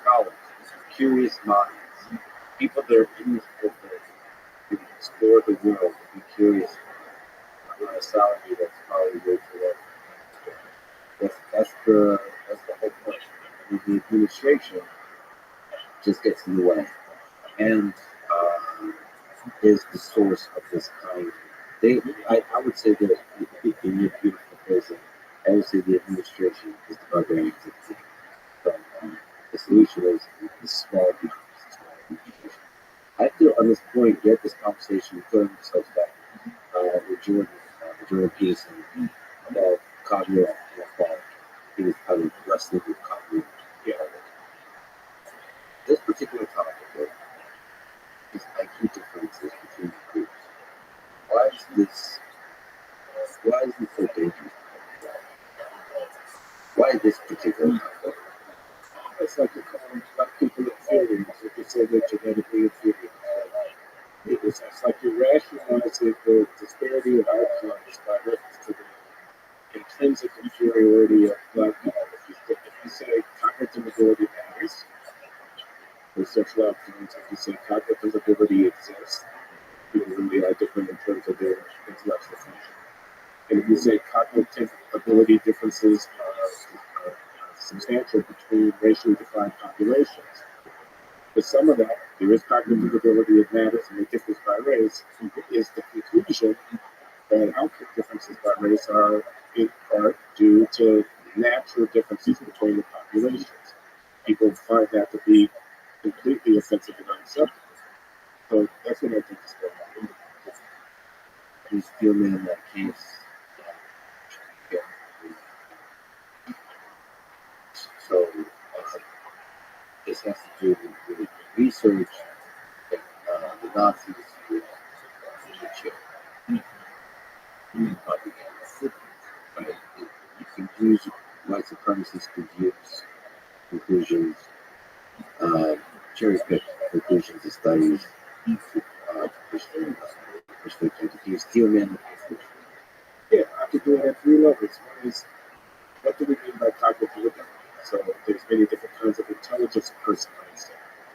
How good are IQ tests that measure other kinds of human capacities that are pertinent to success in life, like temperament, recognition of intelligence, and so on. So intelligence is not a one-dimensional thing measured by G. The cognitive psychologists talk about G, the general intelligence factor, which is a statistical construction. It's a factor analytic resolution of the correlation across individuals in their performance on a battery of different kind of tests. And they use that to define a general factor of intelligence, and a person could say that is a very narrow view of what human mental capacities actually are, and that it's much better to think about multi-dimensional measures of human mental function rather than a single cognitive ability measure, so-called IQ, which is a narrow construction that doesn't capture all of the subtle nuance of human difference in function. Functioning is not just the ability to recite backwards the sequence of numbers and say 8, 7, 9, 5, 3, 2. You say 2, 3, 5, 7, 8, 9. It's not just that. Intelligence is a complex management of many different dimensions of human performance, including things like being able to stick with a task and not give up. Things like being able to discipline and control your impulses as you remain focused. That could be one dimension. Start by questioning the very foundation of the argument for racial differences in cognitive ability by saying that your measure of cognitive ability is flawed. I could go to a higher level. I could say what we're really interested in is social outcomes. And the question of what factors influence social outcomes extends well beyond mental ability to many other things. So here's an example. Visual acuity. I want you to see. You're not wearing glasses. I am. Visual acuity varies between human beings. Some people see better than other people. Visual acuity can be measured. Computer the chart and to identify if that bottom line is small print or not. So we can measure visual acuity and it varies between human beings. Visual acuity is partly genetic. It just undoubtedly true. We inherit genes that influence whether or not we're nearsighted, farsighted, or astigmatic.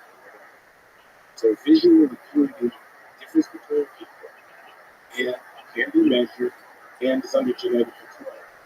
On the other hand, corrected lenses allow for us to level the playing field between people who are differently endowed in terms of vision. Likewise, social outcomes are really interested in employment, careers, whether or not they're law-abiding, how they conduct themselves and their families and such with other individuals.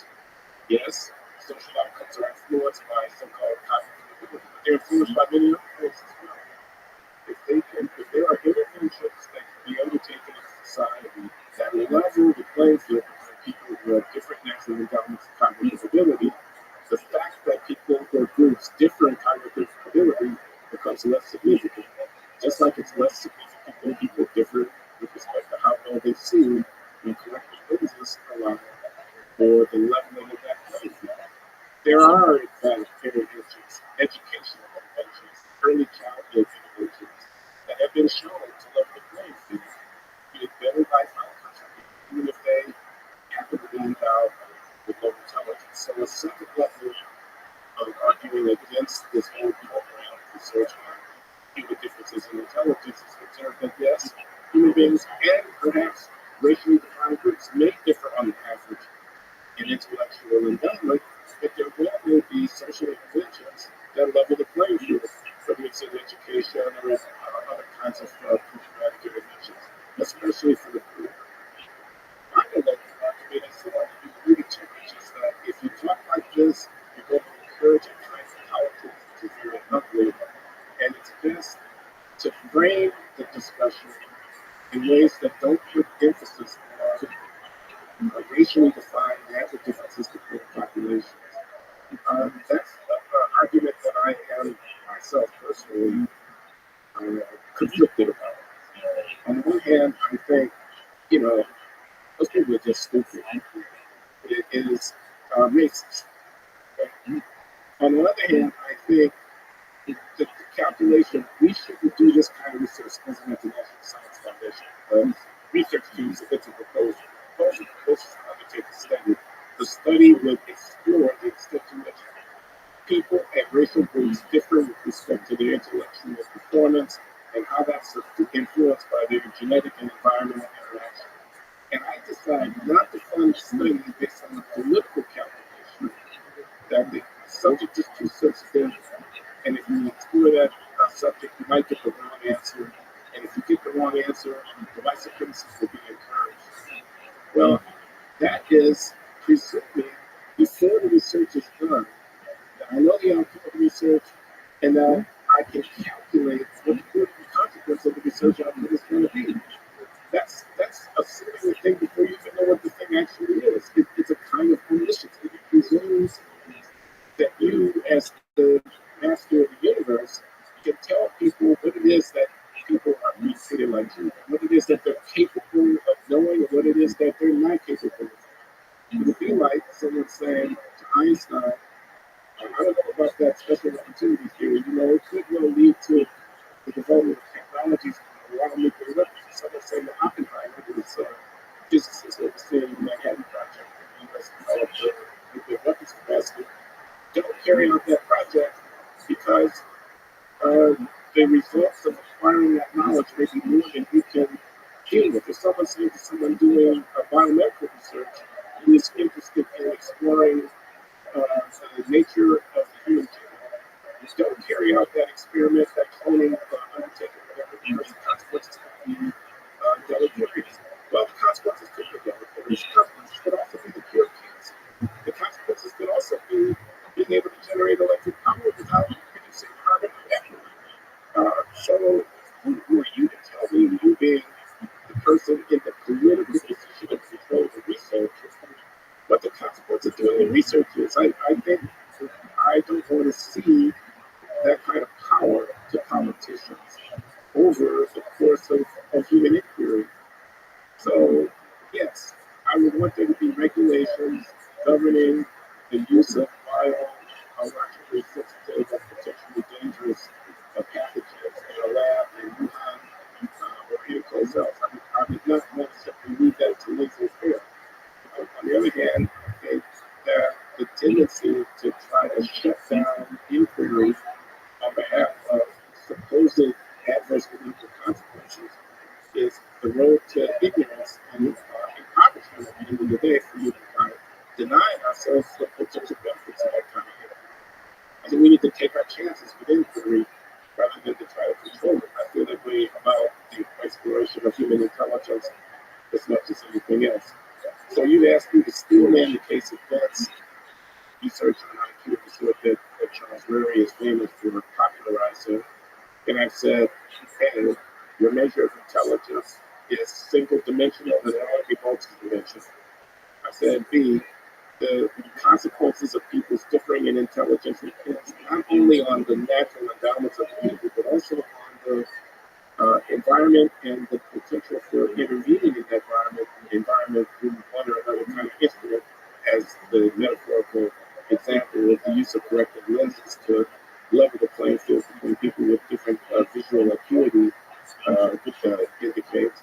But finally, I've said, yes, research on racial differences in IQ can foster political beliefs that we would consider to be obnoxious.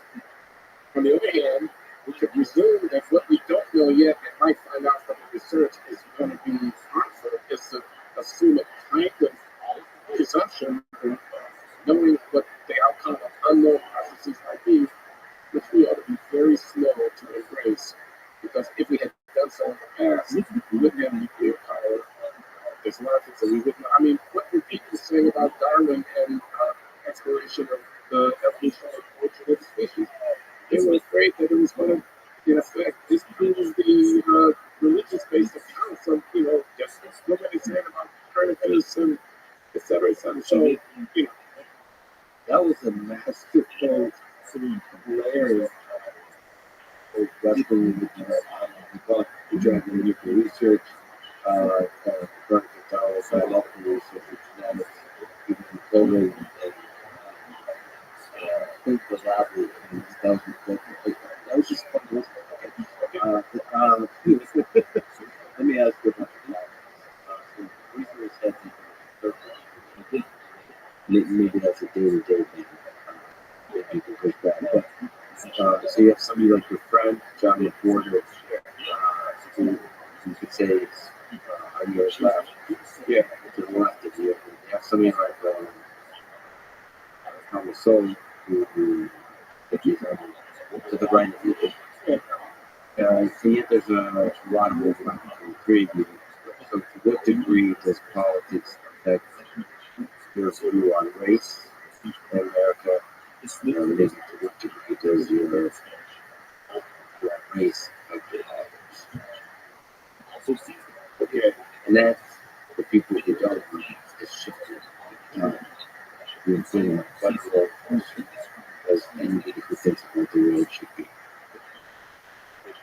Well, let's begin with the fact that I was trained as an economist in a tradition of what many people would call neoliberalism. I was trained at MIT, which was not a right-wing place by any means, but it was a place where you learned about markets and about the benefits of capitalism as a way of organizing society, the virtues of creative arts, the fact that the pursuit of profit was not necessarily a bad thing, but it well might be the road to prosperity and to economic growth.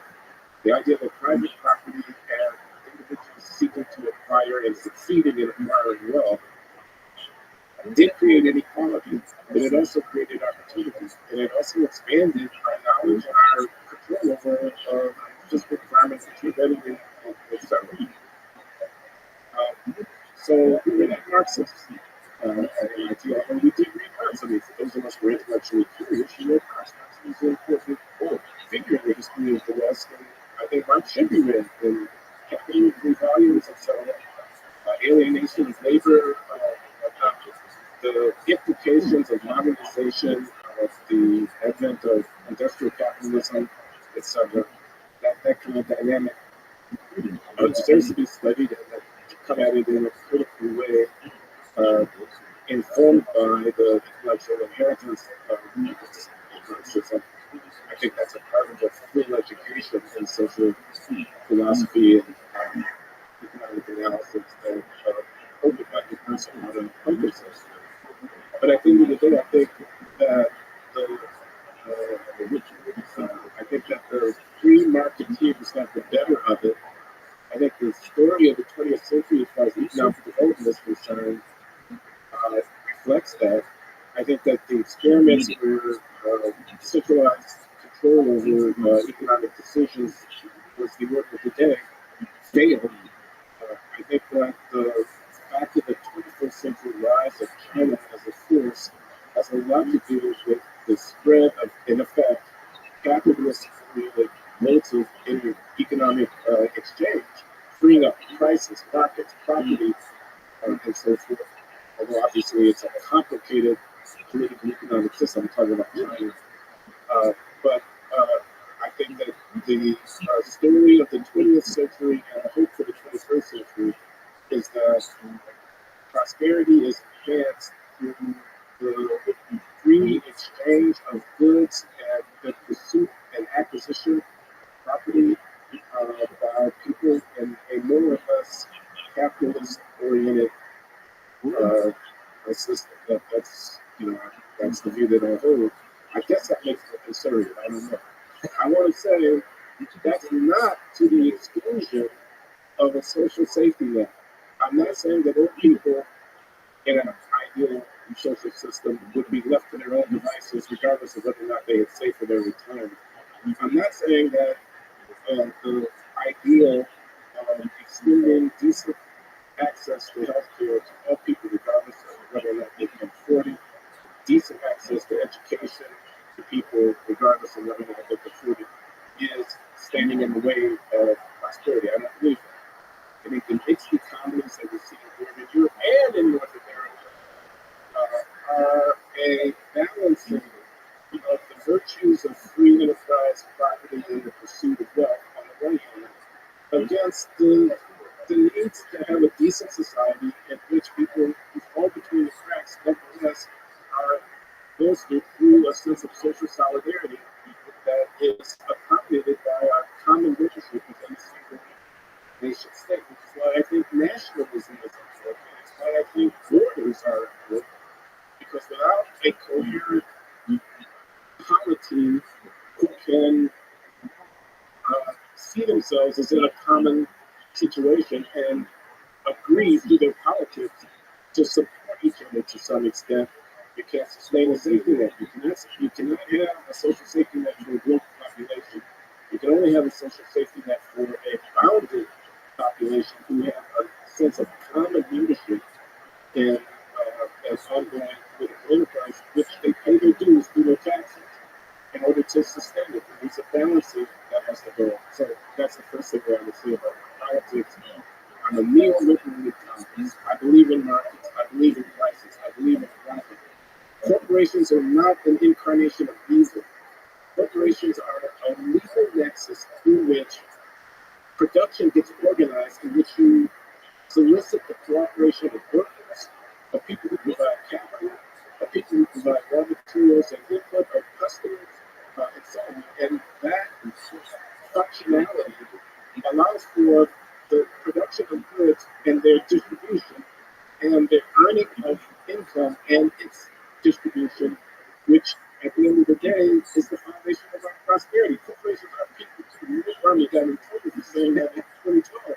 The corporations are nothing but a legal fiction. The corporation is not a person as such, but the nexus of contracts and relationships amongst the stakeholders who intersect in the context of the corporation is the way in which we organize the massively complex set of activities that are necessary in order to produce economic benefits, in order to feed people, in order to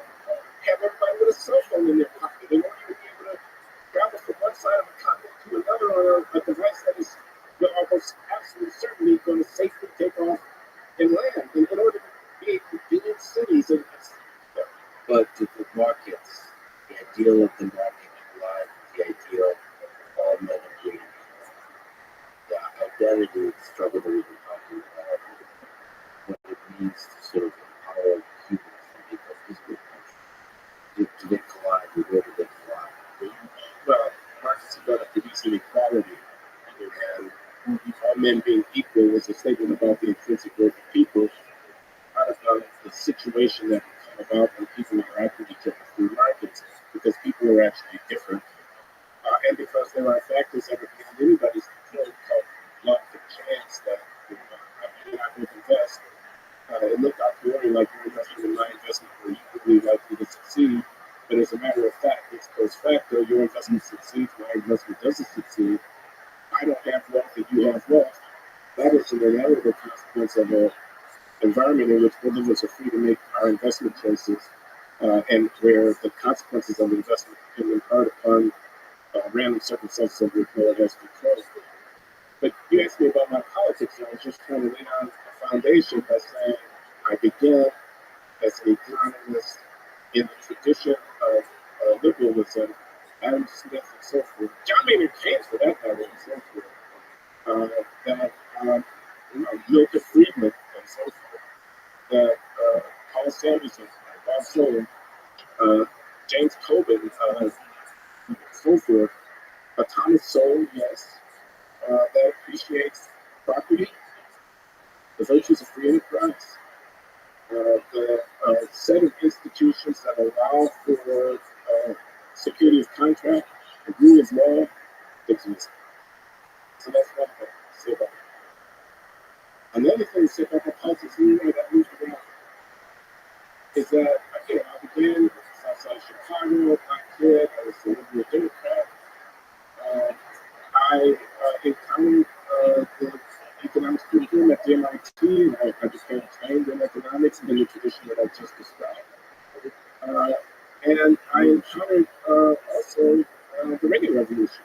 This is the late 70s, early 80s. These are big debates about economic policy and so on. And I found a lot to admire in the supply siders, the people who saying, let's get the government out of play. People were worried about national debt, which is a lot more now than it was then. The people were worried that the welfare state could be too big, that the incentives and profit motives could become productive, that you had a war on poverty, and you didn't have a war on poverty. And poverty won.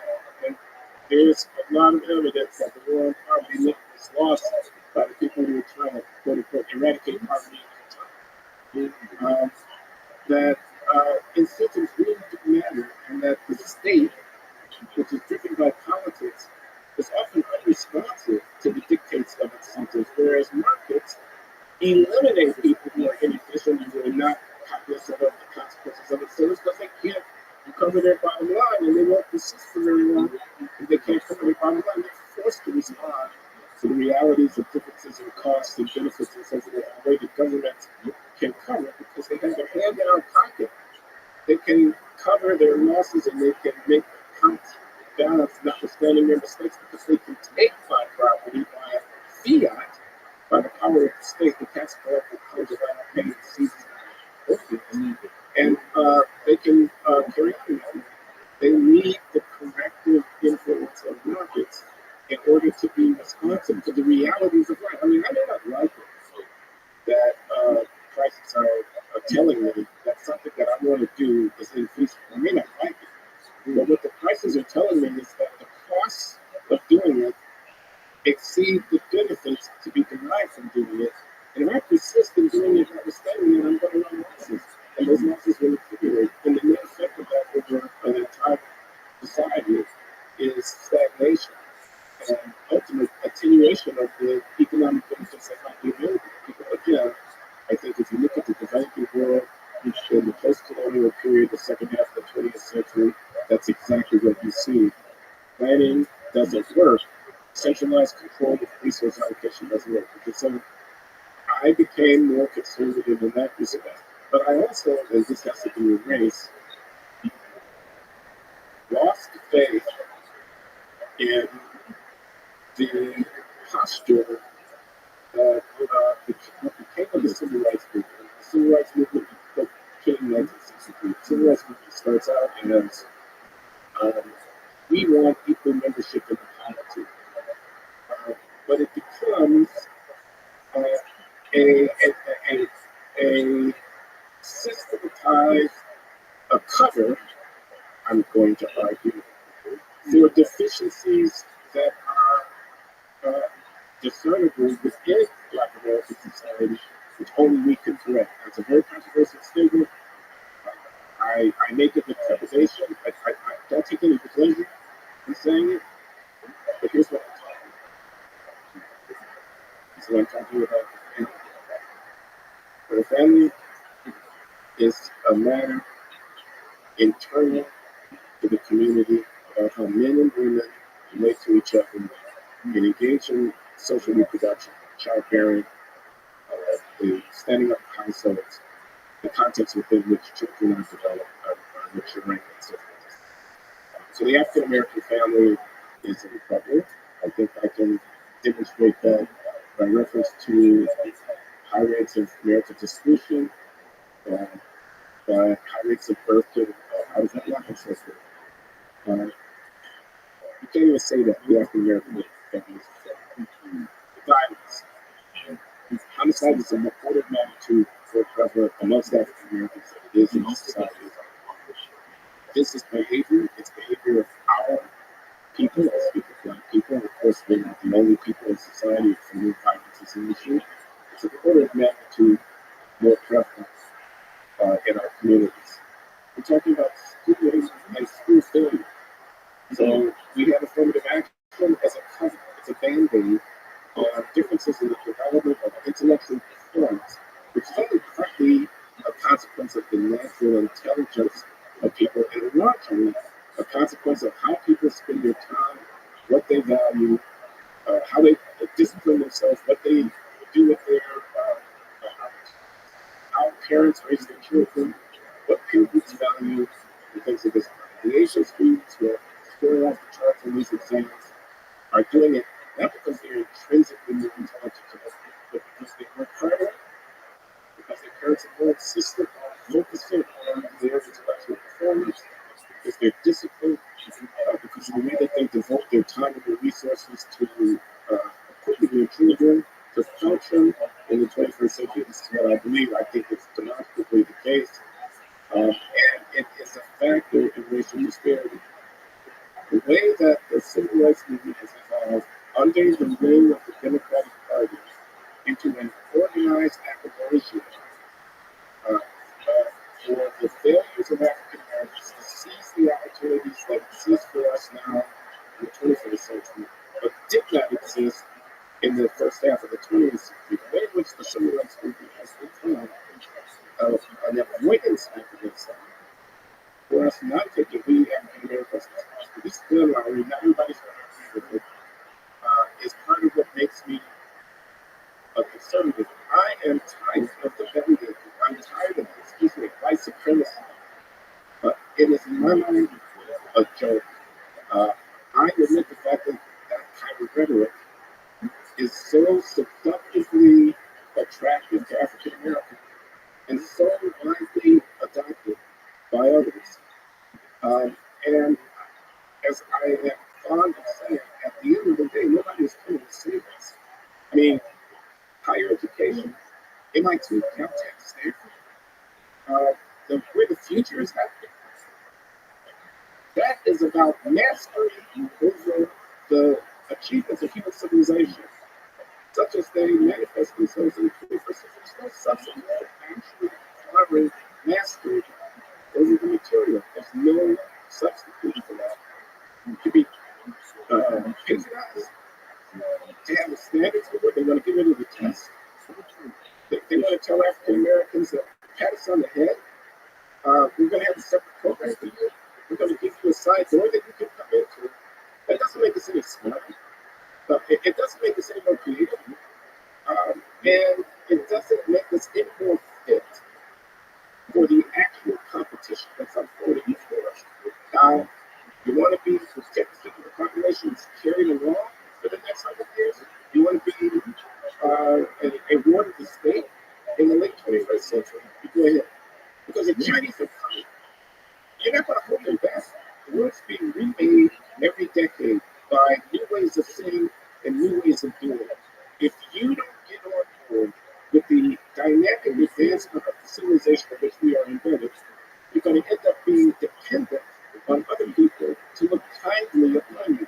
And this story that you got, this bellyache, this excuse, now its ancestors were slaves. It's only going to work for so long. So that makes me, I suppose, a kind of conservative. I hate affirmative action. I don't just disagree with it. I don't just think it's against the 14th Amendment. I hate it. The hatred comes from an understanding that it is a band-aid, that it is a substitute for the actual development of the capacity for our people to proceed. I'd much rather be in the position of having them try to keep me out because I'm so damn good at doing with the agency, that having them have to beg the Supreme Court to allow for a special dispensation on my behalf because they need diversity and inclusion and belonging. Not just diversity.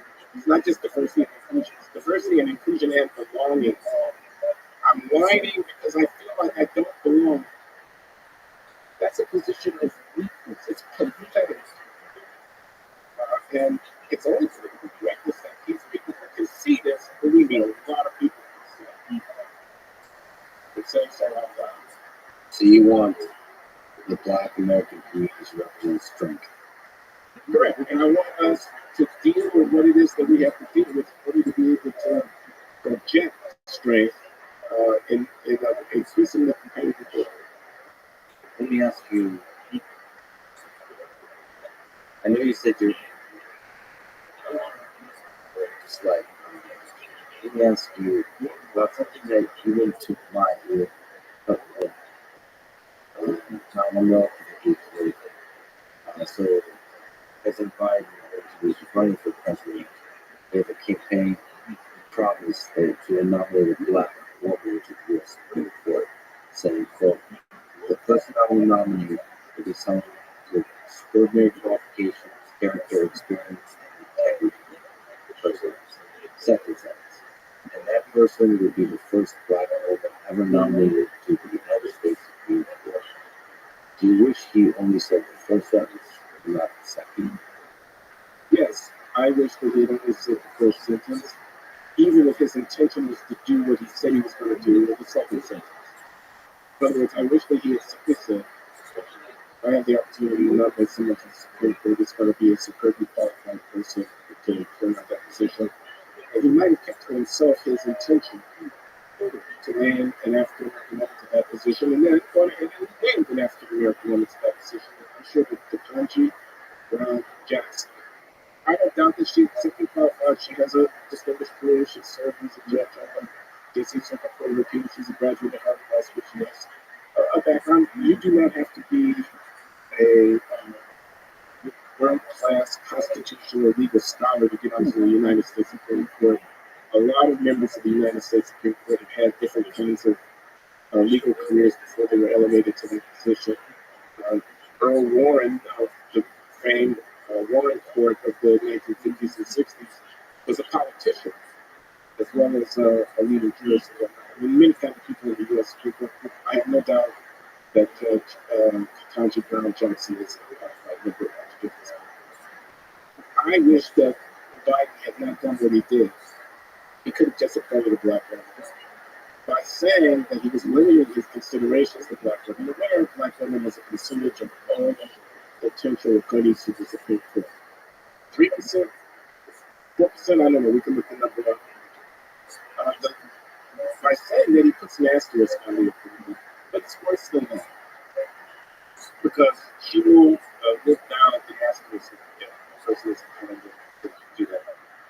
She will have the opportunity to show through her performance exactly what kind of judge she is. Just as Justice Clarence Thomas has shown through his performance that he was qualified and more than qualified to be on the side. What I disliked was the pandering. He was seeking votes from black people by pandering to us, and he's treating us like children. Why should I care what color a person is who's on the United States Supreme Court? What I should care about is what kind of opinions they have. You know, do I suppose that being a black woman means that you're going to write different kind of opinions from others? Well, perhaps. That kind of identity politics at the highest level of American legal establishment is something that rubs me very much the wrong way. What I should care about is the nature and the future of the law. I'm actually struck by this because the court is conservative. It has 6 conservative members on it, and it has 3 liberal members on it. And if I were, and I'm not, a liberal Democrat, the highest concern that I would have about an appointment in the Supreme Court is this a person who is going to be effective in advocating my liberal views within the highest concept of American law? Now, the fact that that person is a woman versus a black person is way down the list of the things that I would think are important to the kinds of opinions that they're going to write. So, I mean, I think Joe Biden, this is just a piece of a larger political strategy to cobble together a coalition that will be successful at the polls and sustaining Democrats. Jim Crow 2.0, this whole characterization of the conflict in the states about election security and voting rights is another part of that strategy. He is pandering to black voters. He is trying to frighten us, thinking that if the Republicans win, their rights will be taken away.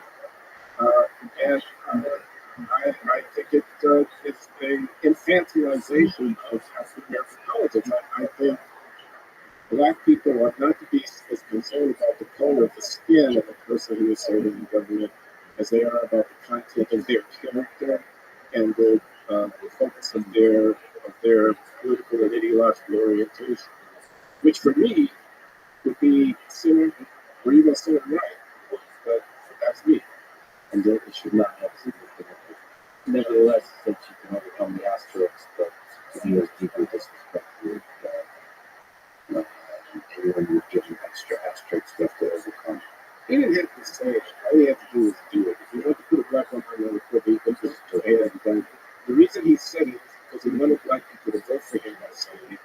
And I'm saying that piece is not true. It's not going to stay the next exercise and do those kind of disgusting. Let me ask you about Thomas Sowell. You mentioned him, colleague, what in the space of ideas. So, what impact does he have on your ideas, and how do you think he shaped the landscape of ideas and culture? So he's in his 90s. Still got it. Still going at it. He's still going at it. Let's continue to come on. I think he's a great man. I think Thomas Sowell, regardless of his race, his black, is one of the 100 most significant economists in the 20th century. He has chosen as his subject, a substantial part of his subject, to investigate the deep causes and consequences of racial disparity in the economy. He's written fundamental books about that. Many of them. He's a social philosopher. He is an economic historian. He is a combatant in the conflict of ideas around how to think about society and this beyond the racial difference. And race has been a big part of what he's written about. He's been critical of affirmative action. And he didn't just stand back and wag his finger. He got busy looking at the consequences of affirmative action in societies all around the world. He's written books about it. He's been critical of the narrative about civil rights and racial inequality. He believes in small government. He doesn't think that efforts to redistribute income and prove to be the solution to the problem of racial disparity. Has not been honored by the committee that hands out Nobel recognition in economics. science and probably won't be because it's controversial. I reckon that's really would be low to encourage the blowback that they would just surely receive if they were to take a controversial and politically uh, um, focused, expressive black conservative in honoring the place.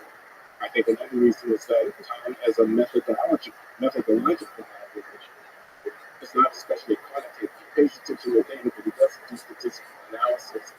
He doesn't do modeling. So from a methodological point of view, he's not a cutting edge, kind of mathematically sophisticated, kind of quantitatively, statistically oriented. But he does descriptive stuff. He writes in a style that is much more like a social historian than it is like a mathematically trained analytical economist. On the other hand, he is an economist in the Chicago School with Milton Friedman, George Schiffner, probably amongst his teachers, who takes price theory, which is the analysis of the interplay of market forces, mindful of incentives, and so on to implement the basic insights from economic side. There is no free lunch. There's always going to be a cost to anything that you do, and so on. People respond to incentives, demand curve slope downward. Competition tends to work best when people are free to enter and not. But Tom is also a social historian and philosopher in the tradition of a free proponent. One consequence I deeply admire knowledge and decisions is an extension of the Hayekian arguments about the limits of central planning. So I think Tom is an American, born as I understand it in Louisiana, raised in New York City, graduate of Harvard College, a military veteran, a PhD in economics from the University of Chicago, a black conservative social scientist of very high stature. I think he's a baby. And one of the great introductions. And you're saying this deserves a Nobel Prize. Yeah, I mean, Hayek was Gunnar Myrdal, the Swedish economist, wrote about economic development, the famous two-volume work, An American Dilemma about the status of class. Yeah, I think Tom could be, could be that company, period. You do a thing, economy, that doesn't have to be Psychologists, United Economists, Eleanor Ostrom, the scientist who was honored in a George Washington and Oliver Williamson 50 years ago or so. He could be put in a company really quite easily. Let me ask you, you mentioned Obama in this very beginning when we were talking about. How did it feel that he said forever ago, that in 2008, Barack Obama became president? At that time, perhaps you identified as being so politics aside, just in general, how did it feel that in 150 years where this country is coming? Well, yeah, I didn't identify in 2008 as a conservative to the same extent that I do today. I was kind of in transition yet again. I was excited by the Obama candidacy. At first, I was skeptical because I thought he's not black. The man's father is a Kenyan, and the man's mother is a white American, and he identifies as black. I find it interesting that the first black president of the United States, I could have put inverted commas, and the first black vice president of the United States, neither of them descend from American slaves. Kamala Harris's father is of African ancestry in part. He's a Jamaican immigrant, and her mother is an Indian immigrant. She was Harris, raised up largely in anybody, uh, but born in the United States. Barack Obama, was, as I've said, has mixed ancestry, and neither of his parents are the descendants of American descendants of slaves. But blackness is flexible. It's something that you can put on or you can take off to a certain degree. For some people, it be. I was excited. Our time is here. Hope and change.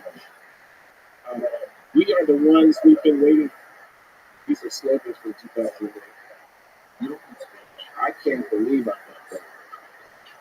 Interesting. Let me push back here. You talked about this. I mean, to me, a Jew is a Jew. Skin color, skin color. I mean, Barack Obama, when it matters, when you're talking to a white supremacist, when you're talking to, if you're a slave, he's black. Just like you said, everybody comes around. A Jew is a Jew. It doesn't matter how you identify. It doesn't matter. I mean, that's sex. Don't you think that Barack Obama is black and is called white? Which doesn't mean you come far. I mean, I'm okay. I'm being Oh, sure. And look, I said it a little bit tongue in cheek, but I think Obama has been very careful about manufacturing a kind of covered persona that is intended to um, position him in the most effective way. You mean like every politician? Yeah, like every politician, sure. And that the racial identity piece is an aspect of that. I mean, anything I say here would only be speculation because I have no facts about the personal history of Obama. I mean, I accept Barack Hussein Obama as Hillary Clinton said. I take him at his word about whatever she was talking about. Or was he a Christian? I think is what the question was. It was right wing attacking Obama for having been raised for some years in the Philippines and Indonesia. I think Indonesia. His stepfather and all that, but she took him at his word, and I took him at his word about his racial identity. No, So you were captivated by the power of his words. You regret the degree. well, I mean, I think in retrospect, that whole campaign, it's like pie in the sky kind of everything. We are the ones we've been waiting for. I can't quote exactly that speech that he gave in Grant Park in Chicago when he was announced as the winner of the election. But today is the day that the rise of the ocean stopped. Those who doubted that we could do it, that tonight is our answer, that it's going to be a new day and it's going to be a new regime. But it wasn't a new day, it wasn't a new regime. It was American politics more or less as usual. Barack Obama turns out not to be the Messiah. Maybe it should be a little surprising. Race relations got set back during the my beef with Obama is that you look at the black. She got elected. Now we have a black president. You can do stuff that nobody else could do. You're a black president. You can tell the people burning down the city to get their butts back in their houses and their stopping. You can tell the race hustlers, sharpies in the mouth. Not only has our time come for those who spend my hope in the campaign, your time is over. For those who want to carry on we have to see rooted in racial grievance. The election of my son to this highest office proves that the institutions of the state are legitimate and open to all comers. I think Barack Obama, when the SHIT hit the fan, if I had a son, he looked like Trayvon. I think he was what he said. He's president of the United States. The color of his skin and the color of Trayvon's skin, the correlation between those two things. My other son, he looked like Raymond. He says, when he said it, he only meant to sympathize with the parent. But in fact, when he said it from the highest office of the land, so they said there's a attorney general to enforce this narrative. He doubled down on a racial narrative that I think is actually false. I think the story that systemic racism in America is reflected in policing that terrorizes black people because of the color of their skin is demonstrably false. I think that the central threat to black lives is violent crime perpetrated largely by black people against other black people. I think there is such a thing as police brutality, and I think there are reasons to have regulations for police, but I think it is a second order issue in terms of the quality of life of African Americans. I think Obama could have told the people who, after Freddie Gray died in police custody in a van in Baltimore, and he undertook to burn that city down, to get their asses off the street and go back to their apartments and stop it. I think he could have said in the aftermath of Michael Brown being shot dead by Darren Wilson in Ferguson, Missouri, and there was a grand jury deliberation that elected not to indict Officer Wilson. But people took the streets in that city and stood on top of vehicles and so forth and so on. He could have told them, we don't mob around courthouses in this country. We respect the rule of law. Get your butts off the streets and back into your apartments. He didn't do that. So To push back a little bit, push back. And I think you're asking Barack Obama, first black president of the United States, to do the thing that I think should be done by the second black president. I think his very example with the color of his skin was the most powerful thing. And actually doing some of these hard Thomas Sowell type of type of strong words about race is maybe too much to ask, given the nature of his knowledge. He is a politician. he is a politician. He get elected and get reelected. Yeah. It was in his second term. This is what I'm talking about. So he wasn't for the election. But Obama was at 46, 47, that was inaugurated. He served for 8 years. So he's in his mid 50s. He's got another half century, about 40 years of life. His post presidency, I think, was what was primarily what he's doing. Not getting elected to anything, but being enshrined also. The persona that he is now embodying, which depends upon a racial narrative that I, the Thomas Sowell, and others object to, I think is very much in the forefront of his mind when he made decisions as the chief executive officer of the country that we've all now have to live with. Yeah, but the fact is, he opened the door in a way that hasn't been done in the history of this United States. But I don't see there being even a significant discussion when an African American black man or black woman runs for president, maybe a black man also, and still has a new president. I just see that broke open the possibility that the other things. And that example by itself, I mean, to me, the role of the president isn't just policy, it's to inspire, it's to do it's to do what Dr. King, which is to have a dream.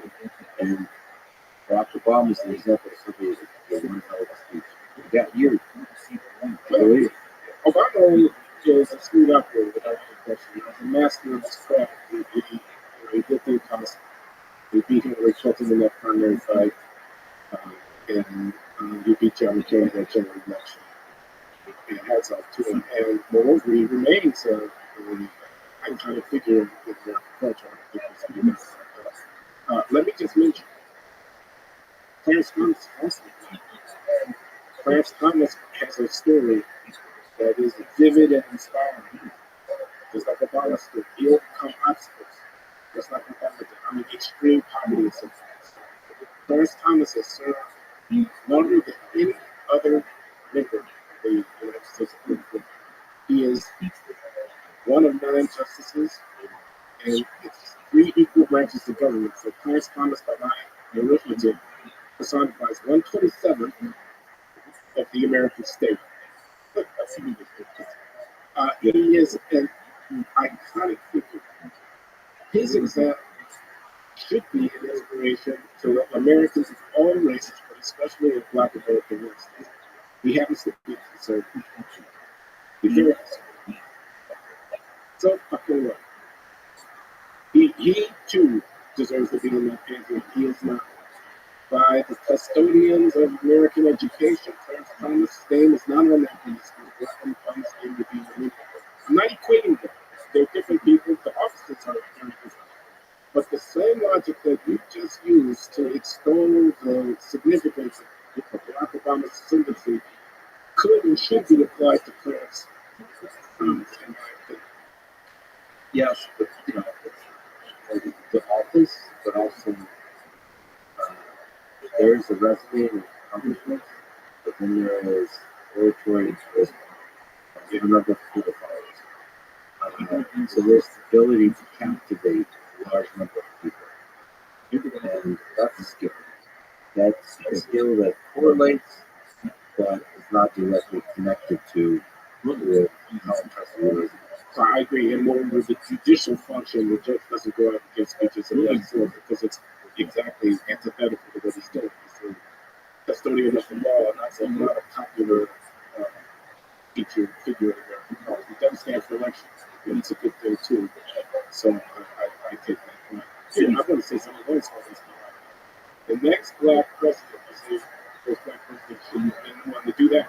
The second one should. It's more likely than not going to be. I don't have a particular person in mind. I'm just saying. I agree. That's why it's going to be super fun. Let me ask you to put on your wise sage cap. So if you're talking to someone who's in high school, in college, what advice would you give them about their career, about life in general, how to work a life? Well, I'd say the world is your place. If you're man or female, I don't care what color you are, if you're male, female, you're gay, straight, whatever.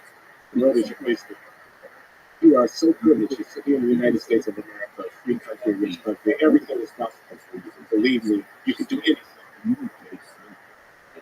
Secondly, I would say mastery over the medium in which we're in is the key to the future.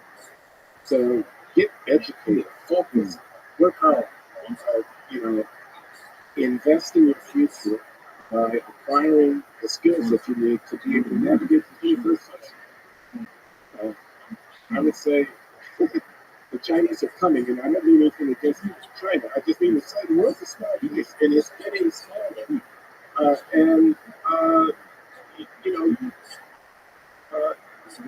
You better get moving, and you better get moving quickly.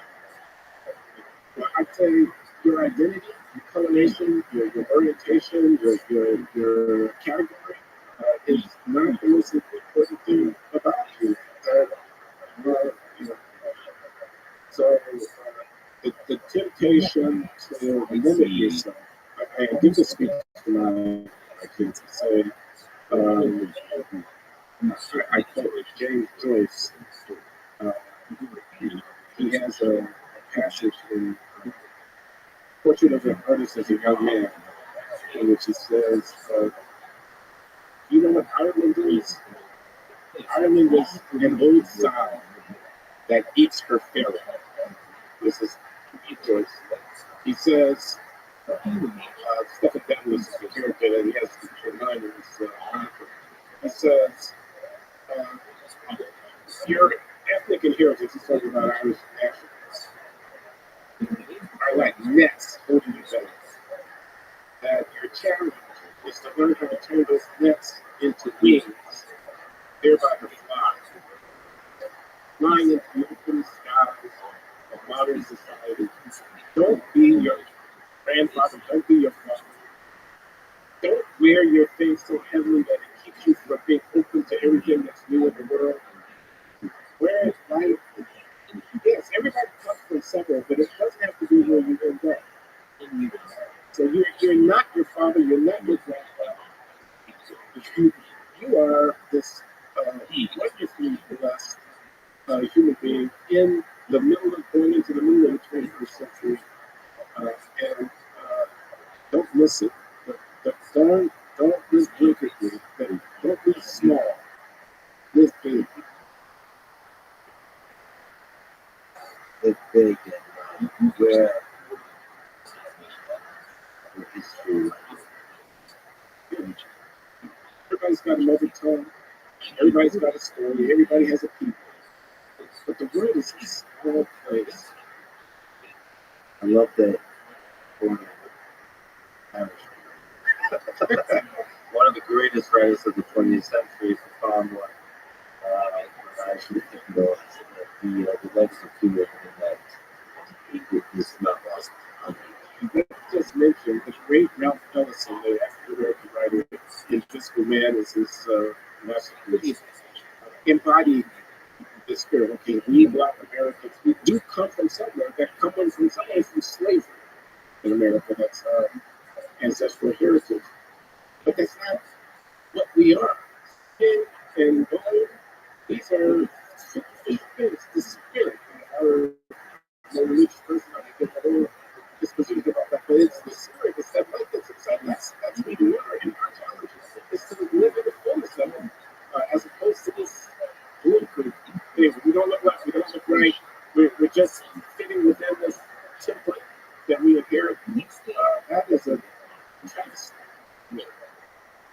Well, you've lived an incredible life, productive one, just representing some powerful ideas, some powerful ideas.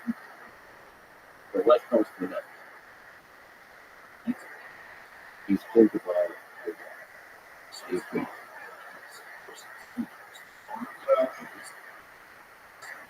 It is really interesting process that because we have Western. Because I'm coming from a funeral. Today is Sunday.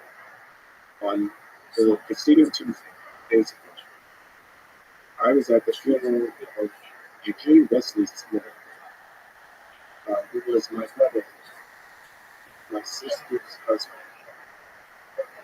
My sister, Leonette, passed away in August of 2021.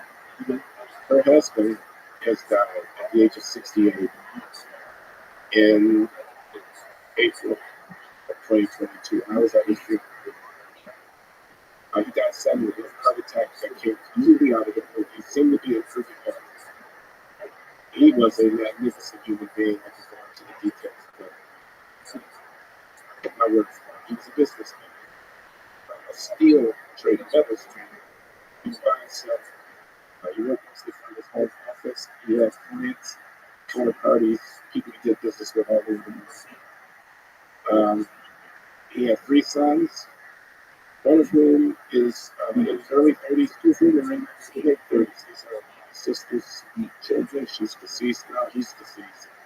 The older 2 sons are severely developmentally disabled.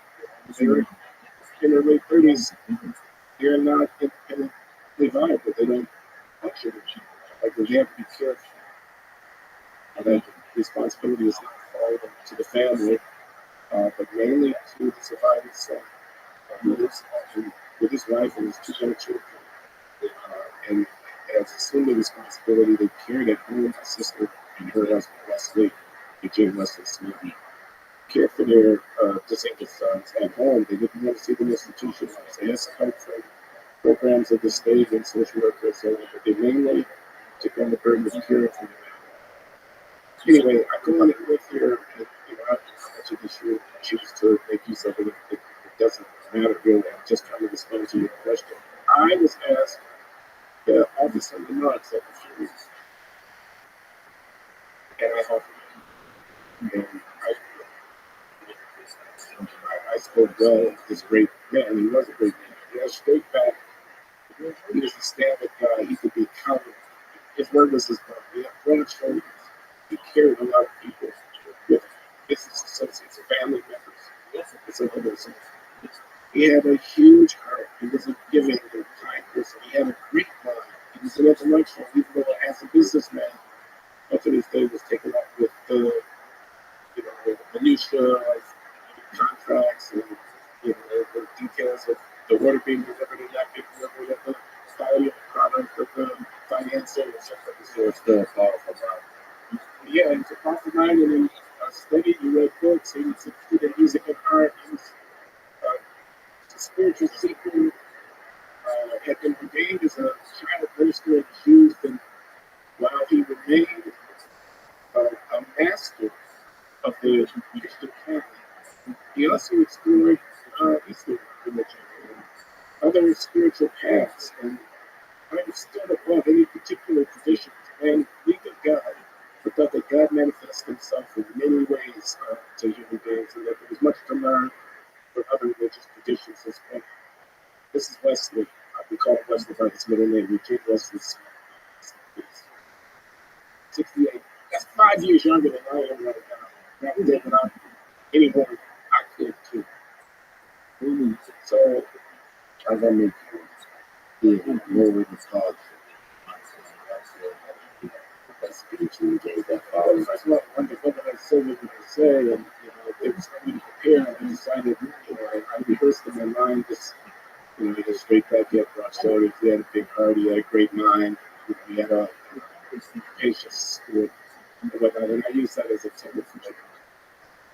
But my main thought was, my God, life is precious, life is fleeting, and death is a part of life. My death is a part of my life. And I thought, well, I want to take better care of myself than I do, etc. But I also thought a lot of this is not going to be easy. I'm done. One should have his affairs in order. My brother did not have all these affairs in the sense that there was a lot of things called a probate. There was no will. This kind of I don't want that to happen to my surviving family members. I want to have my affairs such that should, heaven forbid, I fall over one day and don't get up again. People don't have to scramble about how to take care of things for that family. So as a human, I'm afraid now. I read this wonderful book called The Swerve. It's about Lucretius. It's about the nature of things, which is this great classical work from the Roman period by this guy Lucretius. And I'm trying to think of the name of the author, but you could look it up. The Swerve. It's a book. It won like a national book award, the Pulitzer Prize. And it's the history of the recovery of this book by one of these Italian, Renaissance Italian people who would go into the monasteries in Central Europe and look through the scrolls, and they discover these classical works from antiquity which had been lost through the Dark Ages, and they publish and read these works. And Lucretius' great work on the nature of things was one of these books, Poggio Bacalani. I don't remember the Italian guy's name, but it's all could be looked up. Poggio Bacalani. Yeah. 15th century. 15th century, and the name of the author is Stephen Greenberg. Yeah, Stephen Greenberg, a magnificent book and a terrific story. Anyway, one of Lucretius' points, he was an atheist, which he didn't believe in mysticism, and he argued it's irrational to be afraid of death. Why should I fear death? Death is coming upon us. The point of being afraid, I'm wasting my time fearing something that I have no ultimate control over. It's irrational to be afraid of death. Because you can't predict when it happens. You only know that it happens. So why be afraid? And therefore live every day fully, live every day purposefully, and so on. But these are all just words.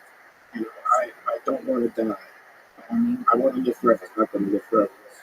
I don't want to suffer. I see people suffer. I saw my late wife Linda Datcher, Dr. Linda Datcher, not only professor of economics at Tufts University, whom I met in graduate school at MIT, black woman from Baltimore. We married, we raised two sons together. She died at the age of 59 from metastatic breast cancer. And I watched her suffer and I watched her die, and it took a while. And we cared for her at home, right up until the very end. She died in our bed with our sons on either side of her, and we got her up by the door, the porch door, in the bedroom, when she expired. And I watched her suffer and I watched her die. And I don't want to suffer. Who does? I don't want to die. I am likely to suffer before I die. I am likely to see my death coming and to lament it. There's a book by Richard John Newhouse, the theologian, called As I Lay Dying. As I Lay Dying, Richard John Newhouse. He had stomach cancer, and he thought he was dying. He wrote this book as he lay down. And then he recovered. And went into remission, and he had another couple of years. He thought he was dying, and he had another couple of years. And I can remember meeting him at a bookstore in suburban Boston, and he was on a tour. He's a friend of mine, a theologian and public intellectual. He founded the Institute on Religion and Public Life in New York City. Still exists. Richard John Newhouse. And he's contemplating his own death from the point of view of a Christian ministry. He was first a Lutheran pastor, and then he converted to Catholicism as he would return to the church. Thought the Renaissance was over. The Reformation, which that was always his only one church, etc. Get into theology and stuff here. But I'm saying all that to say, I read that book aloud to my wife, Linda. She lay down and read that and read that. And it was filled with hope. It first acknowledged the dread. I'm dying. I don't want to die. I'm a Christian minister. Christ was raised from the dead. I'm supposed to believe in everlasting life. This is me, and I'm dying. This is the end of me. How are you going to do anything other than dread the end of me? So let's acknowledge that I don't want to die. Okay, I'm just going to tell you that up front. Well, that is not the end of my death. Is not the end of life. I have lived well and fully. I will go and do my best right up until the end. I will accept what is inevitable, and I will hold out this belief. He's a Christian, but he holds out this belief. And he knows that the belief is not rational. It's not a reasoned, deductive, scientific conclusion. It's spiritual in the most fundamental way. It is something that people move into, and they have hope, and he had hope. I don't know if I have that hope. I used to be, but I'm no longer a Christian and no longer a theist. Really, I'm a Lucretius there. There's nothing. There's no magic that's going on here. There's no unseen hand behind the scenes that's trying to. What I believe is that when I look at the natural world, I see the evolution of the species, and I see the organic development of the planet. The Earth is going to not exist in a finite number of years. I think with a very high probability it's going to die. It's going to implode. It's going to go supernova. Whatever's going to happen, and it's not going to be anything. What's the meaning of life, though? It's the meaning of life. What's the why? This is something economists and social scientists and mathematicians and other quick. I think we try to live meaningfully within our time. We bond, we reproduce, we try to pass on, and we accept our limitations and our mortality. We try to contribute, and that's through our children and through our work. And we're in this together. We're not in this alone. We are connected to other people. I get a lot of gratitude out of teaching. I'm a teacher. My students are going to outlive me. They're going to have students. I'm a writer. Writing is going to outlive me. I don't want to be self-important teachers here. I thought that I'm going to be the James Joyce of the 21st century. They may not be reading my stuff in 100 years, and people certainly be reading Ulysses. But I try to have an impact on the world that I'm part of, and try to leave a legacy that's dignified. I could give some flowers and words and truth seeking and whatnot. About love. Love. What was love from this Okay, so without love, how do we got? We don't have we don't have family, and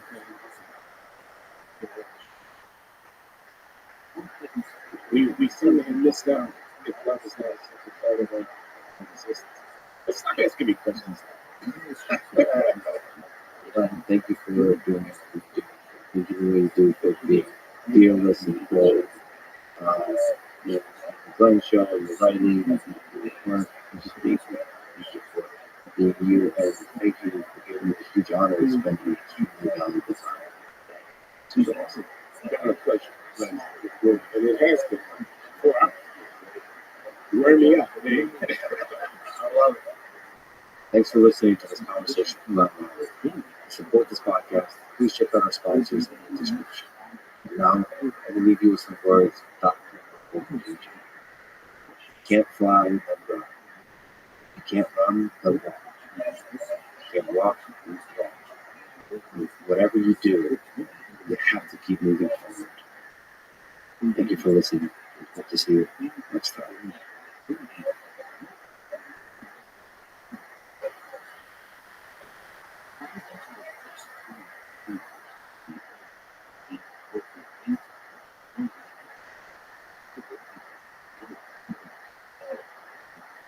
You can't have permanent war without fiat, and I also think there's a case to be made that you can't really have fiat without war. The following is a conversation with safety and abuse, one of the central, most impactful economists, philosophers, educators in the world of Bitcoin. He's an Austrian economist, an anarchist, and the author of the Bitcoin Standard and the new book, The Fiat Standard. Safety does not mince words in his criticism of economists and humans in general whom he disagrees. For example, Paul Krugman, who is a neo-Keynesian economist and a previous guest on this podcast. Safety as opinion is strong and often controversial. I do push back in this conversation, playing devil's advocate or trying to steal man on each side. Just always, I do so in the service of exploring the rich space of ideas that safety has about human nature and human civilization. I trust the intelligence of you, the listener, to come to your own conclusions. That is the burden of being a free thinking human. It is each of us individually to dive into this chaos of ideas, and from that chaos, discover long-lasting, universal wisdom worthwhile. This is the Let's Speak podcast. Support it. Please check out our sponsors in the description. And now, dear friends, for safety. Let's start with a big question. What is money? And what is the role of money in history of human civilization? Money is a medium of exchange. The thing that defines money is that it is a good that you don't buy for its own sake, because you want to consume it itself, or because you want to enjoy the production of other goods, which is what capital goods are. So we have consumption goods, we have capital goods. Money is distinct from those two because it is a good that is acquired purely to be exchanged later on for other goods. So it's not something that you acquire for its own sake, you acquire it so that you can then later on exchange it. And that's a market good. That's a market good like all other goods. You acquire food because you eat it, you acquire a car to move you around, you acquire money so that you can exchange it for other goods. And that's something that many people have a hard time grasping. The concept of money as a market good, but it is a market good, just like all others. And the importance of it is that it allows us to trade. It allows us uh, to develop the division of labor, which would not be possible at any kind of sophisticated level without money. So if if we live in a small society of 10 people, then think about all the things that we can make, all the things that we can produce. If we only 10 people isolated from the world, there's only very few things that we can make, and therefore we can exchange those things directly with one another. But as we get in contact with other societies that have more people, then the opportunities for specialization increase. There's 10 people, the only thing that you can make is the very basics you need for your survival. But if you're part of an economy of 10 million people, there's much more room for specialization. You can make a car, you can make a house. It's very sophisticated. And that relies on the division of labor. That relies on you specializing in doing one tiny thing, which is not a people's hobby.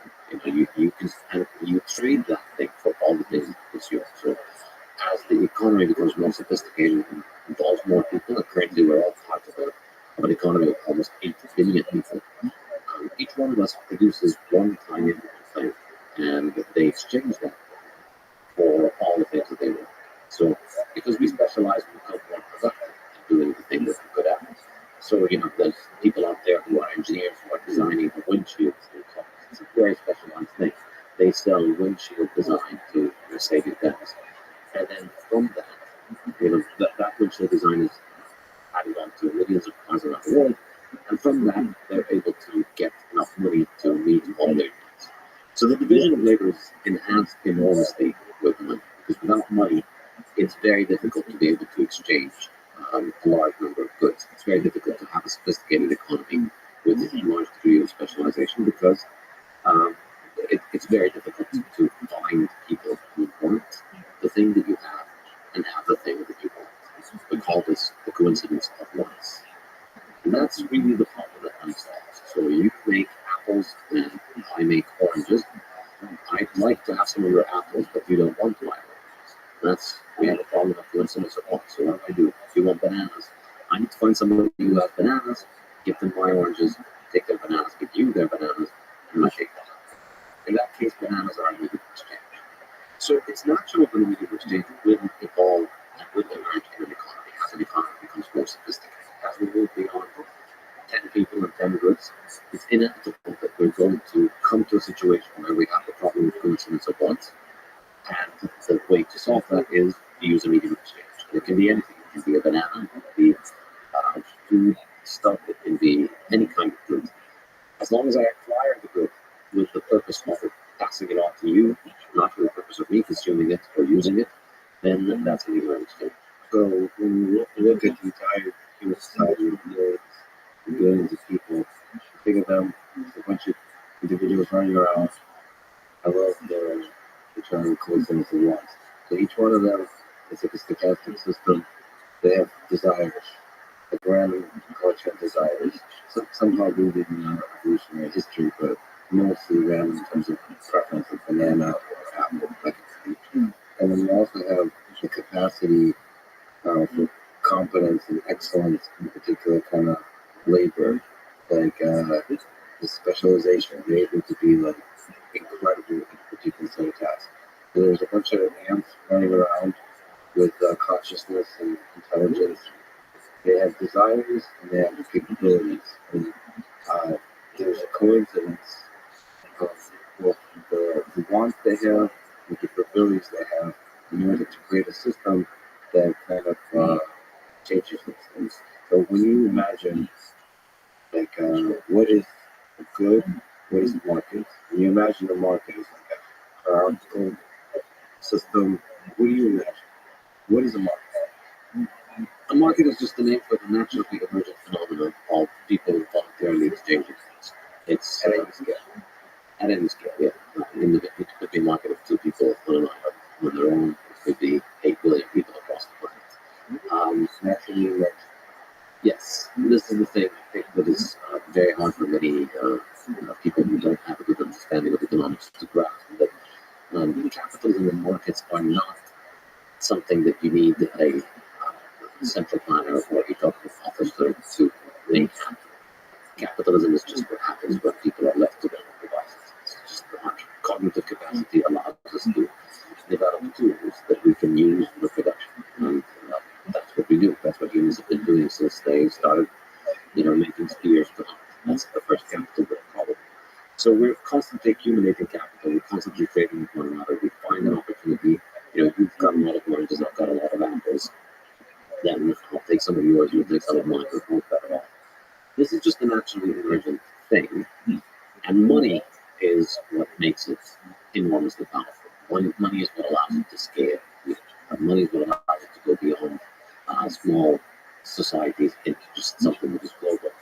Because with money, again, as I was saying earlier, all you need to do is specialize in doing one thing and do best. And you exchange that for money, and you don't have to worry about whether the other people involved in this want what you have and have what you want. You just sell it for money to whoever wants it, and you buy whatever you want from whoever has it. And that's an enormous reduction in the mental burden of how market economy functions. So the first thing that I would say about money is that it allows for the division of labor and it allows for the market system to grow. And the second thing is that money is a mechanism for storing value into the future. So again, as humans, we develop the capacity to think for the future. We make a spear so that we can hunt, and then we see that it works, and then we take it out of the hand and we hunt it with it, and we keep it for the next day's hunt. And then we start making them better. We make a better fishing rod, we make a fishing net, we make a fishing boat. And that's our ability to think of the future. And as we start building durable goods, we start thinking more and more of the future, we start becoming more and more future oriented. And that's really the process of civilization, the process of denying our needs now in order to think for the future. So instead of spending all of our day on the beach enjoying ourselves, we take time off from leisure on the beach and spend some time making a spear, making a fishing rod, so that our productivity in hunting and fishing tomorrow is going to be higher. And so that ability to think for the future is enhanced by our ability to provide for the future. And we do that with durable goods. But then money ends up being the best mechanism for providing for the future, because the future is uncertain. So you can save your apples and oranges, you can save the spears, you can save the animal that you hunted. But these things, first they rot. They're not very good at holding on to their value over time. But even if they were, have objects that are durable. The problem with them is that you don't know if you need them tomorrow or next month, next year. You're not sure if you're going to be needing them. And you might end up not needing them, and you might end up not finding anybody who needs them, or finding somebody who needs them but doesn't value much and won't give you much in exchange. Money allows you the optionality of saving the most liquid good, the most saleable good. So it's something that you can sell tomorrow with the least uncertainty. It has the most liquidity, the most ability to be sold without a loss in its value. So money is our most advanced technology and our best technology for bringing value into the future. And so I think history, really, I argue this in all my books, is that really history we see, we can think of it as a process of our money gets harder, and so our money gets better at holding on to its value for the future. And by harder, I mean harder to produce. We find things that are hard to produce that are better at holding on to their value, so they hold on to their value better for the future. And that allows us to plot and plan for the future. That makes the future less uncertain, and that makes us more future-oriented. In other words, we lose our time preference. And the harder the money is, the better it is at allowing us to think of the future. So people should know that you've written a book called The Standard, 2018, and then a new book called The Standard. Bitcoin Standard is considered kind of the Bible in the cryptocurrency space and Bitcoin space. So just a very rigorous, systematic explanation of why Bitcoin, what is it, why should it be, why is it good. So you're describing in that book and in the new book different implementations of the technology of money. In the new book, you talk about fiat money, which is another way to do money. So obviously, there's a lot of different ways to do money, and maybe we haven't discovered the best way to do money yet. our conversation today is how to do money better. Maybe we'll go back to bananas eventually. Right. That's a good piece of advice. Well, we can disagree. We can agree to disagree on this. I'm open-minded to the bananas. They're one of the biggest sources of joy for me when I first came to this country is eating bananas. And so maybe money, happiness, perishable happiness will eventually become the best meaning of the church. I don't know. Open-minded. Anyway, so you mentioned hard money and soft money. There's different ways of doing money.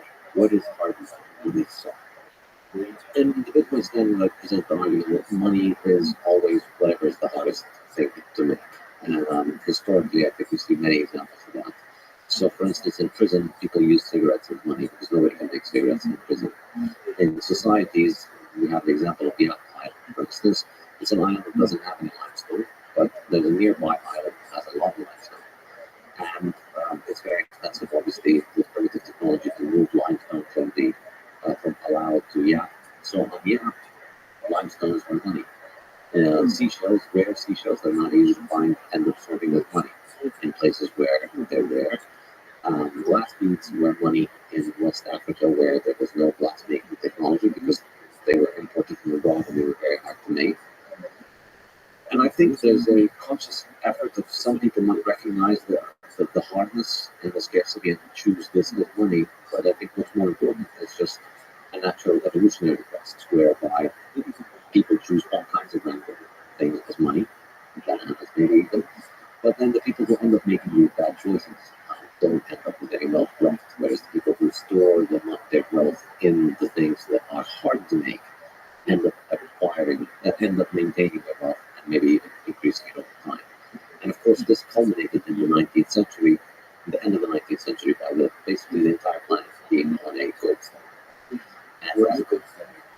The gold standard is basically when money is gold, or at least government currency is backed by gold. But the reason gold became money and not copper, not nickel, not bananas is that gold is the hardest metal in the world. It is the hardest metal to increase supply. And the reason for that is basically chemistry. So now, gold is indestructible. You can't destroy gold in any meaningful sense. It's been accumulating stockpiles for thousands of years. The gold that was worn by Nefertiti back in ancient Egypt is today probably in somebody's necklace, somebody's gold. It's still there. So for thousands of years, humans have been digging for gold. They dig it out of the ground, they refine it, they put it in jewelry or coin, and then it just stays there. It gets melted down into new other forms. Jewelry gets turned into coins, or coins get turned into dollars. But it's just stockpiles that are accumulating. On the other hand, every year we get better at our technology of looking for gold. And there's more people on the globe. The population increases, the technology improves. So we keep finding more and more gold, and we keep making the stockpiles bigger. However, because we're constantly adding to a stockpile that is not being devalued, so it's not being consumed, because there's no way of consuming gold. You can't eat it, you can't burn it, it doesn't rust. Because we're constantly adding to a constantly growing stockpile. So if you look at the numbers, you see over the last 400 years we've gotten pretty reliable data on gold production worldwide. We see that pretty much gold stockpiles increase at around 1.5% to 2% every year. So yes, we're making more every year, but we're making more, so we're adding to the stockpile. The stockpile grows more. So every year we're adding around 1.5% to 2%. Compare that to the second hardest metal historically was silver, and that increased historically around maybe 5% per year or so. Now we're probably increasing something like closer to 30% because it's not getting used extensively in industrial uses. So when you use it in industry, when you put silver in a laptop, camera, or a machine, effectively you are consuming the stockpile because it's not used as much. It's taken out of the inventory stockpile. So over the last 150 years, since 1870 in particular, and I discussed this in detail in the Bitcoin standard, what happened in 1870 was Germany won the Franco-Prussian War, and Germany was on a silver standard, but the value of silver was declining, so Germany did something very smart, which is they took their indemnity from France in the last century, in Rome, and used that big chunk of gold to switch to going on a gold standard. And since then, silver has been collapsing in value next to gold. So back when the price of gold was around 15 ounces of silver, today it's closer to 100. It's just been declining for the last 150 years. And so because of that, because of the fact that it's lost its monetary role, it's been shifted toward gold, the value of silver went down. And so it became economical to use it in more and more industrial applications. So the stockpile declines, and then as a result, that weakens its monetary properties more and more and more. So that's why at the end of the 19th century, at the beginning of the 19th century, gold and silver were money. By the end, it was basically only gold. And the countries that were still on the silver standard, China and India in particular, suffered enormously because their money was devaluing very quickly next to gold. And so Europeans who would come to China or India were able to buy things at practically a big discount. So I think it's okay if I ask very simple, very basic questions. There's few people in this world that are good, as good as you are at answering very basic, almost ridiculously basic questions. Because I think exploring questions like what is money is a really great way to think from first principles, to really think deeply about this world. So I really appreciate you doing that. When you say standard, what is it? When you say silver standard, gold standard, again, just a basic question. The term really, I think, was based out of gold. When the first time this came out was the gold standard, because so I said that gold was money at the end of the 19th century, but it wasn't just that everybody was using gold coins and trading gold coins, because that's got a problem of divisibility. So a lot of things are worth less than one gold coin. So how do you buy that? And the answer was that we created monetary instruments that were backed by gold. And so currencies, national currencies that under the gold standard, were specific units of gold. And that's how gold standard functioned. Money was gold, but you had pieces of paper that were redeemable in gold. So you could go to the central bank and give them the piece of paper, the $100 bill or the $10 bill, and they'll give you gold in exchange. They'll give you a specific quantity of gold in exchange. Effectively, the paper was just a receipt for gold. So the paper exactly represented the amount of gold. Exactly. That was the plan. That was what it's supposed to do. But arguably, we never had a pure gold standard, because the nature of gold means that the people who are in charge of the gold, they have an enormous amount of power because the gold is concentrated with them. And as long as not everybody shows up at the same time asking for their gold, then you can make more receipts than you have gold. This is there's always shady stuff. But at least that stated goal is the receipt should exactly represent the amount of gold there. And also, when you say standard, it means that government sort of publicly stated that this is the approved, the main way of making transactions in our monetary. So this is the money. This is the official money that you should be using if you want this money. Yes, although I would say it's more like the other way around. It's not that the government's established gold as money. It's more like gold gave the governments the credibility for their currency. So governments were not the ones that made gold money. Gold's been money before states were invented.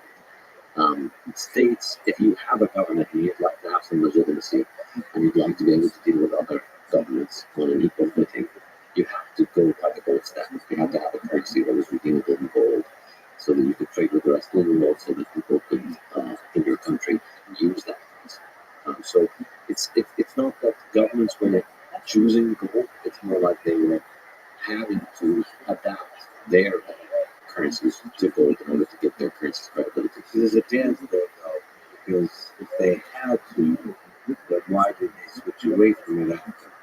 So there is a dance where the government is, the people pressure.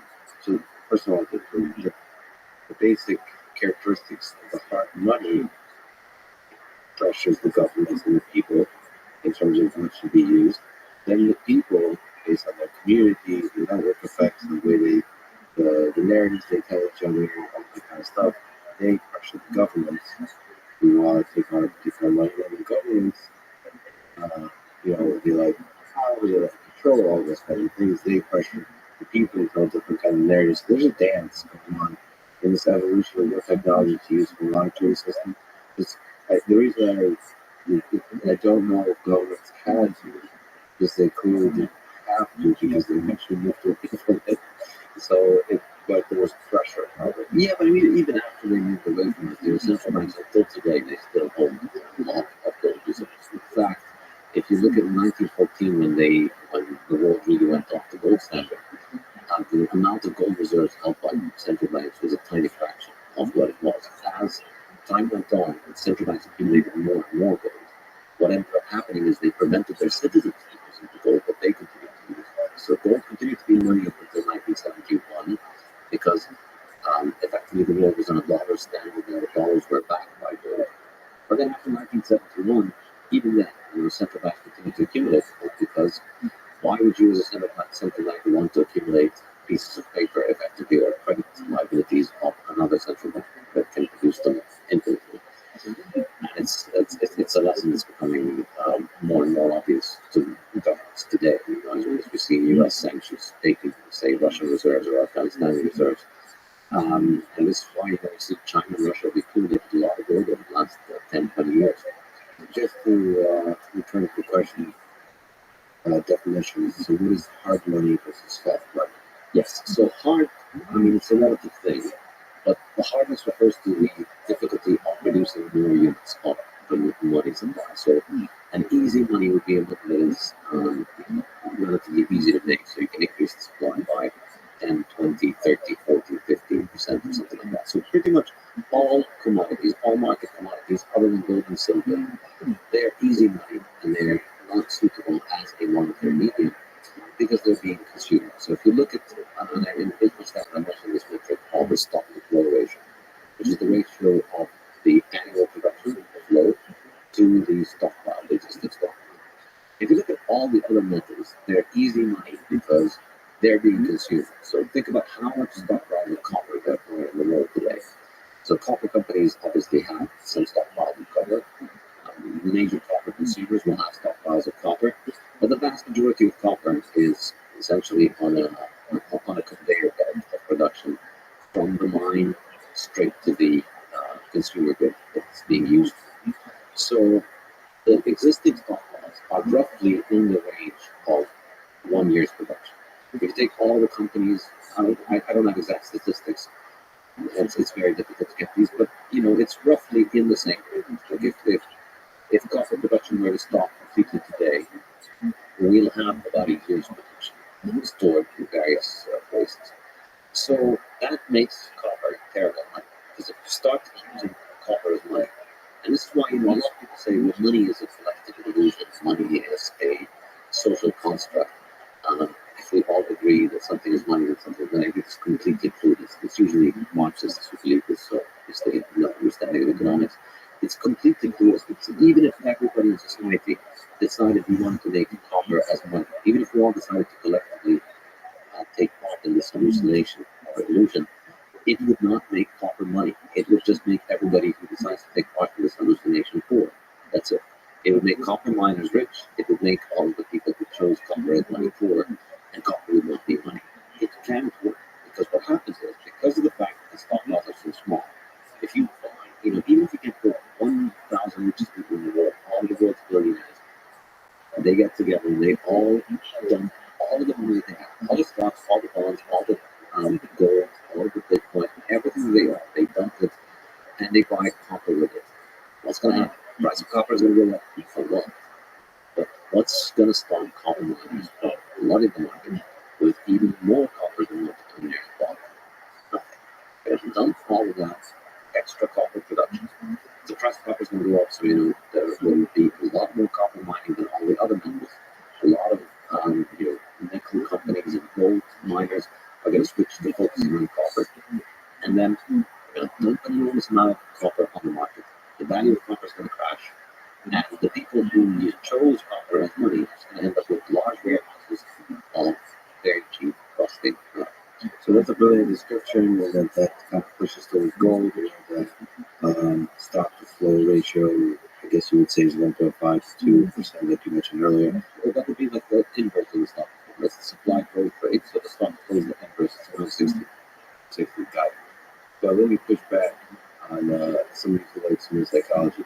Let me push back on the collective hallucination and the illusion. So that's for copper.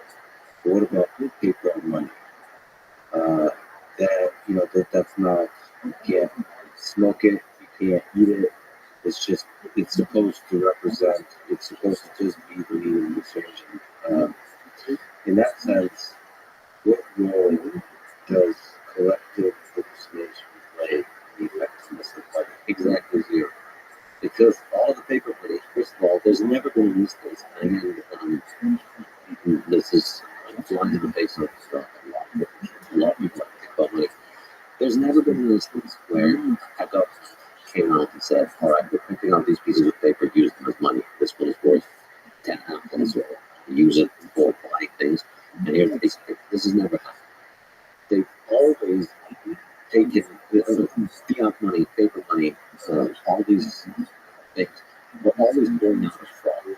Initially, it was receipt for gold, and then they told you, well, you don't need the gold anyway, and you have to use this, and then if you don't use it, we throw you in jail. And then, so first of all, it doesn't, you can't enforce this thing, so it's not really just happened, and it's never been hallucinated into existence.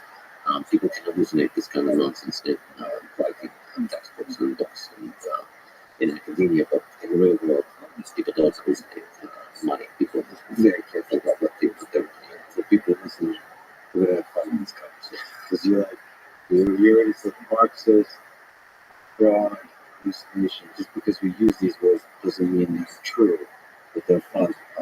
So you have a strong certainty about the way you talk, which I think is fun. But allow me, John myself, to push back and devil's advocate. And I'll let you ask me some questions like devil's advocate if possible, because you're smarter than me and all this stuff. So if we want the smartest devil's advocate possible, and I'm certainly not that. But anyway, but nevertheless, we are currently at a fiat standard. So money does have value, paper money. And the reason it has value is because we believe it has value. To what degree, if you put the hallucination word aside, the belief that something is worth value is actually value is the thing that helps money work. Because you say it's fraud and the belief is almost valueless. But how much value can we quantify the value of the belief, the collective belief? I should say, all economics is subjective. I consider myself an Austrian school economist, and the starting point of all Austrian economics is that all value is subjective. So, obviously, value only exists because humans choose to make the valuation. However, the economic reality of the way that money works means that it's just a technology like all others. So, for me, when people say, well, if we hallucinate that this thing can be money, then it'll be money. If we can hallucinate bananas to be money, then it'll be money. For me, it's like saying, well, if we hallucinate the bananas to be spaceships, there'll be spaceships. I mean, we can call it spaceships if you want, but a banana's not going to get you to the moon. But nevertheless, that's true. So you're drawing a big distinction between physical reality and the space of belief. But it seems like so much power of human civilization, so much destruction, so much creativity, creation happens in our minds.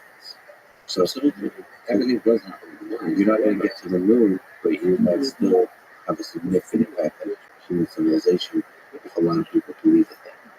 True, but economic reality exists in a way in which your beliefs are rewarded when they match up with economic reality, and they're punished when they don't. So if you ride a banana and jump off a cliff thinking you're going to get to the moon, that solves the problem. People thinking that bananas are spaceships, why killing people who think that bananas are spaceships?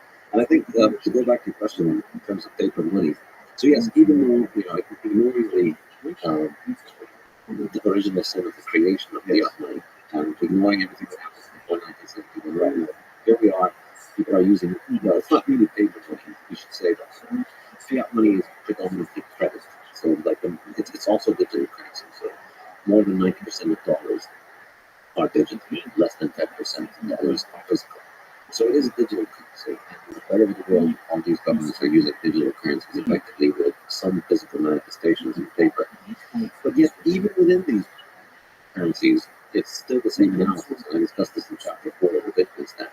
You look at government values, you see that the currencies that have held on to their value, the ones that have the biggest value, the ones that play the biggest role in global trade, the ones that are used as currency reserves all over the world, are the ones that have the lowest supply growth.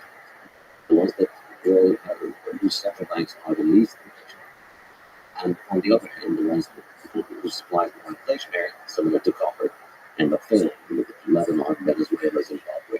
These are currencies whose supply increases very quickly, and therefore their values collapse. Whereas the dollar, the Swiss franc, the euro, the British pound, the Japanese yen, they increase at a much lower rate in general than these terrible currencies, and that's why all over the world you see people looking to get dollars and these harder currencies that they easier. So I think this analysis of the hardness of the money and the ease of money is pretty well supported compared. So, like you said, at least part whole, do yourself an Austrian timeless. So you're perhaps equal careers to ask you the basics. What is Austrian economics? What is Keynesian economics? How do you compare the two? What should people know? What are interesting defining characteristics for you about this? Yeah. So Austrian economics, the reason I say Austrian economics is economics. We call it Austrian economics because economics has been hijacked by a bunch of frauds. Really, people were well, it's much worse than fraud. Right? People were just essentially propagandists for inflation. Right. So it's like your opinion, man. Yeah, well, that's what I think. Yeah, that's true. Well, I also talked to Paul Coogan in this podcast, so he's that always speaks enough that he's one of the people that is perhaps most harshly criticized by folks in the Austrian economics perspective, and that's what's really fascinating attention. Yeah, he's done a great job as an actor who plays an economist on TV and the internet. So anyway, nothing was really no, so the basics of what is Austrian economics, what is the perspective you take in the world. Yeah, so I mean, Austrian economics really is the continuation of a tradition that it goes back to the ancient Greeks of studying economics. Historically, it's really just economics that has evolved over time, and the establishment of the Austrian school per se came in 1870, 150 years ago, when Karl Menger, the father of the school, wrote a book called Principles of Economics, and essentially invented marginal analysis, which is a big deal in economics. Marginal analysis is the idea that in economics, individuals carry out decisions at the margin. That it's when you make a choice, you're not making a choice. You're making a choice between what should I spend my money on. You're not making a choice whether it is this thing, object A or B, which one is more valuable for me in general, which one is more valuable for me for the rest of my life. You're choosing about the next unit right now, at this point, at this stage. And if you analyze economic decision making at the margin, it makes a lot more sense, and you can understand why people decide and make the decisions that they do. Whereas if you don't apply marginal analysis, things don't make sense. The key thing that marginal analysis helps us solve is what's called the water diamond paradox. So you will die. We all need water, and yet water is very cheap. Whereas diamonds are extremely superfluous. Nobody needs them. Nobody is going to live or die because they have a diamond, and yet they're extremely expensive. So why is it that as human beings we pay $1 a liter for water, whereas we pay $1,000 for a few grams of diamonds? Why is this the case? Do we value water less than diamonds? The answer is no. But at the margin, where we are right now, you live in a place where water is very abundant. It's just cities are only built in places where water is abundant. And you're only making a choice about the next unit of water. And so water is extremely abundant, and you're choosing whether to spend the next unit of money on water. The valuation that you give to water, given that you have enough water and that you live in a place that has abundant water, is pretty low to the marginal good. but it's very high for water. So if I asked you, how much would you spend for water in general? How much would you pay for water for all of your life? It would be a lot higher than diamonds. Right? So if you can only have water or diamonds for the rest of your life, you choose water, obviously. But nobody's ever had to make that choice. You only made your choice at the margin. So at the margin, where we are, modern civilization, we have an abundance of water, before we have civilization, and diamonds are very rare and scarce. And people are only buying, you buy your first diamond when you're going to get married, and you give it to your wife, and that's going to be the first few grams of diamond that she's ever going to buy. Giving my wife water. Smart move. You should definitely give a Bitcoin instead of I tell my wife, I occasionally remind her how many Bitcoin you could have had if I bought her Bitcoin for the price of the diamond What's the ring. downside, by the way, diamonds for analysis of like gold and so on? That's a great question. Arguably, diamonds are a scam. Because they became popular as a thing in marriage after gold was banned, after gold ownership was banned in the US in the 1930s and in many places around the world. So before that, you'd give gold. And the reason you'd give gold in a dowry in a wedding is because, it wasn't just pretty and shiny, it's because it's money. So, you die, your wife can take the gold and live off of it. It's a demonstration that you're giving them something valuable. And that's because nobody can make a lot more gold. It has the highest flow ratio. But then they banned gold ownership, but they allowed people to only own very tiny quantities of gold.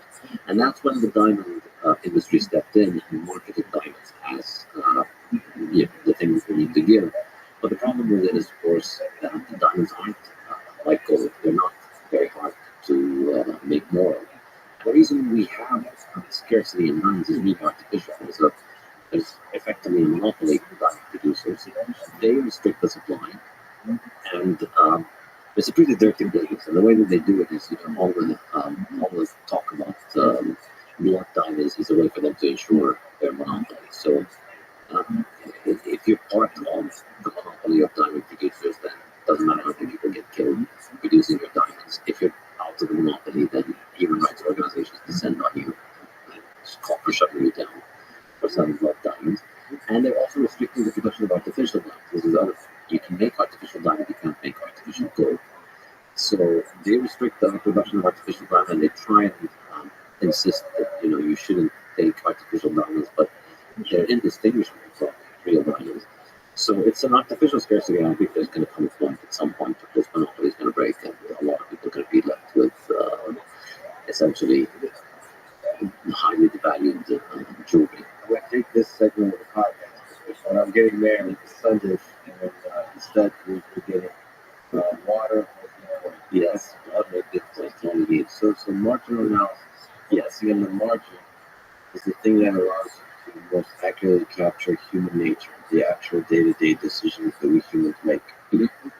Yeah, because that's really revolutionizing economics, like you said. And that was Menger's work.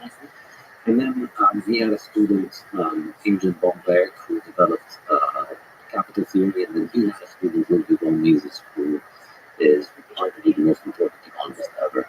He developed theory of money, and he wrote a book in 1912 called The Theory of Money and Credit. And then in the 40s, he wrote Human Action, which is a big treatise on economics. So I think this is the correct position of economics.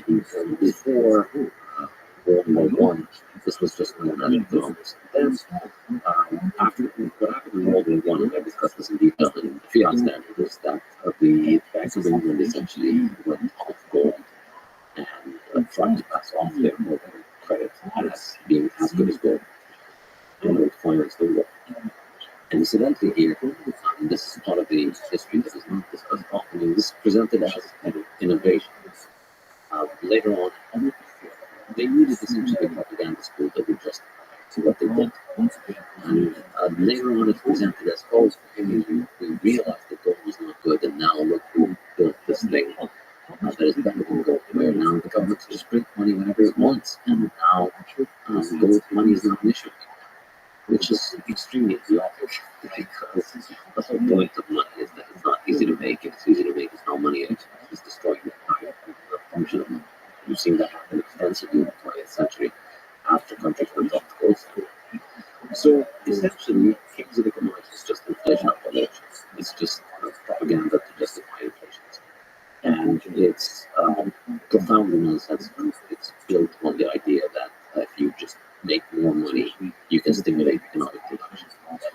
course, this is very self-serving to the central banks and to the banks and to the governments who promote this nonsense. And this is also very pervasive. You haven't supposed to study at a university in the last century. You were taught Keynesian garbage economics, and you were taught that if there's a problem with the economy, the way to fix it is that the government prints money, the government lowers the interest rate, and then that leads to more economic production, which is completely nonsensical. So, so you're again listening to me using strong words and I would push back just to find the place that we devil's advocate to hopefully one day arrive at the truth. So, just because it's in the interest of the central banks and the government, the interests and the models of Keynesian economics and the government are aligned doesn't mean they're wrong. So let's give them a chance. Even so, the conventional wisdom, perhaps economic wisdom, is that inflation is good in moderation, as it encourages spending. But too much is bad because it completely devalues, destroys people's savings. So working inflation is good, stimulates spending. And I mean, I guess this is one of the things that's supported by Keynesian economics. What's basically the whole point of Keynesian is try and find an endless array of explanations to explain why inflation is good. Well, the chicken and the egg. That's the cynical take. Yeah. This is a propaganda machine to sell the government narrative. The less cynical take is this: a bunch of economists will tell people Who figured out this thing and it happens to be good for banks and governments, just because it's good for them to live. and justify the existence of government. Your basic, I don't think it could be assumption, but a foundational principle of your thought is that a lot of government is not a good thing. Your first gut instinct, government bad. Like I mentioned earlier, from the analysis, it probably beats you on the intensity and how quickly he says government bad. So there, there's potential argument for government good. Some government is good, maybe a lot of government is good. Maybe you need a lot of centralized management for resource allocations so on because the humans specialize, we're too busy. So there's a argument for that that exists. You probably disagree with it, impossible argument that. But anyway, so why is that idea? Yeah. Yeah. I'm going to focus for this on the money idea, the idea that a little bit of inflation is good. The idea here, I mean, the criticism is that without inflation, people wouldn't spend and then the economy would come to a grinding halt. And that's nonsensical because people spend not because they want to keep this magical monster called the economy going. People spend because they need to consume, because it's how we live, that's how we survive. We need to eat, you need shelter, you need clothes to keep you warm. And as technology advances, the capabilities of the things that we can do with our time increases, and so we want to buy more things. So people buy things because people want to consume. There's a limitless desire to consume. That there's no shortage of reasons for people to consume, whether it's food or Ferraris or private jets. People just always want to buy. I don't disagree with it. What about the fear of being subject in the future where they might want to buy things, but they're really afraid because it seems like there's a pandemic going on or whatever it is.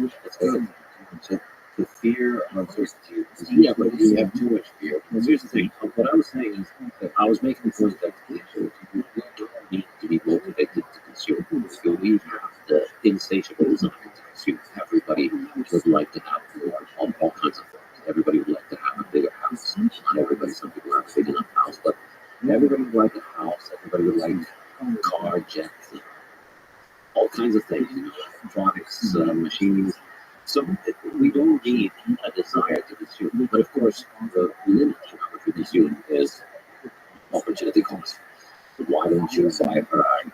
Because that's really expensive, and it would mean that, maybe you do have a Ferrari, but I mean, most people don't buy a Ferrari because it's too expensive, they can't afford it, they have to work too hard to get it. If they do get it, it might mean that they can't afford their house anymore. So we have the economy.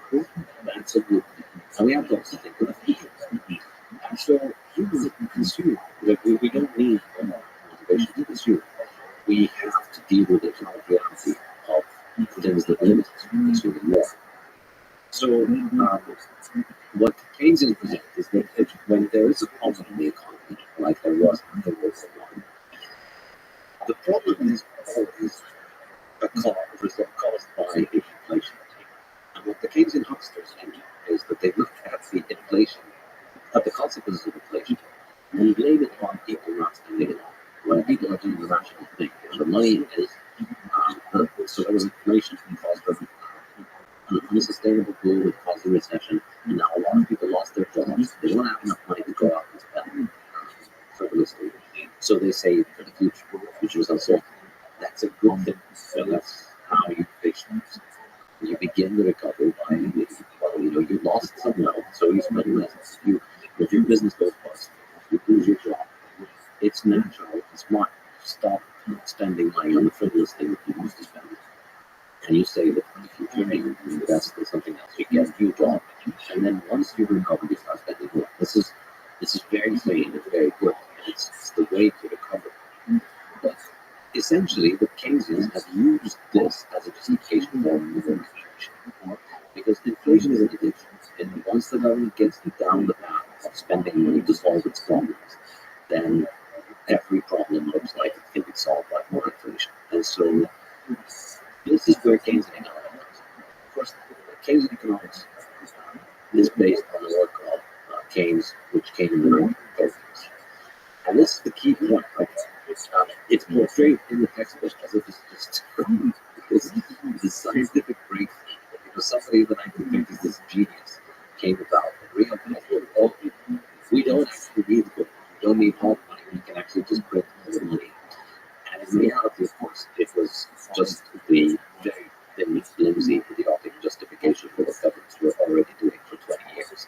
They'd already gone to the standard. They'd gone through 20 years in which they were lying to the population, telling the population was still on gold standard. There are problems caused by various random things, but don't worry, we're going back to the gold standard. 20 years later, after they went off the gold standard, they come up with this justification for why, oh, actually, the gold standard wasn't bad. And this is the really pernicious thing about it. The problems that were caused by us going off the gold standard were caused by the gold standard, and we're going to fix them by going off the gold standard even more. Just because government is lying, shady, does this kind of thing, doesn't mean Keynesian economics is wrong. So just this, I wanted to separate the two things. You said it could very well be very wrong, and it could indeed be hucksters. All of these such colorful language. I love you deeply for this. Yeah, but it's not like somebody like me who doesn't use this kind of language when discussing Austria. It's just that when actors like him use it, it's presented as if it is legitimate because he's part of the major shows. So the case they make and the criticism Keynesians make of Austrian economics, in the case of Keynesian economics, is based on empirical evidence. So Austrian economists eye of the sky, theories about like how human nature works. It's just all theory. And just like you said, Keynesian economics can sell it as a science, data-driven science. And so,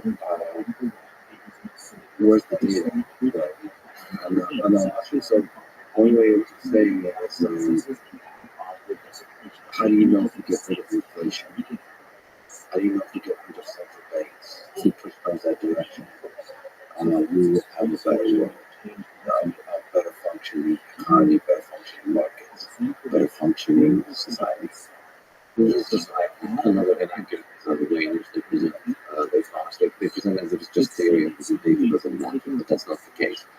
What the Austrians say is that without guiding theory, data is mute. Data can't say anything. So theory first, you have to model to provide context for interpretation of exactly, and decide just how little self-awareness they have, that they think that they're just being led by the data when they're being led by Keynesian economic theories. They use the data to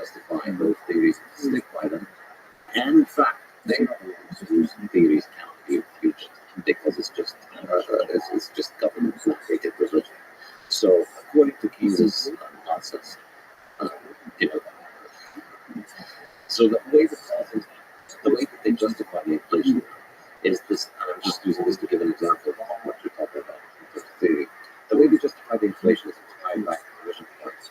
They justify, all right, we need money to spend, and then the level of spending in the economy is what determines the state of the economy. And I've taught macroeconomics for university level for a while, so I know Keynesian nonsense better than most Keynesians know Austrians about all of them. I guarantee you. So the way they see it is the level of spending in the economy is what determines the state of the economy. And there's a level of output and there's a level of spending. So there's like the factories on one side that are turning out goods, and those goods have a certain quantity and value, market value. It's completely nonsensical, of course, because how can the value of the goods produced be different from the value of the spending? But let's put that aside for a second. So the amount of spending that happens in the economy determines the state of the economy. If the value of the production, which they call Y, is higher than the aggregate expenditure, so this is the production and the aggregate expenditure is lower, then we don't have enough spending to buy all the goods. And then that causes a recession. The factories start laying off workers. And then the laid off workers start spending less. And that leads to poverty and which are dropping even further. And so it's a vicious cycle where the economy gets into recession. And the only way out is for Keynes's banks, their buddies, buddies that a lot of money to give to themselves. And That's one of the so to print more money to increase the expenditure that to match to match the level of output. That's pretty good to me also.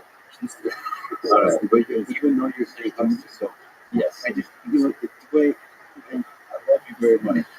But like just people who are listening, I think I love the way you talk and it's great you keep doing it, but just for context. Like I don't know anything about human nature deserves this level of certainty. My position is that human how we're doing are basically these things. Perhaps. But I mean, like there's a lot like certainty can get us in trouble. Is my way. I don't know much about economics. I don't even know financial systems, monetary systems. But I just see us get in trouble with things like how certainty of ideologies. Like you mentioned Marxism and so on, that came from the Soviet Union. There's a lot of people that are very certain throughout the history of the 20th century that communism is the utopia that humanity should strive for. So I'm nervous about certain you asked me for my yes. Sorry, so I said that a little bit of a caveat. So we go back to the idea. Then on the other hand, we have the level of if the other situation is when the level of spending is higher than the amount of aggregate output. In that situation, you have too much spending, so therefore everything happens. So according to the Keynesian law, this is really important because this is a way that I'm going to get to your point about empirical data to show you why they're not correct. Yeah, they're not correct about it, but they say about empirical data. So then what this means is that there's a level of output, there's a level of aggregate expenditure. The aggregate expenditure can either be higher or lower than the output or equal to it. If it's higher, we get inflation. If it's lower, we get recession. Okay? So, is there any universe in this model? Is there any potential universe in which you can have both inflation and a recession? According to the Keynesian model, you can't, right? Because aggregate expenditure cannot be both higher and lower than output. So therefore, if you were truly being an empirical person, if you were looking at evidence and trying to be trying to analyze data, you look at this and say, one example, you just take one example of high inflation and high unemployment to refute this entire model, right? And of course, the world is full of examples of high inflation and high unemployment. And that's what happened in the 19th. And of course, they ignored it when it happened in most countries because most countries don't really matter. But then in the 1970s, that happened in the US, in the Western economies, and most advanced industrial economies. So historically, before then, you had all these Keynesian central bankers talking about this model and saying, well, this money is too low now, and that's why we have economists really to print more money. And they print more money, and inflation goes up. But also unemployment goes up. Because this model is broken.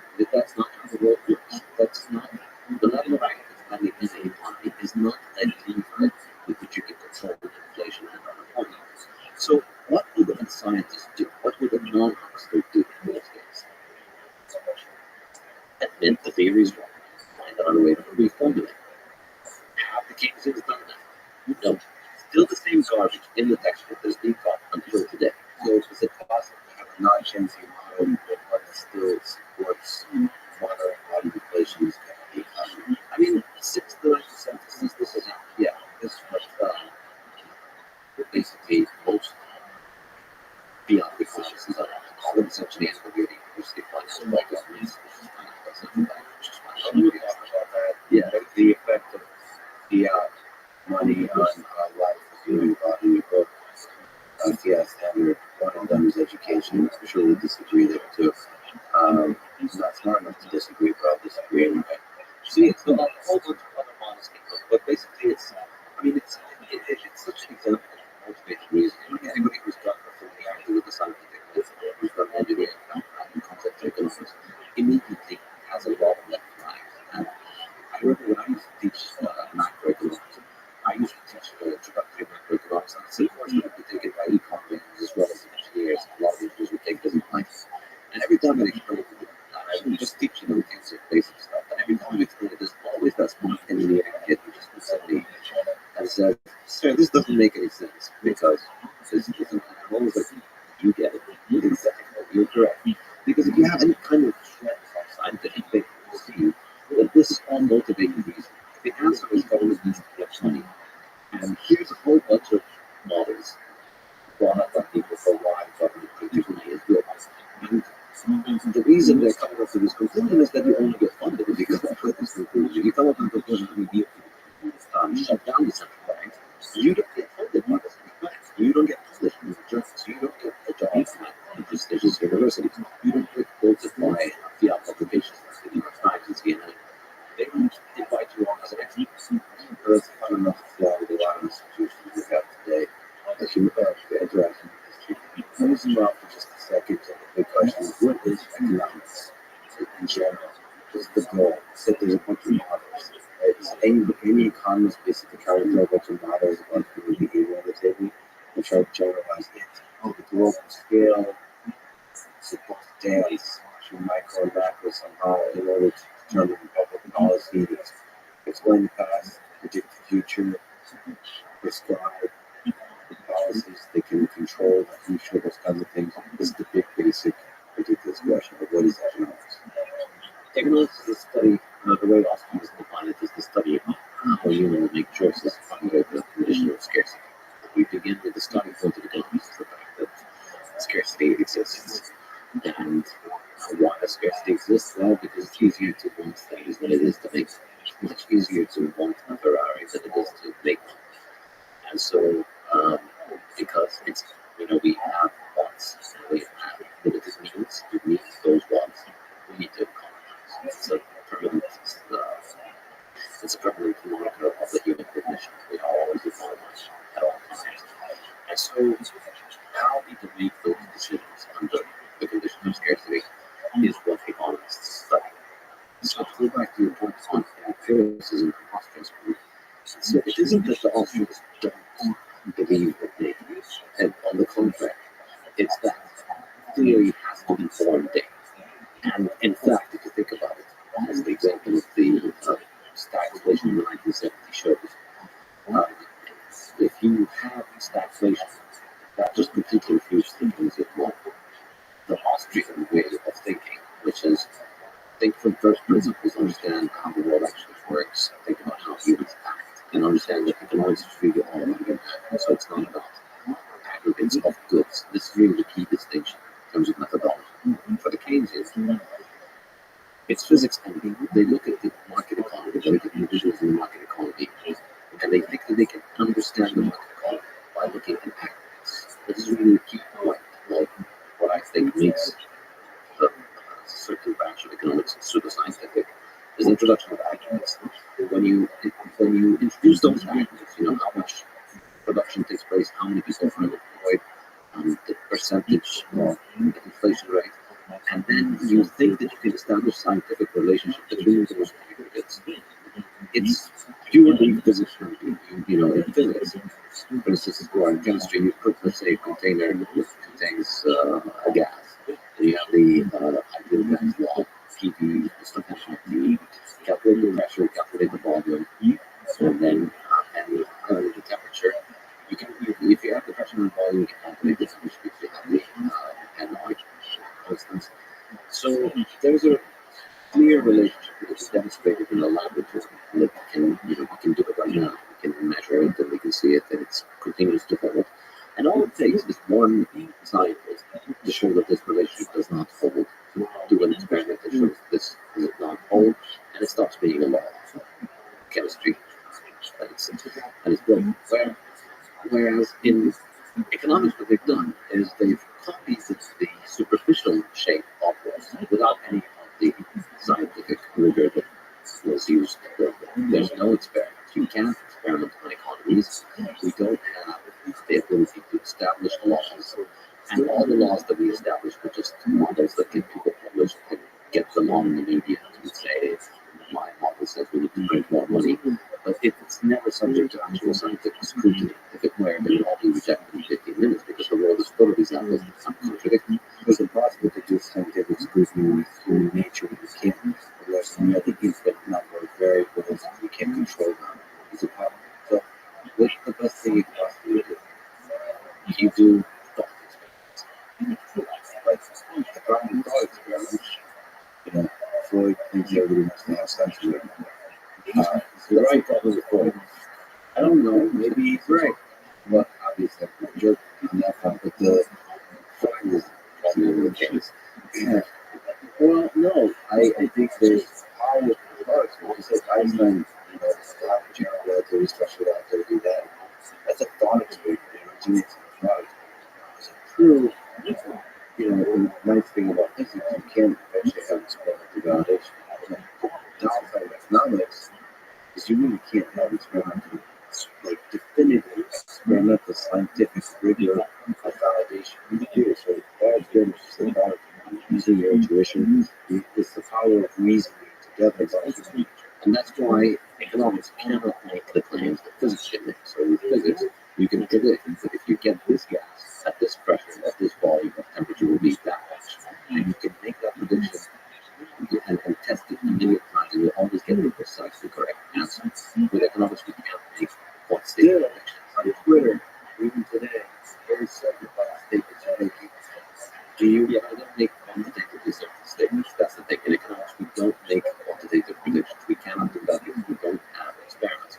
But we can understand how the world actually works with humility. This is really the key difference. That the Keynesians think they just want to copy the methods of physics, and then that's just, going to give them the certainty of the result.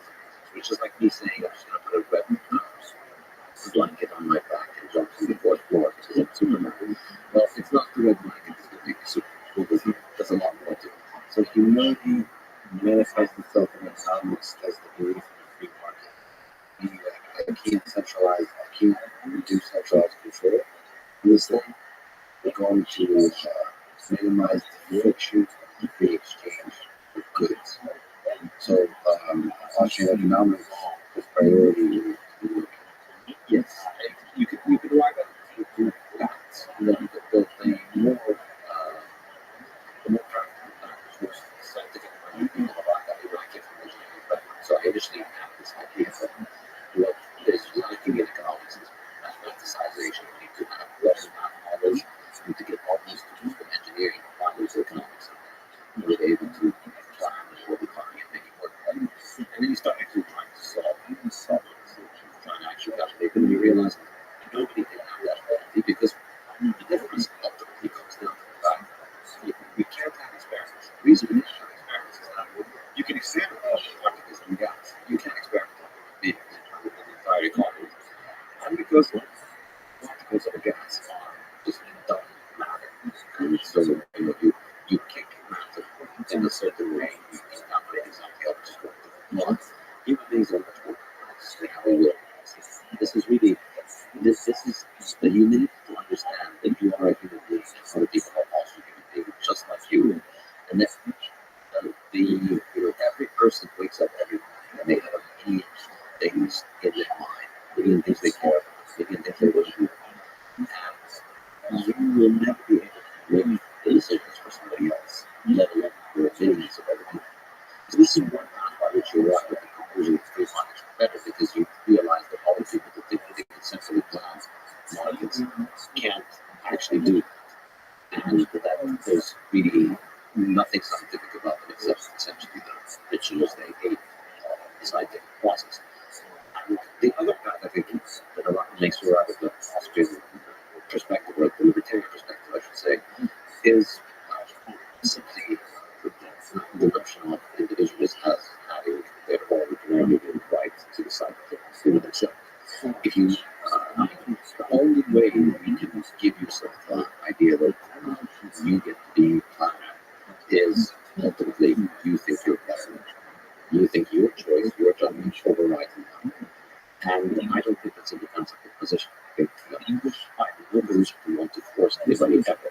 I would never want to force anybody to do anything they don't want. The Keynesian perspective, the simplifying perspective, is unlike physics, which is let's force a bunch of particles to sit in a lab so that we can study them. In economics, you're forcing people to do something. So let's stop these people from doing this job. Let's force them to pay this price. Let's tax them this much. Let's prevent them from using gold. Force them to use our credit.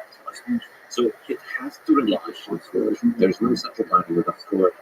And coercion is a crime in my view. There's no way that it is justified. So from a politics and political perspective, your view is perhaps, broadly speaking, the libertarian view is coercion is unethical. Freedom is essential. What are the pros and cons of government intervention in the economy? So can you still let you provide pros? You just kind of providing arguments against it. Is there any arguments that can be for intervention or the role of government in society? Speaking from a political and from an economic perspective, what is the possible role that you can imagine?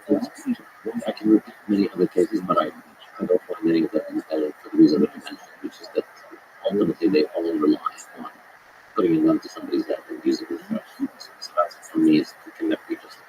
Whatever the ends are, if the means are violence and the threat of violence, then the ends aren't justified. Everything that's good, the government will use as an excuse to justify it. So, what do you like? You like what good and amplify? Well, health needs to ensure that motherhood works well, and we need the government central planning of birth. We need regulations on birth. For instance, we need regulations about how people give birth. We need to ban people from giving birth in traditional ways that they've tried for thousands of years. We need to force people to do things in the modern scientific way. So what about things like that all of us use for the infrastructure, or education, or the economy too, right? Can you make a case for the role of some large-scale centralized systems within government or not that do this kind of management? I guess perhaps you could say there's the economies of scale argument. Some things must exist at a very high, not very large scale. Therefore, you would want political accountability of people who manage it. This is kind of the argument that's given for infrastructure monopolies. For instance, roads or electricity. Let's say we live in a country, we need one power plant. The bigger power plant, the better off we should all be. And there's a natural monopoly in the power plant business. So we're going to have one power plant. Since it's only one power plant, then we can't just let anybody own it, because then they're going to make it too expensive. So we have to have the government own it. So it's expensive. And you don't find that case compelling? Not at all. I used to, even if I was pretty much a Keynesian when I first started my graduate studies at Columbia. And I don't find that compelling, because I think all these examples that I mentioned of natural monopolies or economies of scale that can only fit by the scale of government, it's always been a government bans people from opening power plants, and then there's only one power plant, and they need to be in charge of it. But in reality, no. In reality, power plants exist at all kinds of manners of scales of operation. And it's, of course, there are benefits to centralization in power plants in particular because there's efficiency generation. One big power plant is more efficient than 10 equivalent smaller power plants. But there's also inefficiencies in centralization because the more centralized the bigger the plant is, the further away a lot of the population is supposed to be, so you're losing a lot of electricity in transmission. And you believe the free market is best managing that balance of centralization? Exactly. And if we do end up in a situation where there's one power plant paired, then if the market ends up centralizing all of this into one power plant, I don't see that as a problem. There are, like, if there's a small town with only one barber, is that a catastrophe? No, because they don't need two barbershops. Now, if that barbershop started to take advantage of people and started to charge higher price, well, then that's just an opportunity for others to step in and put them in their place. And that's the same thing with power plants, it's the same thing with everything. Ultimately, I think the key thing is this. From the central planning perspective, they'll present you the problem as it is, and they'll tell you, well, this is bad, so the fix, and what we can do is better. So let's stop what's bad and do what is better. Two problems here. Usually, the reason that the thing is bad in the first place is because it is a government monopoly, is because of government intervention. But the second thing is that this notion that we can just pass a law and fix what's wrong and make it better is, it ignores the fundamental underlying reality, which is that what you're doing is you're offering only one way for this problem to be solved, making all other solutions practically illegal. You're taking taxpayer money, you're putting guns to people's heads to take their money, to use it to build, say, this one solution for a power plant. But you're preventing the free market process from providing us with other alternatives. Well, so you think from that perspective, that there, in theory, there's a feedback accountability mechanism for the solution to propose and enforce by, as you say, placing a gun to people's heads. You're accountable for the for that choice, for the quality of that solution by being voted out. If the solution is actually bad, so it's just a different selection mechanism. And I think I personally believe it is a selection mechanism that has worked in the past. It just often does not work nearly as well as a free market. And the question is, are there domains in which the free market gets itself into trouble? So the theoretical view is that that's the point of the free market, is it doesn't, if there's trouble, that's a signal, and it will respond to that signal, and it will respond appropriately to try to maximize happiness. The question is there a local optimum that free markets get stuck in, meaning governments, to represent the broader scale of the people Yeah. get? Well, here, I think the fundamental problem here is the idea that there is a feedback mechanism when there is coercion in one party. Well, when one party can employ coercion, the other one cannot. So, in other words, I'm going to put a gun to your head, I'm going to take your money, and I'm going to use it to buy more guns for you to put against your head. But somehow, you're going to put a paper in a box that's going to deactivate my guns. Well, love requires a push and pull, and a little bit of tension and spice in a relationship. I think, love gun to a head, and that's some good luck to anybody who's going to be dating you. To people's head is comfortable to a relationship. All jokes. But yes, I mean, people don't often think of it as gun to the head, as government and the military as gun to the head. But that is sort of a libertarian perspective, because ultimately, when turtles all the way down, bottom is guns. Yeah. So, and what, if you don't want to pay, if you don't want to, all right, I don't want to be part of your company. I don't want to get my own generator. I don't want to do it. I don't want to pay for it. You go to jail. You can't not pay for it. That's really the asymmetry which the market doesn't have, which is why, in my opinion, it's not as if I'm being stubborn and stuck on the idea that I want a market and that the government can't work. It's presented as if we're choosing between two different machines. There should be either an Apple or a PC, and I'm just constantly choosing one of them and saying the other one can't work. It's not equivalent. It's not two machines. We're comparing between a machine and a gun to the head. And we're comparing between a situation in which anybody is free to provide the service or the good, and anybody is government or reject to abide by them. So anyone can build a power plant. Anyone can succeed in it. Anybody can fail in it. Anybody can build it in a way that I can choose to take part in or not take part in. I can build my own.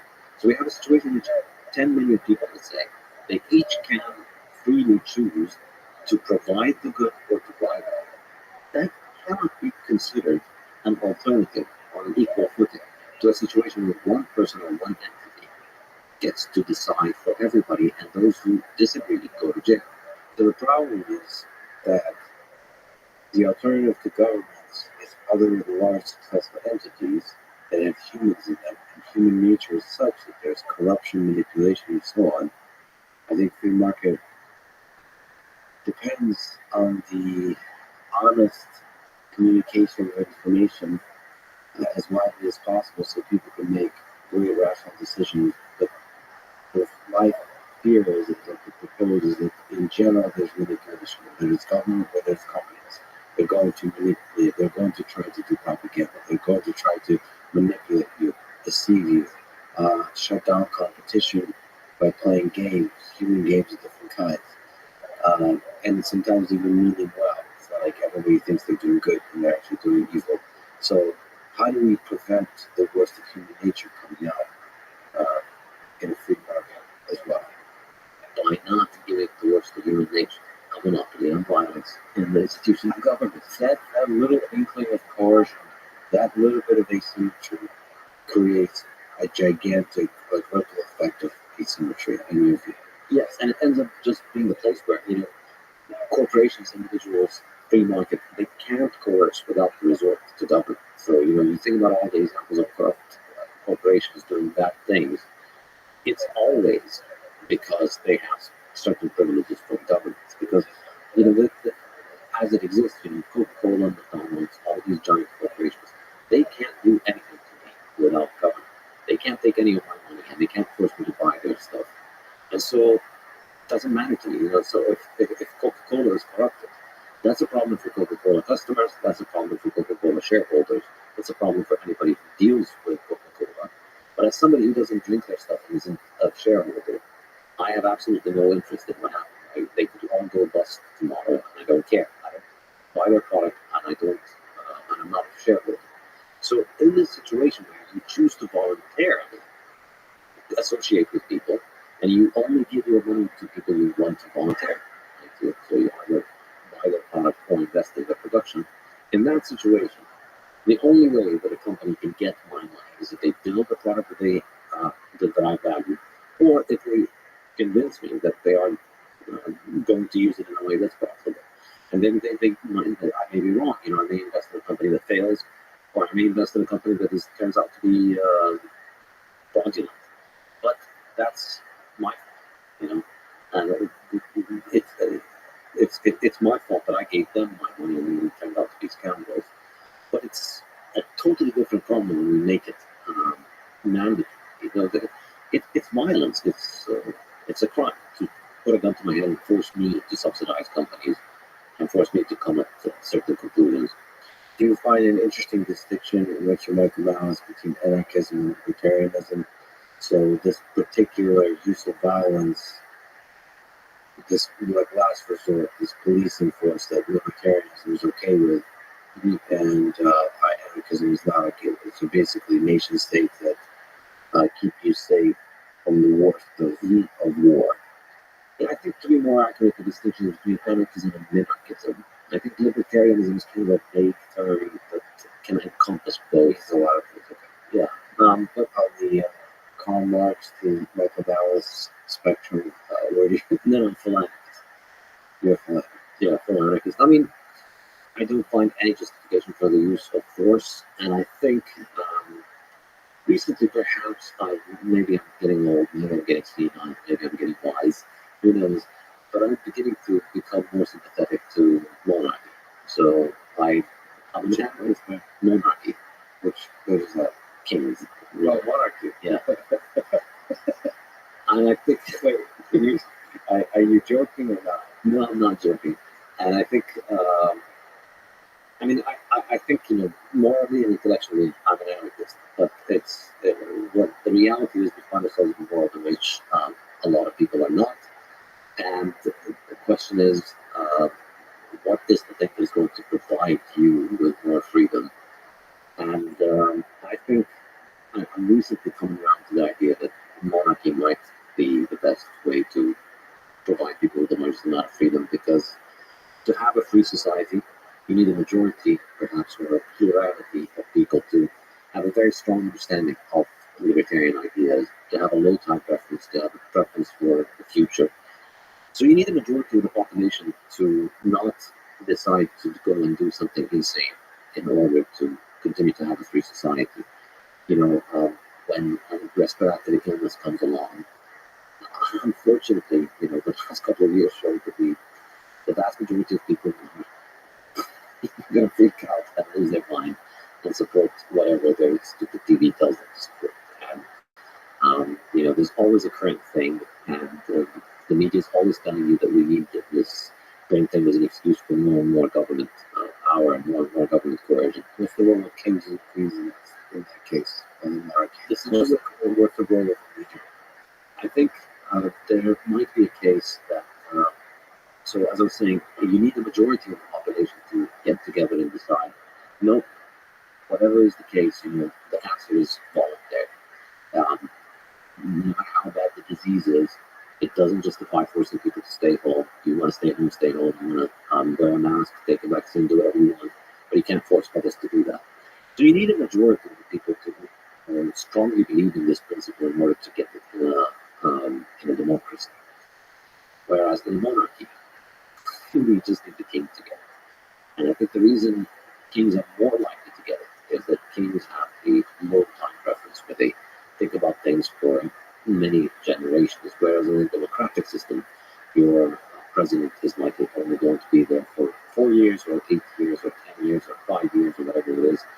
So the only way that all humans are self-interested. So the only way that your president in a democracy can provide for themselves is to maximize the amount of exploitation that they can do of the population during their brief stint. And then when he's out, you get a new one, and then that one needs to start all over again. So every 4 years, you get a new monarch. With monarchy, you sign up for a multi-generational subscription to the same family.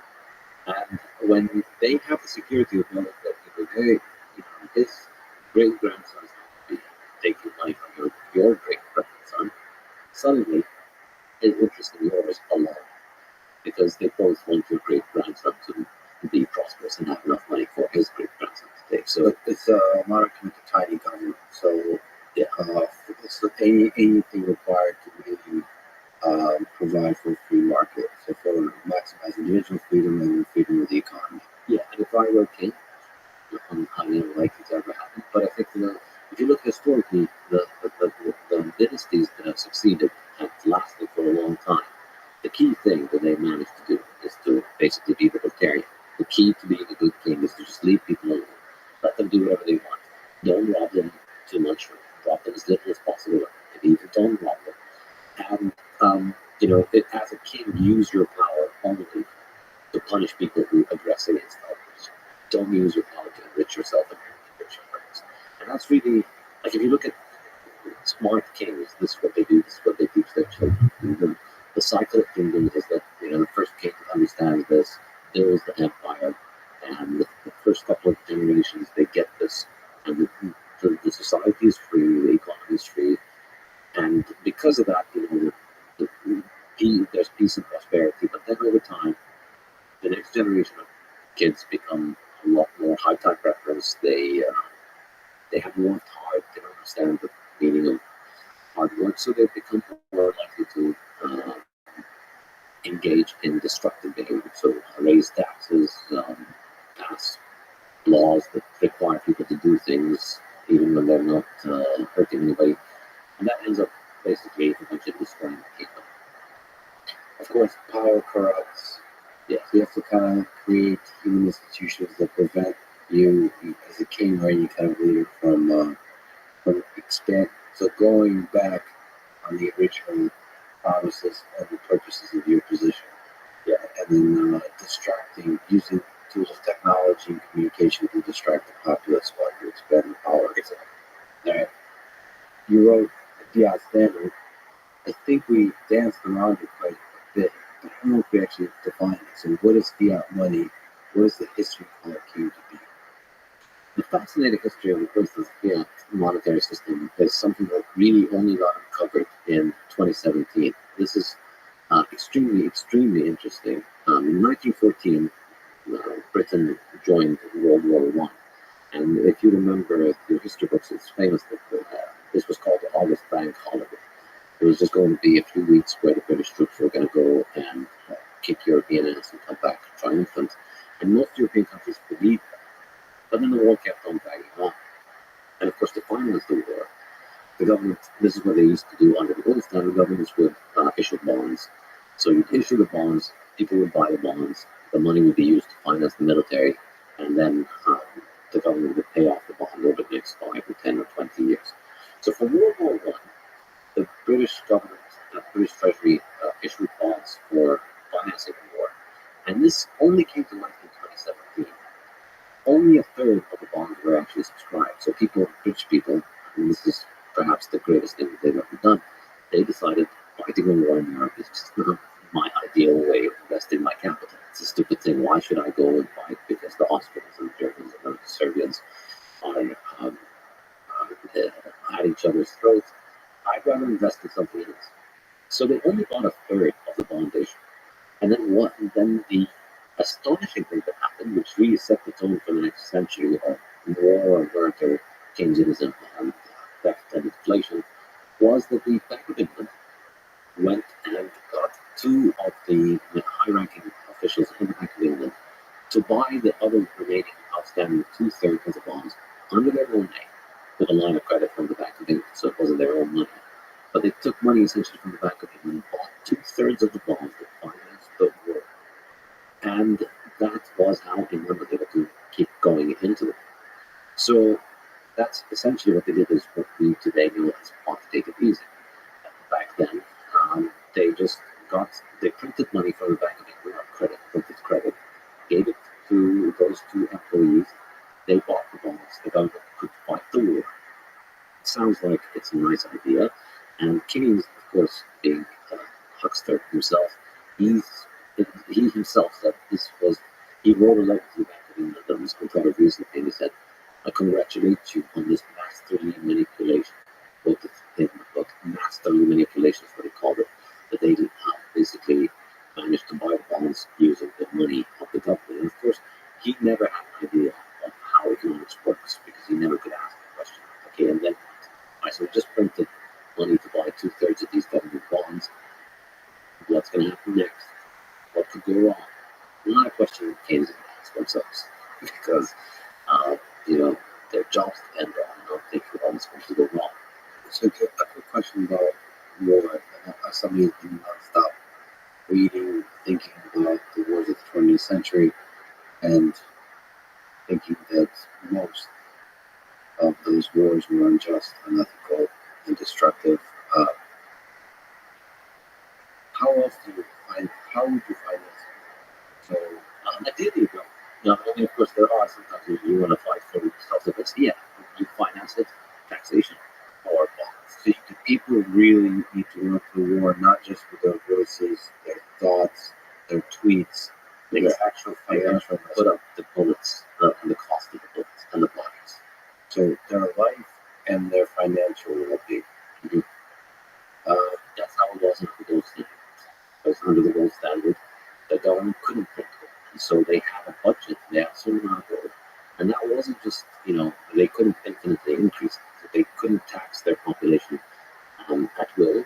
And it's very difficult to take money from people. You go knock on doors and search everybody's home, see where they're hiding their gold.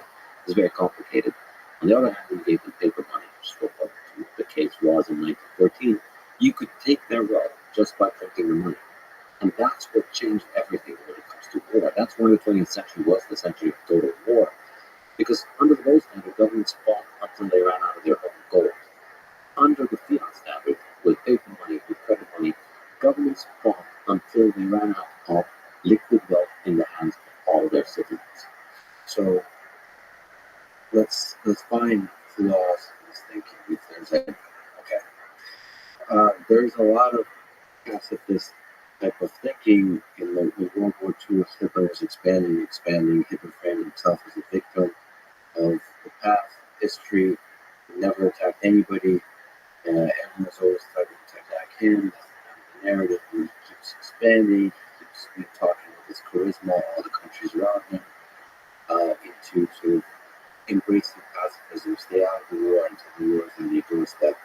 So France, just very suboptimal military strategy from the perspective of many European nations in response to Hitler. They were basically hoodwinked by his words. So then there's Churchill, Winston Churchill, who stepped up and says that perhaps irrationally, some kind of economics perspective, saying we're not going to back down, we're going to fight Germany. And perhaps that step alone is one of the biggest reasons that Hitler failed in his expansion.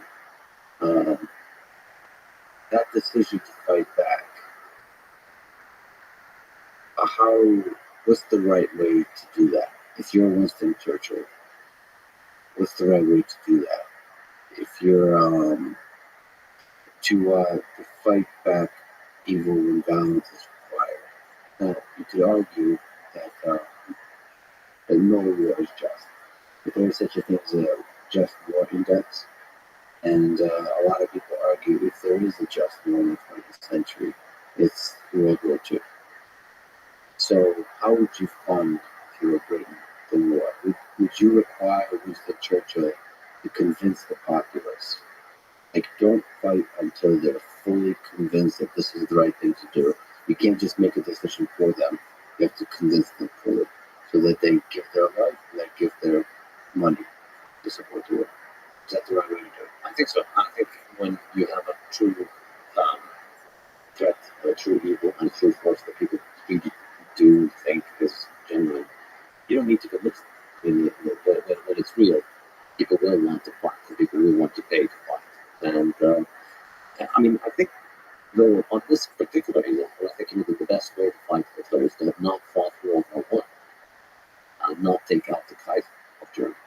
If Britain and the US had not gotten involved in World War I, which really is the senseless war about what was in it, and what was the goal from anybody fighting that war. If you look at it, after World War I, there were very minor adjustments in the borders of the countries that would participate. So Germany lost some land, Austria lost some land, but really it wasn't all that massive. And it wasn't like, Britain who wanted to take over Germany and move their people into Germany and kick the Germans out. So there was no real value from that war. And that's why the British people didn't want to take that. And that's why, if they hadn't done this enormous criminal manipulation of printing money to buy the bonds, Britain wouldn't have gotten into the war. Germany would still be a kingdom, and Hitler wouldn't rise. And there'd be small changes in the borders of various European countries. I struggle to see how it could have been worse. I struggle to see who benefited from 4 years of carnage in Europe. And then this came at the height of civilization. And before that, the people of Europe had the golden era, the gold standard. They were trading with one another, they traveled, technology was advancing, and they did not expect this war to last this long. And, my favorite story from World War I is the Christmas truce football game, which I mentioned in my book. British and German soldiers, at the height of the conflict, they stopped on Christmas Day and they played a football game against each other. This is not a real war where it's a war for survival. Britain didn't want to end Germany. Germany didn't want to end Britain. It was just kings who were emboldened by the fact that they had a printing press playing with the lives of the people. I think,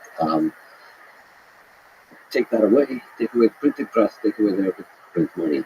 I think we'd have had a much, much, much better 20th century. Yeah, the counterfactual history, Neil Ferguson is a historian who gets quite a bit of trouble. Basically, he's a Brit, suggesting that if Britain stayed out of World War I, there would be no Hitler, there would be no World War II.